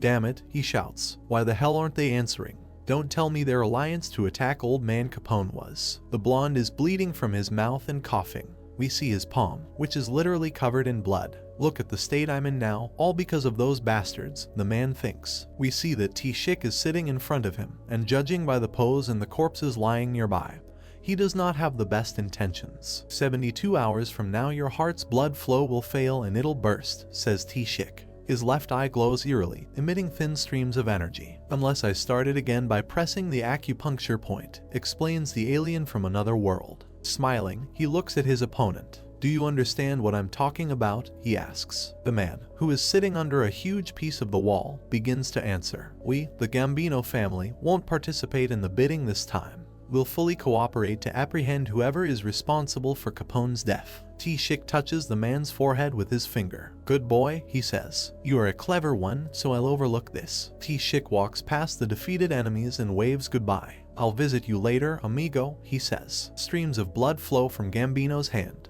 He grinds his teeth in anger without letting go of the cigar from his mouth. Damn it all, he thinks. In a frenzy, he bites his cigar. Yu-sung continues to chew. So we never got anything, he says. T-shik points his finger at his forehead. Stop chewing ice, he says. You'll ruin your teeth. T-shik looks away from the hero, who is drinking something through a straw. I hope we will find out everything during the family meeting, he says. T-shik raises his left hand slightly. Also, it's just a hunch, but I sense there's someone else besides the 5 great families, he says. In front of us is a majestic skyscraper, which black crows are looking at and flying around. Some important person comes out of the limousine, who is immediately surrounded by numerous bodyguards. Representatives of 3 families are sitting at the table, including the young Vito and Gambino, who was recently offended by T-shik. The third interlocutor is a man whose head and chest are completely wrapped in bandages. It is reported that this is the boss of the Collio family named Marcellus. It's pretty late now, he says. The boss of the Gambino family responds that 2 of his colleagues are missing.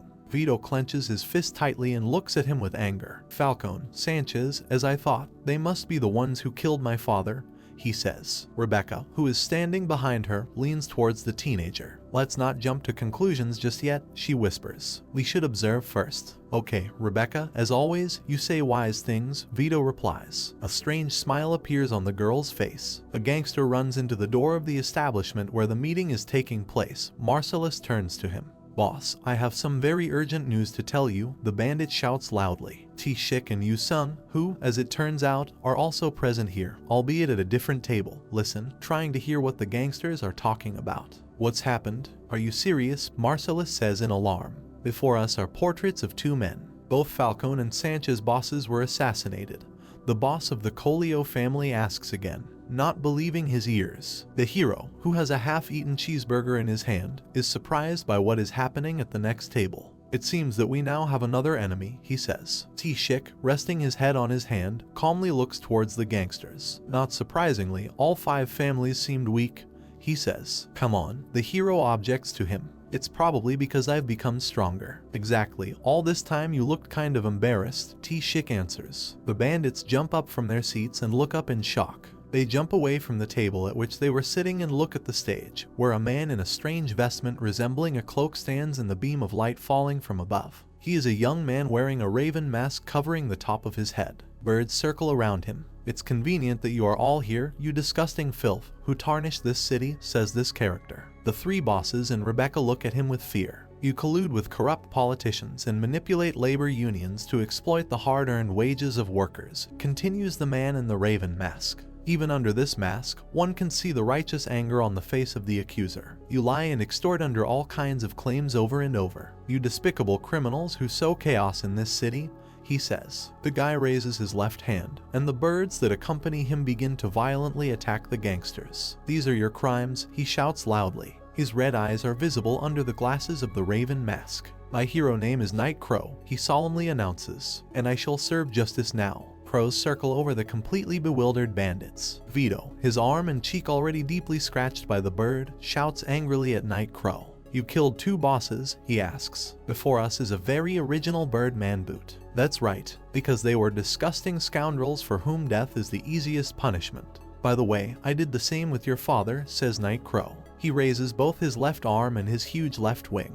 And exactly the same fate will befall you, he solemnly declares. With a sharp movement, Night Crow throws his hand forward, and black feathers fly at the gangsters, suddenly turning into dangerous projectiles. You are a vile scoundrel, the Birdman finally says to the young boss. The tips of the feathers glow menacingly. Rebecca steps forward, shielding the boy with her body. Boss, this is dangerous, she shouts. Step back. Night Crow looks at what the girl is doing in surprise. We see Rebecca standing under an umbrella in the pouring rain with some records in her hand. Rebecca, he killed our father, she hears. Yes, I heard that he did it, the girl answers. For the sake of justice in this world. Rebecca smiles and raises her hand to face level. The price must be paid in full, she says. Night Crow goes on the attack, calling someone a son of a bitch. A warning appears. Dark hero Night Crow is carrying out justice. We see the lower part of the hero's face. There is no shortage of scoundrels who deserve such punishment, he says. He extends his hand in the direction of Night Crow, and a purple aura appears around him, taking the shape of a huge toothy mouth. The crows, which had recently been flying in the air, turn into ice. Yu-sung holds a black feather in his hands, and behind him a ghostly cat smiles slyly. So, it was you who was the real enemy, yes, says the hero. Night Crow, Crow King. Night Crow tries his best to escape the purple jaws that are chasing him.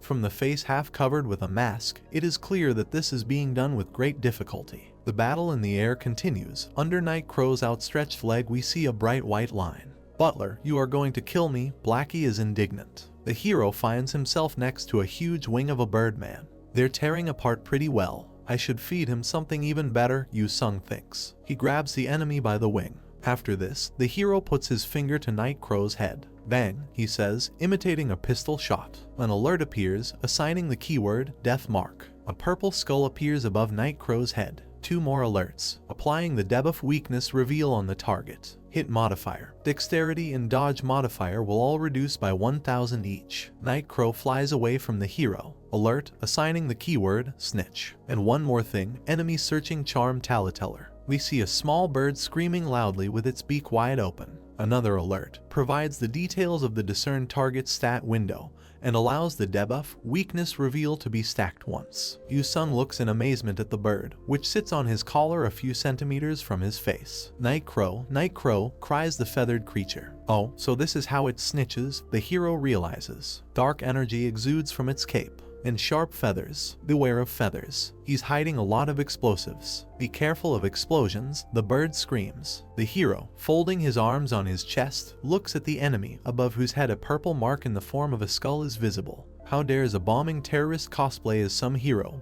He asks. The ability to weaken your opponents, Night Crow says in bewilderment. Are you in a stranger? He puts his fingers in his mouth as if he's going to whistle. In this case, he says, and it seems that he really whistles. This call reaches the crows, whose eyes glow an ominous red. In the room where the battle takes place, explosions are heard that scatter the gangsters who are there. T-shik attacks one of the birds with his dagger. He looks up with alarm and asks someone why there are so many birds here. He turns to face his ally. "Hey, Yu-sung, don't you think our roles have switched?" he shouts. A reminder appears that he specializes in one-on-one combat. The hero turns to his comrade with a smile on his face. "I leave all the bosses to you," he says. "This guy is a hero. You've got to guard the boss, got it?" We see T-shik fly into the air, either from the outrage or explosion that is still happening near him. "And you are better than me at guarding anyway," Yu-sung finishes his thought. "What kind of nonsense is that? I'm a pure-blooded assassin," shouts T-shik. The hero, from whose eyes blue energy flows, smiles. "But killing is my specialty, isn't it?" he says. Yu-sung slashes with his sword and appears to hit his opponent. Nightcrow opens his mouth wide and screams loudly. "Hey, strangers, you are supposed to be fighting for world peace. Why are you acting as puppets of evil?" Yu-sung points his sword towards the enemy. "World peace?" he asks. Nightcrow holds his hand on his chest, which seems to have been hit by the hero. "I don't know how they fooled you," he says, "but they're a bunch of evil rascals who are rotten to cores. Capone are a bunch of murderers who heinously killed my family, despite that they proudly left the court innocent." The boss in the bowler hat smiles wickedly, while two of his bodyguards take a guy with blonde hair somewhere. And all this only because they bribed the right people. Nightcrow screams angrily, mouth wide open. And from then on they were very afraid that revenge would overtake them. A man with a bird mask gesticulates, starting to resemble a fiery speaker speaking at a rally. The hero, meanwhile, stands opposite him in a calm and even relaxed pose. "That is the true nature of this city," shouts Nightcrow. "That is why my comrades and I are trying to bring justice. It's not too late yet." The hero looks at the enemy indifferently. It seems that loud words do not touch him at all. Nightcrow cautiously approaches the hero on his heels. "For this city and for justice, fight those villains by our side?" he asks. But after a moment he is pierced by purple thorns, from under which blood begins to flow. Yu-sung looks away from his opponent, who has sunk to his knees. "That's a lot of talking for someone in front of a villain," he says. The hero approaches Nightcrow and rips off his mask. "Besides, I really don't like people who wear masks," he says. Something in the appearance of the defeated enemy alarms the hero. It turns out that Nightcrow is a very young boy with tears flowing from his blue eyes. "A child," he thinks to himself. "My justice," says Nightcrow. Yu-sung grabs him by the collar and pulls him towards him so he can look into his eyes. "Don't you look down on our justice," says Nightcrow. He presses the red button, which somehow inexplicably ended up in his hand. The hero looks around in fear. "What did you do just now?" he asks. The boy, laughing loudly, grabs the hero's clothes. "That woman told me the meeting venue 3 days ago. How many explosives do you think were set up here?" he asks. Powerful explosions are heard around the hero. He looks at what is happening in shock. T-shik runs up to his comrade. A ghostly cat, which has assumed enormous proportions, grabs the hero by the collar. The animal, with several other people visible inside, happily runs away from the place where everything is now exploding. The upper floors of a majestic skyscraper, around which black crows continue to circle, are destroyed by a very powerful explosion. We see the same skyscraper, but during the day. Yu-sung, T-shik and Rebecca stand indoors next to a painting hanging on the wall. "Thank you for being faithful until the very end," says the girl. She smiles sweetly. "Thanks to you, guys, the majority of the businesses involved in the meeting are now in the hands of the Capone family," she says. Yu-sung smiles, but T-shik doesn't look very happy. "The kid boss survived, and as you wished, you won," says the hero. "That's right," Rebecca answers. "And with this your job here is done."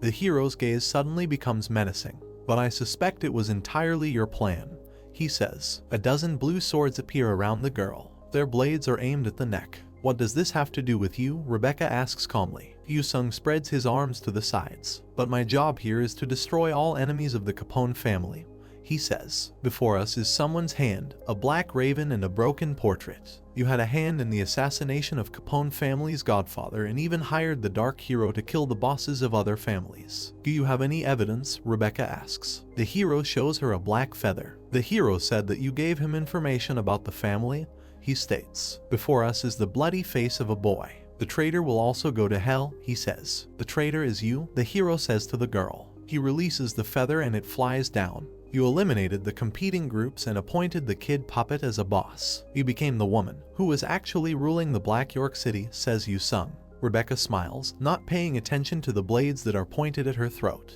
The hero raises his index finger. His comrade silently nods. "Aren't you from the Capone family?" asks the hero. "No way," the girl replies. We see the top of her face. "It was all for Mr. Vito," she says. Before us is a joyful, laughing boy with a butterfly on his neck. "He is an extremely kind and innocent person," says Rebecca. The girl lowers her eyes. The blue blades around her begin to break. "I eliminated the Godfather, who forced him to train as the successor, and all external enemies who posed a threat to him," she says. "It was all to protect him from the cruelty of this world." The hero is surprised to notice that some kind of sphere appears around the girl, similar to a protective shell. "I only did what was to be expected as his guardian," says Rebecca. Yu-sung looks at her smiling. "So you stuck a knife in the back of the man who raised you?" he asks. "And made his son a puppet to become the queen of the night?" T-shik pushes his comrade aside and moves to the front. "You are no guardian," he says. The man looks at the girl disapprovingly. "You made that kid incapable of doing anything on his own,"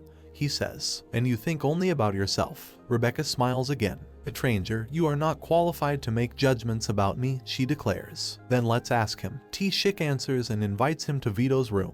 The girl looks at the teenager with concern, either a tear or sweat running down her cheek. "Boss," she says. Some drops are also running down the boy's face. "So it was you?" he says. "Wait," Rebecca justifies herself. "What I said." The boy extends his palm forward with bent fingers, from which streams of red energy rise upward. The girl coughs and clutches her throat. "You are right, Rebecca, as always," says Vito. A pistol appears in his hand, and his eyes burn with hatred. "The world is truly cruel," says the boy. An alert appears. Raid goal: Capone family's revival. Eliminate all of Capone family's enemies. Gain privileges at the meeting of the 5 great families. Then one more: you have cleared the Tower of the Godfather and back alley. Yu-sung and T-shik walk along the sidewalk with tired faces, the first of them holding his head. I just wanted to try being a noir hero for once," he says. "You weren't the hero and the genre wasn't noir. It was more like a superhuman battle, the hero objects. Regardless, I like the fact that there were no reporters swarming around when we came out." T-shik smiles. "Indeed, such raids should be carried out from time to time," he says. A young man runs up from behind, calls out to him loudly and reports some troubles. The heroes turn to the guy with alarm. The Tier 5 hard-ranked tower in downtown Seoul is on the verge of a break, the young man shouts. Yu-sung and T-shik are shocked. "What are you talking about?" the eldest of them shouts. Large drops of sweat flow down the younger man's face. Before us is a document, the text of which is impossible to see, but the paperclip at the edge stands out clearly. The tower in question was a Tier 5 tower that the players of the association were raiding.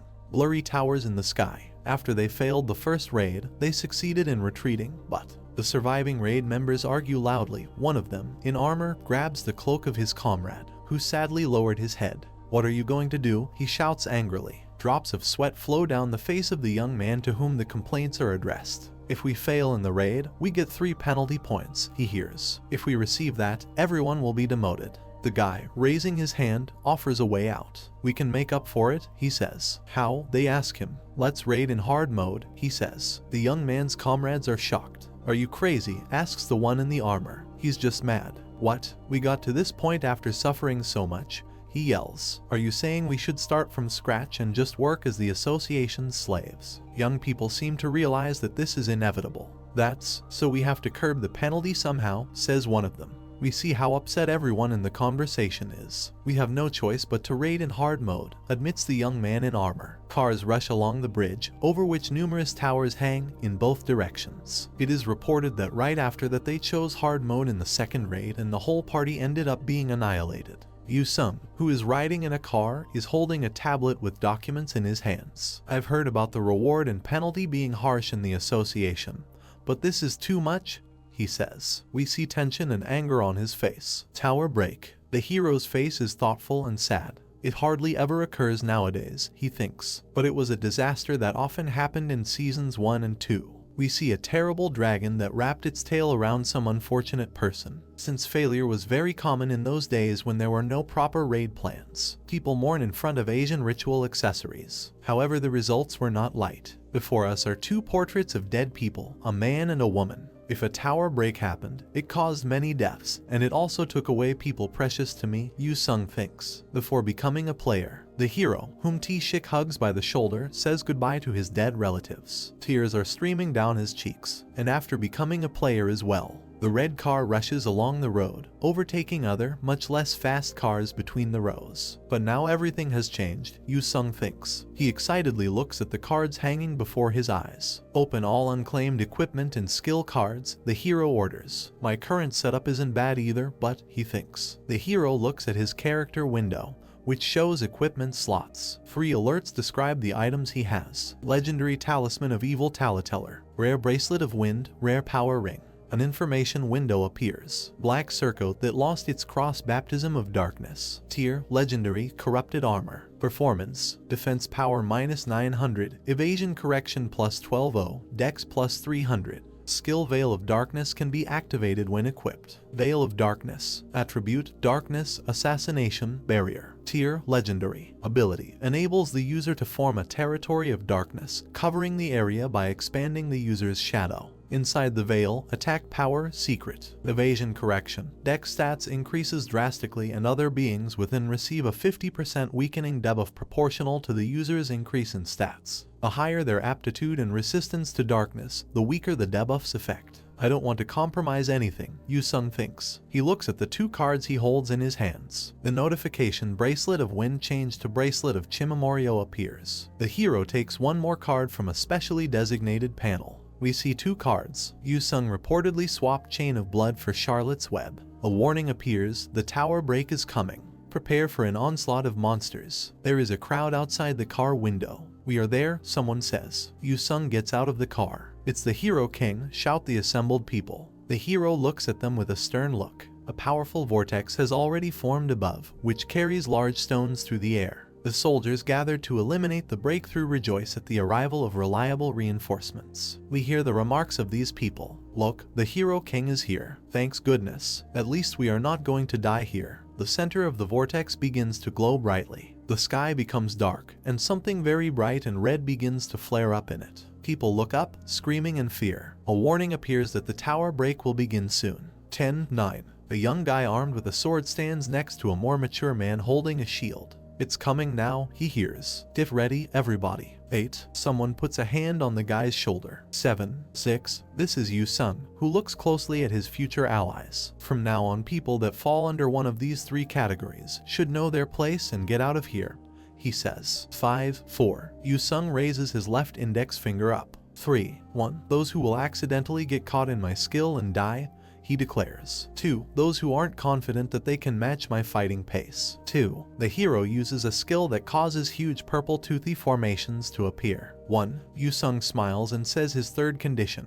Everyone must leave the battlefield except himself. 0. A variety of monsters appear above the hero, who is surrounded by his giant purple worms. The soldiers who were going to fight them back run away in panic. We see that among the monsters that have arisen in the middle of the city there are dragons, unicorns, centaurs with swords, and lizards. But the teeth of the purple worms reach everyone, wolves, goblins, and wild-eyed horses. Yu-sung launches another attack and notices that the variety of monsters is truly amazing. There are also orcs here, and lizard people. The hero looks at one of the monsters in bewilderment and says that he does not understand at all how this creature can be designated. A huge dragon hovers above his head. But inferring from the tower's name, the enemies that the players had fought against would have been people of the world inside the tower, Yu-sung thinks. The hero cuts off the head of some lizard with one blow, which means the monsters that pour out from a tower break are irrelevant to the tower that's being raided. Yu-sung looks at what is happening in front of him in confusion.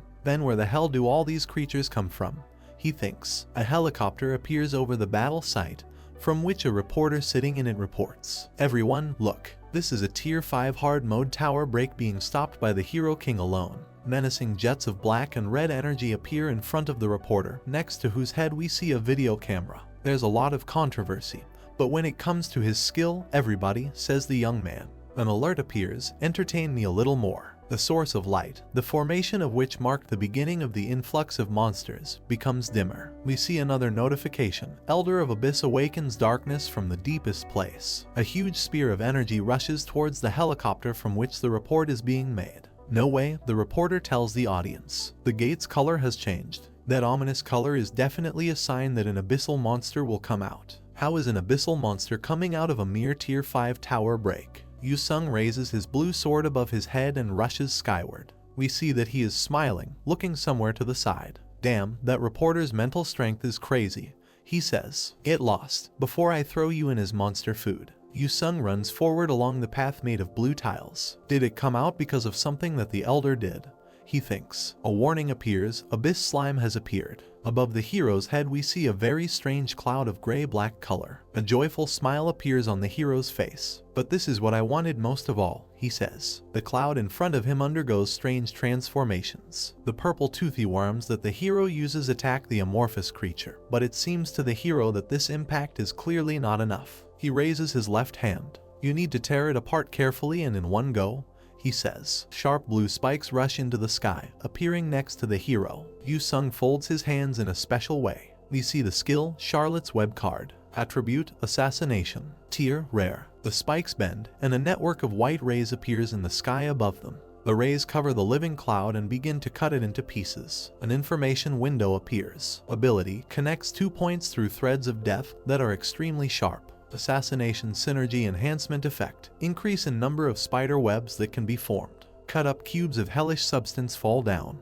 Purple worms begin to eat them. An alert appears. You have defeated the Abyss slime. And one more thing. Elder of Abyss expresses satisfaction and bestows upon you the Abyss gem. A large gem falls into the hero's hand, which emits a small stream of red energy. It is reported that the tower break has been thwarted. Yu-sung looks at the treasure he got. Reporters who are already broadcasting live are running towards him. Breaking news. The tower break. The hero king, all on his own. A huge crowd gathers around the hero, who, as if nothing had happened, examines his prey. He stopped the tower break. This is the player forum page. At the top is a video that shows how Yu-sung dealt with the monsters during the recent breakthrough. Below are comments from users who openly admire what the hero did. We see another internet page. This is where the big headline stands out. Penalty points in the tower raid lose. Player Association's high-handed system gives birth to a tragedy. Yu-sung, judging by the expression on his face, is very unhappy. We see his comment left on one of the social networks. As you know, the Player Association is just hopeless. Hopeless, I tell you. Well, to be frank, among all the so-called associations of this nation, is there one that runs properly? Yu-sung is very angry, and the reason for this is the news he hears. Apparently, the dead players failed at the tower raid and were afraid of penalty points from the association, so they tried tackling it in hard mode and ended up like that.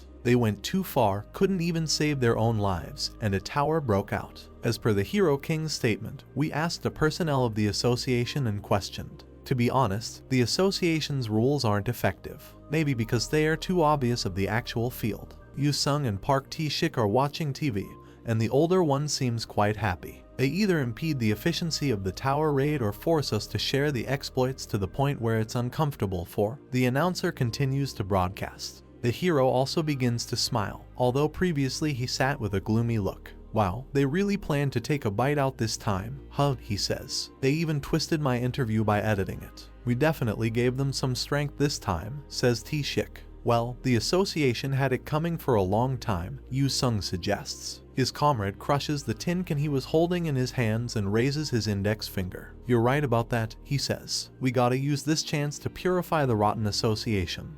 Don't you think? The hero smiles. Are you going to run for president? He asks. This question infuriates his friend. What the hell are you talking about? He asks. No, you damn bastard. I'm talking about starting a guild. Yu-sung looks at his comrade with concern.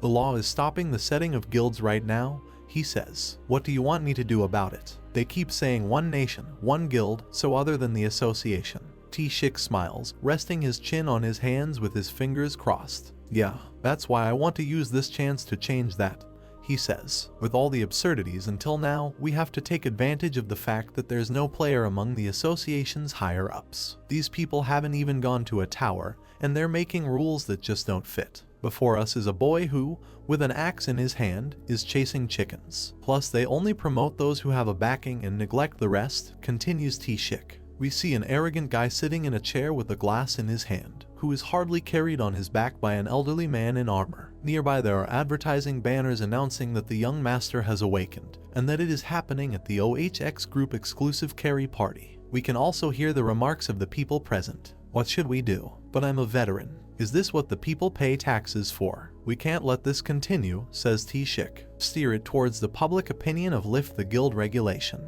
The hero smiles and looks at his jar.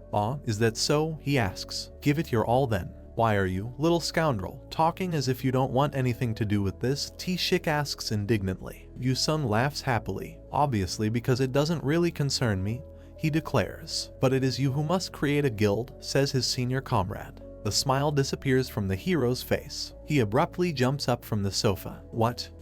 He doesn't believe his ears. Listen, that's exactly what people think. T-shik convinces him. We hear the text spoken by the announcer again. A petition to allow the creation of another domestic player guild surpassed 170,000 signatures overnight. We see a skyscraper in which, despite the night time, not a single window is lit. The Seoul Guild KPA won't admit it, continues the announcer. As for the public opinion about who should form the new guild, Hero King and the association veteran players are. We see a TV screen on which the presenter shows a graph, according to which 63% of respondents were in favor of the hero. How dare they try to relax the reins of those monster players, someone thinks. This is KPA President Lee Seon-go, who is watching the same program as the hero and his friend, and it is them who he blames for what is happening. He grinds his teeth in anger. They don't know how much of a danger regular players, excluding black players, can be to civilians, he tells someone. We see what he has in mind, specifically the girl who appears to be hit in the back by a bullet. Now before us is a soldier in a helmet and a respirator, armed with an assault rifle. Autonomy regulation of the players, thinks Seon-go. In some countries governments are lax and guilds collide with the underworld. Some nations have even become empires of black players. We see two hostile groups of people who are about to clash in a fierce battle. Now we have military men saluting. Even the US, which allows the formation of private player guilds, controls its top players through the military. Players are literally walking bombs, Seon-go thinks. The hand spends hours touching the mirror in which both itself and the man to whom it belongs are reflected. If the ideal management becomes impossible, choosing the lesser evil is politics, thinks Seon-go. He looks angrily into the distance and grins, showing off some pretty good teeth. Lowly idiots. They don't even know how the world works, says the KPA president. Evil is always found hard to be understood. He suddenly hears and turns his head in amazement in the direction from which these words seem to be coming. Isn't that right? Seon-go smiles and exhales happily. An alert appears. The evil monarch is showing interest in you. Next window, would you like to accept the tower's trial? Here you are asked to answer yes or no. The trembling finger of the president of the Players Association reaches out to the system window. Yu-sung, dressed in magnificent armor, displays a mobile phone as if offering to buy it. This is really an advertising video, and it is shown on a huge screen that occupies several floors of a skyscraper. Geez, that ad is still running, says a young man in a jacket with a hood with displeasure. That's his previous season's gear. The season is over. Why can't they just take it down? It turns out that the hero himself is hiding under the hood. By the way, a guild? Yes, he says. Yu-sung remembers the end of his conversation with his friend. He actively gestures and declares that the great hero king should try to become the head of the guild and behave more actively. Yu-sung shows his disagreement by crossing his arms. Firstly, he says, more than anything in the world I don't like working with morons. He says secondly, I don't like working with idiots. And finally, I don't like working with morons and idiots at the same time. T-shik is not going to give up. He looks into the hero's eyes and raises his right hand. You don't need to worry about the guild matters, he says. Just take the position and act as a puppet boss. After all, only the start is difficult. After that, countless guilds will start popping up, and by competing with each other they'll clear each other out. But why should I do this? The hero asks. Yellow lights are shining in his comrade's eyes. He is clearly obsessed with his idea. To create a better world, he exclaims. And only the hero king can do this, because there is no one else like him. Yu-sung walks down a crowded street with his hands in his pockets, hiding from unwanted attention with a hood covering his face. Who goes to the front lines before anyone else? He thinks. We see his feet in sneakers, which seem to be shaking a little. The hero looks up somewhere. My duty is to raid towers, he thinks. Yu-sung stands next to a skyscraper with a commercial showing him on the wall, and looks at the alerts popping up in front of him, searching for a tower that is tier 7 or higher. No result. Expanding the range of search, guiding you to the closest tier 7 tower. Distance, 226 kilometers. The hero works with the blue window with both hands. He looks somehow upset. Another alert, ending the route guidance. There are ways to enter towers without having to find them, Yu Sung thinks. In front of us is Cilia, who hands him a rope with a sharp blue pendant. It falls into the hand of the amazed hero, and that is to receive a token from them and wait for their call. Yu Sung remembers a sad boy with a bloody knife. I got a token from the kid boss this time as well, the hero recalls. He takes out a knife and looks at it with sad eyes. Tokens are a medium to connect the outer world to the tower world, Yu Sung thinks. A notification appears, Rebecca's knife, a token of trust given to me by the young Capone boss. The weapon that the hero was just holding in his hand literally disappears into thin air. I have a feeling I won't be called, but for now I should wait, the guy thinks. There are deafening sounds on the street that make people cover their ears. Many of the same red alerts appear, a match tower. Yu Sung, with music playing around him, also covers his ears with his hands. On the screen, where the advertisement was shown for a couple of minutes, a red background appears on which a match tower is written in white letters. The announcer's voice sounds, soon a match tower will form. Enjoy the performance of Season 5 top rankers through live broadcast. The hero looks up at the screen in surprise. Season 5 top rankers, he thinks. He sees an alert with which someone is contacting him.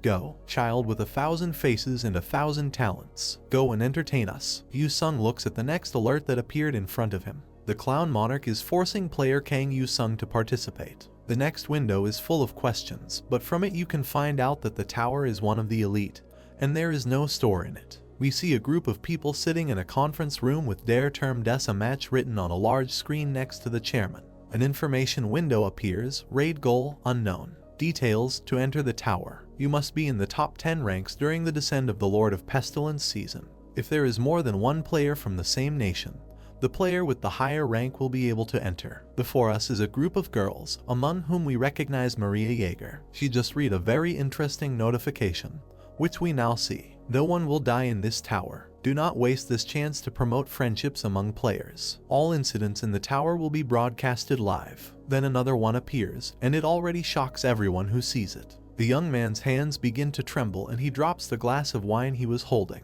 The dishes break and the drink spills on the floor. It turns out that upon failure 100 million people will die at random. Yu Sung looks at this window and cannot believe his eyes. His hands also begin to tremble. The hero closes his eyes and throws his clenched fist forward. Then he starts smiling. Seriously, I can't believe it, he says. Please wait until all the participants have gathered, the announcer says. Yu Sung appears next to other players in his battle garb, and this immediately sparks a heated discussion. Huh? Hero King? It really is Hero King. He must be entering the tower. The broadcast will start soon. Another announcement sounds. The hero's gaze becomes serious. I will participate, he says. Yu Sung joins the other players as they prepare to enter the tower. He is greeted joyfully by Maria Jaeger. The guy standing not far from the girl also greets the hero. Another person extends his hand. Mr. Kang Yu Sung, he says, good to see you again.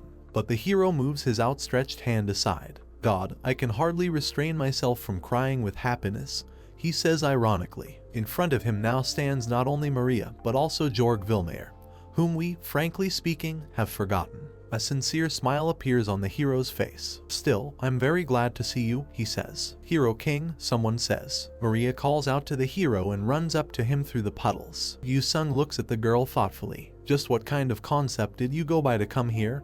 He says, after which he greets. Maria looks joyfully at the hero. Thank God, you are at your usual self, she says. I mean, was I different at any point? Saintess asks Yu Sung. When you cleared a tier 7 hard difficulty tower, the girl begins her sentence. We are reminded that we are talking about the moment when the hero looked up somewhere proudly and thought about why the hell he had to go through countless unnecessary trials to save the world. Maria puts a hand clad in a plate glove to her chest. I was worried a lot after watching the broadcast. She finishes the sentence. It seemed that you are too exhausted. Before us is the lower part of the hero's face, and in a recent interview, Maria begins another phrase. Yu Sung, smiling, takes the girl's hand and interrupts her. I'm fine, he says. I won't stop clearing as well. Just quit if you don't want to do this. The hero hears another voice. He looks in the direction where these words came from. We see a guy whose face seems familiar. I think it's Ray Cheng. You are the last one to arrive, this man says. Yu Sung looks expectantly at this young man,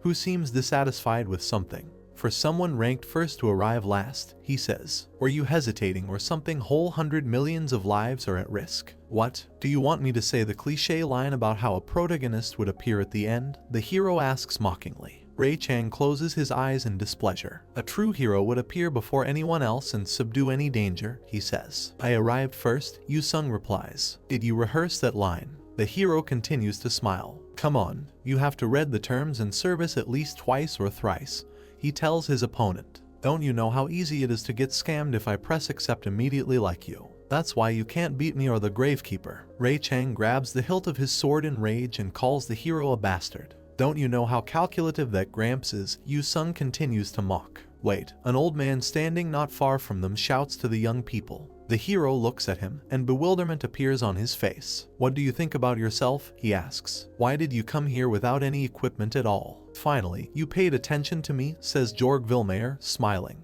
He narrows his eyes slyly. I haven't begun the season, he reports. The three players, gathered in a circle, continue the discussion. Besides, it is simply impossible to die in this tower, since the whole world is watching us, says the old man. We see all these people standing in puddles. A notification appears. Until you leave the following tower, the items at the end of Season 5 will be temporarily provided. The players look at the weapons that appear in their possession in amazement. Another alert. Skills and equipment have been provided to each player. Jorg Vilmayer smiles. It seems that the chances of dying have become even less, he says. We are reminded that this is also Gravekeeper and Artifact Company CEO. A huge skeleton appears above him. Maria boasts a sword and a huge shield with a cross. The girl looks sadly in front of her. Coming all the way here just to start a meaningless staring contest, she complains. Another girl stands next to her. Honestly, men are so immature, she says. It is reported that this is Mistress Lydia, International Player Police Organization.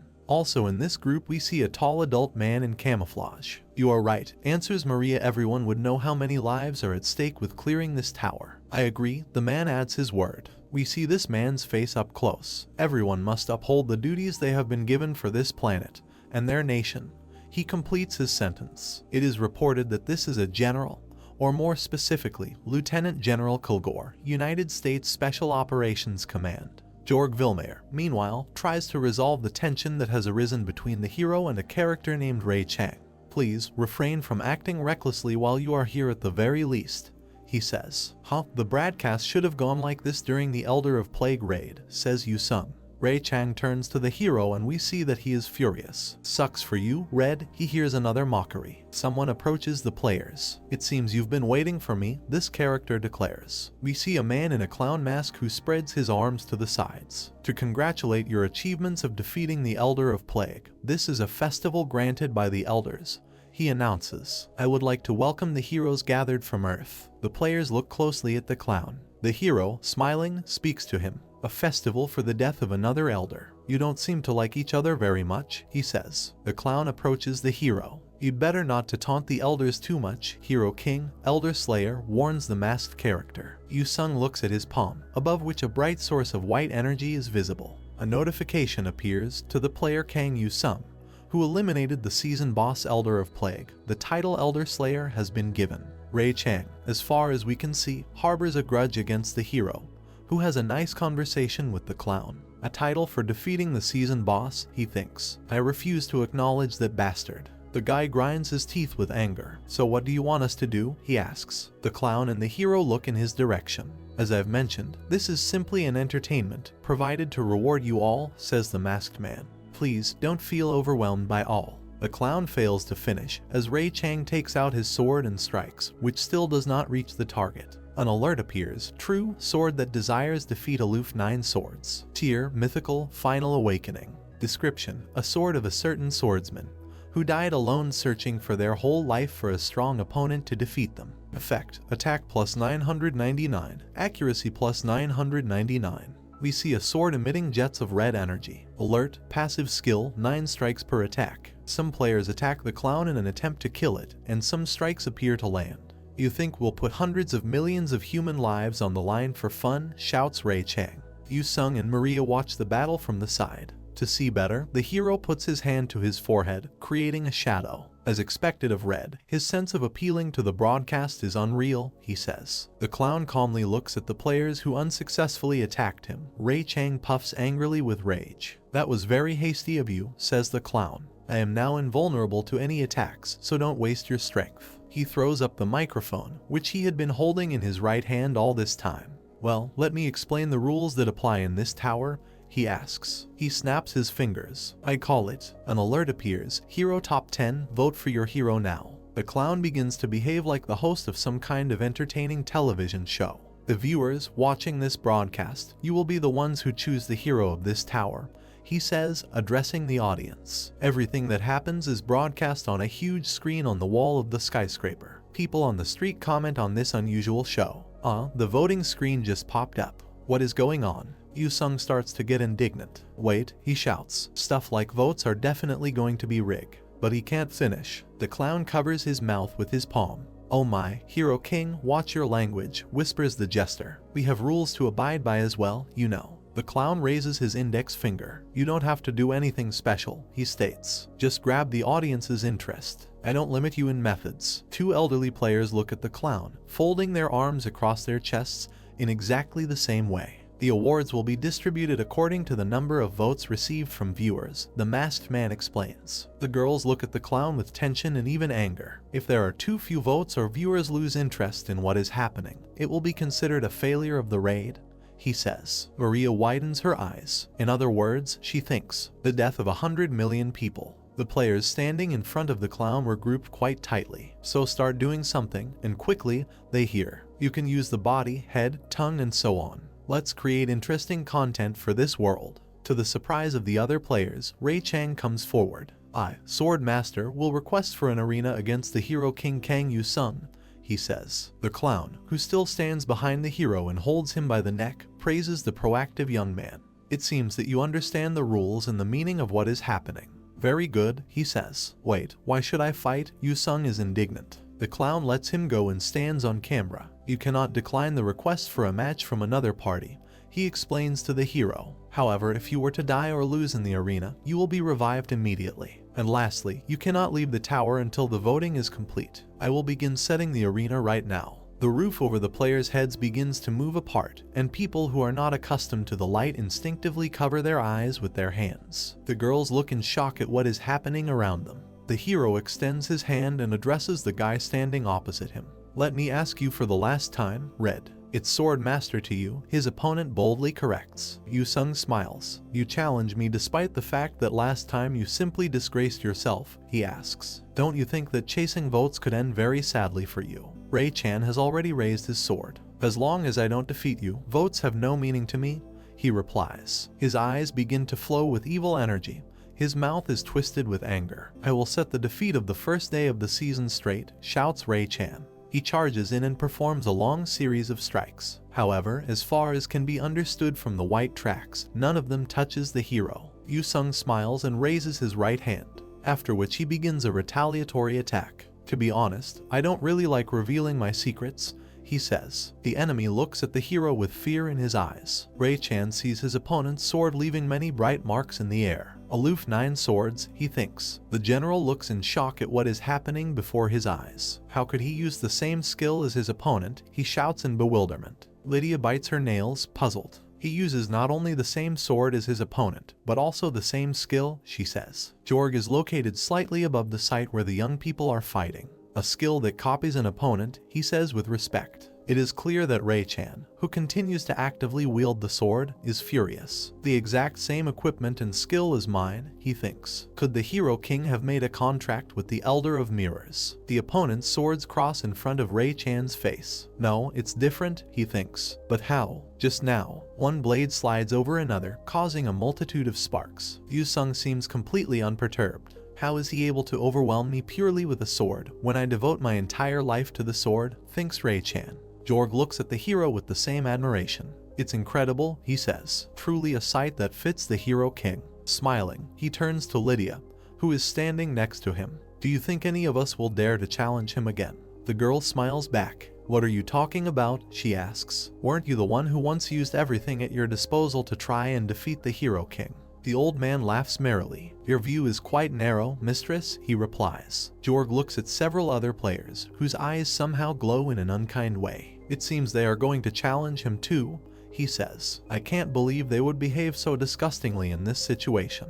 Maria also looks at the battle unfolding in front of her. In her eyes we see sadness. Maria sadly looks into the distance. 100 millions of lives depend on clearing this tower, she thinks. The girl looks at the other players, some of whom resemble some kind of monsters. But they have no other thoughts but defeating the hero king and becoming the top among players, thinks Maria. Next to her we see a fan that belongs to another girl. Maria recalls the hero's speech to reporters. Even if the world looks like it's about to end tomorrow, they're still fighting among themselves, Yu-sung said then. He was right, the girl thinks. With a sad expression on her face, she places her hands on her huge shield. One of the battles with monsters pops up in her memory. Among them was a giant multi-armed creature with an eerie yellow gaze. In the first and second seasons everyone cleared towers solely to save the world, thinks Maria. Her look is still sad. But now it's different from those times, the girl reflects. Players turn into monsters in her eyes. Why, she thinks. Human forms return to players. Maria covers her eyes with her hand. Her memory flashes back to the monsters she had to fight. Even if the players are getting stronger as the seasons go by, the tiers of the towers are also increasing annually. And the bosses are getting stronger too, the girl thinks. A memory of how she tried to protect her 3 small children flashes before her eyes. Everyone joining forces to save the world. Of course, that's just a fairy tale. I would know since I'm not anymore the girl in my 20s who just awakened. Maria represents people of many different races and nationalities. But even though ethnicities may differ, religion and beliefs may differ, and even if skin color may differ, now in front of her are many players who are arguing fiercely and are ready to rush into a fight with each other. If we can't even unite in a game where the destruction of the world is on the line. Horror and despair appear in the girl's eyes. So how can we save the world, she thinks. Before us again are 2 swords that strike sparks from each other. Ray Chang, who owns one of them, looks at his opponent with hatred and bewilderment. This is definitely strange, he thinks. Even if this game is unfair, I was able to understand it till now. No matter how strong the hero king is, there must be a reason. He must have a secret. The young people continue to fight with swords. The hero looks at his opponent completely calmly, as if he is confident in his victory. If I reveal the secret of his strength, I can defeat him, Ray Chang thinks. Yu-sung performs a series of strikes, approaching the enemy closely. One of the blows, judging by the spattering blood, hits the target. At that moment I was fine with it even if I lost to him, thinks Ray Chang. Blood is already flowing from his mouth. All I wanted was to be able to figure out the secret to his strength, the guy thinks. Having made many false movements, he rushes at the hero, holding his sword in front of him. But Yu-sung is elusive and invulnerable.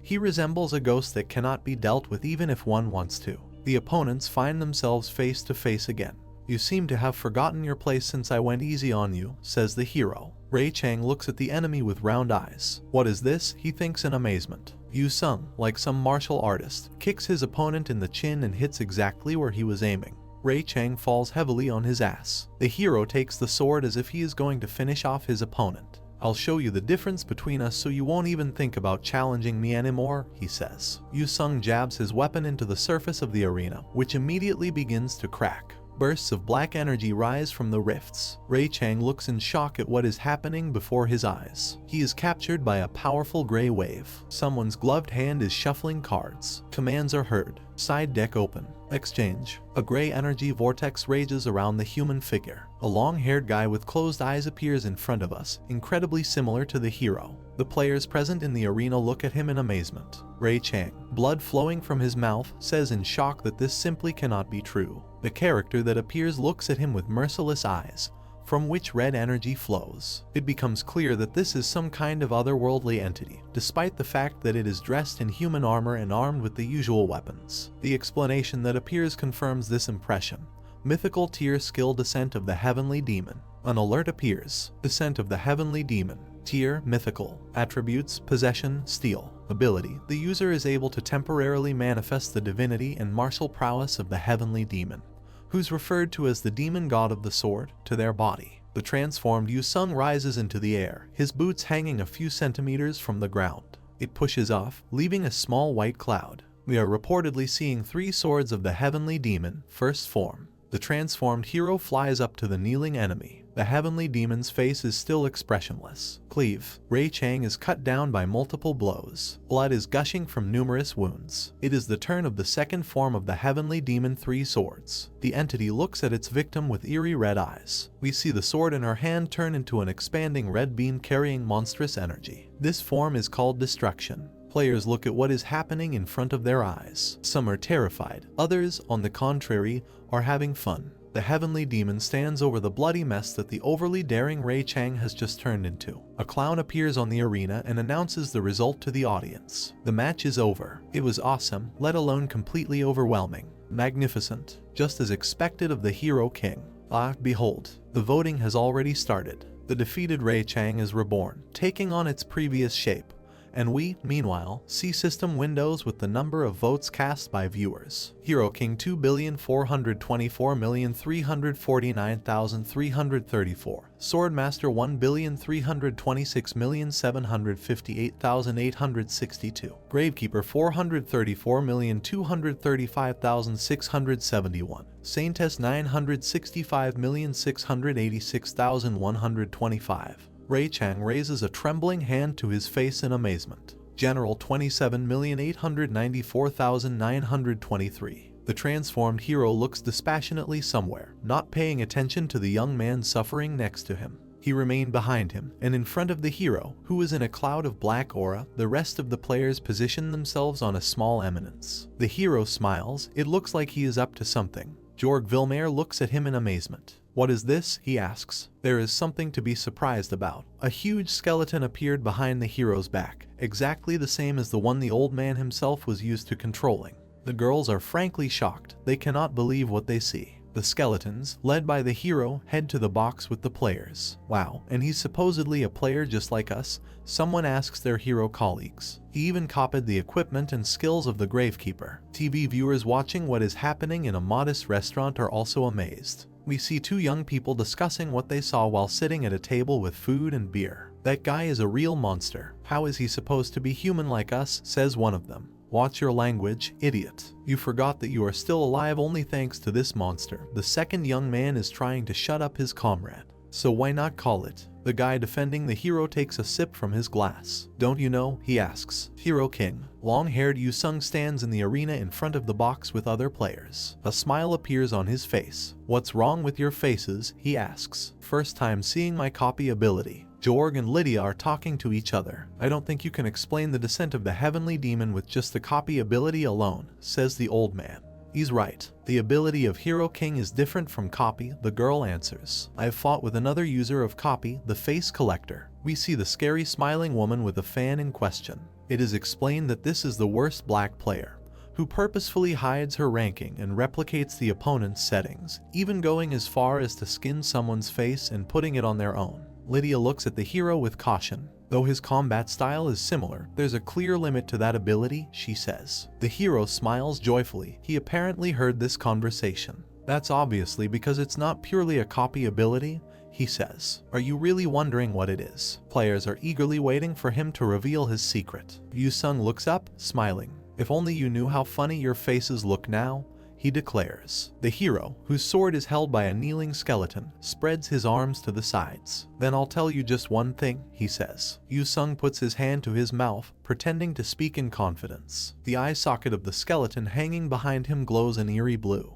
"I made a contract with the Elder of Truth," says Yu Sung, smiling. Lydia looks at the hero in surprise. "The Truth Monarch?" she asks. Yu Sung smiles and explains his motives to the players in the box. "Because of that I can't say anything but the truth, even when the entire world is watching me." Jorg chuckles. "Judging by your appearance, I guess I'm your next opponent, truthful Kang Yu Sung," he says. "No," the hero answers. He closes his eyes and brings his folded hands to his face. "I hate fighting more than anything else in this world," he declares. Yu Sung opens his eyes slightly and we see that they are glowing red. "I also hate rascals who come at you without knowing their damn place," he says. The old man shudders when he hears these words. Jorg looks at the hero and his skeleton standing below in the arena. "So what are you planning to do?" he asks. The hero, looked at by a nearby clown, smiles. "From now on, I will convey only the truth to the audience," he declares. The clown snaps his fingers. Naturally, working with the public is an absolute necessity to get votes, he says. The box is shaken so that the players on it fly up. Some manage to stay on the balcony, while others fall headfirst. We see a hand resting on the microphone. Smiling, the hero brings the microphone to his mouth.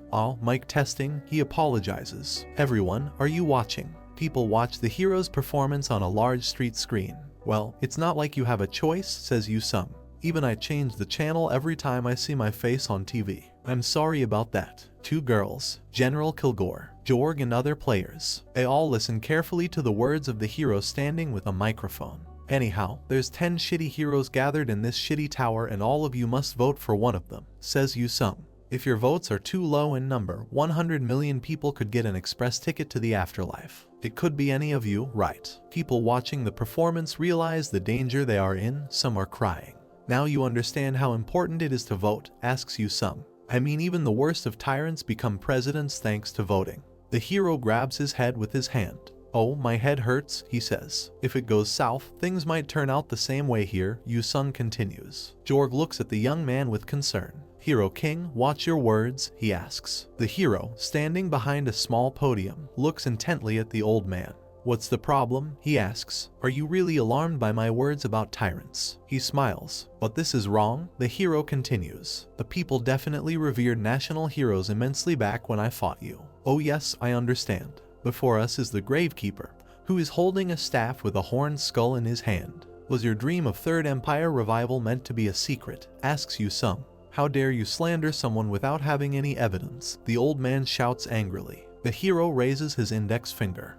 For your information, I have a contract with the Truth Monarch, he says. Yu-sung folds his fingers into a ring and looks into the hole. I can see into other people's secrets and expose their lies, he declares. Tailed skulls appear in the air. They rush past an old man standing with a staff. Thus, everything I say now is 100% true and nothing but the truth, says the hero. White skulls are visible directly above his head. So I hope you will vote responsibly, Yu-sung tells the audience. So what? Who will I choose? The old man's eyes fill with an eerie white light. It seems that he thinks that the choice will fall on him. The skeleton, which has long been holding the sword belonging to the hero, opens its jaws wide and begins to emit streams of white energy. You see, there aren't just one or two lunatics here, says the hero. Isn't that right, Count Vladimir? We see a young man approached by Yu-sung. The character, next to whose head we see a bat, smiles falsely. I have no idea what you're talking about, he replies. Vladimir raises his right hand, which spreads streams of ominous red energy around him. How strange, says Yu-sung. You said you would restore the empire, didn't you? Red energy begins to bubble. The hero smiles, but blood splatters are visible behind him. You said you'd take down the president and become the Tsar. As I thought, it isn't easy to share power with family, says Yu-sung. We see that the skeleton, at the disposal of the hero, repels with a sword an attack that was directed at the back of its owner. What? Something is bothering you? The hero asks mockingly. You should wait your turn to perform your blood magic show. All the better if it's your own blood in the show. Vladimir, who has a bat on his left hand, puts his right hand to his chest. I will no longer tolerate the humiliation of my country and its respected president, he declares. Yu-sung smiles. Yes, your loyalty can only be admired, he says, even though you've got the fire trait. Even so, isn't it amazing, Lieutenant General Kilgore? I mean, you also love playing with fire so much. The character addressed by the hero noticeably tenses up. What? He asks. We see a missile strike on the city. I mean your habit of pouring down napalm bombs on your country's enemy, Yu-sung tells him. You haven't fixed that habit. You still do it secretly sometimes. The general grabs the balcony railing with his hands. Player King, do you even understand the aftermath your words will bring about? He asks in a menacing tone. The hero, smiling, twirls his finger in the air. Yes, I am perfectly aware of everything, he answers. To be honest, it's very strange to me that the heroes responsible for saving the world are a crazy nationalist, she points to Jorg Vilmaer, imperialist, here we mean Vladimir, and the war fanatic is General Kilgore. The last of the named characters jumps up and rushes at the hero, who stands calmly with his eyes closed. I think people will be very unhappy, Yu-sung begins to say, but he doesn't have time to complete the sentence. The general tries to punch him in the face, but the hero manages to stop the enemy's hand right in front of his nose. What is all this for? Asks Yu-sung. The general jumps on him, and the microphone into which the hero was speaking flies off to the side. Do you think I can't do this? Kilgore asks. A bright yellow light flares up on the index finger of his hand. A black sphere framed by a yellow halo appears, which is very reminiscent of the sun during an eclipse. Let me show you the best fighters in the world, the general shouts. Two girls and Jorg look up in horror. This crazy old man decided to destroy us all along with himself, shouts Lydia. Mistress, stay behind me, summons her Maria,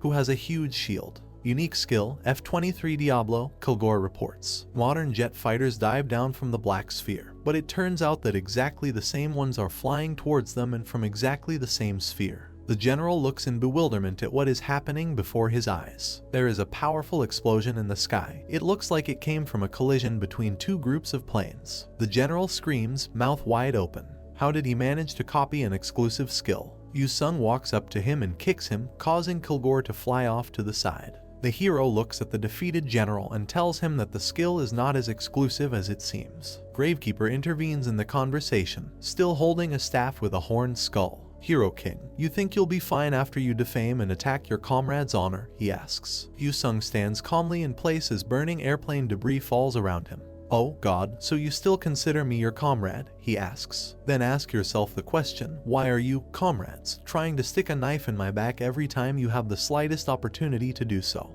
Jorg addresses the hero, in front of whom the humiliated general sits on his ass. It seems to me that we are faced with a misunderstanding, he says. A misunderstanding? Yu-sung asks. We again see a transformed character with red eyes. I already told you, he declares. I'm in a contact with the monarch of truth, so all your secrets are revealed to me. The players, including Vladimir, tremble as they listen to the hero. Ray Chang, who seems to have fully recovered, looks at the hero with anxiety and hatred. You did whatever you wanted all the time, says Yu-sung. But now that you're on camera, are you suddenly concerned that the truth is coming out? Two notifications appear. Your provocation stats are rising rapidly. The clown monarch is extremely satisfied with your actions. Yu-sung taps his finger on the microphone. Why are you all so worried? It's unlike you, he declares, sighing. The hero lowers his gaze. I can blabber on about the truth, but don't we already know that the world won't change regardless? He asks. A barely noticeable smile appears on the old man's face. He looks at the hero with some sympathy. So you, like a little child, will blame the whole world? Asks Jorg.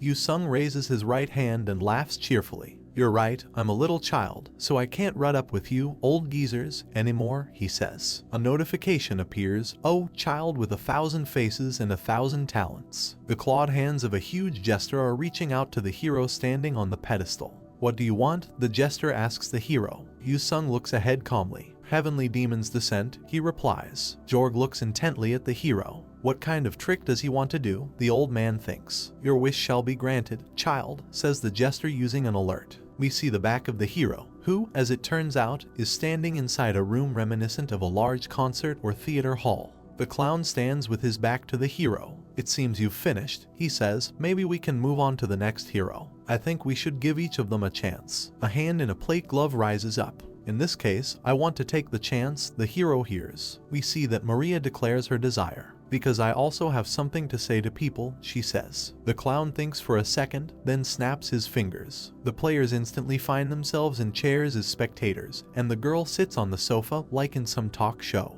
The clown hands her a microphone. Ray Chang, who happened to be in the next chair with the hero, suddenly jumps up from his seat. He doesn't seem to like this neighborhood at all. What the hell? He shouts. Hey, what's this? An elementary school performance, asks Ray Chang, for whom, it seems, the change of scenery also came as a surprise. Maria brings the microphone to her mouth. Mr. Yu-sung, please shut that trap of yours now, she asks. The hero smiles and shows some hearts. Yes, dear, of course, he answers. The girl looks at him impassively. She starts talking. Right here and now, I will show you the world of the true colors of the Hero King. Maria extends her index finger forward. The other players look at her in shock. Spectators discuss what is happening while sitting in front of a TV hanging on the wall. What? The Saintess is going after him. What the hell has Hero King done? Yu-sung looks up in surprise, beads of sweat running down his cheeks. Saintess, he says. The hero rushes to the girl sitting on the sofa and calls out to her. Maria smiles. What's wrong, honey? She asks. Is it too late to apologize now? Asks Yu-sung.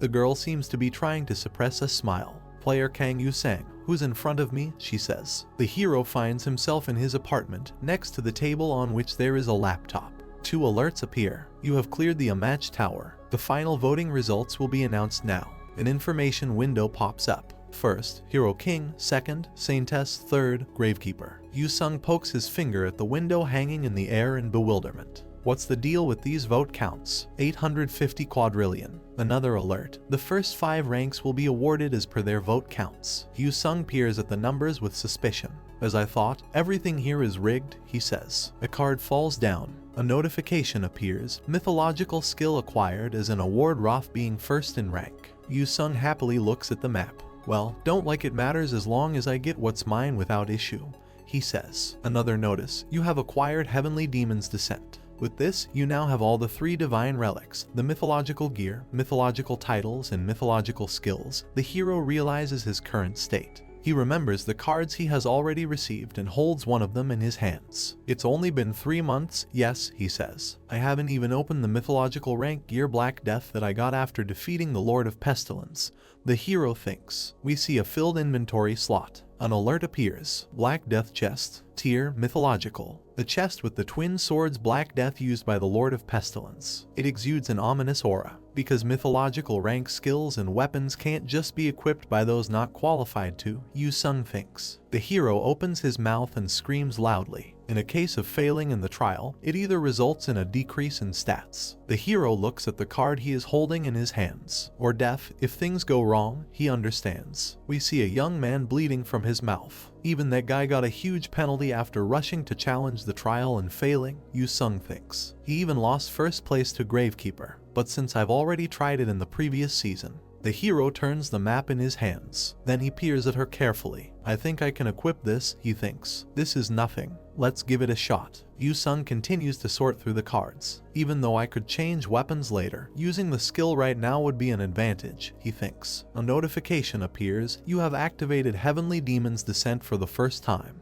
A bright flash occurs next to the hero, and he has to cover his face with his hands to protect his eyes. In front of us is a field on which 2 people stand. Alert, prove that you are worthy. The hero holds a sword with both hands, and there is a man opposite him, holding a traditional Asian straw hat with his hand. We see that in front of the hero is an old man with a long white beard and hair. The man throws his hat away and it flies far to the side. Yu-sung, who has prepared his sword for battle, smiles. I'm here to make a deal, he says. If it's the same as last season, let's end this quickly. The old man calmly looks at the hero. An alert appears. The trail starts now. Block 2 basic moves of the Heavenly Demon. The old man puts his hand on the hilt of his sword. His white hair flutters in the wind. Yu-sung looks at his opponent with fervor in his eyes. We are reportedly seeing Heavenly Demon try sword first move. The old man, who raised his sword above his head, finds himself next to the hero. A moment later he is already behind him and his gaze looks extremely concentrated. The old man throws several punches, but Yu-sung blocks them. The opponents disperse to the sides. The hero trembles slightly. How exciting, he says. But I've already been through this. Smiling, Yu-sung charges forward. A powerful red ray emanates from his sword, which meets with a similar beam emanating from his opponent's sword. The hero and the old man cross swords. A powerful energy vortex swirls around them. The old man looks at the hero with interest. He sheaths his sword. So you have a different name now, yes, he asks. This title. Yu-sung also hides his sword. Ah, you mean the Monarch Slayer title? He asks. Did you kill the monarch? The old man asks. The hero confirms this guess. He smiles and extends his right hand forward. Since we are done with the test, will you now appear and perform sword tricks when I call you? He asks. Yu-sung extends his hand to an old man with a powerful naked torso. It turns out that his teeth are in perfect order. Well, since you killed the monarch, says the old man. Yu-sung, smiling, asks if his interlocutor is bothered by the fact that the monarch was killed. I like you, he says. But after a moment, he unsheathes 2 swords at once and does something that forces the hero to step back with an astonished expression on his face. We see collapsing rocks. Now they are in the air. What is this suddenly? Yu-sung asks in bewilderment. He also takes out a weapon, and the opponents converge, surrounded by stones flying around them.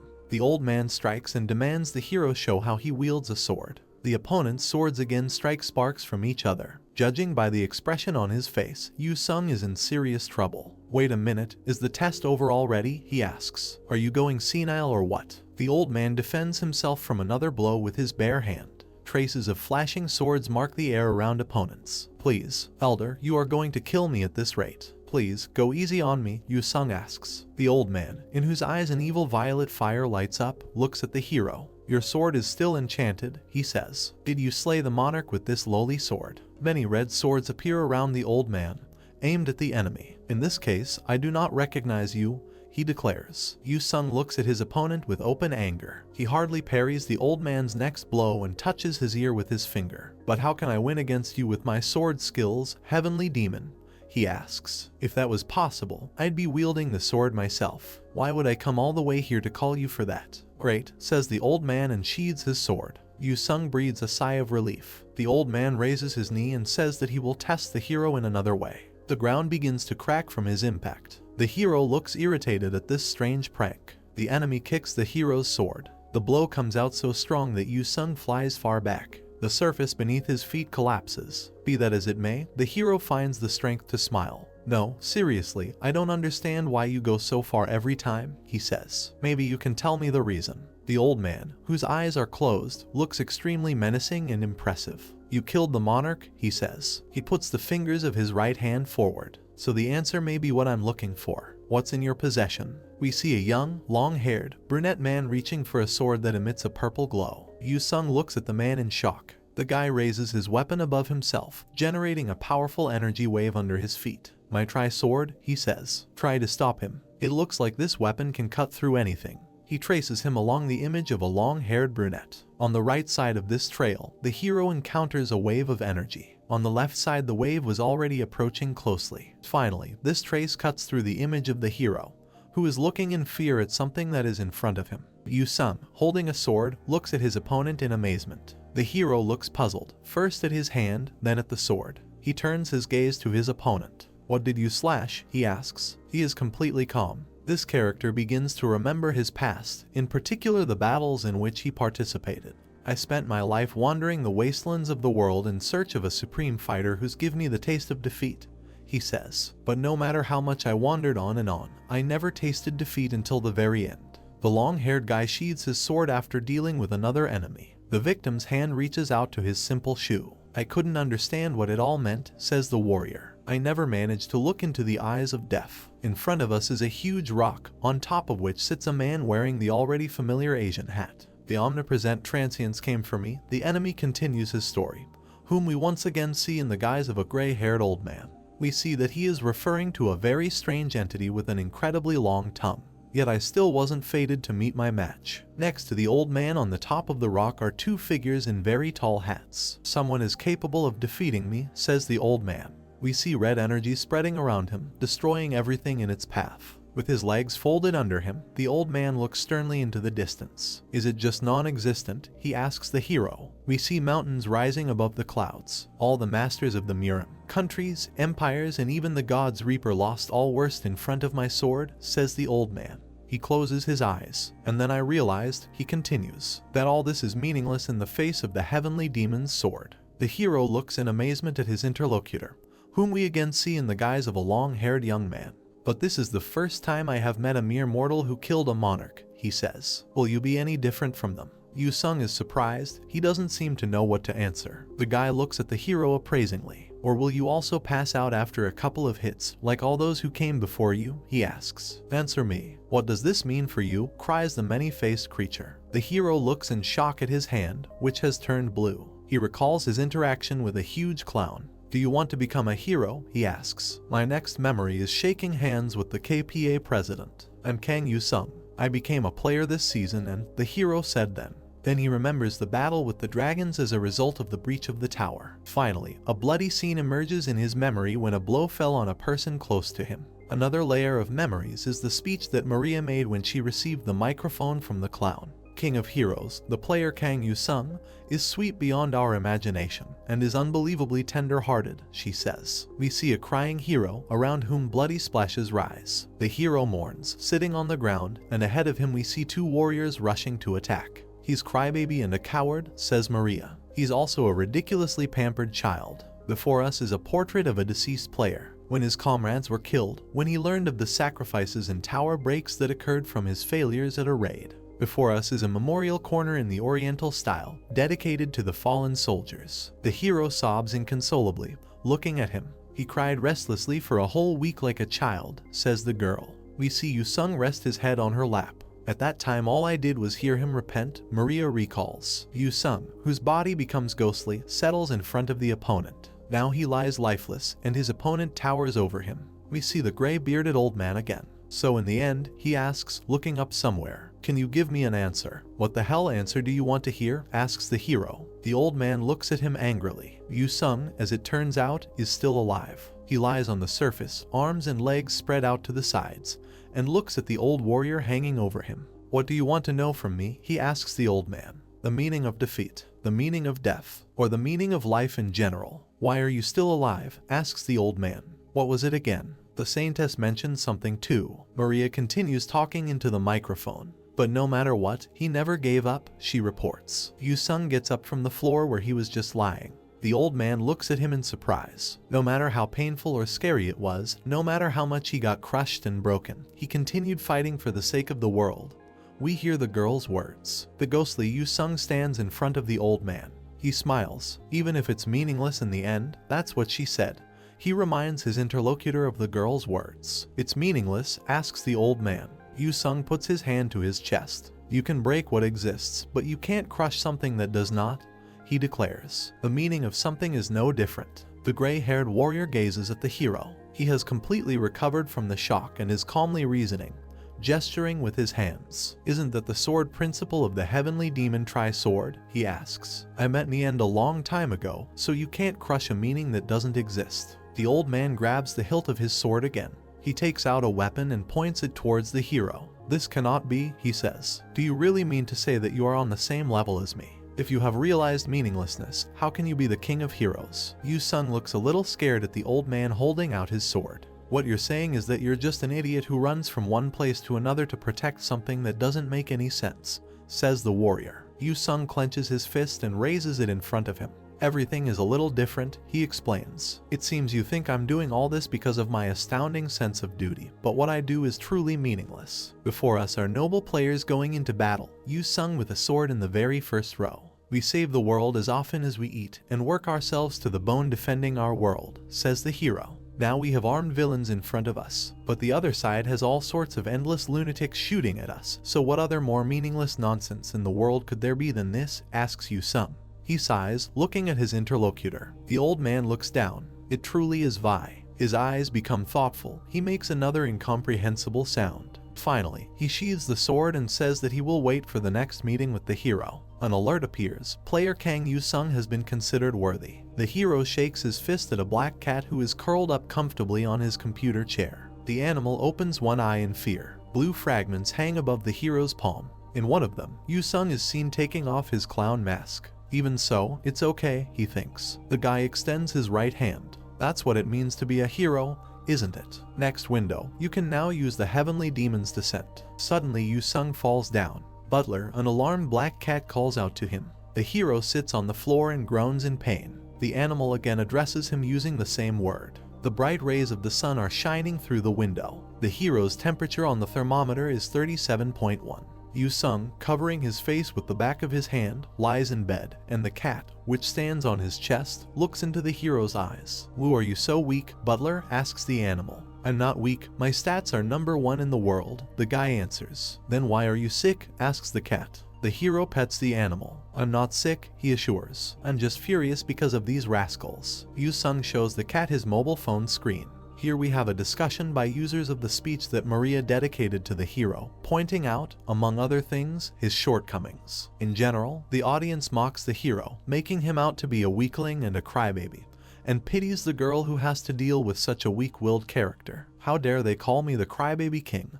Yu-sung is indignant. He gets terribly angry and hugs the yawning cat to his chest, who understands that he was worried completely in vain. "I have to crush a damn tier 8. No, a tier 9 tower at the very least to calm down this anger," says the hero. "How will you raid a tower that doesn't even exist yet?" asks the animal. Yu-sung looks at the screen of his mobile phone. "Everything is correct, it's only March," he says. As seasons pass, towers of higher tiers start to unlock, but it'll take at least 1 more month, Yu-sung thinks. Advanced tier towers that don't exist in the territory of a certain country, but in the universal domain.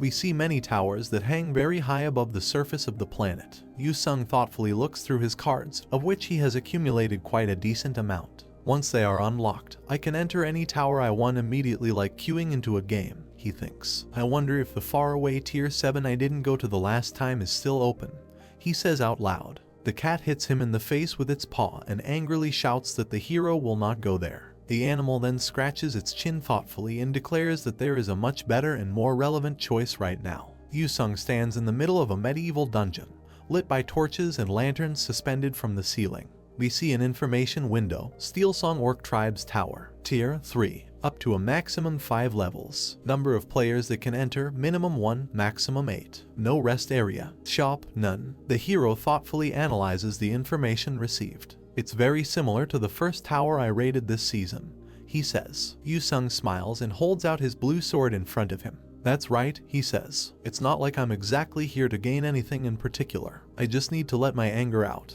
The hero closes his eyes and his sword begins to glow red. Heavenly Demon's tri-sword is reported to be used. Characteristics of a stupid game. Adds meaningless prefixes and suffixes like true or first to the names, says Yu-sung ironically. An information window appears. Heavenly Demon's tri-sword rank, mythological unique. Attributes, possession steel. Features, temporary incarnates the divinity and power of the heavenly demon in your body. This skill allows you to permanently possess some of the abilities of the heavenly demon. Special note, you may keep this skill card even after the season resets. Before us are 2 incarnations of the heavenly demon. A young man with a red sword looks real, and an old man towers over him, drawn with red energy. Yu-sung feels something is wrong. An alert appears. The existence of heavenly demon is exerting its influence on your body. Strange streams of energy appear behind the sword-wielding hero. He clutches his stomach. His body begins to transform. Something is already clearly sticking out from under his cloak. Yu-sung covers his mouth with his hand, trying to stop the blood gushing out. Heavenly demon, the hero thinks. He is thrown into the air in a completely unnatural position.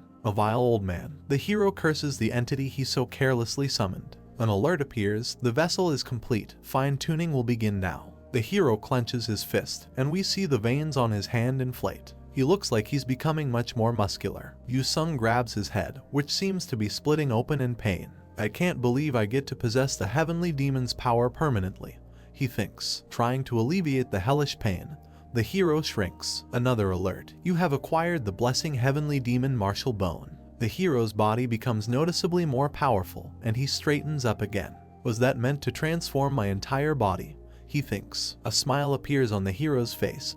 He looks at his fist, which has become much more powerful. So, this is the so-called bone deep transformation. But all this did not seem to affect my appearance at all. He understands. Yu-sung looks up, where the sun is visible through a hole in the roof. Enemies appear in front of him, orcs with huge axes. An alert appears. The collapse of the terrain has connected you to the second floor. The hero fights a huge orc. He looks at the monsters fervently. Well, it's time to try a new product, he asks himself. The orcs watch in amazement as the hero's body becomes the source of a powerful red flash. I now have a third basic move that wasn't included in the previous Heavenly Demon's Descent, Yu-sung thinks. We see him sitting on a stack of 3 huge dead orcs. In front of him is a notice. While the skill is A, you can use the basic moves of the Heavenly Demon Tri-Sword. 1. First move Razor Slash. 2. Second move Perishing Blade. 3. Third move. The hero gets up from the stack of corpses on which he was sitting and walks into the distance along the passage. Does it not have a name because of its meaningless nature? How come the third move wasn't included in the previous Heavenly Demon's Descent? Yu-sung thinks. The hero seems to be thinking about something unpleasant or worrying. That void sword. A very long and sharp white blade appears before his eyes, which reaches towards the face of an incomprehensible entity emitting jets of white energy from its eyes. The hero takes out his sword and finds himself in front of a very strong door, reminiscent of a huge fortress gate. How much of it will I be able to utilize? He thinks. Yu-sung raises his head and looks at something. In front of him is indeed a huge and probably very strong gate. The hero looks at the gate with eyes streaming with red energy and says that he will enter it as soon as it opens. An alert appears. Synchronization rate 1%. A significant amount of black and red energy accumulated around the hero standing in front of the gate. Another alert. Beginning fusion with the dethroned monarch, the sword monarch. Yu-sung looks surprised. What? He thinks. The hero remembers a huge crystal, in front of which a strange ritual took place with the participation of a huge number of different monsters, as well as a boss in some kind of respirator. Dethroned monarch, he asks someone. An alert appears. Stop the dissension ritual of the dethroned monarch, lord of pestilence. The hero comes close to the gate. The heavenly demon was a monarch too, he thinks. He remembers the young, long-haired incarnation of the heavenly demon. His right eye still shone with an evil light. In search of a supreme fighter who'd show me defeat. This is me first time meeting a mortal who killed a monarch, said the demon during their last meeting. Yu-sung puts his hand on the gate. Is that why he reacted that way? He thinks. Because I killed an equal of his. Yu-sung looks at something in fear, beads of sweat running down his cheek. An alert appears. Countless monarchs are quietly observing you. In particular, this refers to the jester whom we see above the hero's head. We see this character's masked face up close. An alert appears. Clown monarch is looking at you with a blank expression. The hero looks at the jester with caution. Why so serious? The jester asks him. He starts laughing merrily. A source of purple light appears high above, illuminating the hero as he continues to stand at the huge gate. We see the hero's hand. Geez, these creepy rascals, he says. He receives another notification. You have entered the boss stage. Yu-sung enters the huge gate and sees a monster in front of him, whose horns protrude not only from the helmet on his head, but also from his shoulder pads. It's time, says the boss. He stands up on his feet, which turn out to be bare. A giant orc raises a huge axe. Give me an honorable battle and die, he roars. The hero smiles, his eyes glowing with an ominous red fire. Yu-sung strikes with his sword and cuts the huge orc in half. The huge hall is illuminated with light, and an energy vortex appears inside it. A notification appears. You have defeated the boss. The hero looks thoughtfully at what is in front of him. So this is heavenly demon's power, he thinks. We see the sword he is holding in his hand. The hero seems to be having a hard time controlling it and uses his other hand to hold onto his weapon. The hero's face is distorted from tension. He tries to regain control of his hand. Damn it, did I push myself too hard with that third move?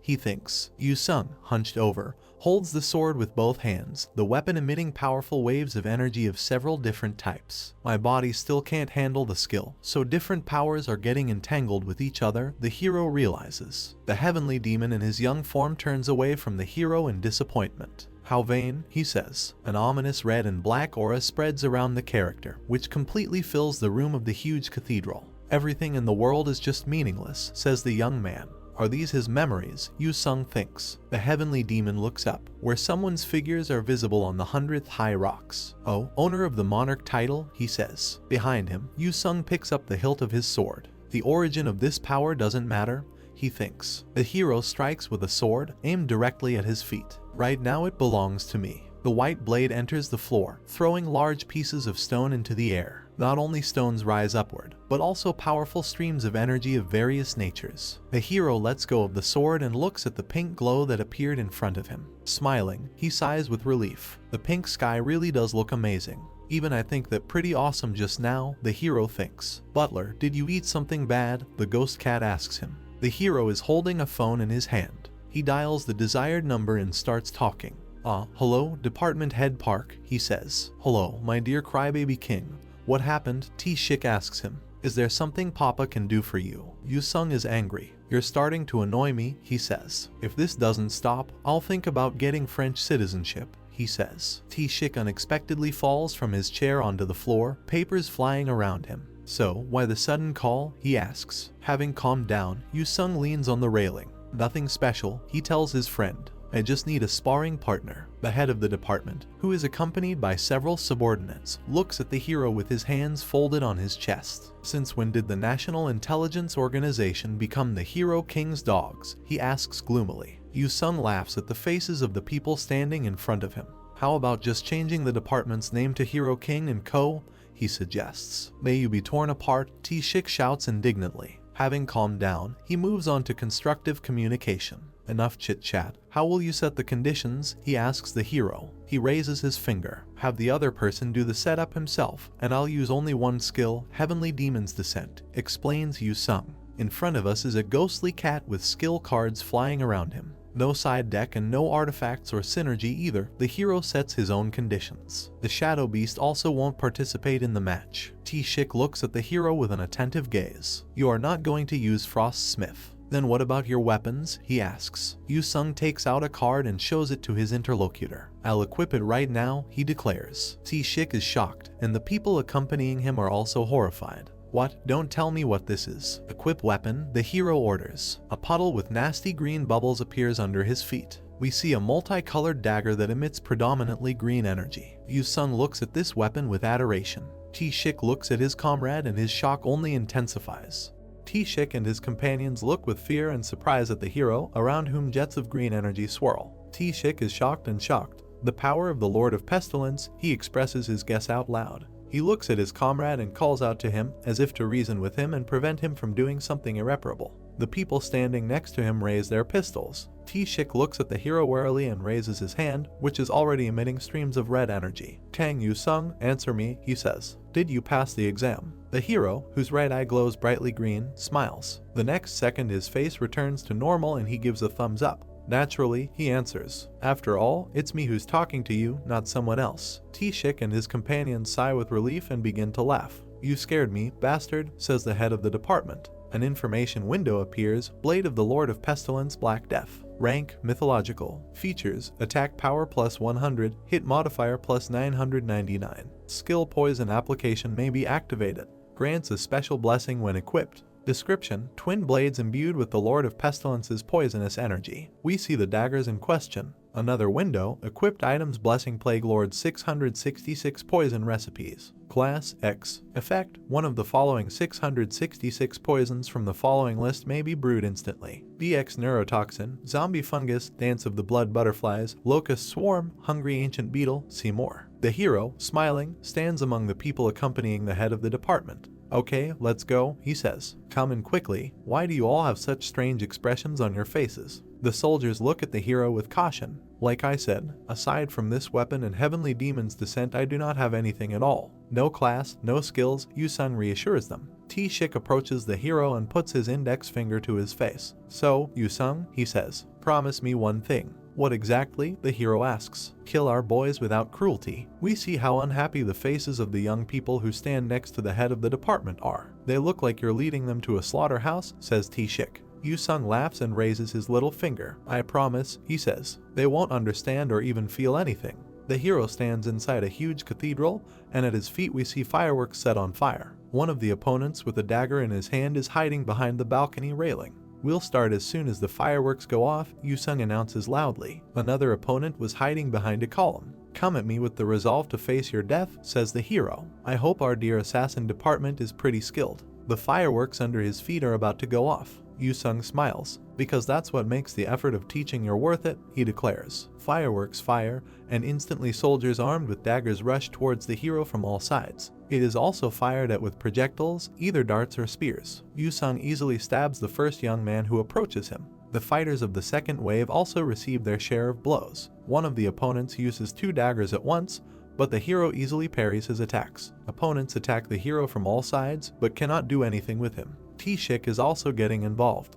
He throws a couple of his daggers at the hero, but while they are in the air, Yu-sung manages to finish off a couple of opponents behind him. Yu-sung, who raised his right hand high above his head, is extremely determined. An opponent appears behind him, raising his hand to strike. This is T-shik, and his eyes glow with a very evil light. An alert appears, Heartbreaker. Unique skill, weapon retrieval. T-shik throws a punch, but the hero is successfully blocked. You thought you could catch me with this false attack? Asks Yu-sung. T-shik smiles. The next moment, several additional blades fly at the hero, and this seems to scare him. However, the hero manages to bend backwards and let the projectiles pass over his head. Upon closer examination, they turn out to be sharp throwing darts. White lines appear in the air, at the intersection points of which bright nodes glow. We see that new fighters, still armed with daggers, are jumping at the hero from high walls. Yu-sung looks at them smiling. He takes off, delivers several devastating blows, and jumps to the side unharmed. The young fighter kneels and we see a thin white thread stretching upward from his wrist. Something like a net appears in the air. An alert appears. Charlotte's web divided by 3-star effect releases the web from its fixed state, allowing it to be temporarily used as a wire. Yu-sung slashes and an explosion is heard nearby, throwing rocks into the air. These are not even stones, but tiles. The white beam penetrates these plates and crumbles them. Above the head of the fighting hero, peculiar necklaces of tiles strung with rays of white energy appear. Yu-sung looks at the enemy, who, as if dancing, approaches him with 2 daggers in his hands. "Oh no," the hero exclaims, smiling. He jumps high up, ending up above the tiles strung on the beams. "You almost caught him," says Yu-sung. With a dagger in his hand, he looks down. The hero makes several jumps from one large elevation to another. Having noticed someone, he looks intently at the enemy. Should we find out who Charlotte's Web this is, he asks himself. The young man he discovered looks at the approaching enemy with fear in his eyes. Yu-sung strikes with his sword, ignoring the young man who is chasing him from behind. "Is it he, our top disciple?" asks the hero. The guy who generates the network smiles in the face of the approaching enemy. "Oh God, how scary," he says. Having prepared another batch of his rays, the young man rushes at the hero, inspired by the fact that he is being attacked by several other fighters. "You weren't trying to go against me one-on-one, were you?" the guy asks. Yu-sung, grinning predatorily, puts 2 red daggers with green eyes in front of him. A powerful stream of red energy falls down to the surface. It covers the enemy who tried to attack the hero with 2 daggers. Yu-sung, who seems to be walking on air, looks around at what is happening below him. The twin swords double its effect, he notes. The hero moves forward confidently. Then he stops and looks at the very bright moon hanging over a low mountain. "What a wonderful view," he says. We see someone's hand trying to cling to something. It belongs to one of the defeated fighters. T-shik supports the young man and shouts loudly with a distorted face that he really thought that he would die here. The hero laughs cheerfully, looking at the frightened head of the department. "Well, let's stop there," he asks. T-shik wearily wipes sweat from his forehead. "Naturally, you little scoundrel. Or do you want to continue this outrage?" he asks. "No, I think we should clean up a little and go home," says Yu-sung. T-shik looks around him with a very unhappy expression. "You have smashed everything here to smithereens," he says. Yu-sung looks at his comrade, smiling. "Have you ever thought about domination over the world?" he asks. "What is this all of a sudden?" the hero wonders. "How will I ever manage it?" Yu-sung and T-shik are talking peacefully in the middle of the palace, the walls of which are almost completely destroyed. At their feet sits a fighter recovering from extreme stress. "No, from my point of view, it might be possible for the first Hero King," says T-shik. "But the first Hero King's stats are immeasurable. No such being can draw out 100% of Hero King's power," the hero answers, but the interlocutor does not allow him to finish. "Enough," he says. "Let's clean up here and go back." The hero yawns sweetly, covering his mouth with his hand, while the other survivors stretch. T-shik kicks some people. "Hey, get up," he says, "it's already over." The young people begin to come to their senses, fear and bewilderment on their faces. The guys are talking. "Whoa, when did I die? God, he doesn't even know when he died. I still lived longer than you." Yu-sung smiles and turns to his friend. "Well, did I keep my promise?" he asks. "Yes," T-shik answers. "Contact us again when you need it. Upgrade the skills of these mediocrities." A window appears, the contents of which puzzle the hero. "The Alter History Tower is calling you, player Kang Yu-sung." The hero's eyes become round in surprise. He sees another window. "Lieutenant General Kilgore is requesting your help."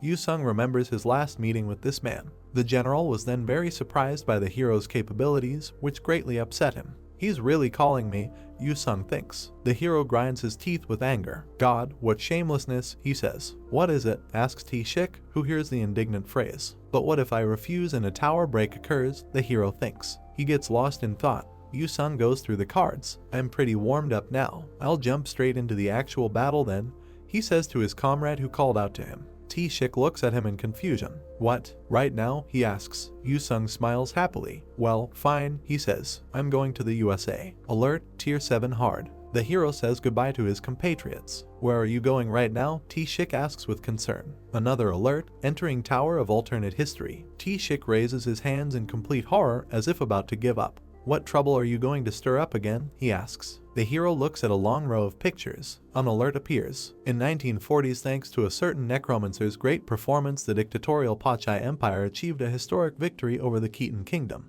Where the hell is the Pachai Empire now? Yu-sung thinks. General Kilgore clenches his fists and screams furiously. The wings of freedom must not be broken. A hero appears next to him. "Since when you were so interested in how things are in the world inside the towers?" he asks. "Player Kang," the general shouts in amazement. An assault rifle appears in his hands. "Why are you here?" Kilgore shouts angrily. "This tower would have no connection to South Korea." Yu-sung looks sternly at the military man and extends his finger in his direction. "Is that what a person who is begging for help supposed to be saying?"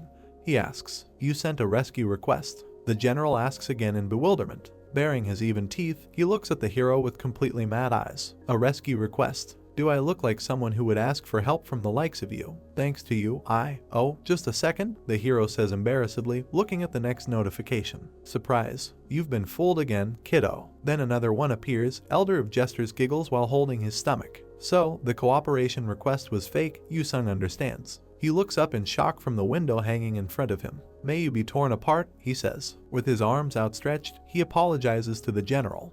Sorry for interruption. But what could I do? Since the tower called me, I should hurry here. Alert, but it's too early to give up. The hero looks through the next window that appears together with the general. The ones wielding weapons who stand against the enemies of freedom are looking for an opportunity. Kilgore raises his right hand and sincerely expresses his feelings. Well, alright. I first thank you for participating like this, even if it's a world inside the tower. The general is again overcome by two strong feelings, and he unceremoniously hugs the hero. After I was born and raised in a country of freedom, I can never forgive. Yu-sung tries to remove the general's hand from himself. Mr. Kang, since there is no doubt about your excellence as a player, I will allow you to join strengths with me just this once, Kilgore shamelessly states. So at times like this you actually do quietly cooperate with me too, Yu-sung replies. An alert appears. You will be moved to the beginning of the story after a little while. The countdown begins. 30, 29, 28, 27. The hero looks at the hero with wariness. Right? Even if it's total chaos right before the end of the world, he hears. Yu-sung looks at the military man, smiling. When facing a damn dictator, everyone would suddenly join hands and sing "We Are the World." Isn't that how the world works? He asks. His gestures become more free and convincing. But you, General, who hates imperialism that much, how did you end up joining hands with the Gravekeeper Gramps? The hero asks his interlocutor. Oh, don't bring up the story about that bastard in front of me, the general demands. The hero smiles. Even if you hate me that much, the fact that you used to go around together, it looks like you were scared of me, he asks. Yu-sung gently taps his finger on the general's uniform and looks menacingly into his eyes. Just try to betray me again, he says. You won't really like what you see. The countdown reaches 0. The hero and the general enter a room in which there are many people. We hear the remarks of those present. Oh, Lord, thank you. The players have come down from the sky. The Lord has not forsaken us. The hero crosses himself and blesses those present, and the general demands that those tell them who they are and where they are from. Kilgore orders those in the room to stand at attention, and they obey this order without question. Are you in charge here? Asks the general. The person he addressed salutes and introduces himself. Lieutenant Aldo Pitt, sir. I am commanding a guerrilla unit of bastards from the domestic forces of the Free Coalition Keaton Kingdom. The hero rubs his chin in puzzlement. Why is it here and not the unit? Could this place be? He thinks. The general, meanwhile, puts his hands on his waist and, with his mouth wide open, addresses the commander. Then I ask you, Lieutenant Aldo, give me a short and quick report on the current situation, he demands. Our hideout is under siege by the Pachai Empire bastards, sir,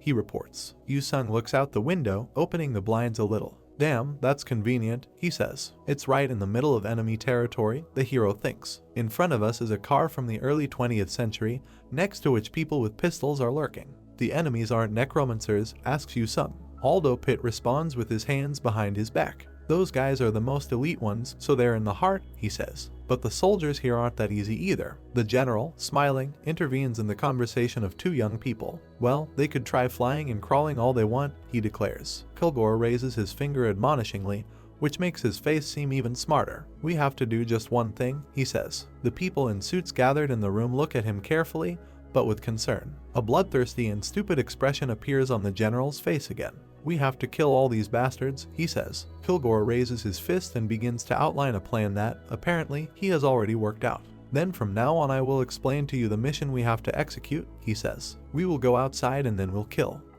all the damned enemies. The people in suits salute, although the shot looks extremely stupid and there are no hats on their heads. The general's expression becomes completely insane. We will kill them very cruelly, he shouts. The general runs out of the building and immediately comes under fire from the enemies surrounding the building. Freedom, Kilgore shouts loudly. An alert appears. The Pachai Empire's elite unit, the 101 Cent Purifier Battalion, is surrounding this place. The shooters, who are hiding next to the car, open heavy fire. However, the general is protected by a yellow energy sphere and the bullets do not cause him any damage. The people in suits standing behind the general look at him in shock. SF shield, one of them exclaims. Smiling, Kilgore points his finger somewhere. Why are you standing? He asks. Get them quickly. My shield will protect you. Soldiers in suits run out of the building and begin firing from machine guns. They, like the general before him, also glorify freedom. Yu-sung with a casual gesture takes out 2 red and green daggers that he received not so long ago. I agree, he says, freedom is a damn wonderful thing. Both the general and the men in suits fire from machine guns, hiding from return fire inside a yellow energy sphere. The bullets destroy the enemy forces one after another. Yu-sung looks up and notices a group of enemies lurking on the roof of a nearby building. A moment later, he and his daggers are already behind the backs of these people. 2 elusive movements, and opponents lose their heads, powerful fountains of blood fly upward. Someone grabs the next enemy by the hair and prepares a sword to deal with him. This is the general, having finished off the guy we just saw.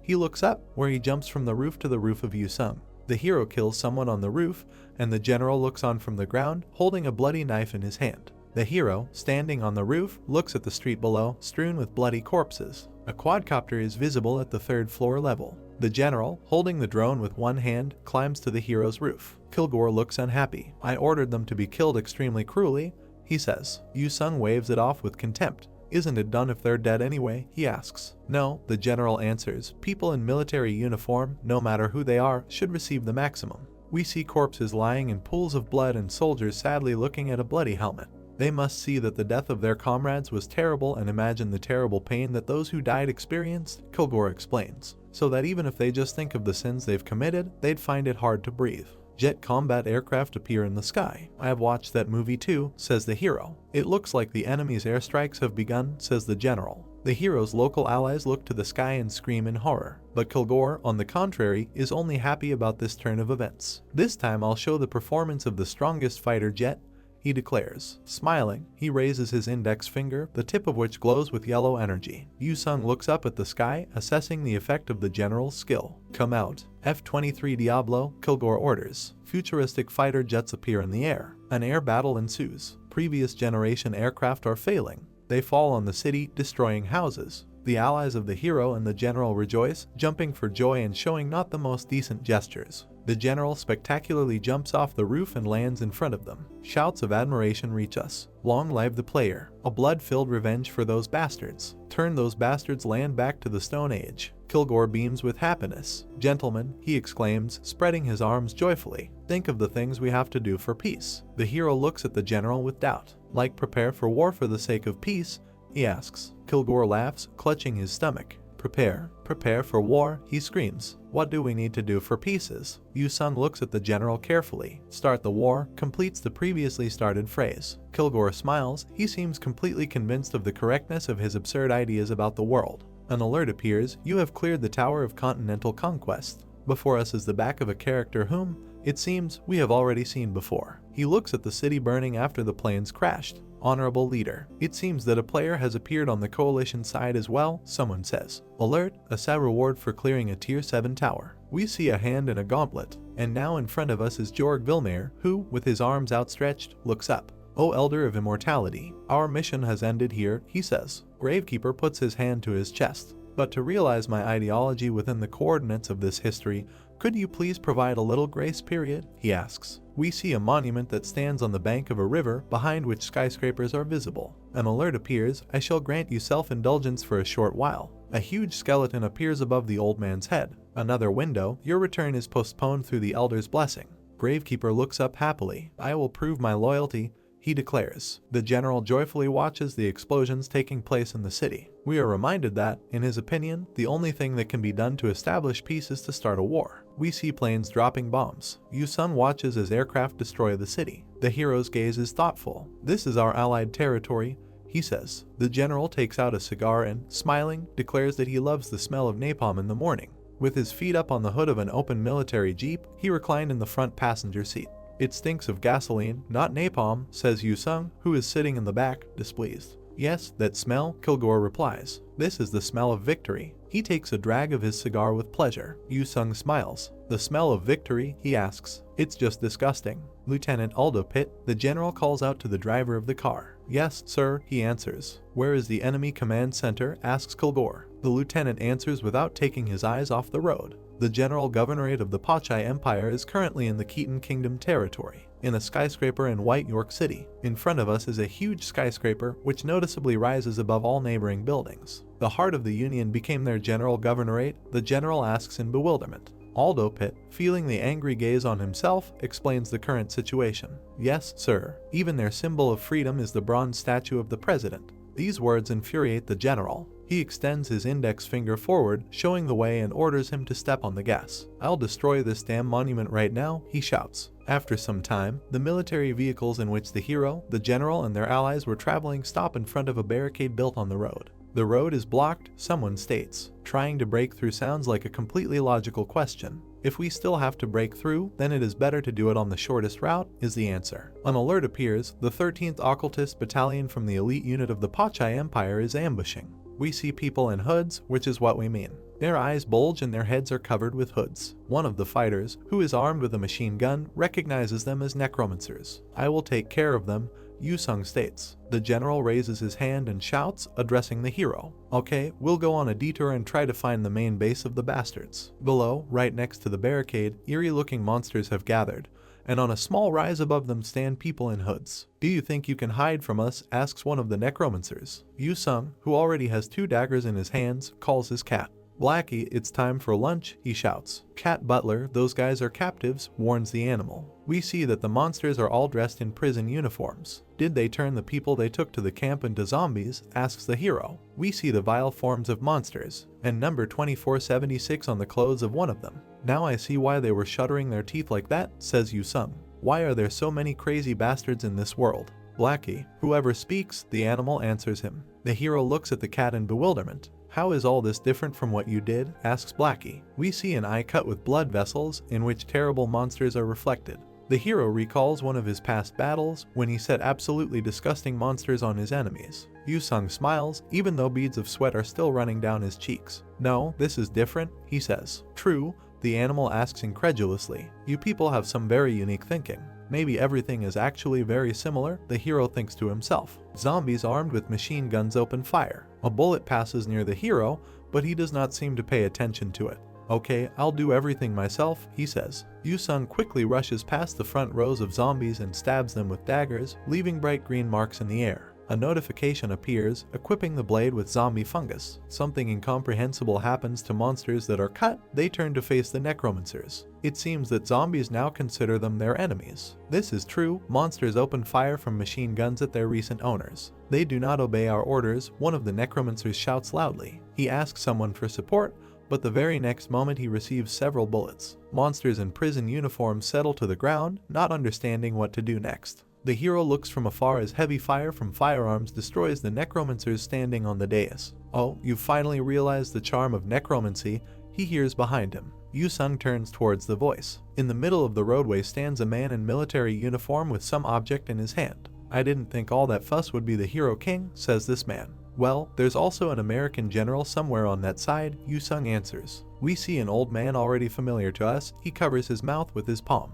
It is reported that this is honorary leader Jorg Vilmer, highest rank in the Empire's elite troops. Oh, that hidden one is in our empire, he says. A bright yellow glow appears behind the old man's back. He smiles joyfully, holding a staff with a skull in his right hand. Now forget about that guy and look at my outfit, says Jorg. It's different from what I wore in our world, but isn't it beautiful? The young guys call this eye purification or something. The hero with daggers in his hands moves threateningly towards his old acquaintance. Act your age, you old geezer, he says. An eerie red glow appears in his eyes. It's more like terror than purification, says Yu-sung. The old man looks at the enemy, bringing the hilt of his staff closer to his face. Descent of the heavenly demon, he asks. If that's your move, then I can't lose. Jorg spreads his arms out to the sides and a gigantic, absolutely creepy skeleton appears above him.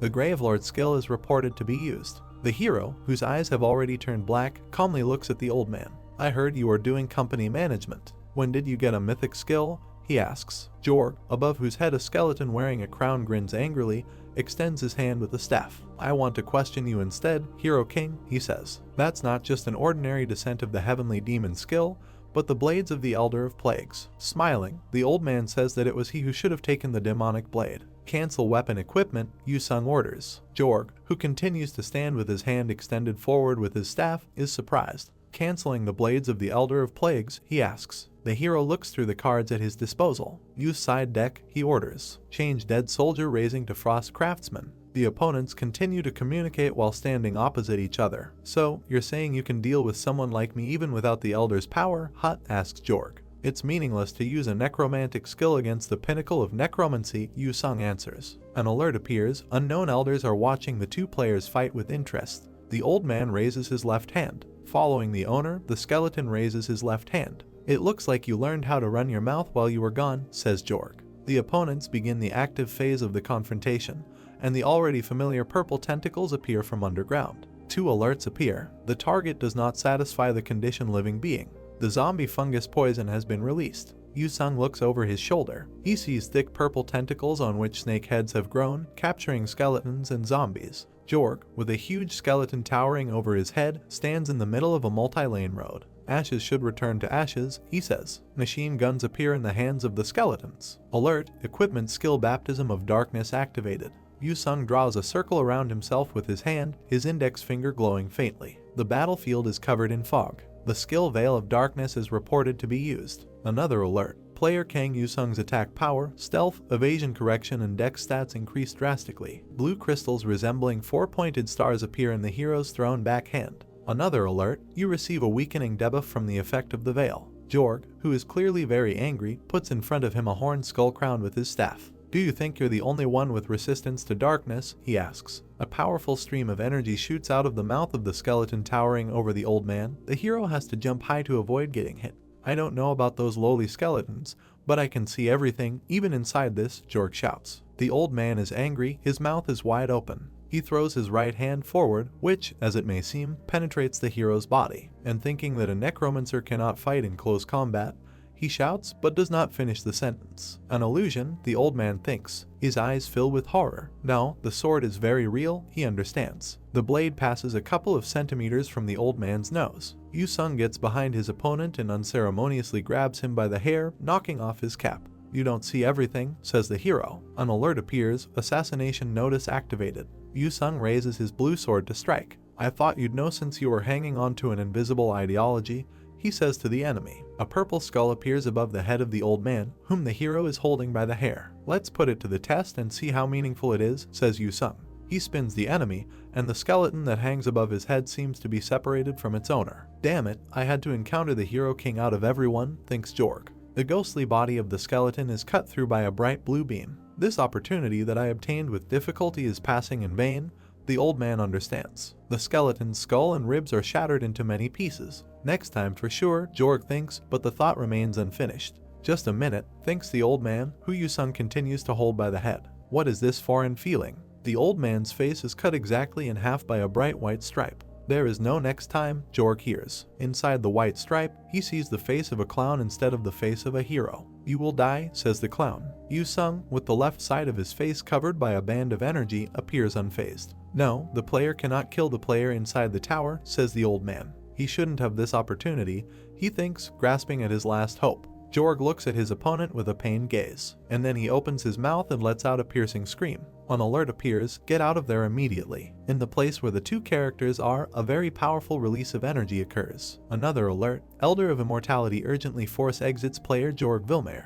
Yu Sung looks at the light source that appears in front of him. Someone laughs loudly. System alerts start popping up. Elder of Jesters mocks the Elder of Immortality and bursts out laughing while holding his stomach. Unknown elders make fun of the Elder of Immortality and burst out laughing. Yu Sung covers his ears with his hands. Another alert, Elder of Death expresses his satisfaction towards player Kang Yu Sung. A monstrous explosion destroys the upper floors of a huge skyscraper. Two more alerts. You have cleared the Tower of Alternate History. Elder of Death bestows the heroic tier accessory Executioner's Oath upon you. Before us is a cityscape with many huge skyscrapers. We hear the news. Breaking news, player Hero King has raided a tower with Lieutenant General Kilgore. The hero, next to whom the same general stands, communicates with journalists. Did you really go on a raid with the general? The journalist asks. Yes, Yu Sung answers. He asked me to join him, and I could not refuse such an invitation.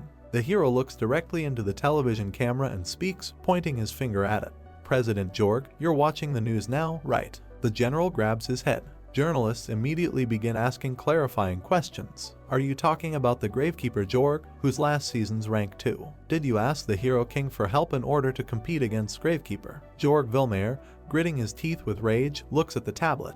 You said you'd be focusing on company management during the early season.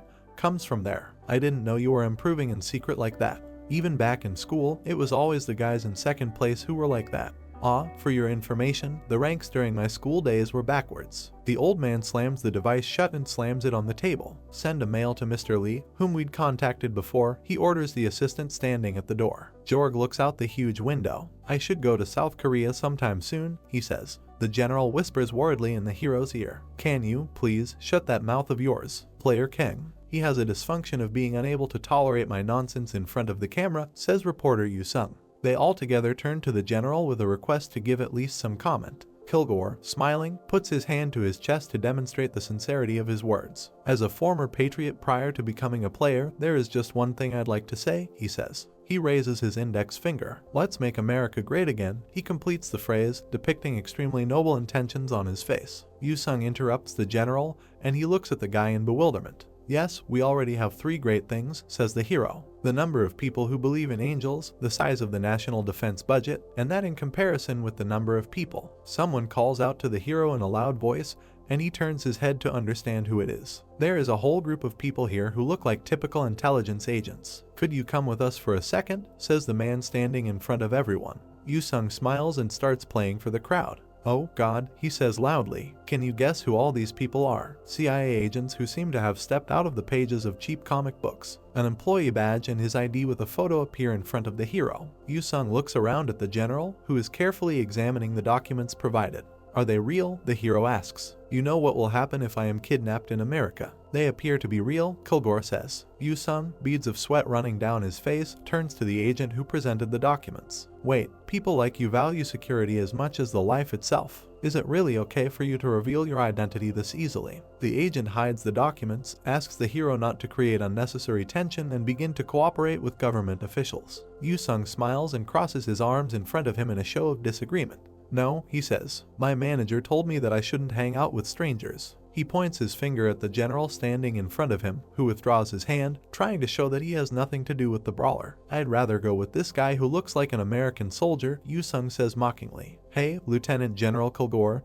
he calls his friend. One of the agents puts his hand over the hero's mouth. The agents drag him into a company car, and the general tries to calm the reporters down. It's just a protective procedure for the Hero King. Please don't worry. Someone is watching a live broadcast of what is happening to the hero on a mobile phone screen. My manager knows what you're doing, Yu Sung shouts. Where are you taking me? Naturally, the spectator is Park T-shik, who looks very worried. Follow them, he orders the assistant standing behind him. T-shik tries to reach the hero by clicking on his name in his contacts list. The person you called is unavailable, he hears. In front of us are the skyscrapers of New York. It is reported that one of them houses a CIA safe house. T-shik is lying on the couch with 2 CIA agents next to him. So sometime tomorrow we're planning to prepare a VVIP level private jet, says one of them. Yu Sung looks calmly at the agents. What is all this for? He asks. The intelligence agency representative sitting in the chair begins to explain. It's already March. If you fly on a regular passenger plane, you put other passengers at risk of a terrorist attack. I hope you understand this. The hero sits down on the sofa and the discussion continues. Then we can find a tower that connects to our country, says Yu Sung. We looked up 500 towers in the country, but unfortunately didn't find a tower that connects to South Korea, the agent reports. He raises his index finger, although several of them are connected to North Korea. If I enter such a tower, a war will begin, says the hero. The interlocutor replies that he is well aware of this. Yu Sung lies down again. Well, fine, he says. Then I'll rest a little and sleep. Yes, sir, have a good rest, says the agent. Yu Sung closes his eyes and strokes the cat that is lying on top of him. I'm going to sleep, Blackie, he says. Through a dream, the hero hears fragments of phrases. Opening his eyes slightly, Yu Sung sees the agents chatting excitedly after seeing some message on the tablet screen. Something happened, the hero thinks through his sleep. The CIA officers whisper quietly. Sometimes they call his name. Why do they speak so quietly? Yu Sung thinks. He opens his eyes and directly asks what's the matter. The hero sits up on the sofa. I heard you call my name, he says. The agent, who is in charge here, mumbles indistinctly at first. The thing is, we have a very strange case. Finally, he says that he received permission from the management to dedicate the hero to the details of what happened. Please confirm it yourself. The agent hands the hero a tablet, and he looks at the screen in amazement. Whoa, the situation really looks like some American drama, says Yu-sung. On the screen there is a room with several overturned chairs, the floor of which is covered in blood. The hero peers at the screen in surprise. It seems that he is beginning to understand something. In front of him are several corpses with faces covered in blood. Yu-sung is speechless. The agent holds another tablet in front of him with more information. The place is East Harlem, just over 2 miles away from here, he says. The time is 3 minutes 4 hours after you completed the raid. Looking at this card that was left behind at the scene. Before us is card number 4, which is in question. Yu-sung looks at her worriedly. The face collector has appeared again. He completes the sentence. The hero slams the tablet shut. It is at this time and in this place, Yu-sung says angrily. He stands up abruptly and thereby scares the agents. I can take this as a provocation, can't I? The hero asks. Fear appears on the American's face. Player Kang, what are you? He says. Yu-sung doesn't let him finish. He quickly walks between the agents and says he's going to teach him a lesson. The hero turns to the agents. What are you doing there? He asks. Please guide me. The US Central Intelligence Agency wouldn't fail at just locating a criminal, right? Before us again are the skyscrapers of New York. In one of the windows we see a young man with a naked torso, at whose feet lies a murdered girl. A notification appears. Elder of Mirrors expresses satisfaction. The killer, smiling joyfully and humming some song, raises a knife above his head. Now he pulls on the face cut off from the victim. The bastard has an earpiece on his ear. It's time. Someone's voice is broadcast there. Remember, in front of the guy even the slightest mistake won't be tolerated. The scoundrel, who now has a woman's face, promises to remember this warning. It looks like the character has completely transformed into a girl who now sings and dances. That's perfect, he says. I was slowly getting bored of playing the villain game too. Notifications appear. Elder of Mirrors encourages player. Oh, child, you can become anything. Both the girl, whose face is shown more clearly, and the young man who has turned into her, smile. Yes, of course, says the two-faced character, regardless of whether it's the king of heroes. Yu-sung is driving a car and looking at the window hanging in front of him with the necessary information.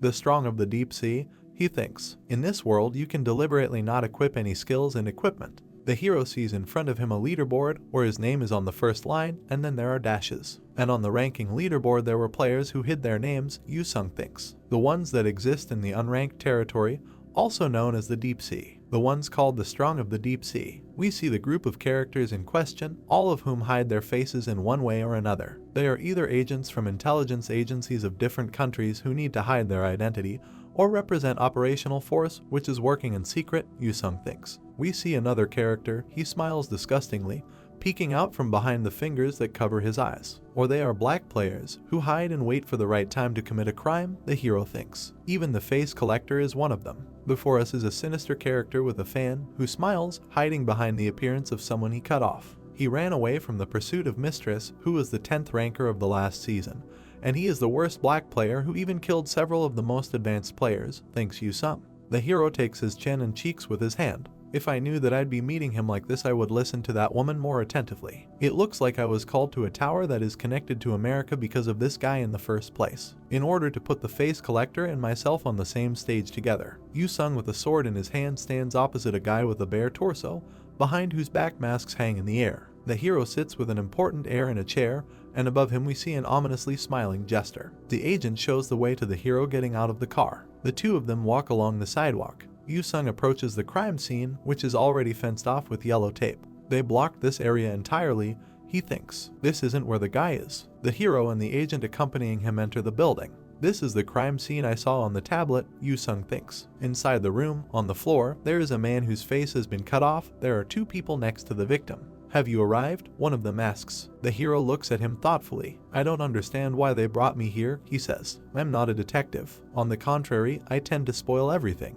A cut-off face appears in the hands of the agent sitting over the corpse. I think you should see this, he says. The agent pulls the skin over the skull of the victim lying on the floor. It seems that after this she begins to come to life, at least her eyes light up. It turns out that there are quite a lot of people in the room and they are all emitting faint streams of pink energy. Now look, the hero hears. Yu-sung smiles. What are you trying to do? He asks. The agent standing behind the hero smiles. What does it look like? He wonders. Someone present puts on someone else's face. The room is filled with many people who resemble zombies in their behavior. The CIA agent with whom Yu-sung came here solemnly declares that the hero fell into a trap specially organized for him.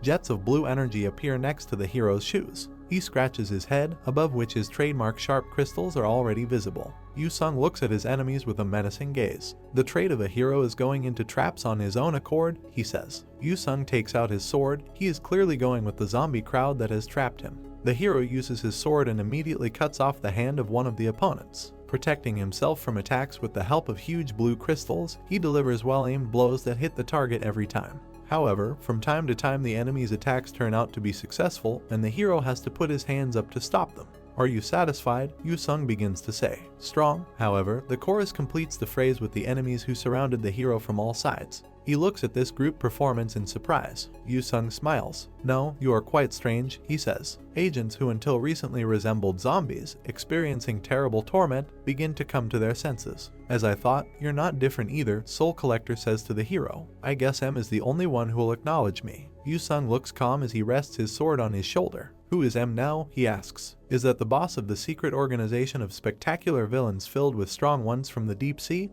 The one working behind you?" Agents surround the hero from all sides. "That's right, Hero King," says Soul Collector. "But even without the boss making a move, we've killed tens of top players like you." Yu-sung throws his dagger up and one of his opponents snaps his fingers. "Then it'd be difficult to kill you quietly," the hero says mockingly. "Don't worry," Soul Collector replies, and the hero looks at the one who speaks in his voice. The opposing sides are transported to a magnificent fighting arena surrounded by a high wall. Yu-sung looks around this grandiose structure with admiration. "Is this subspace barrier skill?" he asks. Then it becomes clear from his face that he understands the hidden meaning of this movement. "Damn, it's like Soul Collector had this all planned out from the start," he says. We see a villain behind the hero who is preparing to stick a knife into the back of his head. "And this plan is to destroy the King of Heroes," says Yu-sung. The attempt on his life turns out to be unsuccessful. The hero leans back and puts large blue crystals above him, on which the enemies are broken. A ghostly pistol appears in the hero's hand. "The world looks like it's about to be completely ruined," says Yu-sung.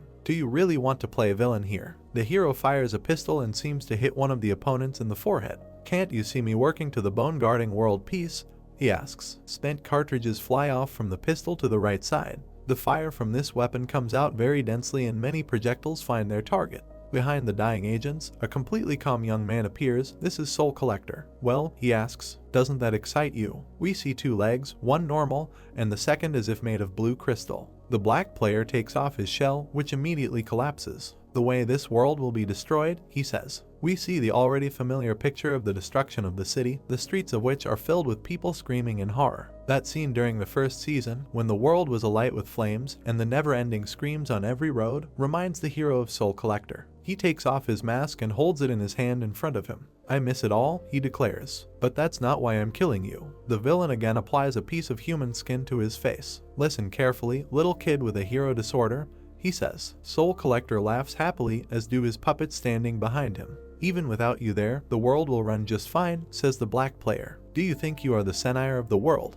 Its guardian." Yu-sung silently looks at the strange speaker. Soul Collector continues to have fun with his companions. "But what can we do?" he says. "This world will not collapse on its own." In the hands of the hero's opponents are daggers burning with a bright flame. "What will happen if the King of Heroes disappears?" asks the black player. "Many flaming swords are directed at the hero. A new king will appear, that's all," continues Soul Collector. Opponents raise their swords above the hero's head, forming something like a dome. They then take out small daggers and try to hit the guy with downward blows. "I also have another brilliant idea," declares Soul Collector. "I can cut your face off and turn into the King of Heroes." Yu-sung covers his eyes with the backs of his hands and uses his fingers to form a strange, little resembling figure. "You newbie bastards who haven't even gone on a season boss raid," he says. The hero launches a retaliatory attack and uses an energy web, which begins to cut enemies into pieces. "Well, what was the point of saying all the nonsense that I heard?" asks Yu-sung. He stands in the middle of the arena, onto which severed body parts of enemies fall from above. Soul Collector smiles, stroking the back of his head. The web didn't seem to have any effect on him. "It's not like I couldn't go, I just didn't," he says. "The season was over, so there weren't any rewards, and I would have had to put my life on the line. Shouldn't the guys who went on that be considered idiots?" Yu-sung looks at the enemy with contempt. "And despite all this, you say that the world would normally exist without me?" he asks. "What should I do? It seems that I will have to tell you the unpleasant truth about this world." Yu-sung stands in the center of his web, the threads of which flow from the blood of his cut-up enemies. A characteristic of the Hero King is that there's only one throughout heaven and earth, he says. A bright blue sphere appears in the hero's hand. A characteristic of the earth is that it's running centered around me, continues Yu-sung. A powerful stream of blue energy rushes towards his enemy. Yu-sung stands with his right arm extended forward. The day I end is the day the earth ends, he boldly declares. Soul Collector, another guy slipping from his face, smiles. What a crazy bastard, he says. Yu-sung walks forward. A characteristic of pseudo-madness is that it's nothing before the real thing, he says. The hero's right hand turns into a sharp crystal, and he is already standing close to his opponent. Yu-sung strikes and impales the black player through. It looks like you forgot your place because I praised you as a strong one of the deep sea, he says. The tip comes out of the enemy's back. The hero looks dispassionately at the black player. The deep sea is just the deep sea. No one is strong there, he says. Large debris scatters away from the hero. It seems to be a mirror in which the hero's face is reflected. Before us is a pretty girl, into whom Soul Collector recently transformed. I'm not going to hide my powers anymore, and your face will soon become my new face, states the black player. Irony appears on the hero's face. Are you really hoping to take my face? He asks. Yu-sung stretches his arms forward, and huge crystals grow under the girl's feet. A characteristic of pseudo-madness villains is that they only come to their senses after having the shit beaten out of them, he says. A dagger appears in the girl's hand. She rushes at the hero between the thorns that have grown in her path. Then defeat me if you can, she cries. The girl smiles. You won't surprise me with your childish tricks, she shouts. I know them all. But this hypostasis of the black player also falls into the web. We see how, as she approaches the hero, she loses her arm and a huge amount of blood. The girl lies with her face buried in the Po and asks only one question, how? Yu-sung, who stands behind the bloody web, explains the subtleties of his tactics by raising his left hand. I thought you'd be used TP it. It's obvious that you should hide the real one if you're going to hunt, he says. Oculus, shouts the girl loudly, who manages to prop herself up on her elbow. Yu-sung kneels in front of his defeated opponent. So, how do you feel after being taken down by the same hunting method the black hunters use? He asks. The hero grabs the girl by the face. Don't tell me you thought you really had the skills after taking a few top players' heads off by cowardly getting them from behind, he says. They are just not used to murder, it's not like you are strong. The black player loses another face. Dying and killing inside a tower are different, right? Yu-sung asks him. The hero rips the girl's face off the scoundrel's head. They shouldn't have died like that. They did, he says. The hero's sad eyes emit streams of red energy. Thanks for appearing before me, he says. A blue dagger appears in his hand, the blade of which twists into a spiral. Soul Collector looks at this weapon and knows that this is the end. The Hero King never loses, says Yu-sung. To the villain, he clarifies and raises his sword for the decisive blow. An explosion is heard in the middle of the city. Passers-by cover their ears in horror. Special unit soldiers run to the door to the building. Here, one of them shouts, "Find the Hero King." Agents with pistols in their hands burst into the room. They see a hero standing among many corpses with a sword in his hand. Hands up, one of the fighters shouts. Yu-sung, whose back of his head we see, yells angrily at the agents. Don't you think you came here too late? Two fighters aim at the hero and shout in trembling voices for him to immediately raise both his hands up. Someone's hand rests on the back of one of them. Back, says its owner. A general appears next to the hero, standing with his hands in his pockets. Player Kang, can you explain this situation? He asks. Spattered with someone else's blood, the hero frowns at his interlocutor. The villain dug up a trap and threw me into it, he says. Yu-sung holds the scoundrel's corpse by the throat. The face collector happened to be inside that trap, so I sent the villain to the Lord. The hero picks up the mutilated corpse and shows it to the general. Although the corpse in a damaged condition, you'd recognize it if you have the real CSI ability, right? Asks Yu-sung. This is indeed Face Collector, interested in Kilgore. Am I some sort of a psychopathic, monstrous killer? The hero answers the question with a question. The general looks at the hero in amazement. According to the reports of a CIA employee, it seems you unilaterally unleashed your barrier skills, he says. Yu-sung looks at his interlocutor with obvious dissatisfaction. I was kidnapped as soon as I exited the tower and put into a trap, and you are telling me the barrier was mine? He asks. I wasn't expecting an apology, but now I'm supposed to give an explanation. Angry, Yu-sung moves closer to the general and looks into his eyes. You are so stupid that you cannot recognize a spy under your nose, he declares. And it's too late to look for him, since he's probably already disappeared. Player Kang, Kilgore shouts, trying to silence the hero. He throws the corpse he was holding in his hand aside. Or can I assume that you are also participating in the conspiracy? The hero asks decisively. The general looks at his interlocutor with wild eyes, but says nothing. Finally, he gathers his thoughts and grabs his beret with his hand. "Ha, if I was the one who set the trap, you think I would have only prepared that mere face collector to catch you?" asks the general. "I would order the beating of anyone who dared to propose such a stupid plan." The hero sighs. "Okay," he says. "It seems to be true." The hero and those accompanying him leave the building where the massacre took place and approach the police cars. "So, you really are letting me go home?" asks the hero. "It seems the fake CIA guys called a VVIP class charter flight for me." "Yeah, and that guy is real?" the general answers. "In front of us is an airport with a Boeing jet." The hero descends the ladder with his arms spread wide. He seems very happy to be back in his homeland. "I can't believe my eyes, it's the boss of Park. Long time no see," he exclaims. "Yes, asshole, it's me," T-shik answers him. He grabs the young man's head and pushes it down towards the ground. "The CIA guy was asking me how you're dealing with that hair loss," says Yu-sung. "This rare, mentally screwed up troublemaker bastard is going around creating problems on a daily basis." "Would I be doing well?" T-shik yells. Yu-sung grabs his head. "In the name of world peace, I wrote the scoundrel a ticket to the next world," he says. "Don't you think you're being too rude to me?" T-shik looks at his phone and happily hugs his friend. "Mass media everywhere is reporting that you screwed up that face collector," he says. "Needless to say, I'll be mocked relentlessly again," Yu-sung sadly replies. Here is the page of an online news publication. We see the title, "Hero King defeats one of the worst black players, the face collector." Column, "The tireless Hero King's greatest season ever. Player Kang Yu-sung really was the king of heroes." A man is standing on the balcony of one of the upper floors of a residential building. This is a hero who drinks some kind of drink from a can. He looks at other multi-story buildings. It's already March and these bastards aren't nervous at all, he thinks. The hero has a mobile phone in his hand. On his screen there are news dedicated to the hero and their discussion. One of the users reproaches him for being a crybaby and constantly calling his mother. They are still talking about the Wawa shit, Yu-sung thinks. He recalls his interaction with a young man in a suit and glasses. People could be exposed to terrorism threats. "Please, understand?" the guy asks. "I also remember sharing drinks from cans with the head of the department."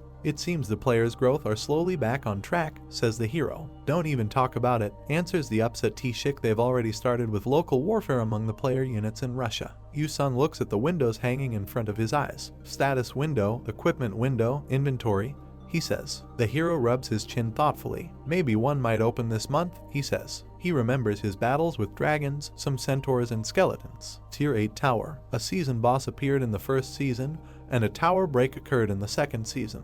It was a tower of a tier that managed to erase a part of the world map. Yu-sung clicks on the get function of one of the system windows. A very original bracelet appears in front of him. Alert, Executioner's Oath. Tier, Heroic, Accessory. Feature, grants 3 stacks of debuff weakness exposure on the opponent during battle. Damn, Elder of Death's bounty is amazing. "Just how much did you enjoy Elder of Immortality getting humiliated?" exclaims Yu-sung. Smiling, he crushes a tin can with his hand. Several alerts appear at once. Enemy finding Talisman Tattletale. Tower Ring. Executioner's Oath. The hero throws the can behind his back and it flies into his room. "Let me open up the card packs too." "Bulk open," he orders. Another alert, Random Skill Card Pack X7. "Do you want to open?" A whole row of cards hangs in front of the hero. He sees another alert, Attribute Specified Skill Card Pack X3. "Do you want to open?" "Bulk open those with Frost attribute," orders Yu-sung. We see many cards flying in the air. Yu-sung sees several notifications about receiving regular cards at once. "Even if it says common tier and higher, it's always going to be common," says Yu-sung.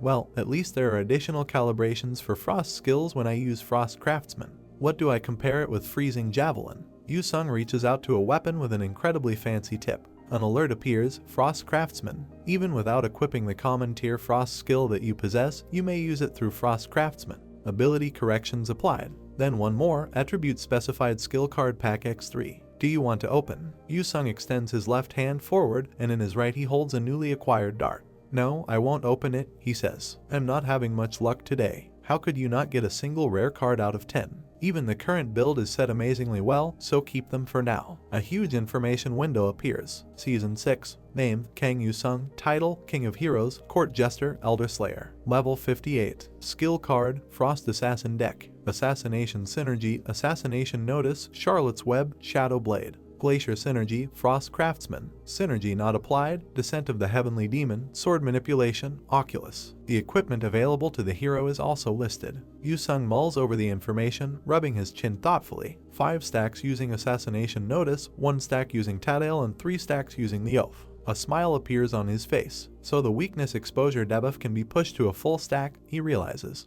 Cute pink background with white daisies. We are reportedly moving forward 2 days. Here again is the front page of the South Korean Players Forum. We see a pencil drawing that has a very interesting name, Terrifying Wawa Villain. Below is the author's comment. Drew the picture from memory. Even if you get near him, it's so cold that you would freeze. An ice armor under the robe and a cat's bib over it. Appeared from the 3-5 tier of arena. Quietly smurfing on newbies. Make sure to say Wawa before killing. Expected to be an advanced top player who smurfs in order to raise his arena rank points. Everyone, stay on the lookout. The post has 486 likes and only 1 dislike. User comments. I saw the Wawa villain too, in a tier 4 tower. What is that 1 dislike? Is it the Wawa villain? Seriously, he's a crazy psycho bastard. Isn't that Wawa villain the hero king? I seriously don't see any other explanation other than that bastard. Dude, you think the hero king is that jobless to be going around doing that? You, bastard, you're the hero king, right? Don't tell me the hero king is actually taking revenge for the Wawa meme.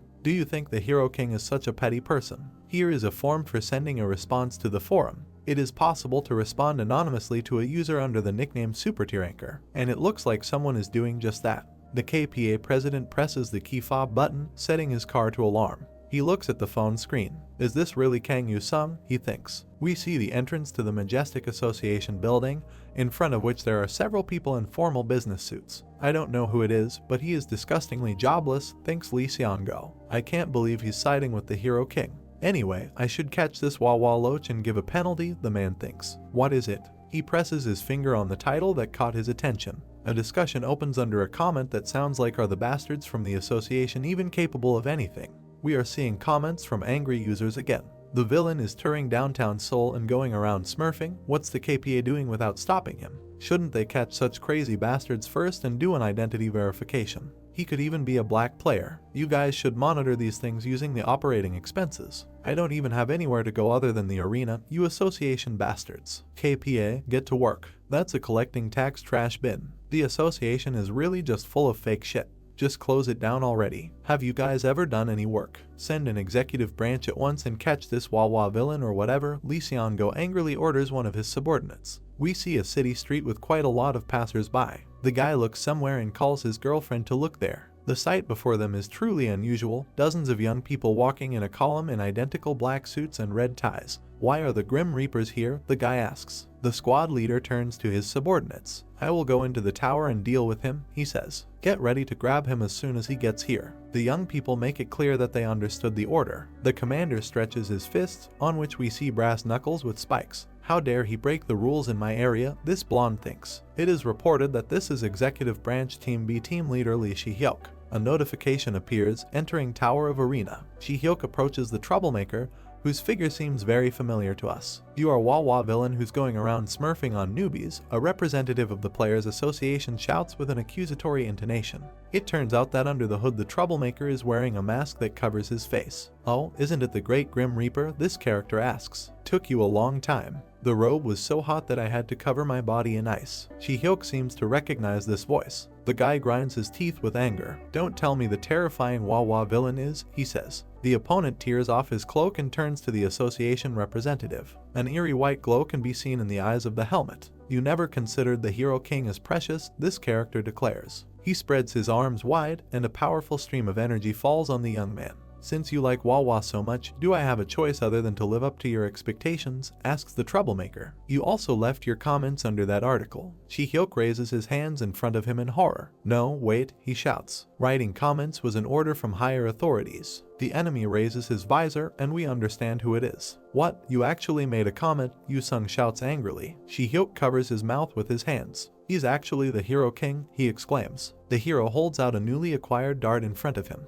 A menacing light appears in his eyes. In that case I also don't need to let it slide, he declares. Shi-hyuk looks at the hero with round eyes in horror. He throws his dart, which hits the association representative directly in the chest. Wawa, Yu-sung says mockingly. A notification appears, you have won in the arena. The hero and Shi-hyuk, along which he is jumping, find themselves in front of the entrance to the arena, where, as we well remember, the main part of the association squad is waiting for them. He came out, one of the young people shouts. Don't let him escape. The commander died, someone else asks in bewilderment. Yu-sung laughs happily at the fuss he made. "Oh my, good efforts on this pointless job today too, working as the organization's dogs, executive branch masters," he says. The young people look at him in amazement. Hero King, one of them, asks. The commander, on whom the hero's foot is still standing, tries to rise to his feet and screams angrily, sweating. "Mr. Kang Yu-sung, according to the association regulations, a high-ranking player unilaterally hunting low-ranking players is prohibited." Confusion appears on the hero's face. "What are you talking about?" he asks. "Isn't everyone in this world of lower rank than me?" Yu-sung starts acting like a crybaby. "Wawa, Hero King also wants to go to the arena. I'm also going to take advantage of the loser cards." Guys in black suits and red ties frown at these antics. "What a psychotic bastard," they think. "Why are you looking at me like that?" the hero shouts. "Have I committed some kind of crime? Am I supposed to suck my paw until the end of the season and not even be able to look into the arena?" With his arms folded across his chest, he stands over Shi-hyuk, who still has not risen from the ground. "Association is not a law," says Yu-sung.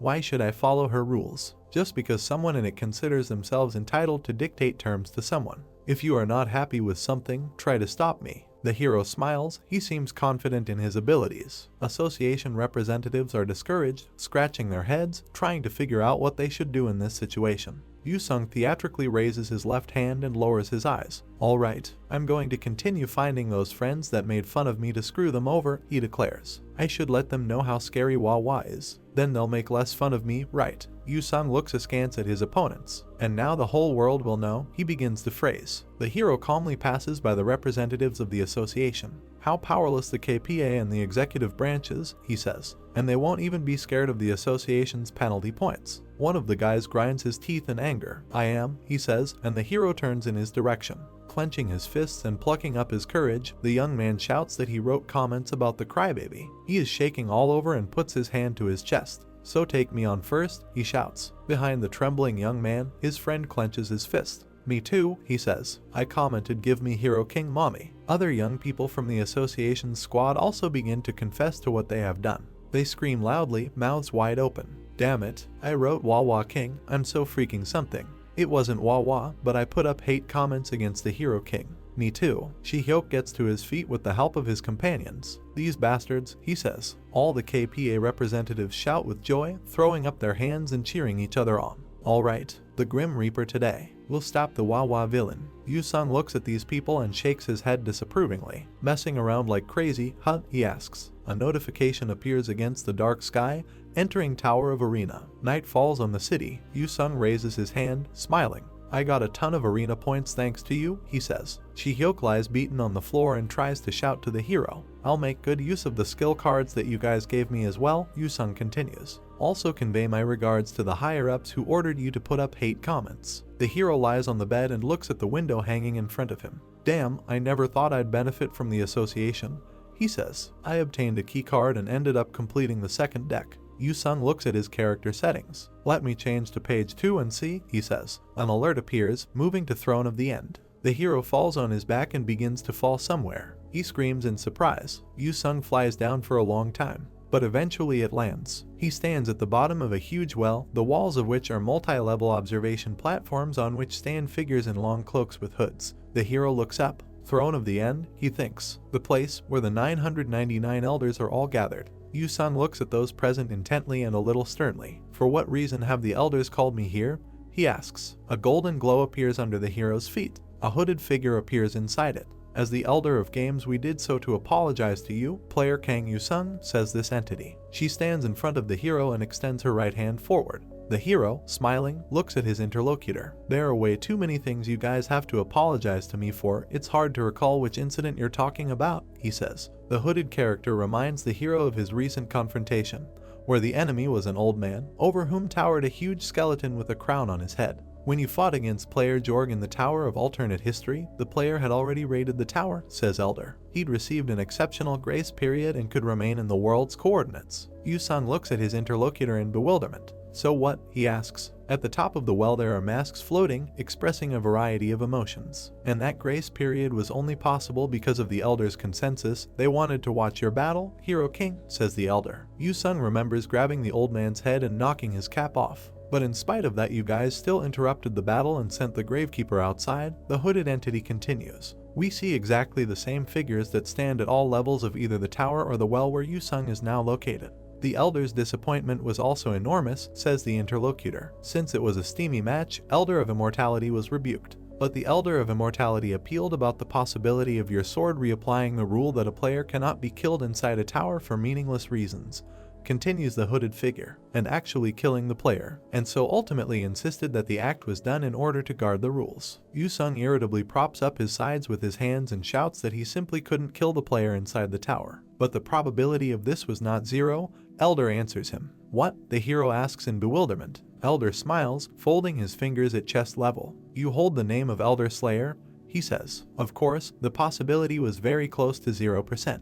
Even the Throne Council had to contemplate on this, continues Elder. The hero looks carefully at the interlocutor, standing opposite him. So what was the council's decision? He asks. Among the 999 elders, 995 insisted that the Elder of Immortality was falsely accused, and 4 elders questioned the Elder of Immortality, says the hooded entity. In front of us are scales, on one pan of which lies a feather, and on the second a sword. What is characteristic is that the pen outweighs. Yu-sung rubs his neck in confusion. Listen, why did you call me here in the first place? He asks. You decided that he was innocent. Elder raises his index finger. But apart from that, one great elder questioned the responsibility of the Elder of Immortality, he says. A huge bloody stain appears behind the hero's head, and as a result, the Elder of Immortality was guilty, the interlocutor informs the hero. Great Elder, Yu-sung thinks. Communication inside either a tower or a well continues. It wasn't to the extent that would lead to dethronement, but the Elder of Immortality had to pay the wages for his actions. Moreover, an opportunity to receive rewards will also be provided to you, player Kang Yu-sung, states the Elder standing opposite the hero.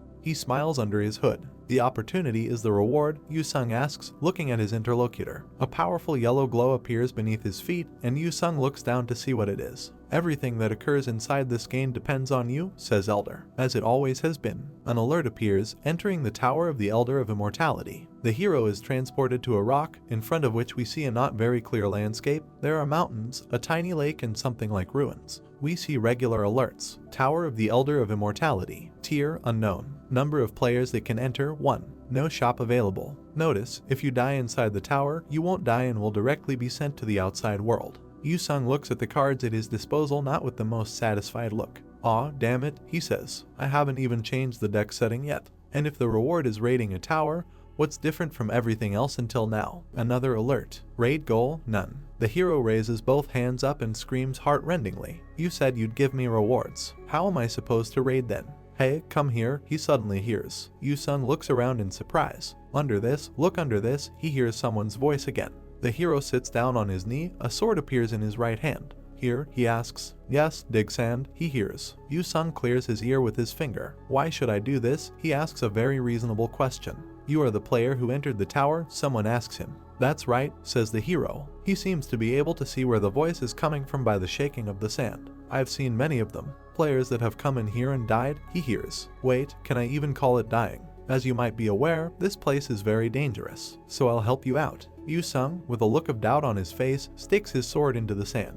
A cry of pain is heard and a desperately screaming skull jumps out. Are you going to blow off my head too? He exclaims angrily. Yu-sung takes the skull in his hand and looks into its eye sockets. A skull that keeps babbling, he says thoughtfully. Smells like a classic RPG. The skull laughs loudly, blue energy flows from its eye sockets. Come quickly to the world where there is no death, he shouts joyfully. An alert appears. Notice, if you die inside the tower, you won't die and will directly be sent to the outside world. Yu-sung looks angrily at the skull he holds in his hand. A world in which there is no death, he asks. If I cannot die, then how should I die and leave this world? The skull giggles provocatively. If it is absolutely certain that you can die here, but no matter how many times you do it, you will be resurrected when the clock strikes midnight. I always resurrect with my head stuck in the sand pit. Yu-sung lowers the skull and turns it away from him. Is this some MMORPG? He asks. How does it work? That's called region. In front of us is a small town with windmills surrounded by high brick walls. The immortal Great Emperor has offered this world as a sacrifice. The skull begins its story. Yu-sung tries to look into his eye sockets, by which, in fact, he is holding him. Offered this world as a sacrifice, he asks. If he wanted to be an elder, he had to offer the thing he loved the most, explains someone's former head. And His Majesty loved his empire more than anything. The hero silently looks at his unusual interlocutor. Before us are many smiling skeletons. And so a curse of eternity has been cast on this world, where death cannot be granted, explains the skull. A blue sword appears in the hero's hand. Well, ultimately his own life would have been the most important thing, he says. How dare you say it like that? The skull is indignant. You're impious. Before that, let's talk about the treasures I can take from this place, says Yu-sung. The skull looks at the same picture that the hero saw a little earlier. Treasure, someone's former head exclaims. Go to the Imperial Palace. Treasures will be overflowing there. Yu-sung is going somewhere. There are no security guards since nobody cares about treasures, says the skull. The hero's road to the ruins is blocked by a very strange detachment. Who is it then? He asks the skull. In front of him are skeletons, not only on foot, but also on horseback, who sit astride the skeletons of horses. These are friends who will make our adventure even more enjoyable, says the skull. I'm happy to have met you, partner, he continues. Yu-sung takes out his sword and summons his ghost cat. This means that in an area where you can gain experience, he says, to the horror of the skull. Blackie, time to pay for your meals. The battle with the skeletons begins, as a result of which the hero receives notifications about increasing the level. Yu-sung is satisfied with what is happening. This is clearly visible on his face. He looks up. A more general shot shows that the hero is standing in the middle of a huge number of skeletons disassembled into individual components. Yu-sung looks around and notices that the skeletons he was just fighting are disappearing. But literally a moment later a new wave of them grows in front of him. Yu-sung curses angrily. He again sees smiling skeletons in front of him, including those on horseback. So, that's the respawn location, he asks. Then the hero's mood changes. He holds out his blue sword and declares that this is the best hunting ground he has ever seen in his life. Yu-sung stands in front of a tiny blue lake that he noticed as soon as he appeared in this world. A notification appears. Awakening sword manipulation by consuming 1,000,000 points in Stone of Awakening. Yu-sung, with a skull lying next to him, sits on a stone and examines the information windows hanging in front of him. One of them describes sword manipulation, deep, tier, heroic, awakened. Attribute, steel. Ability, you can animate the sword and control it freely. You can give the keyword, one with the sword to a maximum of 5 swords that are being controlled using sword manipulation. Yu-sung smiles. Sword manipulation has awakened, and my level has already gone up to 69, he says. Shall we go and find some treasures now? The skull, jaws wide open, giggles. Finally, he rejoices. The immortal great emperor's treasures. We will now go to the Imperial Palace. We will become rich. The moon shines brightly over the tiny lake. A strange triangular structure appears inside the reservoir, which the hero standing on the shore looks at. Yu-sung gasps in surprise. We see a closer view of the structure sticking out in the middle of the lake. Seriously, how ominous looking, says the hero. His foot steps into a puddle. Yu-sung walks into the lake up to his waist. After doing all this, he says, only the hero's head now sticks out above the water, and now he is completely hidden underwater. I'll be mad if I don't find anything, Yu-sung thinks. The hero climbs out of the water onto the brick floor under an arch standing on columns. I thought I will die and get sent back under the sand, laughing, says the skull. Can you breathe? Yu-sung asks him. What, didn't I breathe? Says someone's former head. The hero looks angrily at his strange interlocutor. Stop talking nonsense and show me where the treasure is, he demands. But the skull suddenly begins to look very scared. Immortal Great Emperor, he stutters. Anxiety appears in the hero's eyes. Elder of Immortality, he thinks. Yu-sung approaches the throne, the back of which we can now see. Your Highness, says the skull, I'm a faithful subject of the Emperor who serves only you. I present to you this rude tomb raider. In front of the character sitting on the throne, who is dressed in powerful knightly armor, a huge sword sticks out in the floor. An ominous blue glow spreads from under the helmet. The skull hiccups with fear. Yu-sung throws him back and, drawing his sword, rushes at the enemy. Lie there and watch, he says to someone's former head, thrown away. A yellow bird appears in front of the hero's face and begins, as it should, to report information about the enemy. Immortal Great Emperor. Immortal Great Emperor. Elder of Immortality's Slough. It has tremendous combat capabilities of its own and uses high-level necromancy with various curses and black magic. Yu-sung rushes towards the throne, throwing his right hand back. So, that's just a shell, he asks. An alert appears. Equipment skill, activating Veil of Darkness. Opponents converge in battle, bright white lines cut through the air. A powerful explosion occurs under the hero's feet, from which he has to jump back. Yu-sung and Elder of Immortality meet again in the middle of the huge hall,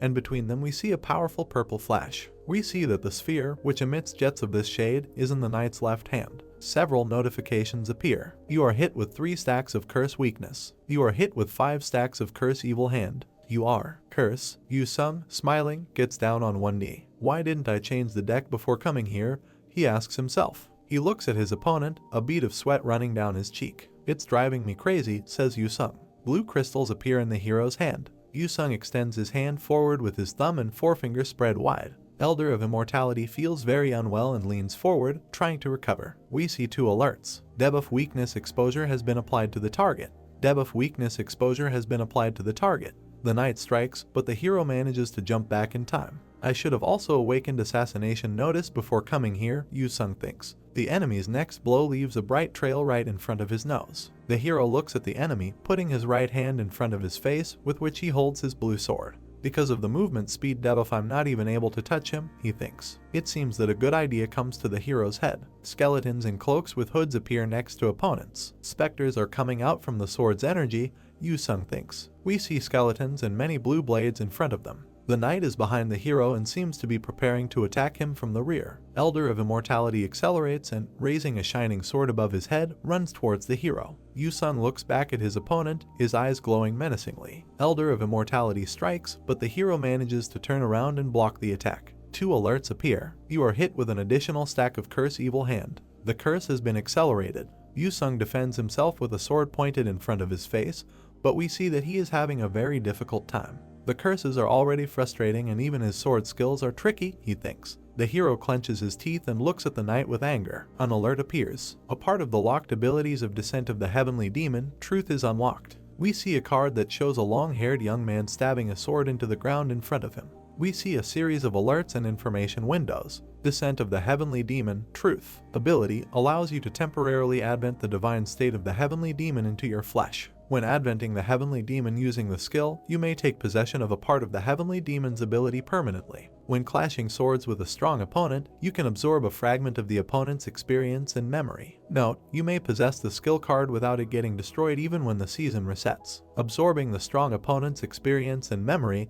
Yu-sung thinks. He puts his sword in front of him, parrying a powerful blow from his opponent. We see 2 crossed blades, around which jets of violet energy rise. As a result of the collision of these 2 swords with the knight's weapon, the latter soars high into the air and flies far away. With a sword in each hand, Yu-sung prepares to launch his own attack. Memories of some teenager learning sword fighting pop up in his head. Yu-sung realizes that all this did not happen to him. We see confusion on his face. Are these the memories of the immortal Great Emperor? He thinks. Elder of Immortality raises his sword above his head. The next second he does the same, but already sitting astride a horse. Damn, this really is a broken skill, the hero thinks. He smiles, holding his blue sword with both hands. The opponents meet again, and the sword in the hero's hands very much resembles the weapon of a knight.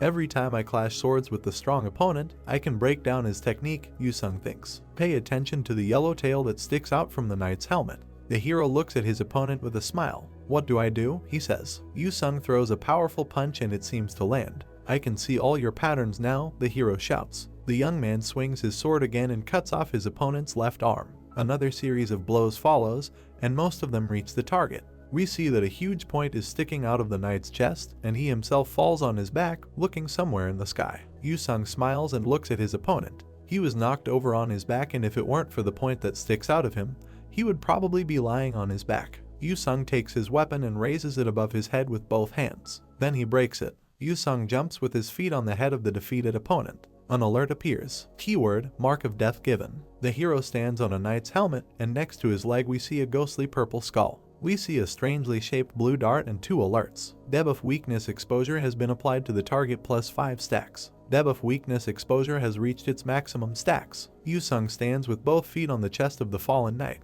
The darts continue to spin in the air. One of them pierces the giant, the sword of a knight lying on the ground. We see a gray-haired old man. I don't want to die, he thinks. A pretty young girl appears behind him. Don't worry, she says. Do as I say, and then even death will not be scary for you. The girl's voice seemed familiar to him. However, she stands over the enemy lying on the ground and extends her hand over him with her fingers spread out. Okay, all this doesn't matter now, he says. That under the knight's helmet there is a skull with straight teeth and empty eye sockets. Let's end this, says Yu-sung. He raises the sword and looks at the knight. I will make sure that you will not rise again.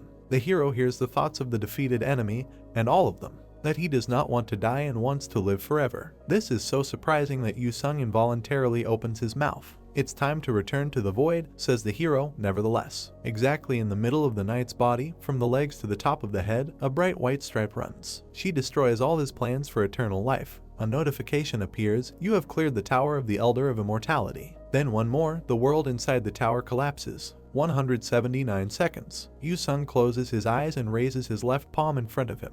Namu amitabile, he says. Behind him appear the legs of a skeleton who appears to be wearing a torn cloak. This creature chuckles and says that it sincerely believed in its comrade. Yu-sung looks at the skeleton with contempt and calls him a bastard. You just let your sins be known, he says. We understand that the skeleton belongs to a pretty girl who just recently whispered something in the ear of a gray-haired old man. I didn't think you'd actually defeat the immortal Great Emperor, he says. With one hand, the skeleton holds the robe on his chest to prevent it from falling open. This is simply amazing, I just can't believe it, he says. This is the first time I've seen such a strong character. Yu-sung waves away the creature, admiring him. Stop talking, he demands. Quickly tell me where the treasure is before you die. Why should I die, says the skeleton, giggling. You actually saved me. With one hand he raises the hero's hand, and with the other he seems to be pouring something into his open palm. You saved me, and I will generously reward you for it, says the skeleton. Take whatever you want, player. We see a pretty girl who pours a lot of cards into the hero's hand.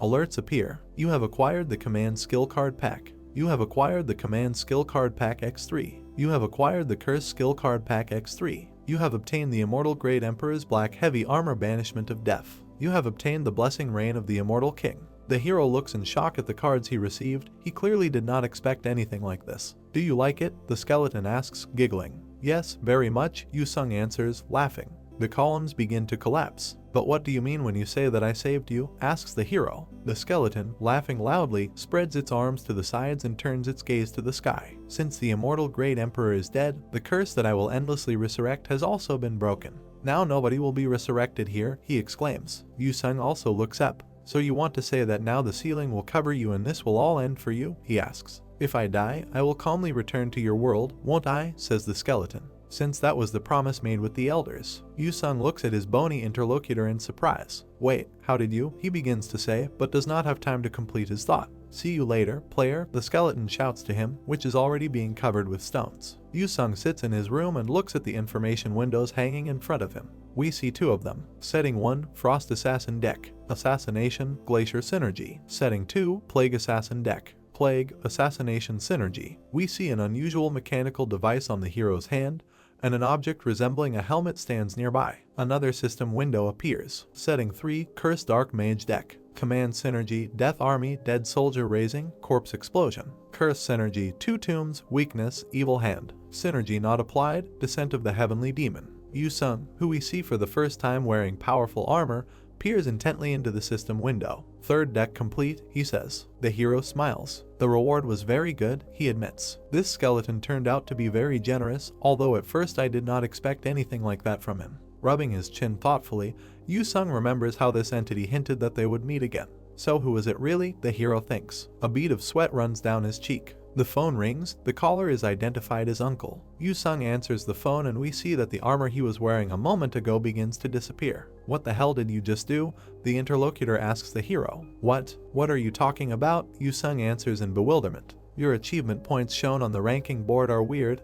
He hears into the phone. The hero laughs merrily. I just happened to find a really juicy hunting ground, he says. But even after completing 3 deck pages and getting to level 69, 8 tier towers are still not open. We see that the hero's interlocutor is T-shik, although no one doubted this. You've only got 1 level left until your second awakening, he asks. I only have 20% left to fill in the experience bar, Yu-sung replies. Damn, as expected from the King of Heroes, says the head of the department. At this rate you're going to become the Elder of Heroes, you bastard, he laughs. Yu-sung continues to hold the phone to his ear, but doesn't answer. But after some time he answers his friend with an equally fervent laugh. Yu-sung sits down on the bed. Okay, enough idle chatter, he says. Can you recommend a place for me to go? Nothing definite, but T-shik answers him. There is one tower that seems a little strange. We see the object in question hanging above a group of several players. These people, judging by the expressions on their faces, are experiencing incredible mental suffering. After a few players entered the tower, they unanimously gave up on the raid and came back out and said that they have to guard the tower, says T-shik. He looks at the blue status window that hangs in front of him. I don't know if they were shot in the head or something, he says to the hero. They're guarding the tower, Yu-sung asks. We see 3 players standing next to each other and shouting to those around them that no one should enter this tower. It looks like a player with advanced brainwash resistance is needed, says T-shik. The hero looks thoughtfully at another blue window. What the hell could be in this tower? he thinks. I do have one blessing that gives some crazy brainwash resistance, he says. An information window appears. Blessing clear mirror calm water. A knowledgeable person's heart is free from random thoughts. Pretense and vain greed are like calm water. Mental power plus 108. What is the name of this tower? The hero asks. He enters it and finds himself next to a house typical of medieval Europe. A notification appears, entering the Tower of Peace. We see Yusung is shocked. What is this? He asks. In front of him is an old man, an old woman and several lovely children enjoying life. He sees a pretty girl with a baby. This tower's raid goal is. A huge bloody stain floods the peaceful cityscape, leaving behind mountains of corpses. Yusung is horrified when he sees the target of the raid. It is labeled as a mass murder. The hero is called from behind. We see the shoes of the one who did this. Turning around, Yusung sees people in monastic robes, with a very stern old man standing in front. The hero looks sideways at these people. The monks bow respectfully. Welcome, says the old man standing in front. Well, how peaceful, Yusung answers him. The old man is not going to object. As you say, he answers. The hero looks at him carefully. Although you must be here on the monarch's orders, says the monk. You must kill us all, he continues. Yusung looks shocked. However, he puts a helmet on his head and asks, and if I am? A smile appears on the face of the old man, behind whom we see women and children. No one here is capable of stopping you, he says. We're made of elderly, children and widows with infants. The categories of citizens he mentioned fall to their knees and begin to beg the hero. Mr. Visitor, please spare us. We'll do anything you say. Please save us. We see the hero's dagger and people bowing before him, begging for mercy. Yusung in full knightly garb stands with 2 daggers in his hands. The population of the town has gathered in front of him. This is a world inside the tower. The hero's eyes glow brightly under his helmet. Not just any tower, but a tier 7 tower. In the gap between the hero's body, hand and dagger, an old man in monastic robes is visible. Tell me why the monarchs want me to shed your blood, Yusung asks him. The old man takes his beard. Just like how humans need no reason to trample ants, the same goes for evil gods, he says. I'm not sure about that, Yusung answers. He looms over the old man with a menacing look. It's not like monarchs have nothing better to do, let alone gods, he declares. Yusung stares at the monk through the slit of his helmet. So you should stop with the meaningless illusions and brainwashing, it won't work on me, he warns. The old man leans forward a little and puts out his right hand. Must you really go this far? He asks sadly. I have a world to protect too, says Yusung. He stabs with his daggers, but the monk manages to remain unharmed. A world to protect, you say, exclaims the old man. The next moment, both he and his companions are transformed, and we see winged creatures in battle armor. I was wondering who you were, says the hero, stepping back a step. So you are a fallen angel. Yusung points his finger at his new opponents. Don't you know the temper of the light monarch? He asks angrily. Did you think he'd just let you be when you, the Watchers of Light, have betrayed him? One of the observers, with a halo above his head, opens his mouth and screams loudly. The light monarch ordered us to kill these innocent, pitiful humans. So are you defying their orders and protecting the people? Asks Yusung. That's right, the observer answers. People on their knees tremble slightly. The hero sticks out his chest and turns to the enemy with a halo, the back of whose head we see. You there, the angel in the center. Are you the leader? He asks. Let's say he answers. Yusung looks intently at his interlocutor. I'm not getting brainwashed because my blessing won't allow it, he thinks. We see that the observers of light are inside a protective sphere, on the surface of which a hexagonal honeycomb is visible. My vision, hearing and smell are all normal, so it's not an illusion either, Yusung thinks. He presses his finger on the green gem located between the hilt and blade of the dagger. The hero looks at his interlocutor and seems to be trying to understand what is going on here. If siding with the Light Monarch and massacring these people is at tier 7, what tier would it be to side with them? At least tier 10, he thinks. Do I really have to kill everyone here to clear this tower? The observer, whose back of the head we see, turns to the hero, who raised a dagger in front of him.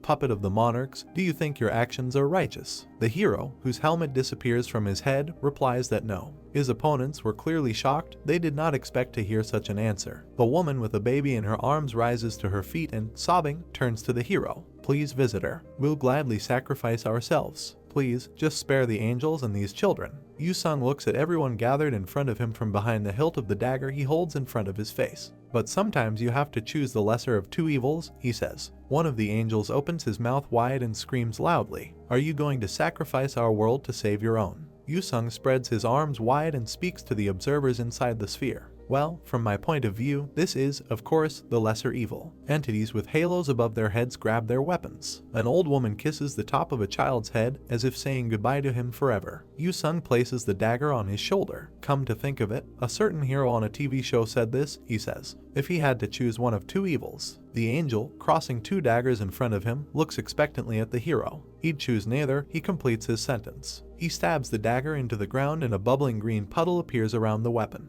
Yu-sung raises his head and addresses someone. It is clear from his face that he is very determined. As a player, I request to forfeit this tower raid, he says. How dare you? Someone is contacting him through an alert. Another window instantly reports that the light monarch is enraged. Another alert, I'll support your decision. And immediately one more thing, the light monarch has expelled the player Kang Yu-sung to the outside world. The hero, with his hands in his pockets, stands in the middle of a teleportation circle inside a modern city. We see another notification.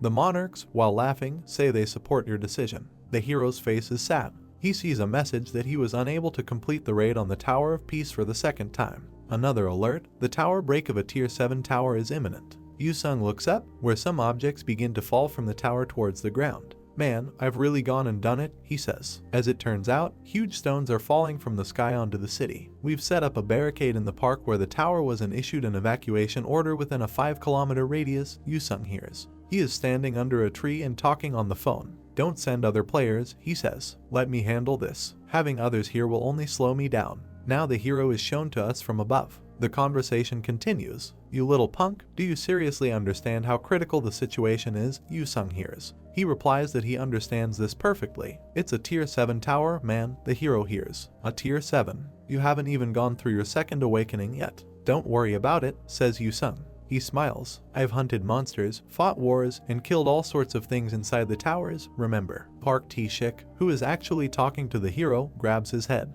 Then why didn't you kill everyone in that tower? Why did you retreat? He asks. Yu-sung can't stop smiling. I know everything, okay, he says. He lowers himself to the ground and sits under a tree. Why couldn't I just kill them? He says. Yu-sung smiles, pressing the phone to his ear. I should have just exterminated them, he declares. The hero continues to talk on the phone while sitting under a tree. As you know, the situation has already exceeded what I can handle, says T-shik. Do you understand what I am talking about? Yes, I understand, Yu-sung answers. Well, okay then, says the head of the department. The hero hears the sound of the end of the conversation. With a thoughtful look, he removes the device from his ear. A warning appears. The tower break is about to begin. The countdown begins. The sky is filled with winged light watchers. Yu-sung meets them below, preparing to use his two daggers, emitting a poisonous green aura. The countdown reaches 0. The hero receives the message, you shall pay for your sins through light. Angels, armed with swords, with burning eyes, are eager to fight. An alert appears. The light monarch is enraged. Yu-sung, who already has a helmet on his head, looks at the enemies approaching him.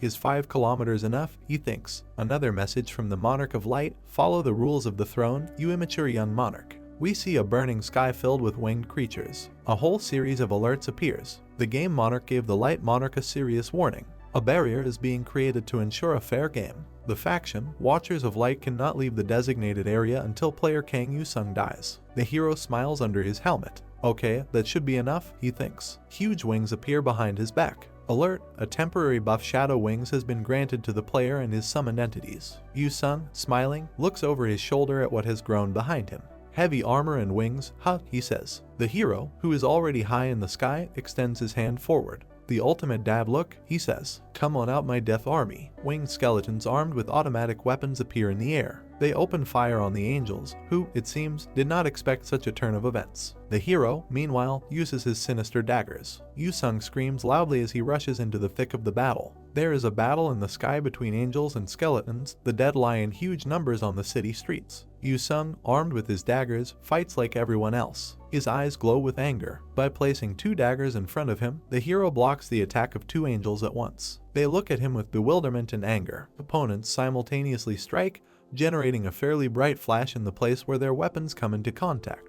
Yu-sung stabs one of his daggers into the ground. The hero's wings are already quite frayed, but his opponents also have a very difficult time. They are thrown back by the pressure of powerful energy that fills the entire sky. We see the card, skill, corpse explosion. An information window appears, attribute, necromancy. Ability, can deal big damage by blowing up corpses. The corpses used cannot be resurrected through necromancy skills. An angel, with a halo glowing above his head, covers himself with a wing. An alert appears, Immortal King's aura has increased the tier of the dead around the player. Bright sparks appear on the back of one of the skeleton's hands. Another alert, the Immortal Great Emperor's black heavy armor banishment of death has increased the dead's weapon rarity. A blinding purple flash appears right in front of the skeleton. We see two cards. Curse, weakness is applied to the target. Curse, evil hand is applied to the target. Yu-sung, fingers spread wide, extends his right hand forward. We have one more card in front of us. Curse, two tombs is applied to the target. Something begins to happen to the angels, whose stern faces we see.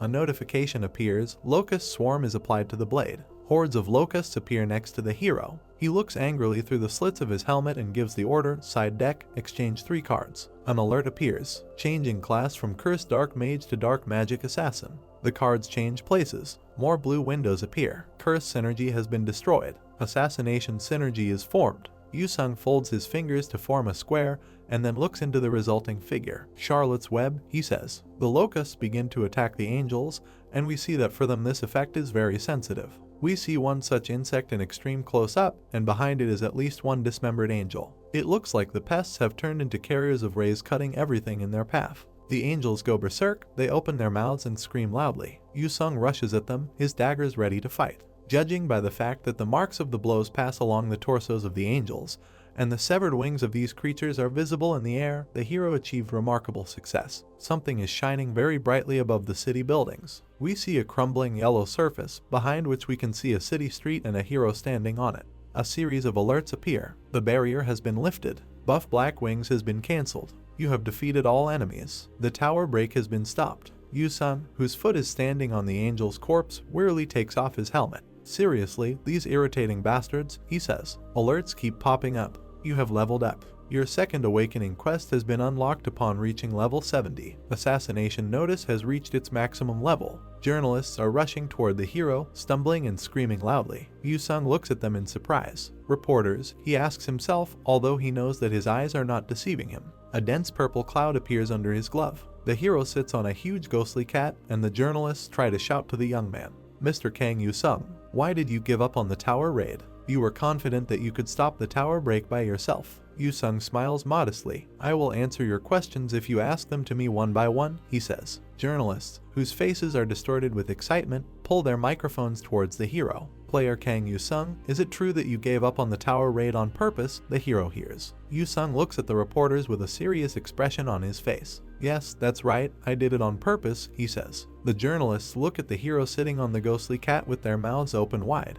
A young man in a red shirt says this could qualify as an act of terrorism. Yu-sung, smiling, holds onto the cat he is sitting on. How the hell can you see terrorism here? He asks. So, these guys gathered here upon seeing this as an opportunity, he thinks. Among those gathered around the hero, several people standing in the back rows stand out, emitting a red glow. They are reported to be from Sipo. We see the face of one of them hidden in shadow. This is Alias, Player Killer. Yu-sung lightheartedly puts his hand out in front of him, but it doesn't do much to reassure the reporters, who look at the hero with anxiety and fear. Okay, I understand your feelings, says Yu-sung. I did all this without explaining anything to anyone, so you all probably thought that this bastard has completely lost his mind. But there is no need to worry here. The hero smiles and twirls his finger in the air. I'm not crazy yet, he says. We see a scene of him in the tower, with people kneeling before him. I entered the tower, says Yu-sung, and those who were there began to ask me to kill women, old people and children. If you don't believe me, find people who live in the area and ask them. Since the purpose of the raid was written on the portal,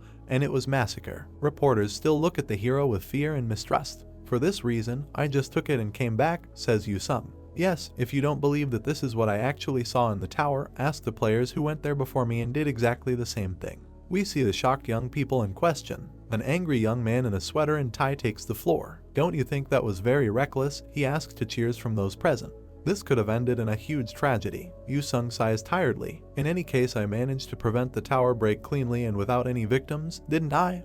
He asks. The hero stands in the middle of the crowd, and unpleasant questions continue to fall on him. Isn't it a player's mission to protect this world? There is no guarantee that the tower's world is real, and even if that's the case, it's less important than this world. The hero smiles sadly. The world inside the tower is less important than this world, he asks. Just for you to lay down and sleep comfortably, I'm supposed to kill all the innocent people in the tower. The reporters who heard his words think doubt appears in their eyes. The hero's eyes sparkle with anger. Among the people I was supposed to kill in the tower were children. Did they also need to be exterminated to the last? Are you saying that you would put this world in danger and torment for the sake of your morals? One of the reporters asks the hero. Yu-sung, whose back we now see, answers calmly. Danger and torment, he asks. You think I was weighing the importance between life in this world and that world? After assessing the situation, it looked like I could save both, so that's what I did. That's all. Before us is an untouched cityscape with sidewalks, trees, lawns, and houses. You can have my bank account pay for the damages caused to some trees and plants in the garden, Yu-sung states. He rubs his neck irritably. And for the worries and fears that interfere with daily life, you may go to the nearest psychiatrist. Not me, says Yu-sung.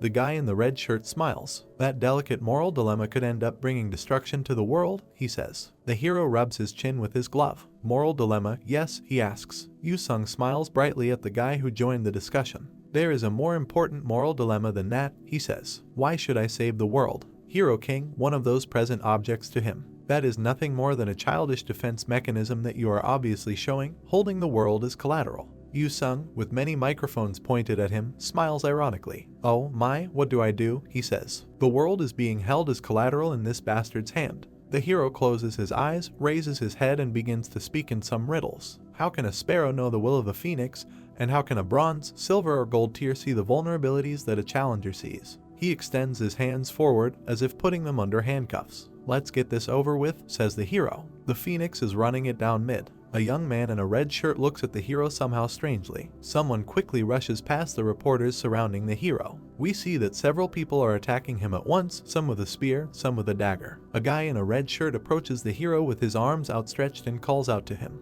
According to the player's international law, you, who caused the tower break, will. The young man begins to speak, but does not have time to finish the sentence. Park T-shik, who spreads jets of dark energy around himself, grabs the hero by the waist and flies into the air with him. Swear words escape his lips, but he manages to apologize. The agents who came to arrest the hero look up in bewilderment. In the place where the head of the department who had just picked up the hero was hanging, only a small red cloud remains. T-shik and Yu-sung land at a fairly decent distance from the gathered crowd, behind several of the head of the department's henchmen.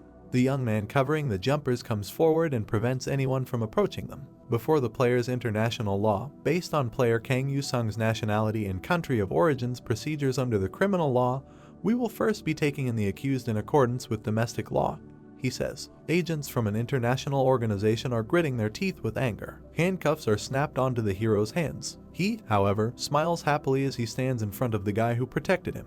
The characteristics of a gray eminence is always smiling even when arrested, and never losing optimism, says Yu-sung. Now is definitely the time for jokes, his boyfriend asks. The hero, whose hands are handcuffed, sits in the back seat of a red car. And turns out even the guys who arrest them are actually gangs or bullies, he says. And additionally, they always have a PLSN to escape. The guy gets behind the wheel and looks at the hero over his shoulder. We'll go when the boss comes, so we'll have to wait a little, he says. Yu-sung easily agrees. A whole series of alerts appears. Elder of Earth bestows upon you the blessing Indomitable Buoy. Elder of Wind bestows upon you the blessing Fair Wind Sails. Elder of Frost improves the tier of the blessing Winterbringer to S+.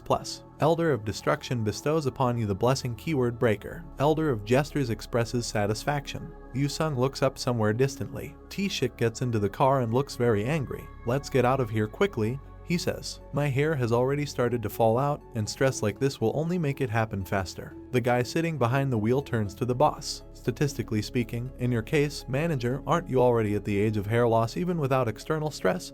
He asks. T-shik smiles. Statistically speaking, isn't it about time you write a letter of apology as well?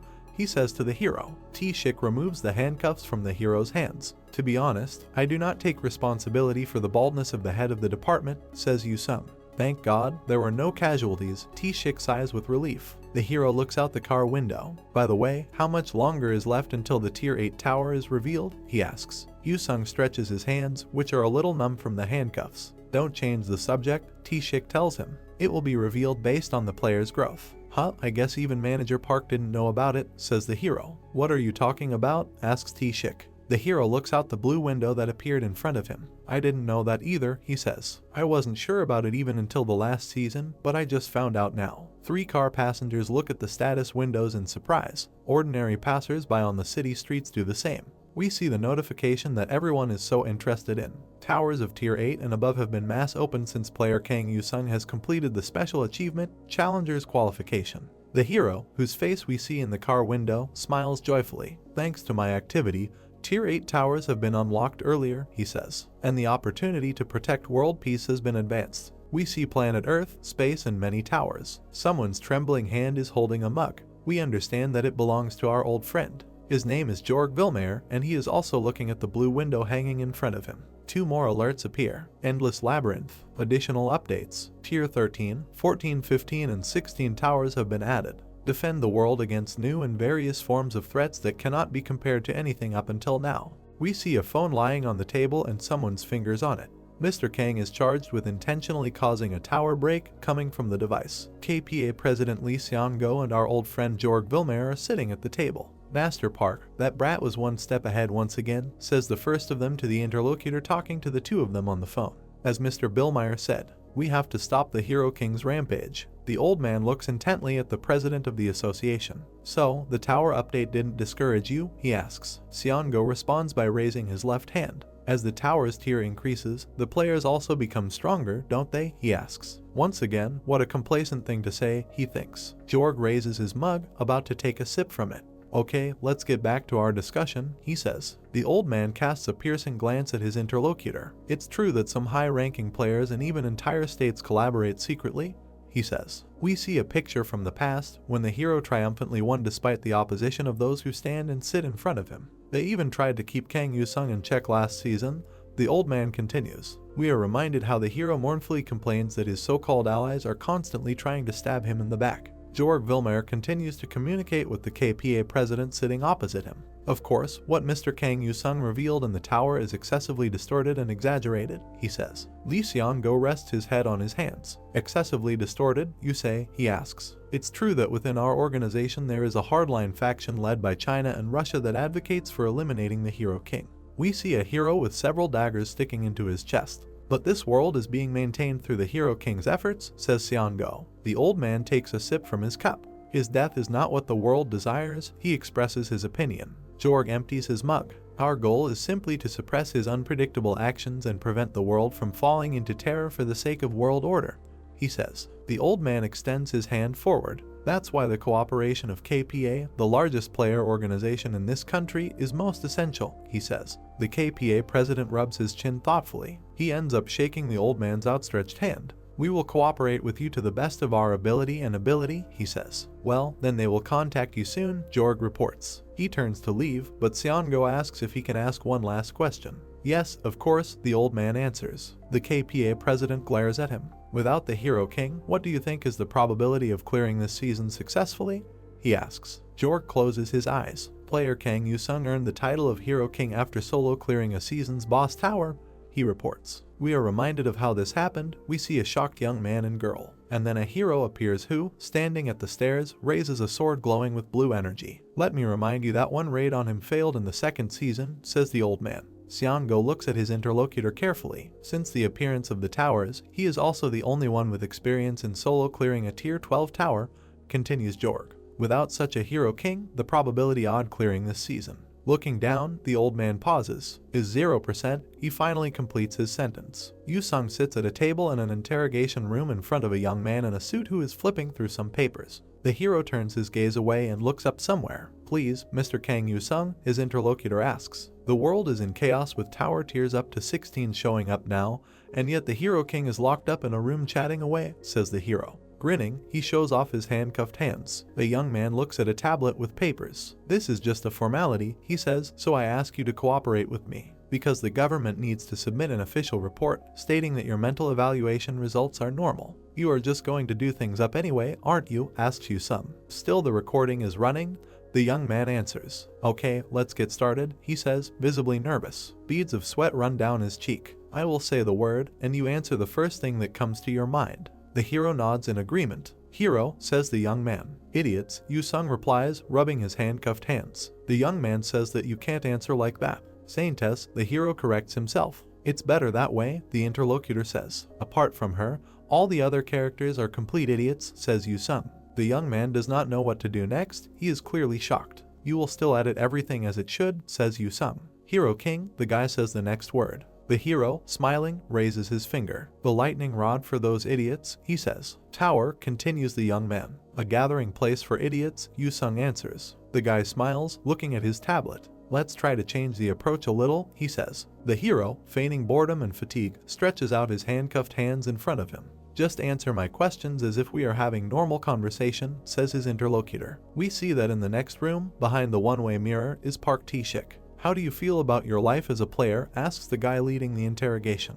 It ended a damn long time ago, Yu-sung replies. I'm just doing it for money now. Do you have negative thoughts, asks the young man. T-shik looks at what is happening in the next room with a very dissatisfied look. The hero, meanwhile, smiles sweetly. I have nothing but negative thoughts, he replies. T-shik leaves the room, leaving his assistant in it. Why did you give up on clearing the tower and cause a tower break? The interlocutor asks the hero. You said it was to protect both worlds, didn't you? The young man puts his left hand to his chest. Yu-sung looks away, looking bored. Oh, this, he says. Wasn't it a conscientious decision in the face of a player's duty and moral dilemma? Asks the young man. The hero answers him with a puzzled look. Actively gesturing, the guy tries to explain what he meant. Based on my experience in treating PTSD among combatants, I understand that many players also suffer from similar events and need appropriate treatment, he says. Yu-sung, with a threatening expression on his face, extends his index finger in his direction. Do you think we're all crazy? He asks. The young man is confused and seems to be quite scared.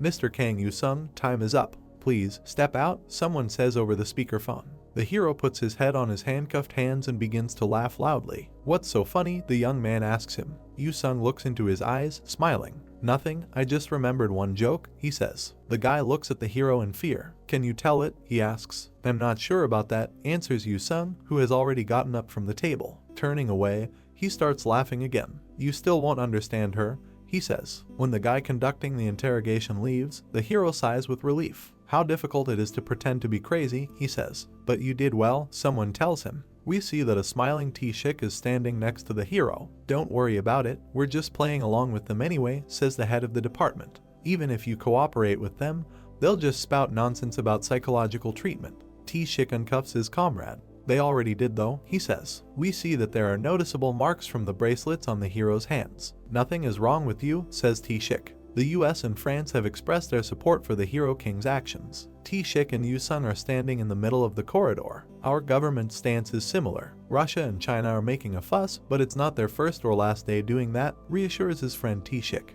The hero, smiling joyfully, raises his index finger. So, now that we are done, can I go into the tower? He asks. T-shik puts a hand on his shoulder. God, but I didn't tell you everything I wanted, he says. While you were locked up here, the Saintess has been fervently defending you. Look at her. T-shik shows the hero a video, the screensaver of which shows Maria Yeager holding a microphone. We see the girl giving a rather passionate speech. Above the stage where she sits, speaking to journalists, hangs a poster that reads, "A hero must not give up his humanity. As soon as your issue blew up, she dropped everything and started pleading for you everywhere she could," says T-shik. Once again we see how passionate Maria performs. The hero looks in surprise at the screen of the device where the video is shown. T-shik, smiling, watches the reaction of the young man. He pats the hero on the head and says that not everyone in this world is his enemy. Yu-sung smiles. I have to thank her personally, he says. Switch settings, equip gear, the hero suddenly says. T-shik is shocked, he never expected to hear something like that. Second awakening quest, accept, Yu-sung continues. Having recovered from the shock, the head of the department rushes at his friend, who has already donned a combat suit and pulled out a pair of his daggers. You vile brute, he shouts, I'm not finished yet. I will listen to you when I return, says the hero. A notification appears, deck setting 2, Pestilence Assassin. Then one more, entering the Tower of Second Awakening. T-shik smiles, looking at where the hero is just standing. Geez, he says. Yu-sung, with his hands in his pockets, stands in the middle of many mirrors emitting a purple glow. The reflections do not at all correspond to the expression on the heroes' faces. Welcome, child with 1001 faces and 1001 talents, someone addresses the hero through notifications. Yu-sung wanders between the mirrors and looks into them. Once again, you are in need of a new face and a new talent, the question of the currently invisible character sounds. The hero stands without taking his hands out of his pockets. No matter how many I have, it's never enough, he says. Yu-sung smiles. This world is full of crazy bastards, he declares. And only I still manage to maintain my sanity. Okay, child. Raise your head, they tell him. One hero stands calmly, without taking his hands out of his pockets, and the second looks behind his back. We are reminded how a guy with a tablet in his hands asked the hero to quickly name associations in words. Hero, says the young man. Saintess, the hero answers with a bored look. Now we have the girl he had in mind. She gives a fiery speech. As a saintess, I strongly support the Hero King's decision. Maria sits on stage in front of journalists. A hero is not just a title for strong player, she says. We are the ones who protect lives from the crises that befall the world. We see that the press conference is being broadcast on television. For such heroes, their humanity is an essential, says Maria from the screen. The expression on her face seems very sincere. Lastly, as a fellow human, not just a player, I ask of you all as Maria, she says. Please remember that heroes are also human beings. Maria waves to the two girls and thanks them for their help today. Don't mention it. You did a good job, Guildmaster, they answer her and wave their hands in response. Be careful on the way back, Maria tells them. A girl sits in a chair at a table in front of a small tablet. The sun is shining through the window as it sets beyond the horizon. Maria, exhausted, lays her head on the table. She turns her head and opens her eyes. I wonder how Yu-sung is doing, she thinks. The girl again hides her eyes in her hands. He then interrupted the raid on the tower, she thinks. We see the sad face of the hero, in front of whom a notification appeared that he had failed raids on the Tower of Peace twice. He then stood in front of reporters who asked him very uncomfortable questions. Are you saying that you would plunge this world into chaos and darkness because of some remorse? Then agents of an international organization even tried to arrest him. While facing the vicious questions and blaming the reporters, I wonder what was going through your head, thinks Maria. She takes a cigarette out of the pack, and he lights it. I wonder if you are crying again by now, the girl thinks. Maria opens Google and types the hero's name in the search bar. Here are the search results. The hero, whose hands are handcuffed, is led into a red car. The KPA president explains something with an irritated expression on his face. A screenshot of a news release showing the ticker. The Hero King stated that it was intentional, but he was confident.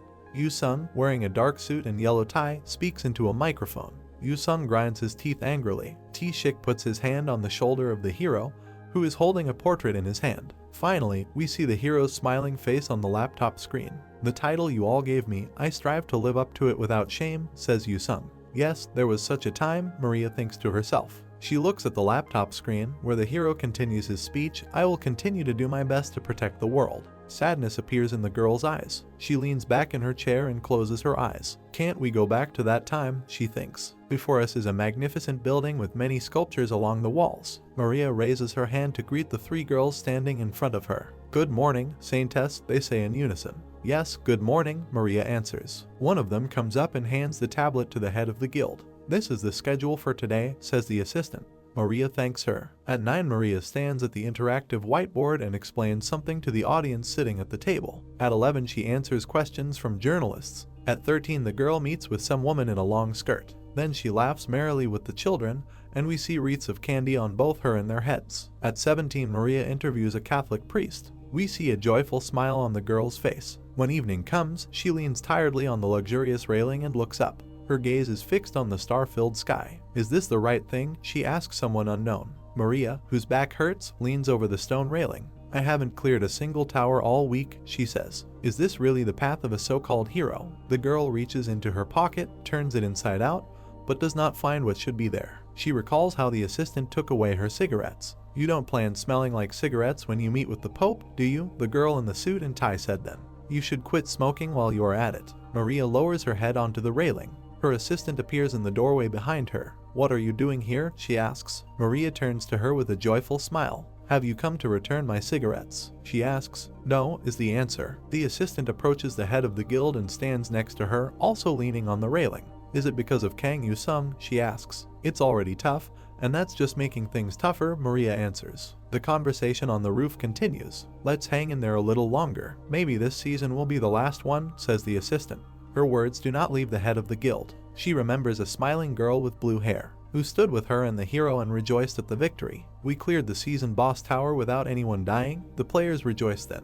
After 3 times, it's about time it comes to an end, says Yu-sung. Maria is standing next to a girl with blue hair. And then we'll live for a long, long time enjoying the hero treatment in a peaceful world. The baby shares her expectations. Wouldn't it be embarrassing to be called the Winter Princess without the tower? Maria asks her. Less embarrassing than being called a saintess, she replies. Maria pulls the girl with blue hair by the cheeks, and the hero standing behind giggles, looking at this picture. Winter Princess, sobbing, holds her red cheeks. How is she a saintess? She asks. She is as. You sure you'll be fine after saying that? Asks Yu-sung. Ray Chang and another player approach the hero. Hey, Kang Yu-sung, good job, says the first one. You did a good job too, the hero replies. But next time let's discuss things before you charge in, okay. Another girl smiles slyly, holding a fan in front of her face. You saved me, mistress, someone tells her. I believe you'll help me next time, hound, she replies. The assistant, smiling, looks at the head of the guild. Are you thinking back to season 3? She asks. This truly was the golden era of heroes. Maria smiles too. A golden era? Yes, she says nostalgically. Sadness appears on her face. But if you think about it, even then there were signs that the heroes would begin to lose their value and dignity, she says. Maria sees General Kilgore approaching Mistress. Miss Lydia,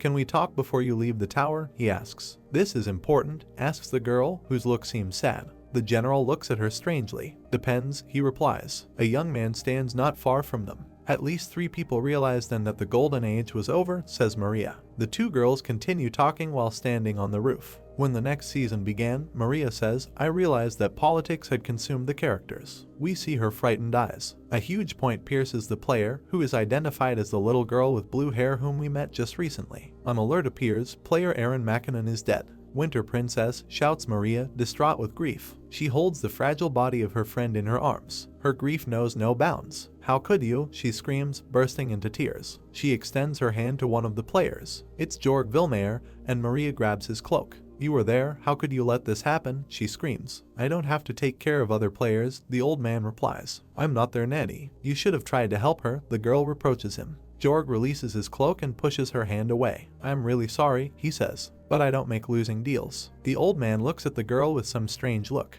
Her country isn't an ally of ours right now, he says. Maria looks at him with a pained look. 2 other players run up to her from behind. In a world where a player's power equates to national power, do I really have to help another country? Asks Jorg. Yu-sung and Ray Chang are also shocked to the core, either from the death of the girl or from the words of the old man. The world won't fall apart just because she's gone, says Gravekeeper. Maria looks at the sky with sad eyes. Since that day, even when higher tier towers opened, heroes couldn't cooperate anymore, she says. They couldn't trust each other. The assistant sadly lowers her eyes. Even for you and Hero King to be the same party, not counting the season raids, it took a whole year, she says. That's because Yu-sung has been soloing since season 5. I still can't believe that he cleared the 12th tier alone. The hero speaks at a press conference. The girl looks ahead thoughtfully. This season might be a bit different, right? She asks. We see Yu-sung and Maria fighting the monsters. Then we are reminded of the hero's scandalous communication with journalists when General Kilgore did not know where to hide. There's you and General from America partied with the Hero King as well, says the assistant.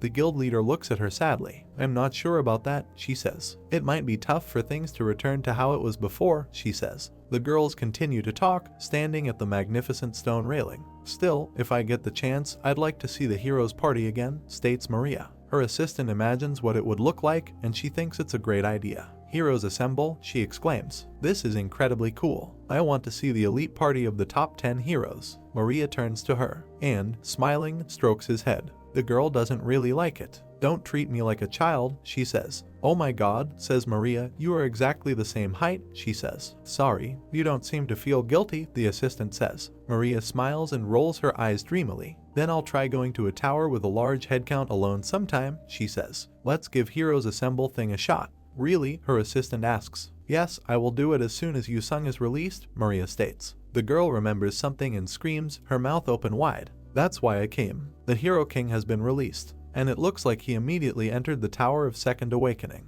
From the appearance and posture of the guild leader, it is clear that this news shocked her. He entered the tower immediately after his release, she asks. Then he lowers his head and smiles. God, this is some kind of standard of a hero, says Maria. Well, then I shouldn't sit idly by either. She leaves, giving final orders to her assistant. Reschedule all events scheduled for tomorrow, she orders. Why so unexpectedly, the girl asks. Maria glows with joy. I'm going to challenge the 8-tier tower, she says. Because Yu-sung will surely be doing the same, the guild head thinks. The hero stands in front of 3 mirrors, one of which he must ultimately choose. Yellow, the mirror of truth and despair. Red, the mirror of power and ignorance. Blue, the mirror of domination and solitude. Child, make your choice, someone's voice tells the hero. He puts his hand forward to do this. Yu-sung smiles. The trait of a noble man goes all out in pursuit of power, he says. The hero enters the red portal. He approaches his double, who covers his face with a mask. He pulls back his mask and we see a smile on his face. A series of alerts appear. Elder of Earth grants you the blessing Indomitable Body. Elder of Wind grants you the blessing Sail in a Tailwind. Elder of Frost improves the blessing Winterbringer to S+ tier. Elder of Destruction grants you the blessing Keyword Breaker. Yu-sung, sitting in the back seat of the car, stares blankly into space. Another alert, Elder of Gestures expresses satisfaction. Yu-sung, sitting in front of a computer monitor, looks at the information windows hanging in front of him. The day I dealt with the tower break, the elders poured down rewards on me, he thinks. The hero smiles joyfully, rubbing his lower lip with his finger. Obtaining blessings are going somewhat great this season, he says. I also got an X blessing this time. The hero sees 3 alerts. Elder of Balance expresses discomfort from excessive power and preferential treatment of player Kang Yu-sung, and raises concern about fairness of the game. Many elders, including the Elder of Immortality, agree. The hero, judging by his facial expression, is very dissatisfied. Wait, what is this all about? He says. Notice, do not try to interpret the rules carelessly. Then one more thing, Elder of Games dismisses the concern and gives a stern warning. Yu-sung smiles happily and throws up his arms, sliding back a little in his seat. Yes, it's a great game, he exclaims. Nice one, Elder of Games. The hero reaches out to a chain chest emitting a red glow. Well, he says. An alert appears. A sealed chest containing the Second Awakening reward bundle, Pure Power. Yu-sung, smiling, removes the chains from the chest. Let's see what's inside, he says. The contents are presented in the form of a bag, a pyramid, bottles and multicolored spheres. Many alerts appear. Unfathomably rare consumables are pouring out. Fluctuating Essence of the Plague. Tier, Legendary Consumable. Effect, can be freely used on items and skills below. Unstoppable Power. Tier, Mythic Consumable. Effect, Attack Power, Defense Power, Hit Correction, Evasion Correction, Strength, Dexterity, Intelligence will increase by 1000 during the season. Fluctuating Essence of Frost. Tier, Legendary Consumable. Effect, can be freely used on items and skills below Heroic Tier and can apply the attribute value Frost. Fluctuating Essence of Darkness. Tier, Legendary Consumable. Effect, can be freely used on items and skills below Heroic Tier and can apply the attribute value Darkness. The hero performs some manipulations with the received objects. We see 2 more alerts. Using Fluctuating Essence of Darkness on the skill Frost Craftsman. You have acquired Dark Frost Craftsman. We see 2 cards with a drop and skeletons armed with swords. 4 more alerts. Using Fluctuating Essence of Frost on the skill Death Army. You have acquired Death Frost Army. You have obtained the class Dark Frost Mage. Yu-sung, smiling, extends his hand to one of the windows. With this, the 4th deck is also complete, he says. View list of available towers, the hero orders. The corresponding list appears: Tower of Warrior, Tower of Ruin Guardian, Tower of Zombie Apocalypse, Tower of the Conqueror Queen. An alert prompts you to make a choice. Yu-sung checks out information about the recommended tower. Tower of Zombie Apocalypse. Tier 8. Type, Survival. Description, full of extreme biochemical threats. Number of players that can enter, minimum 1 and maximum 5. No shop. In front of us is a girl who, smiling, spreads her arms. It came back as a level 8 world, she says. The hero looks dissatisfied. This place seems familiar to me, he says. An alert appears: raid goal, survive until the specified date. Notice, 4 players have already entered the tower. Time until entry closes, 3 hours 59 minutes. The hero, along with several naked people, falls into the abyss. Another series of alerts appears. Entering Tower of Zombie Apocalypse. 5 players have entered the world of the tower. Either join forces and survive or be the final victor and monopolize the loot. In case of successfully eliminating a player, a special reward is given with a certain probability. Having teleported, Yu-sung finds himself on a platform under many skyscrapers. Oh my god, there's this place again, he says. The hero brings his fingers to his head and a helmet begins to appear on it. Kill each other from now on, he says. It's obvious since it's the elder's pick. Barely noticeable honeycombs appear over the city. We see a few more alerts. Initiating scenario. This place is Ordia, the domed corporate city, which is an enemy of the Tyrella Corporation. The Tyrella Corporation intentionally spread a virus in Ordia. Yu-sung, who is already fully dressed in protective gear, looks around the area. It looks like a type of tower that doesn't allow anyone to leave this city, he says. There are many sharp blue crystals swirling around the hero. And is this a cyberpunk setting? He asks. A warning appears: a large group of infected people is approaching. We see these monsters and they are truly disgusting. Seeing the hero, the zombies, some of whom are dressed in normal human clothing, stop. Yu-sung looks over his shoulder and calls for someone. An army of skeletons appears in front of him, armed with very serious weapons. The zombies seem to realize how dangerous this enemy is and stand still. "Forward, friends," the hero says to his skeletons, and with a gesture of his hand sends them into battle. The skeletons open fire,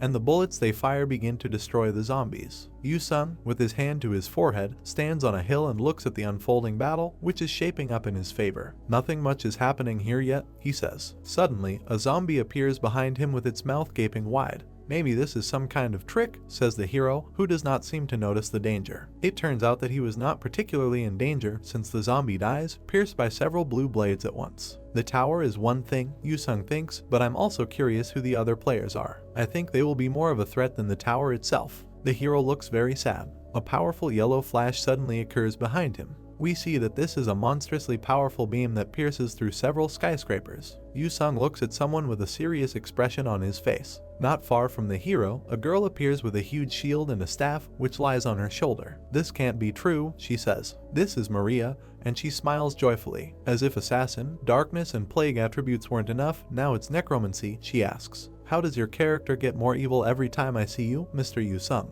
The hero, with a majestic movement, moves his hand to the side and answers his good friend. "Ah, you are truly holy every time I see you, Saintess. A mace is definitely fit for a holy servant. By the way, do you know how priests came to carry a mace in RPG games?" he continues. "It is considered impious to see blood with a blade, so instead they wanted to mercifully crush the bones with a mace. It's a relief you are relaxed enough to babble nonsense and that you look alright," Maria answers. The young people are already next to each other. Next to them we see two more figures. "Ah, I'm always doing fine," says Yu-sung. The girl takes him by the collar of his armor. "Really?" she asks, looking into his eyes. The guy and the girl look at each other as if they are in love. Smiling, the hero says that everything is really so. Then he raises his right hand and starts laughing like a crazy person. Have you ever seen a crazy person calling himself crazy? "Thankfully, I'm perfectly fine and sane," he says. "And I really don't know what to say here," the girl declares and pushes the hero away from her. She turns away from him indignantly, but contemptuously says that in this tower they will be allies. Yu-sung looks at the blue window that appears in front of him with a goofy expression on his face. It says here,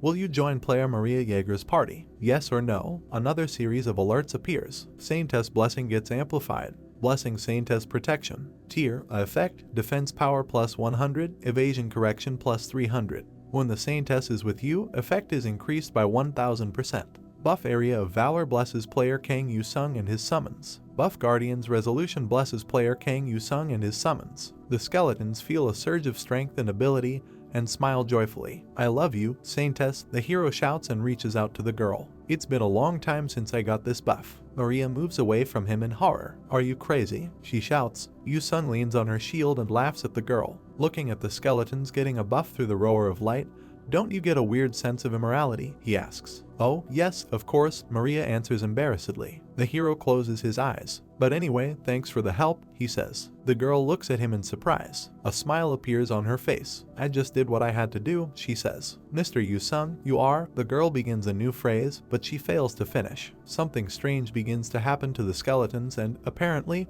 very unpleasant for them.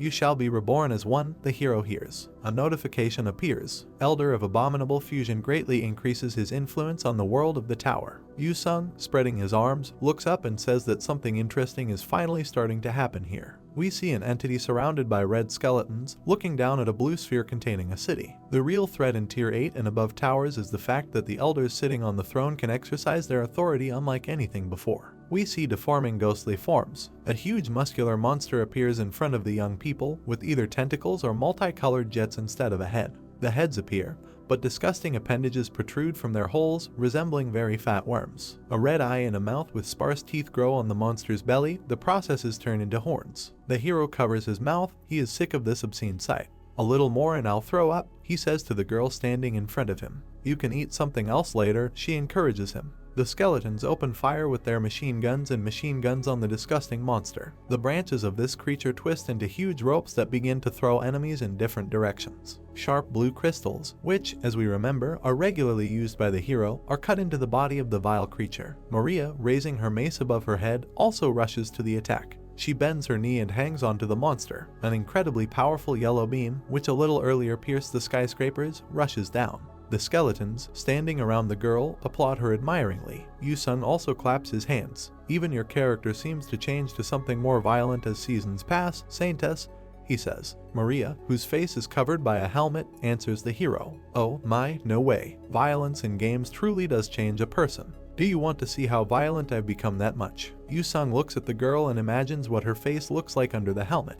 Damn, even with the helmet on I think I can see the face you are making, he says. Okay, enough jokes, says Maria. It's time to move on to the next one. She again fails to finish the sentence. Yu-sung, standing opposite, looks up in fear where it looks like something is happening. A notification appears. With Fusion X3's data as the foundation, the Hive virus gains combat immunity. A strange structure appears in the sky, in the center of which there is a bright source of pink light. From here, strange shoots extend in different directions. Another alert. Frost resistance, darkness resistance, light resistance, destruction resistance have increased. A very powerful explosion occurs between the skyscrapers in the city. We have another notification ahead of us. With Fusion X5's data as foundation, self-replication acceleration ability is additionally activated. Before us is General Kilgore, who is preparing to shoot somewhere from some unprecedented weapon. A red wave descends and absorbs everything around. We see the back of a man looking at a red cloud covering a city building that looks like a stadium. We have 2 more alerts ahead of us, with Fusion X4's data as foundation, flame resistance, blood magic resistance. The fusion-type nucleus network Hive virus has successfully mutated. Before us is the very virus that the blue windows are talking about. 2 more alerts, don't forget that we are one. Do not stop the fusion until everyone in this world is reborn as one. From the epicenter located above the stadium, shells fly upward, fall on the city and explode, causing severe destruction. Yu-sung looks at what is happening with anxiety and fear. Wait, a lot of other types of resistance is increased, he says. We see how his skeletons, surrounded by a protective sphere, withstand attacks of a wide variety of properties from a variety of monsters. Before us is another group of completely creepy and indescribable monsters. But why do they look like they have higher frost resistance, asks Yu-sung to an unknown person. We see another alert, Hive virus fusion variant X6. That's how this video ends. If you have sat through to the end, please don't forget to press the subscribe button and leave feedback. See you in the next video.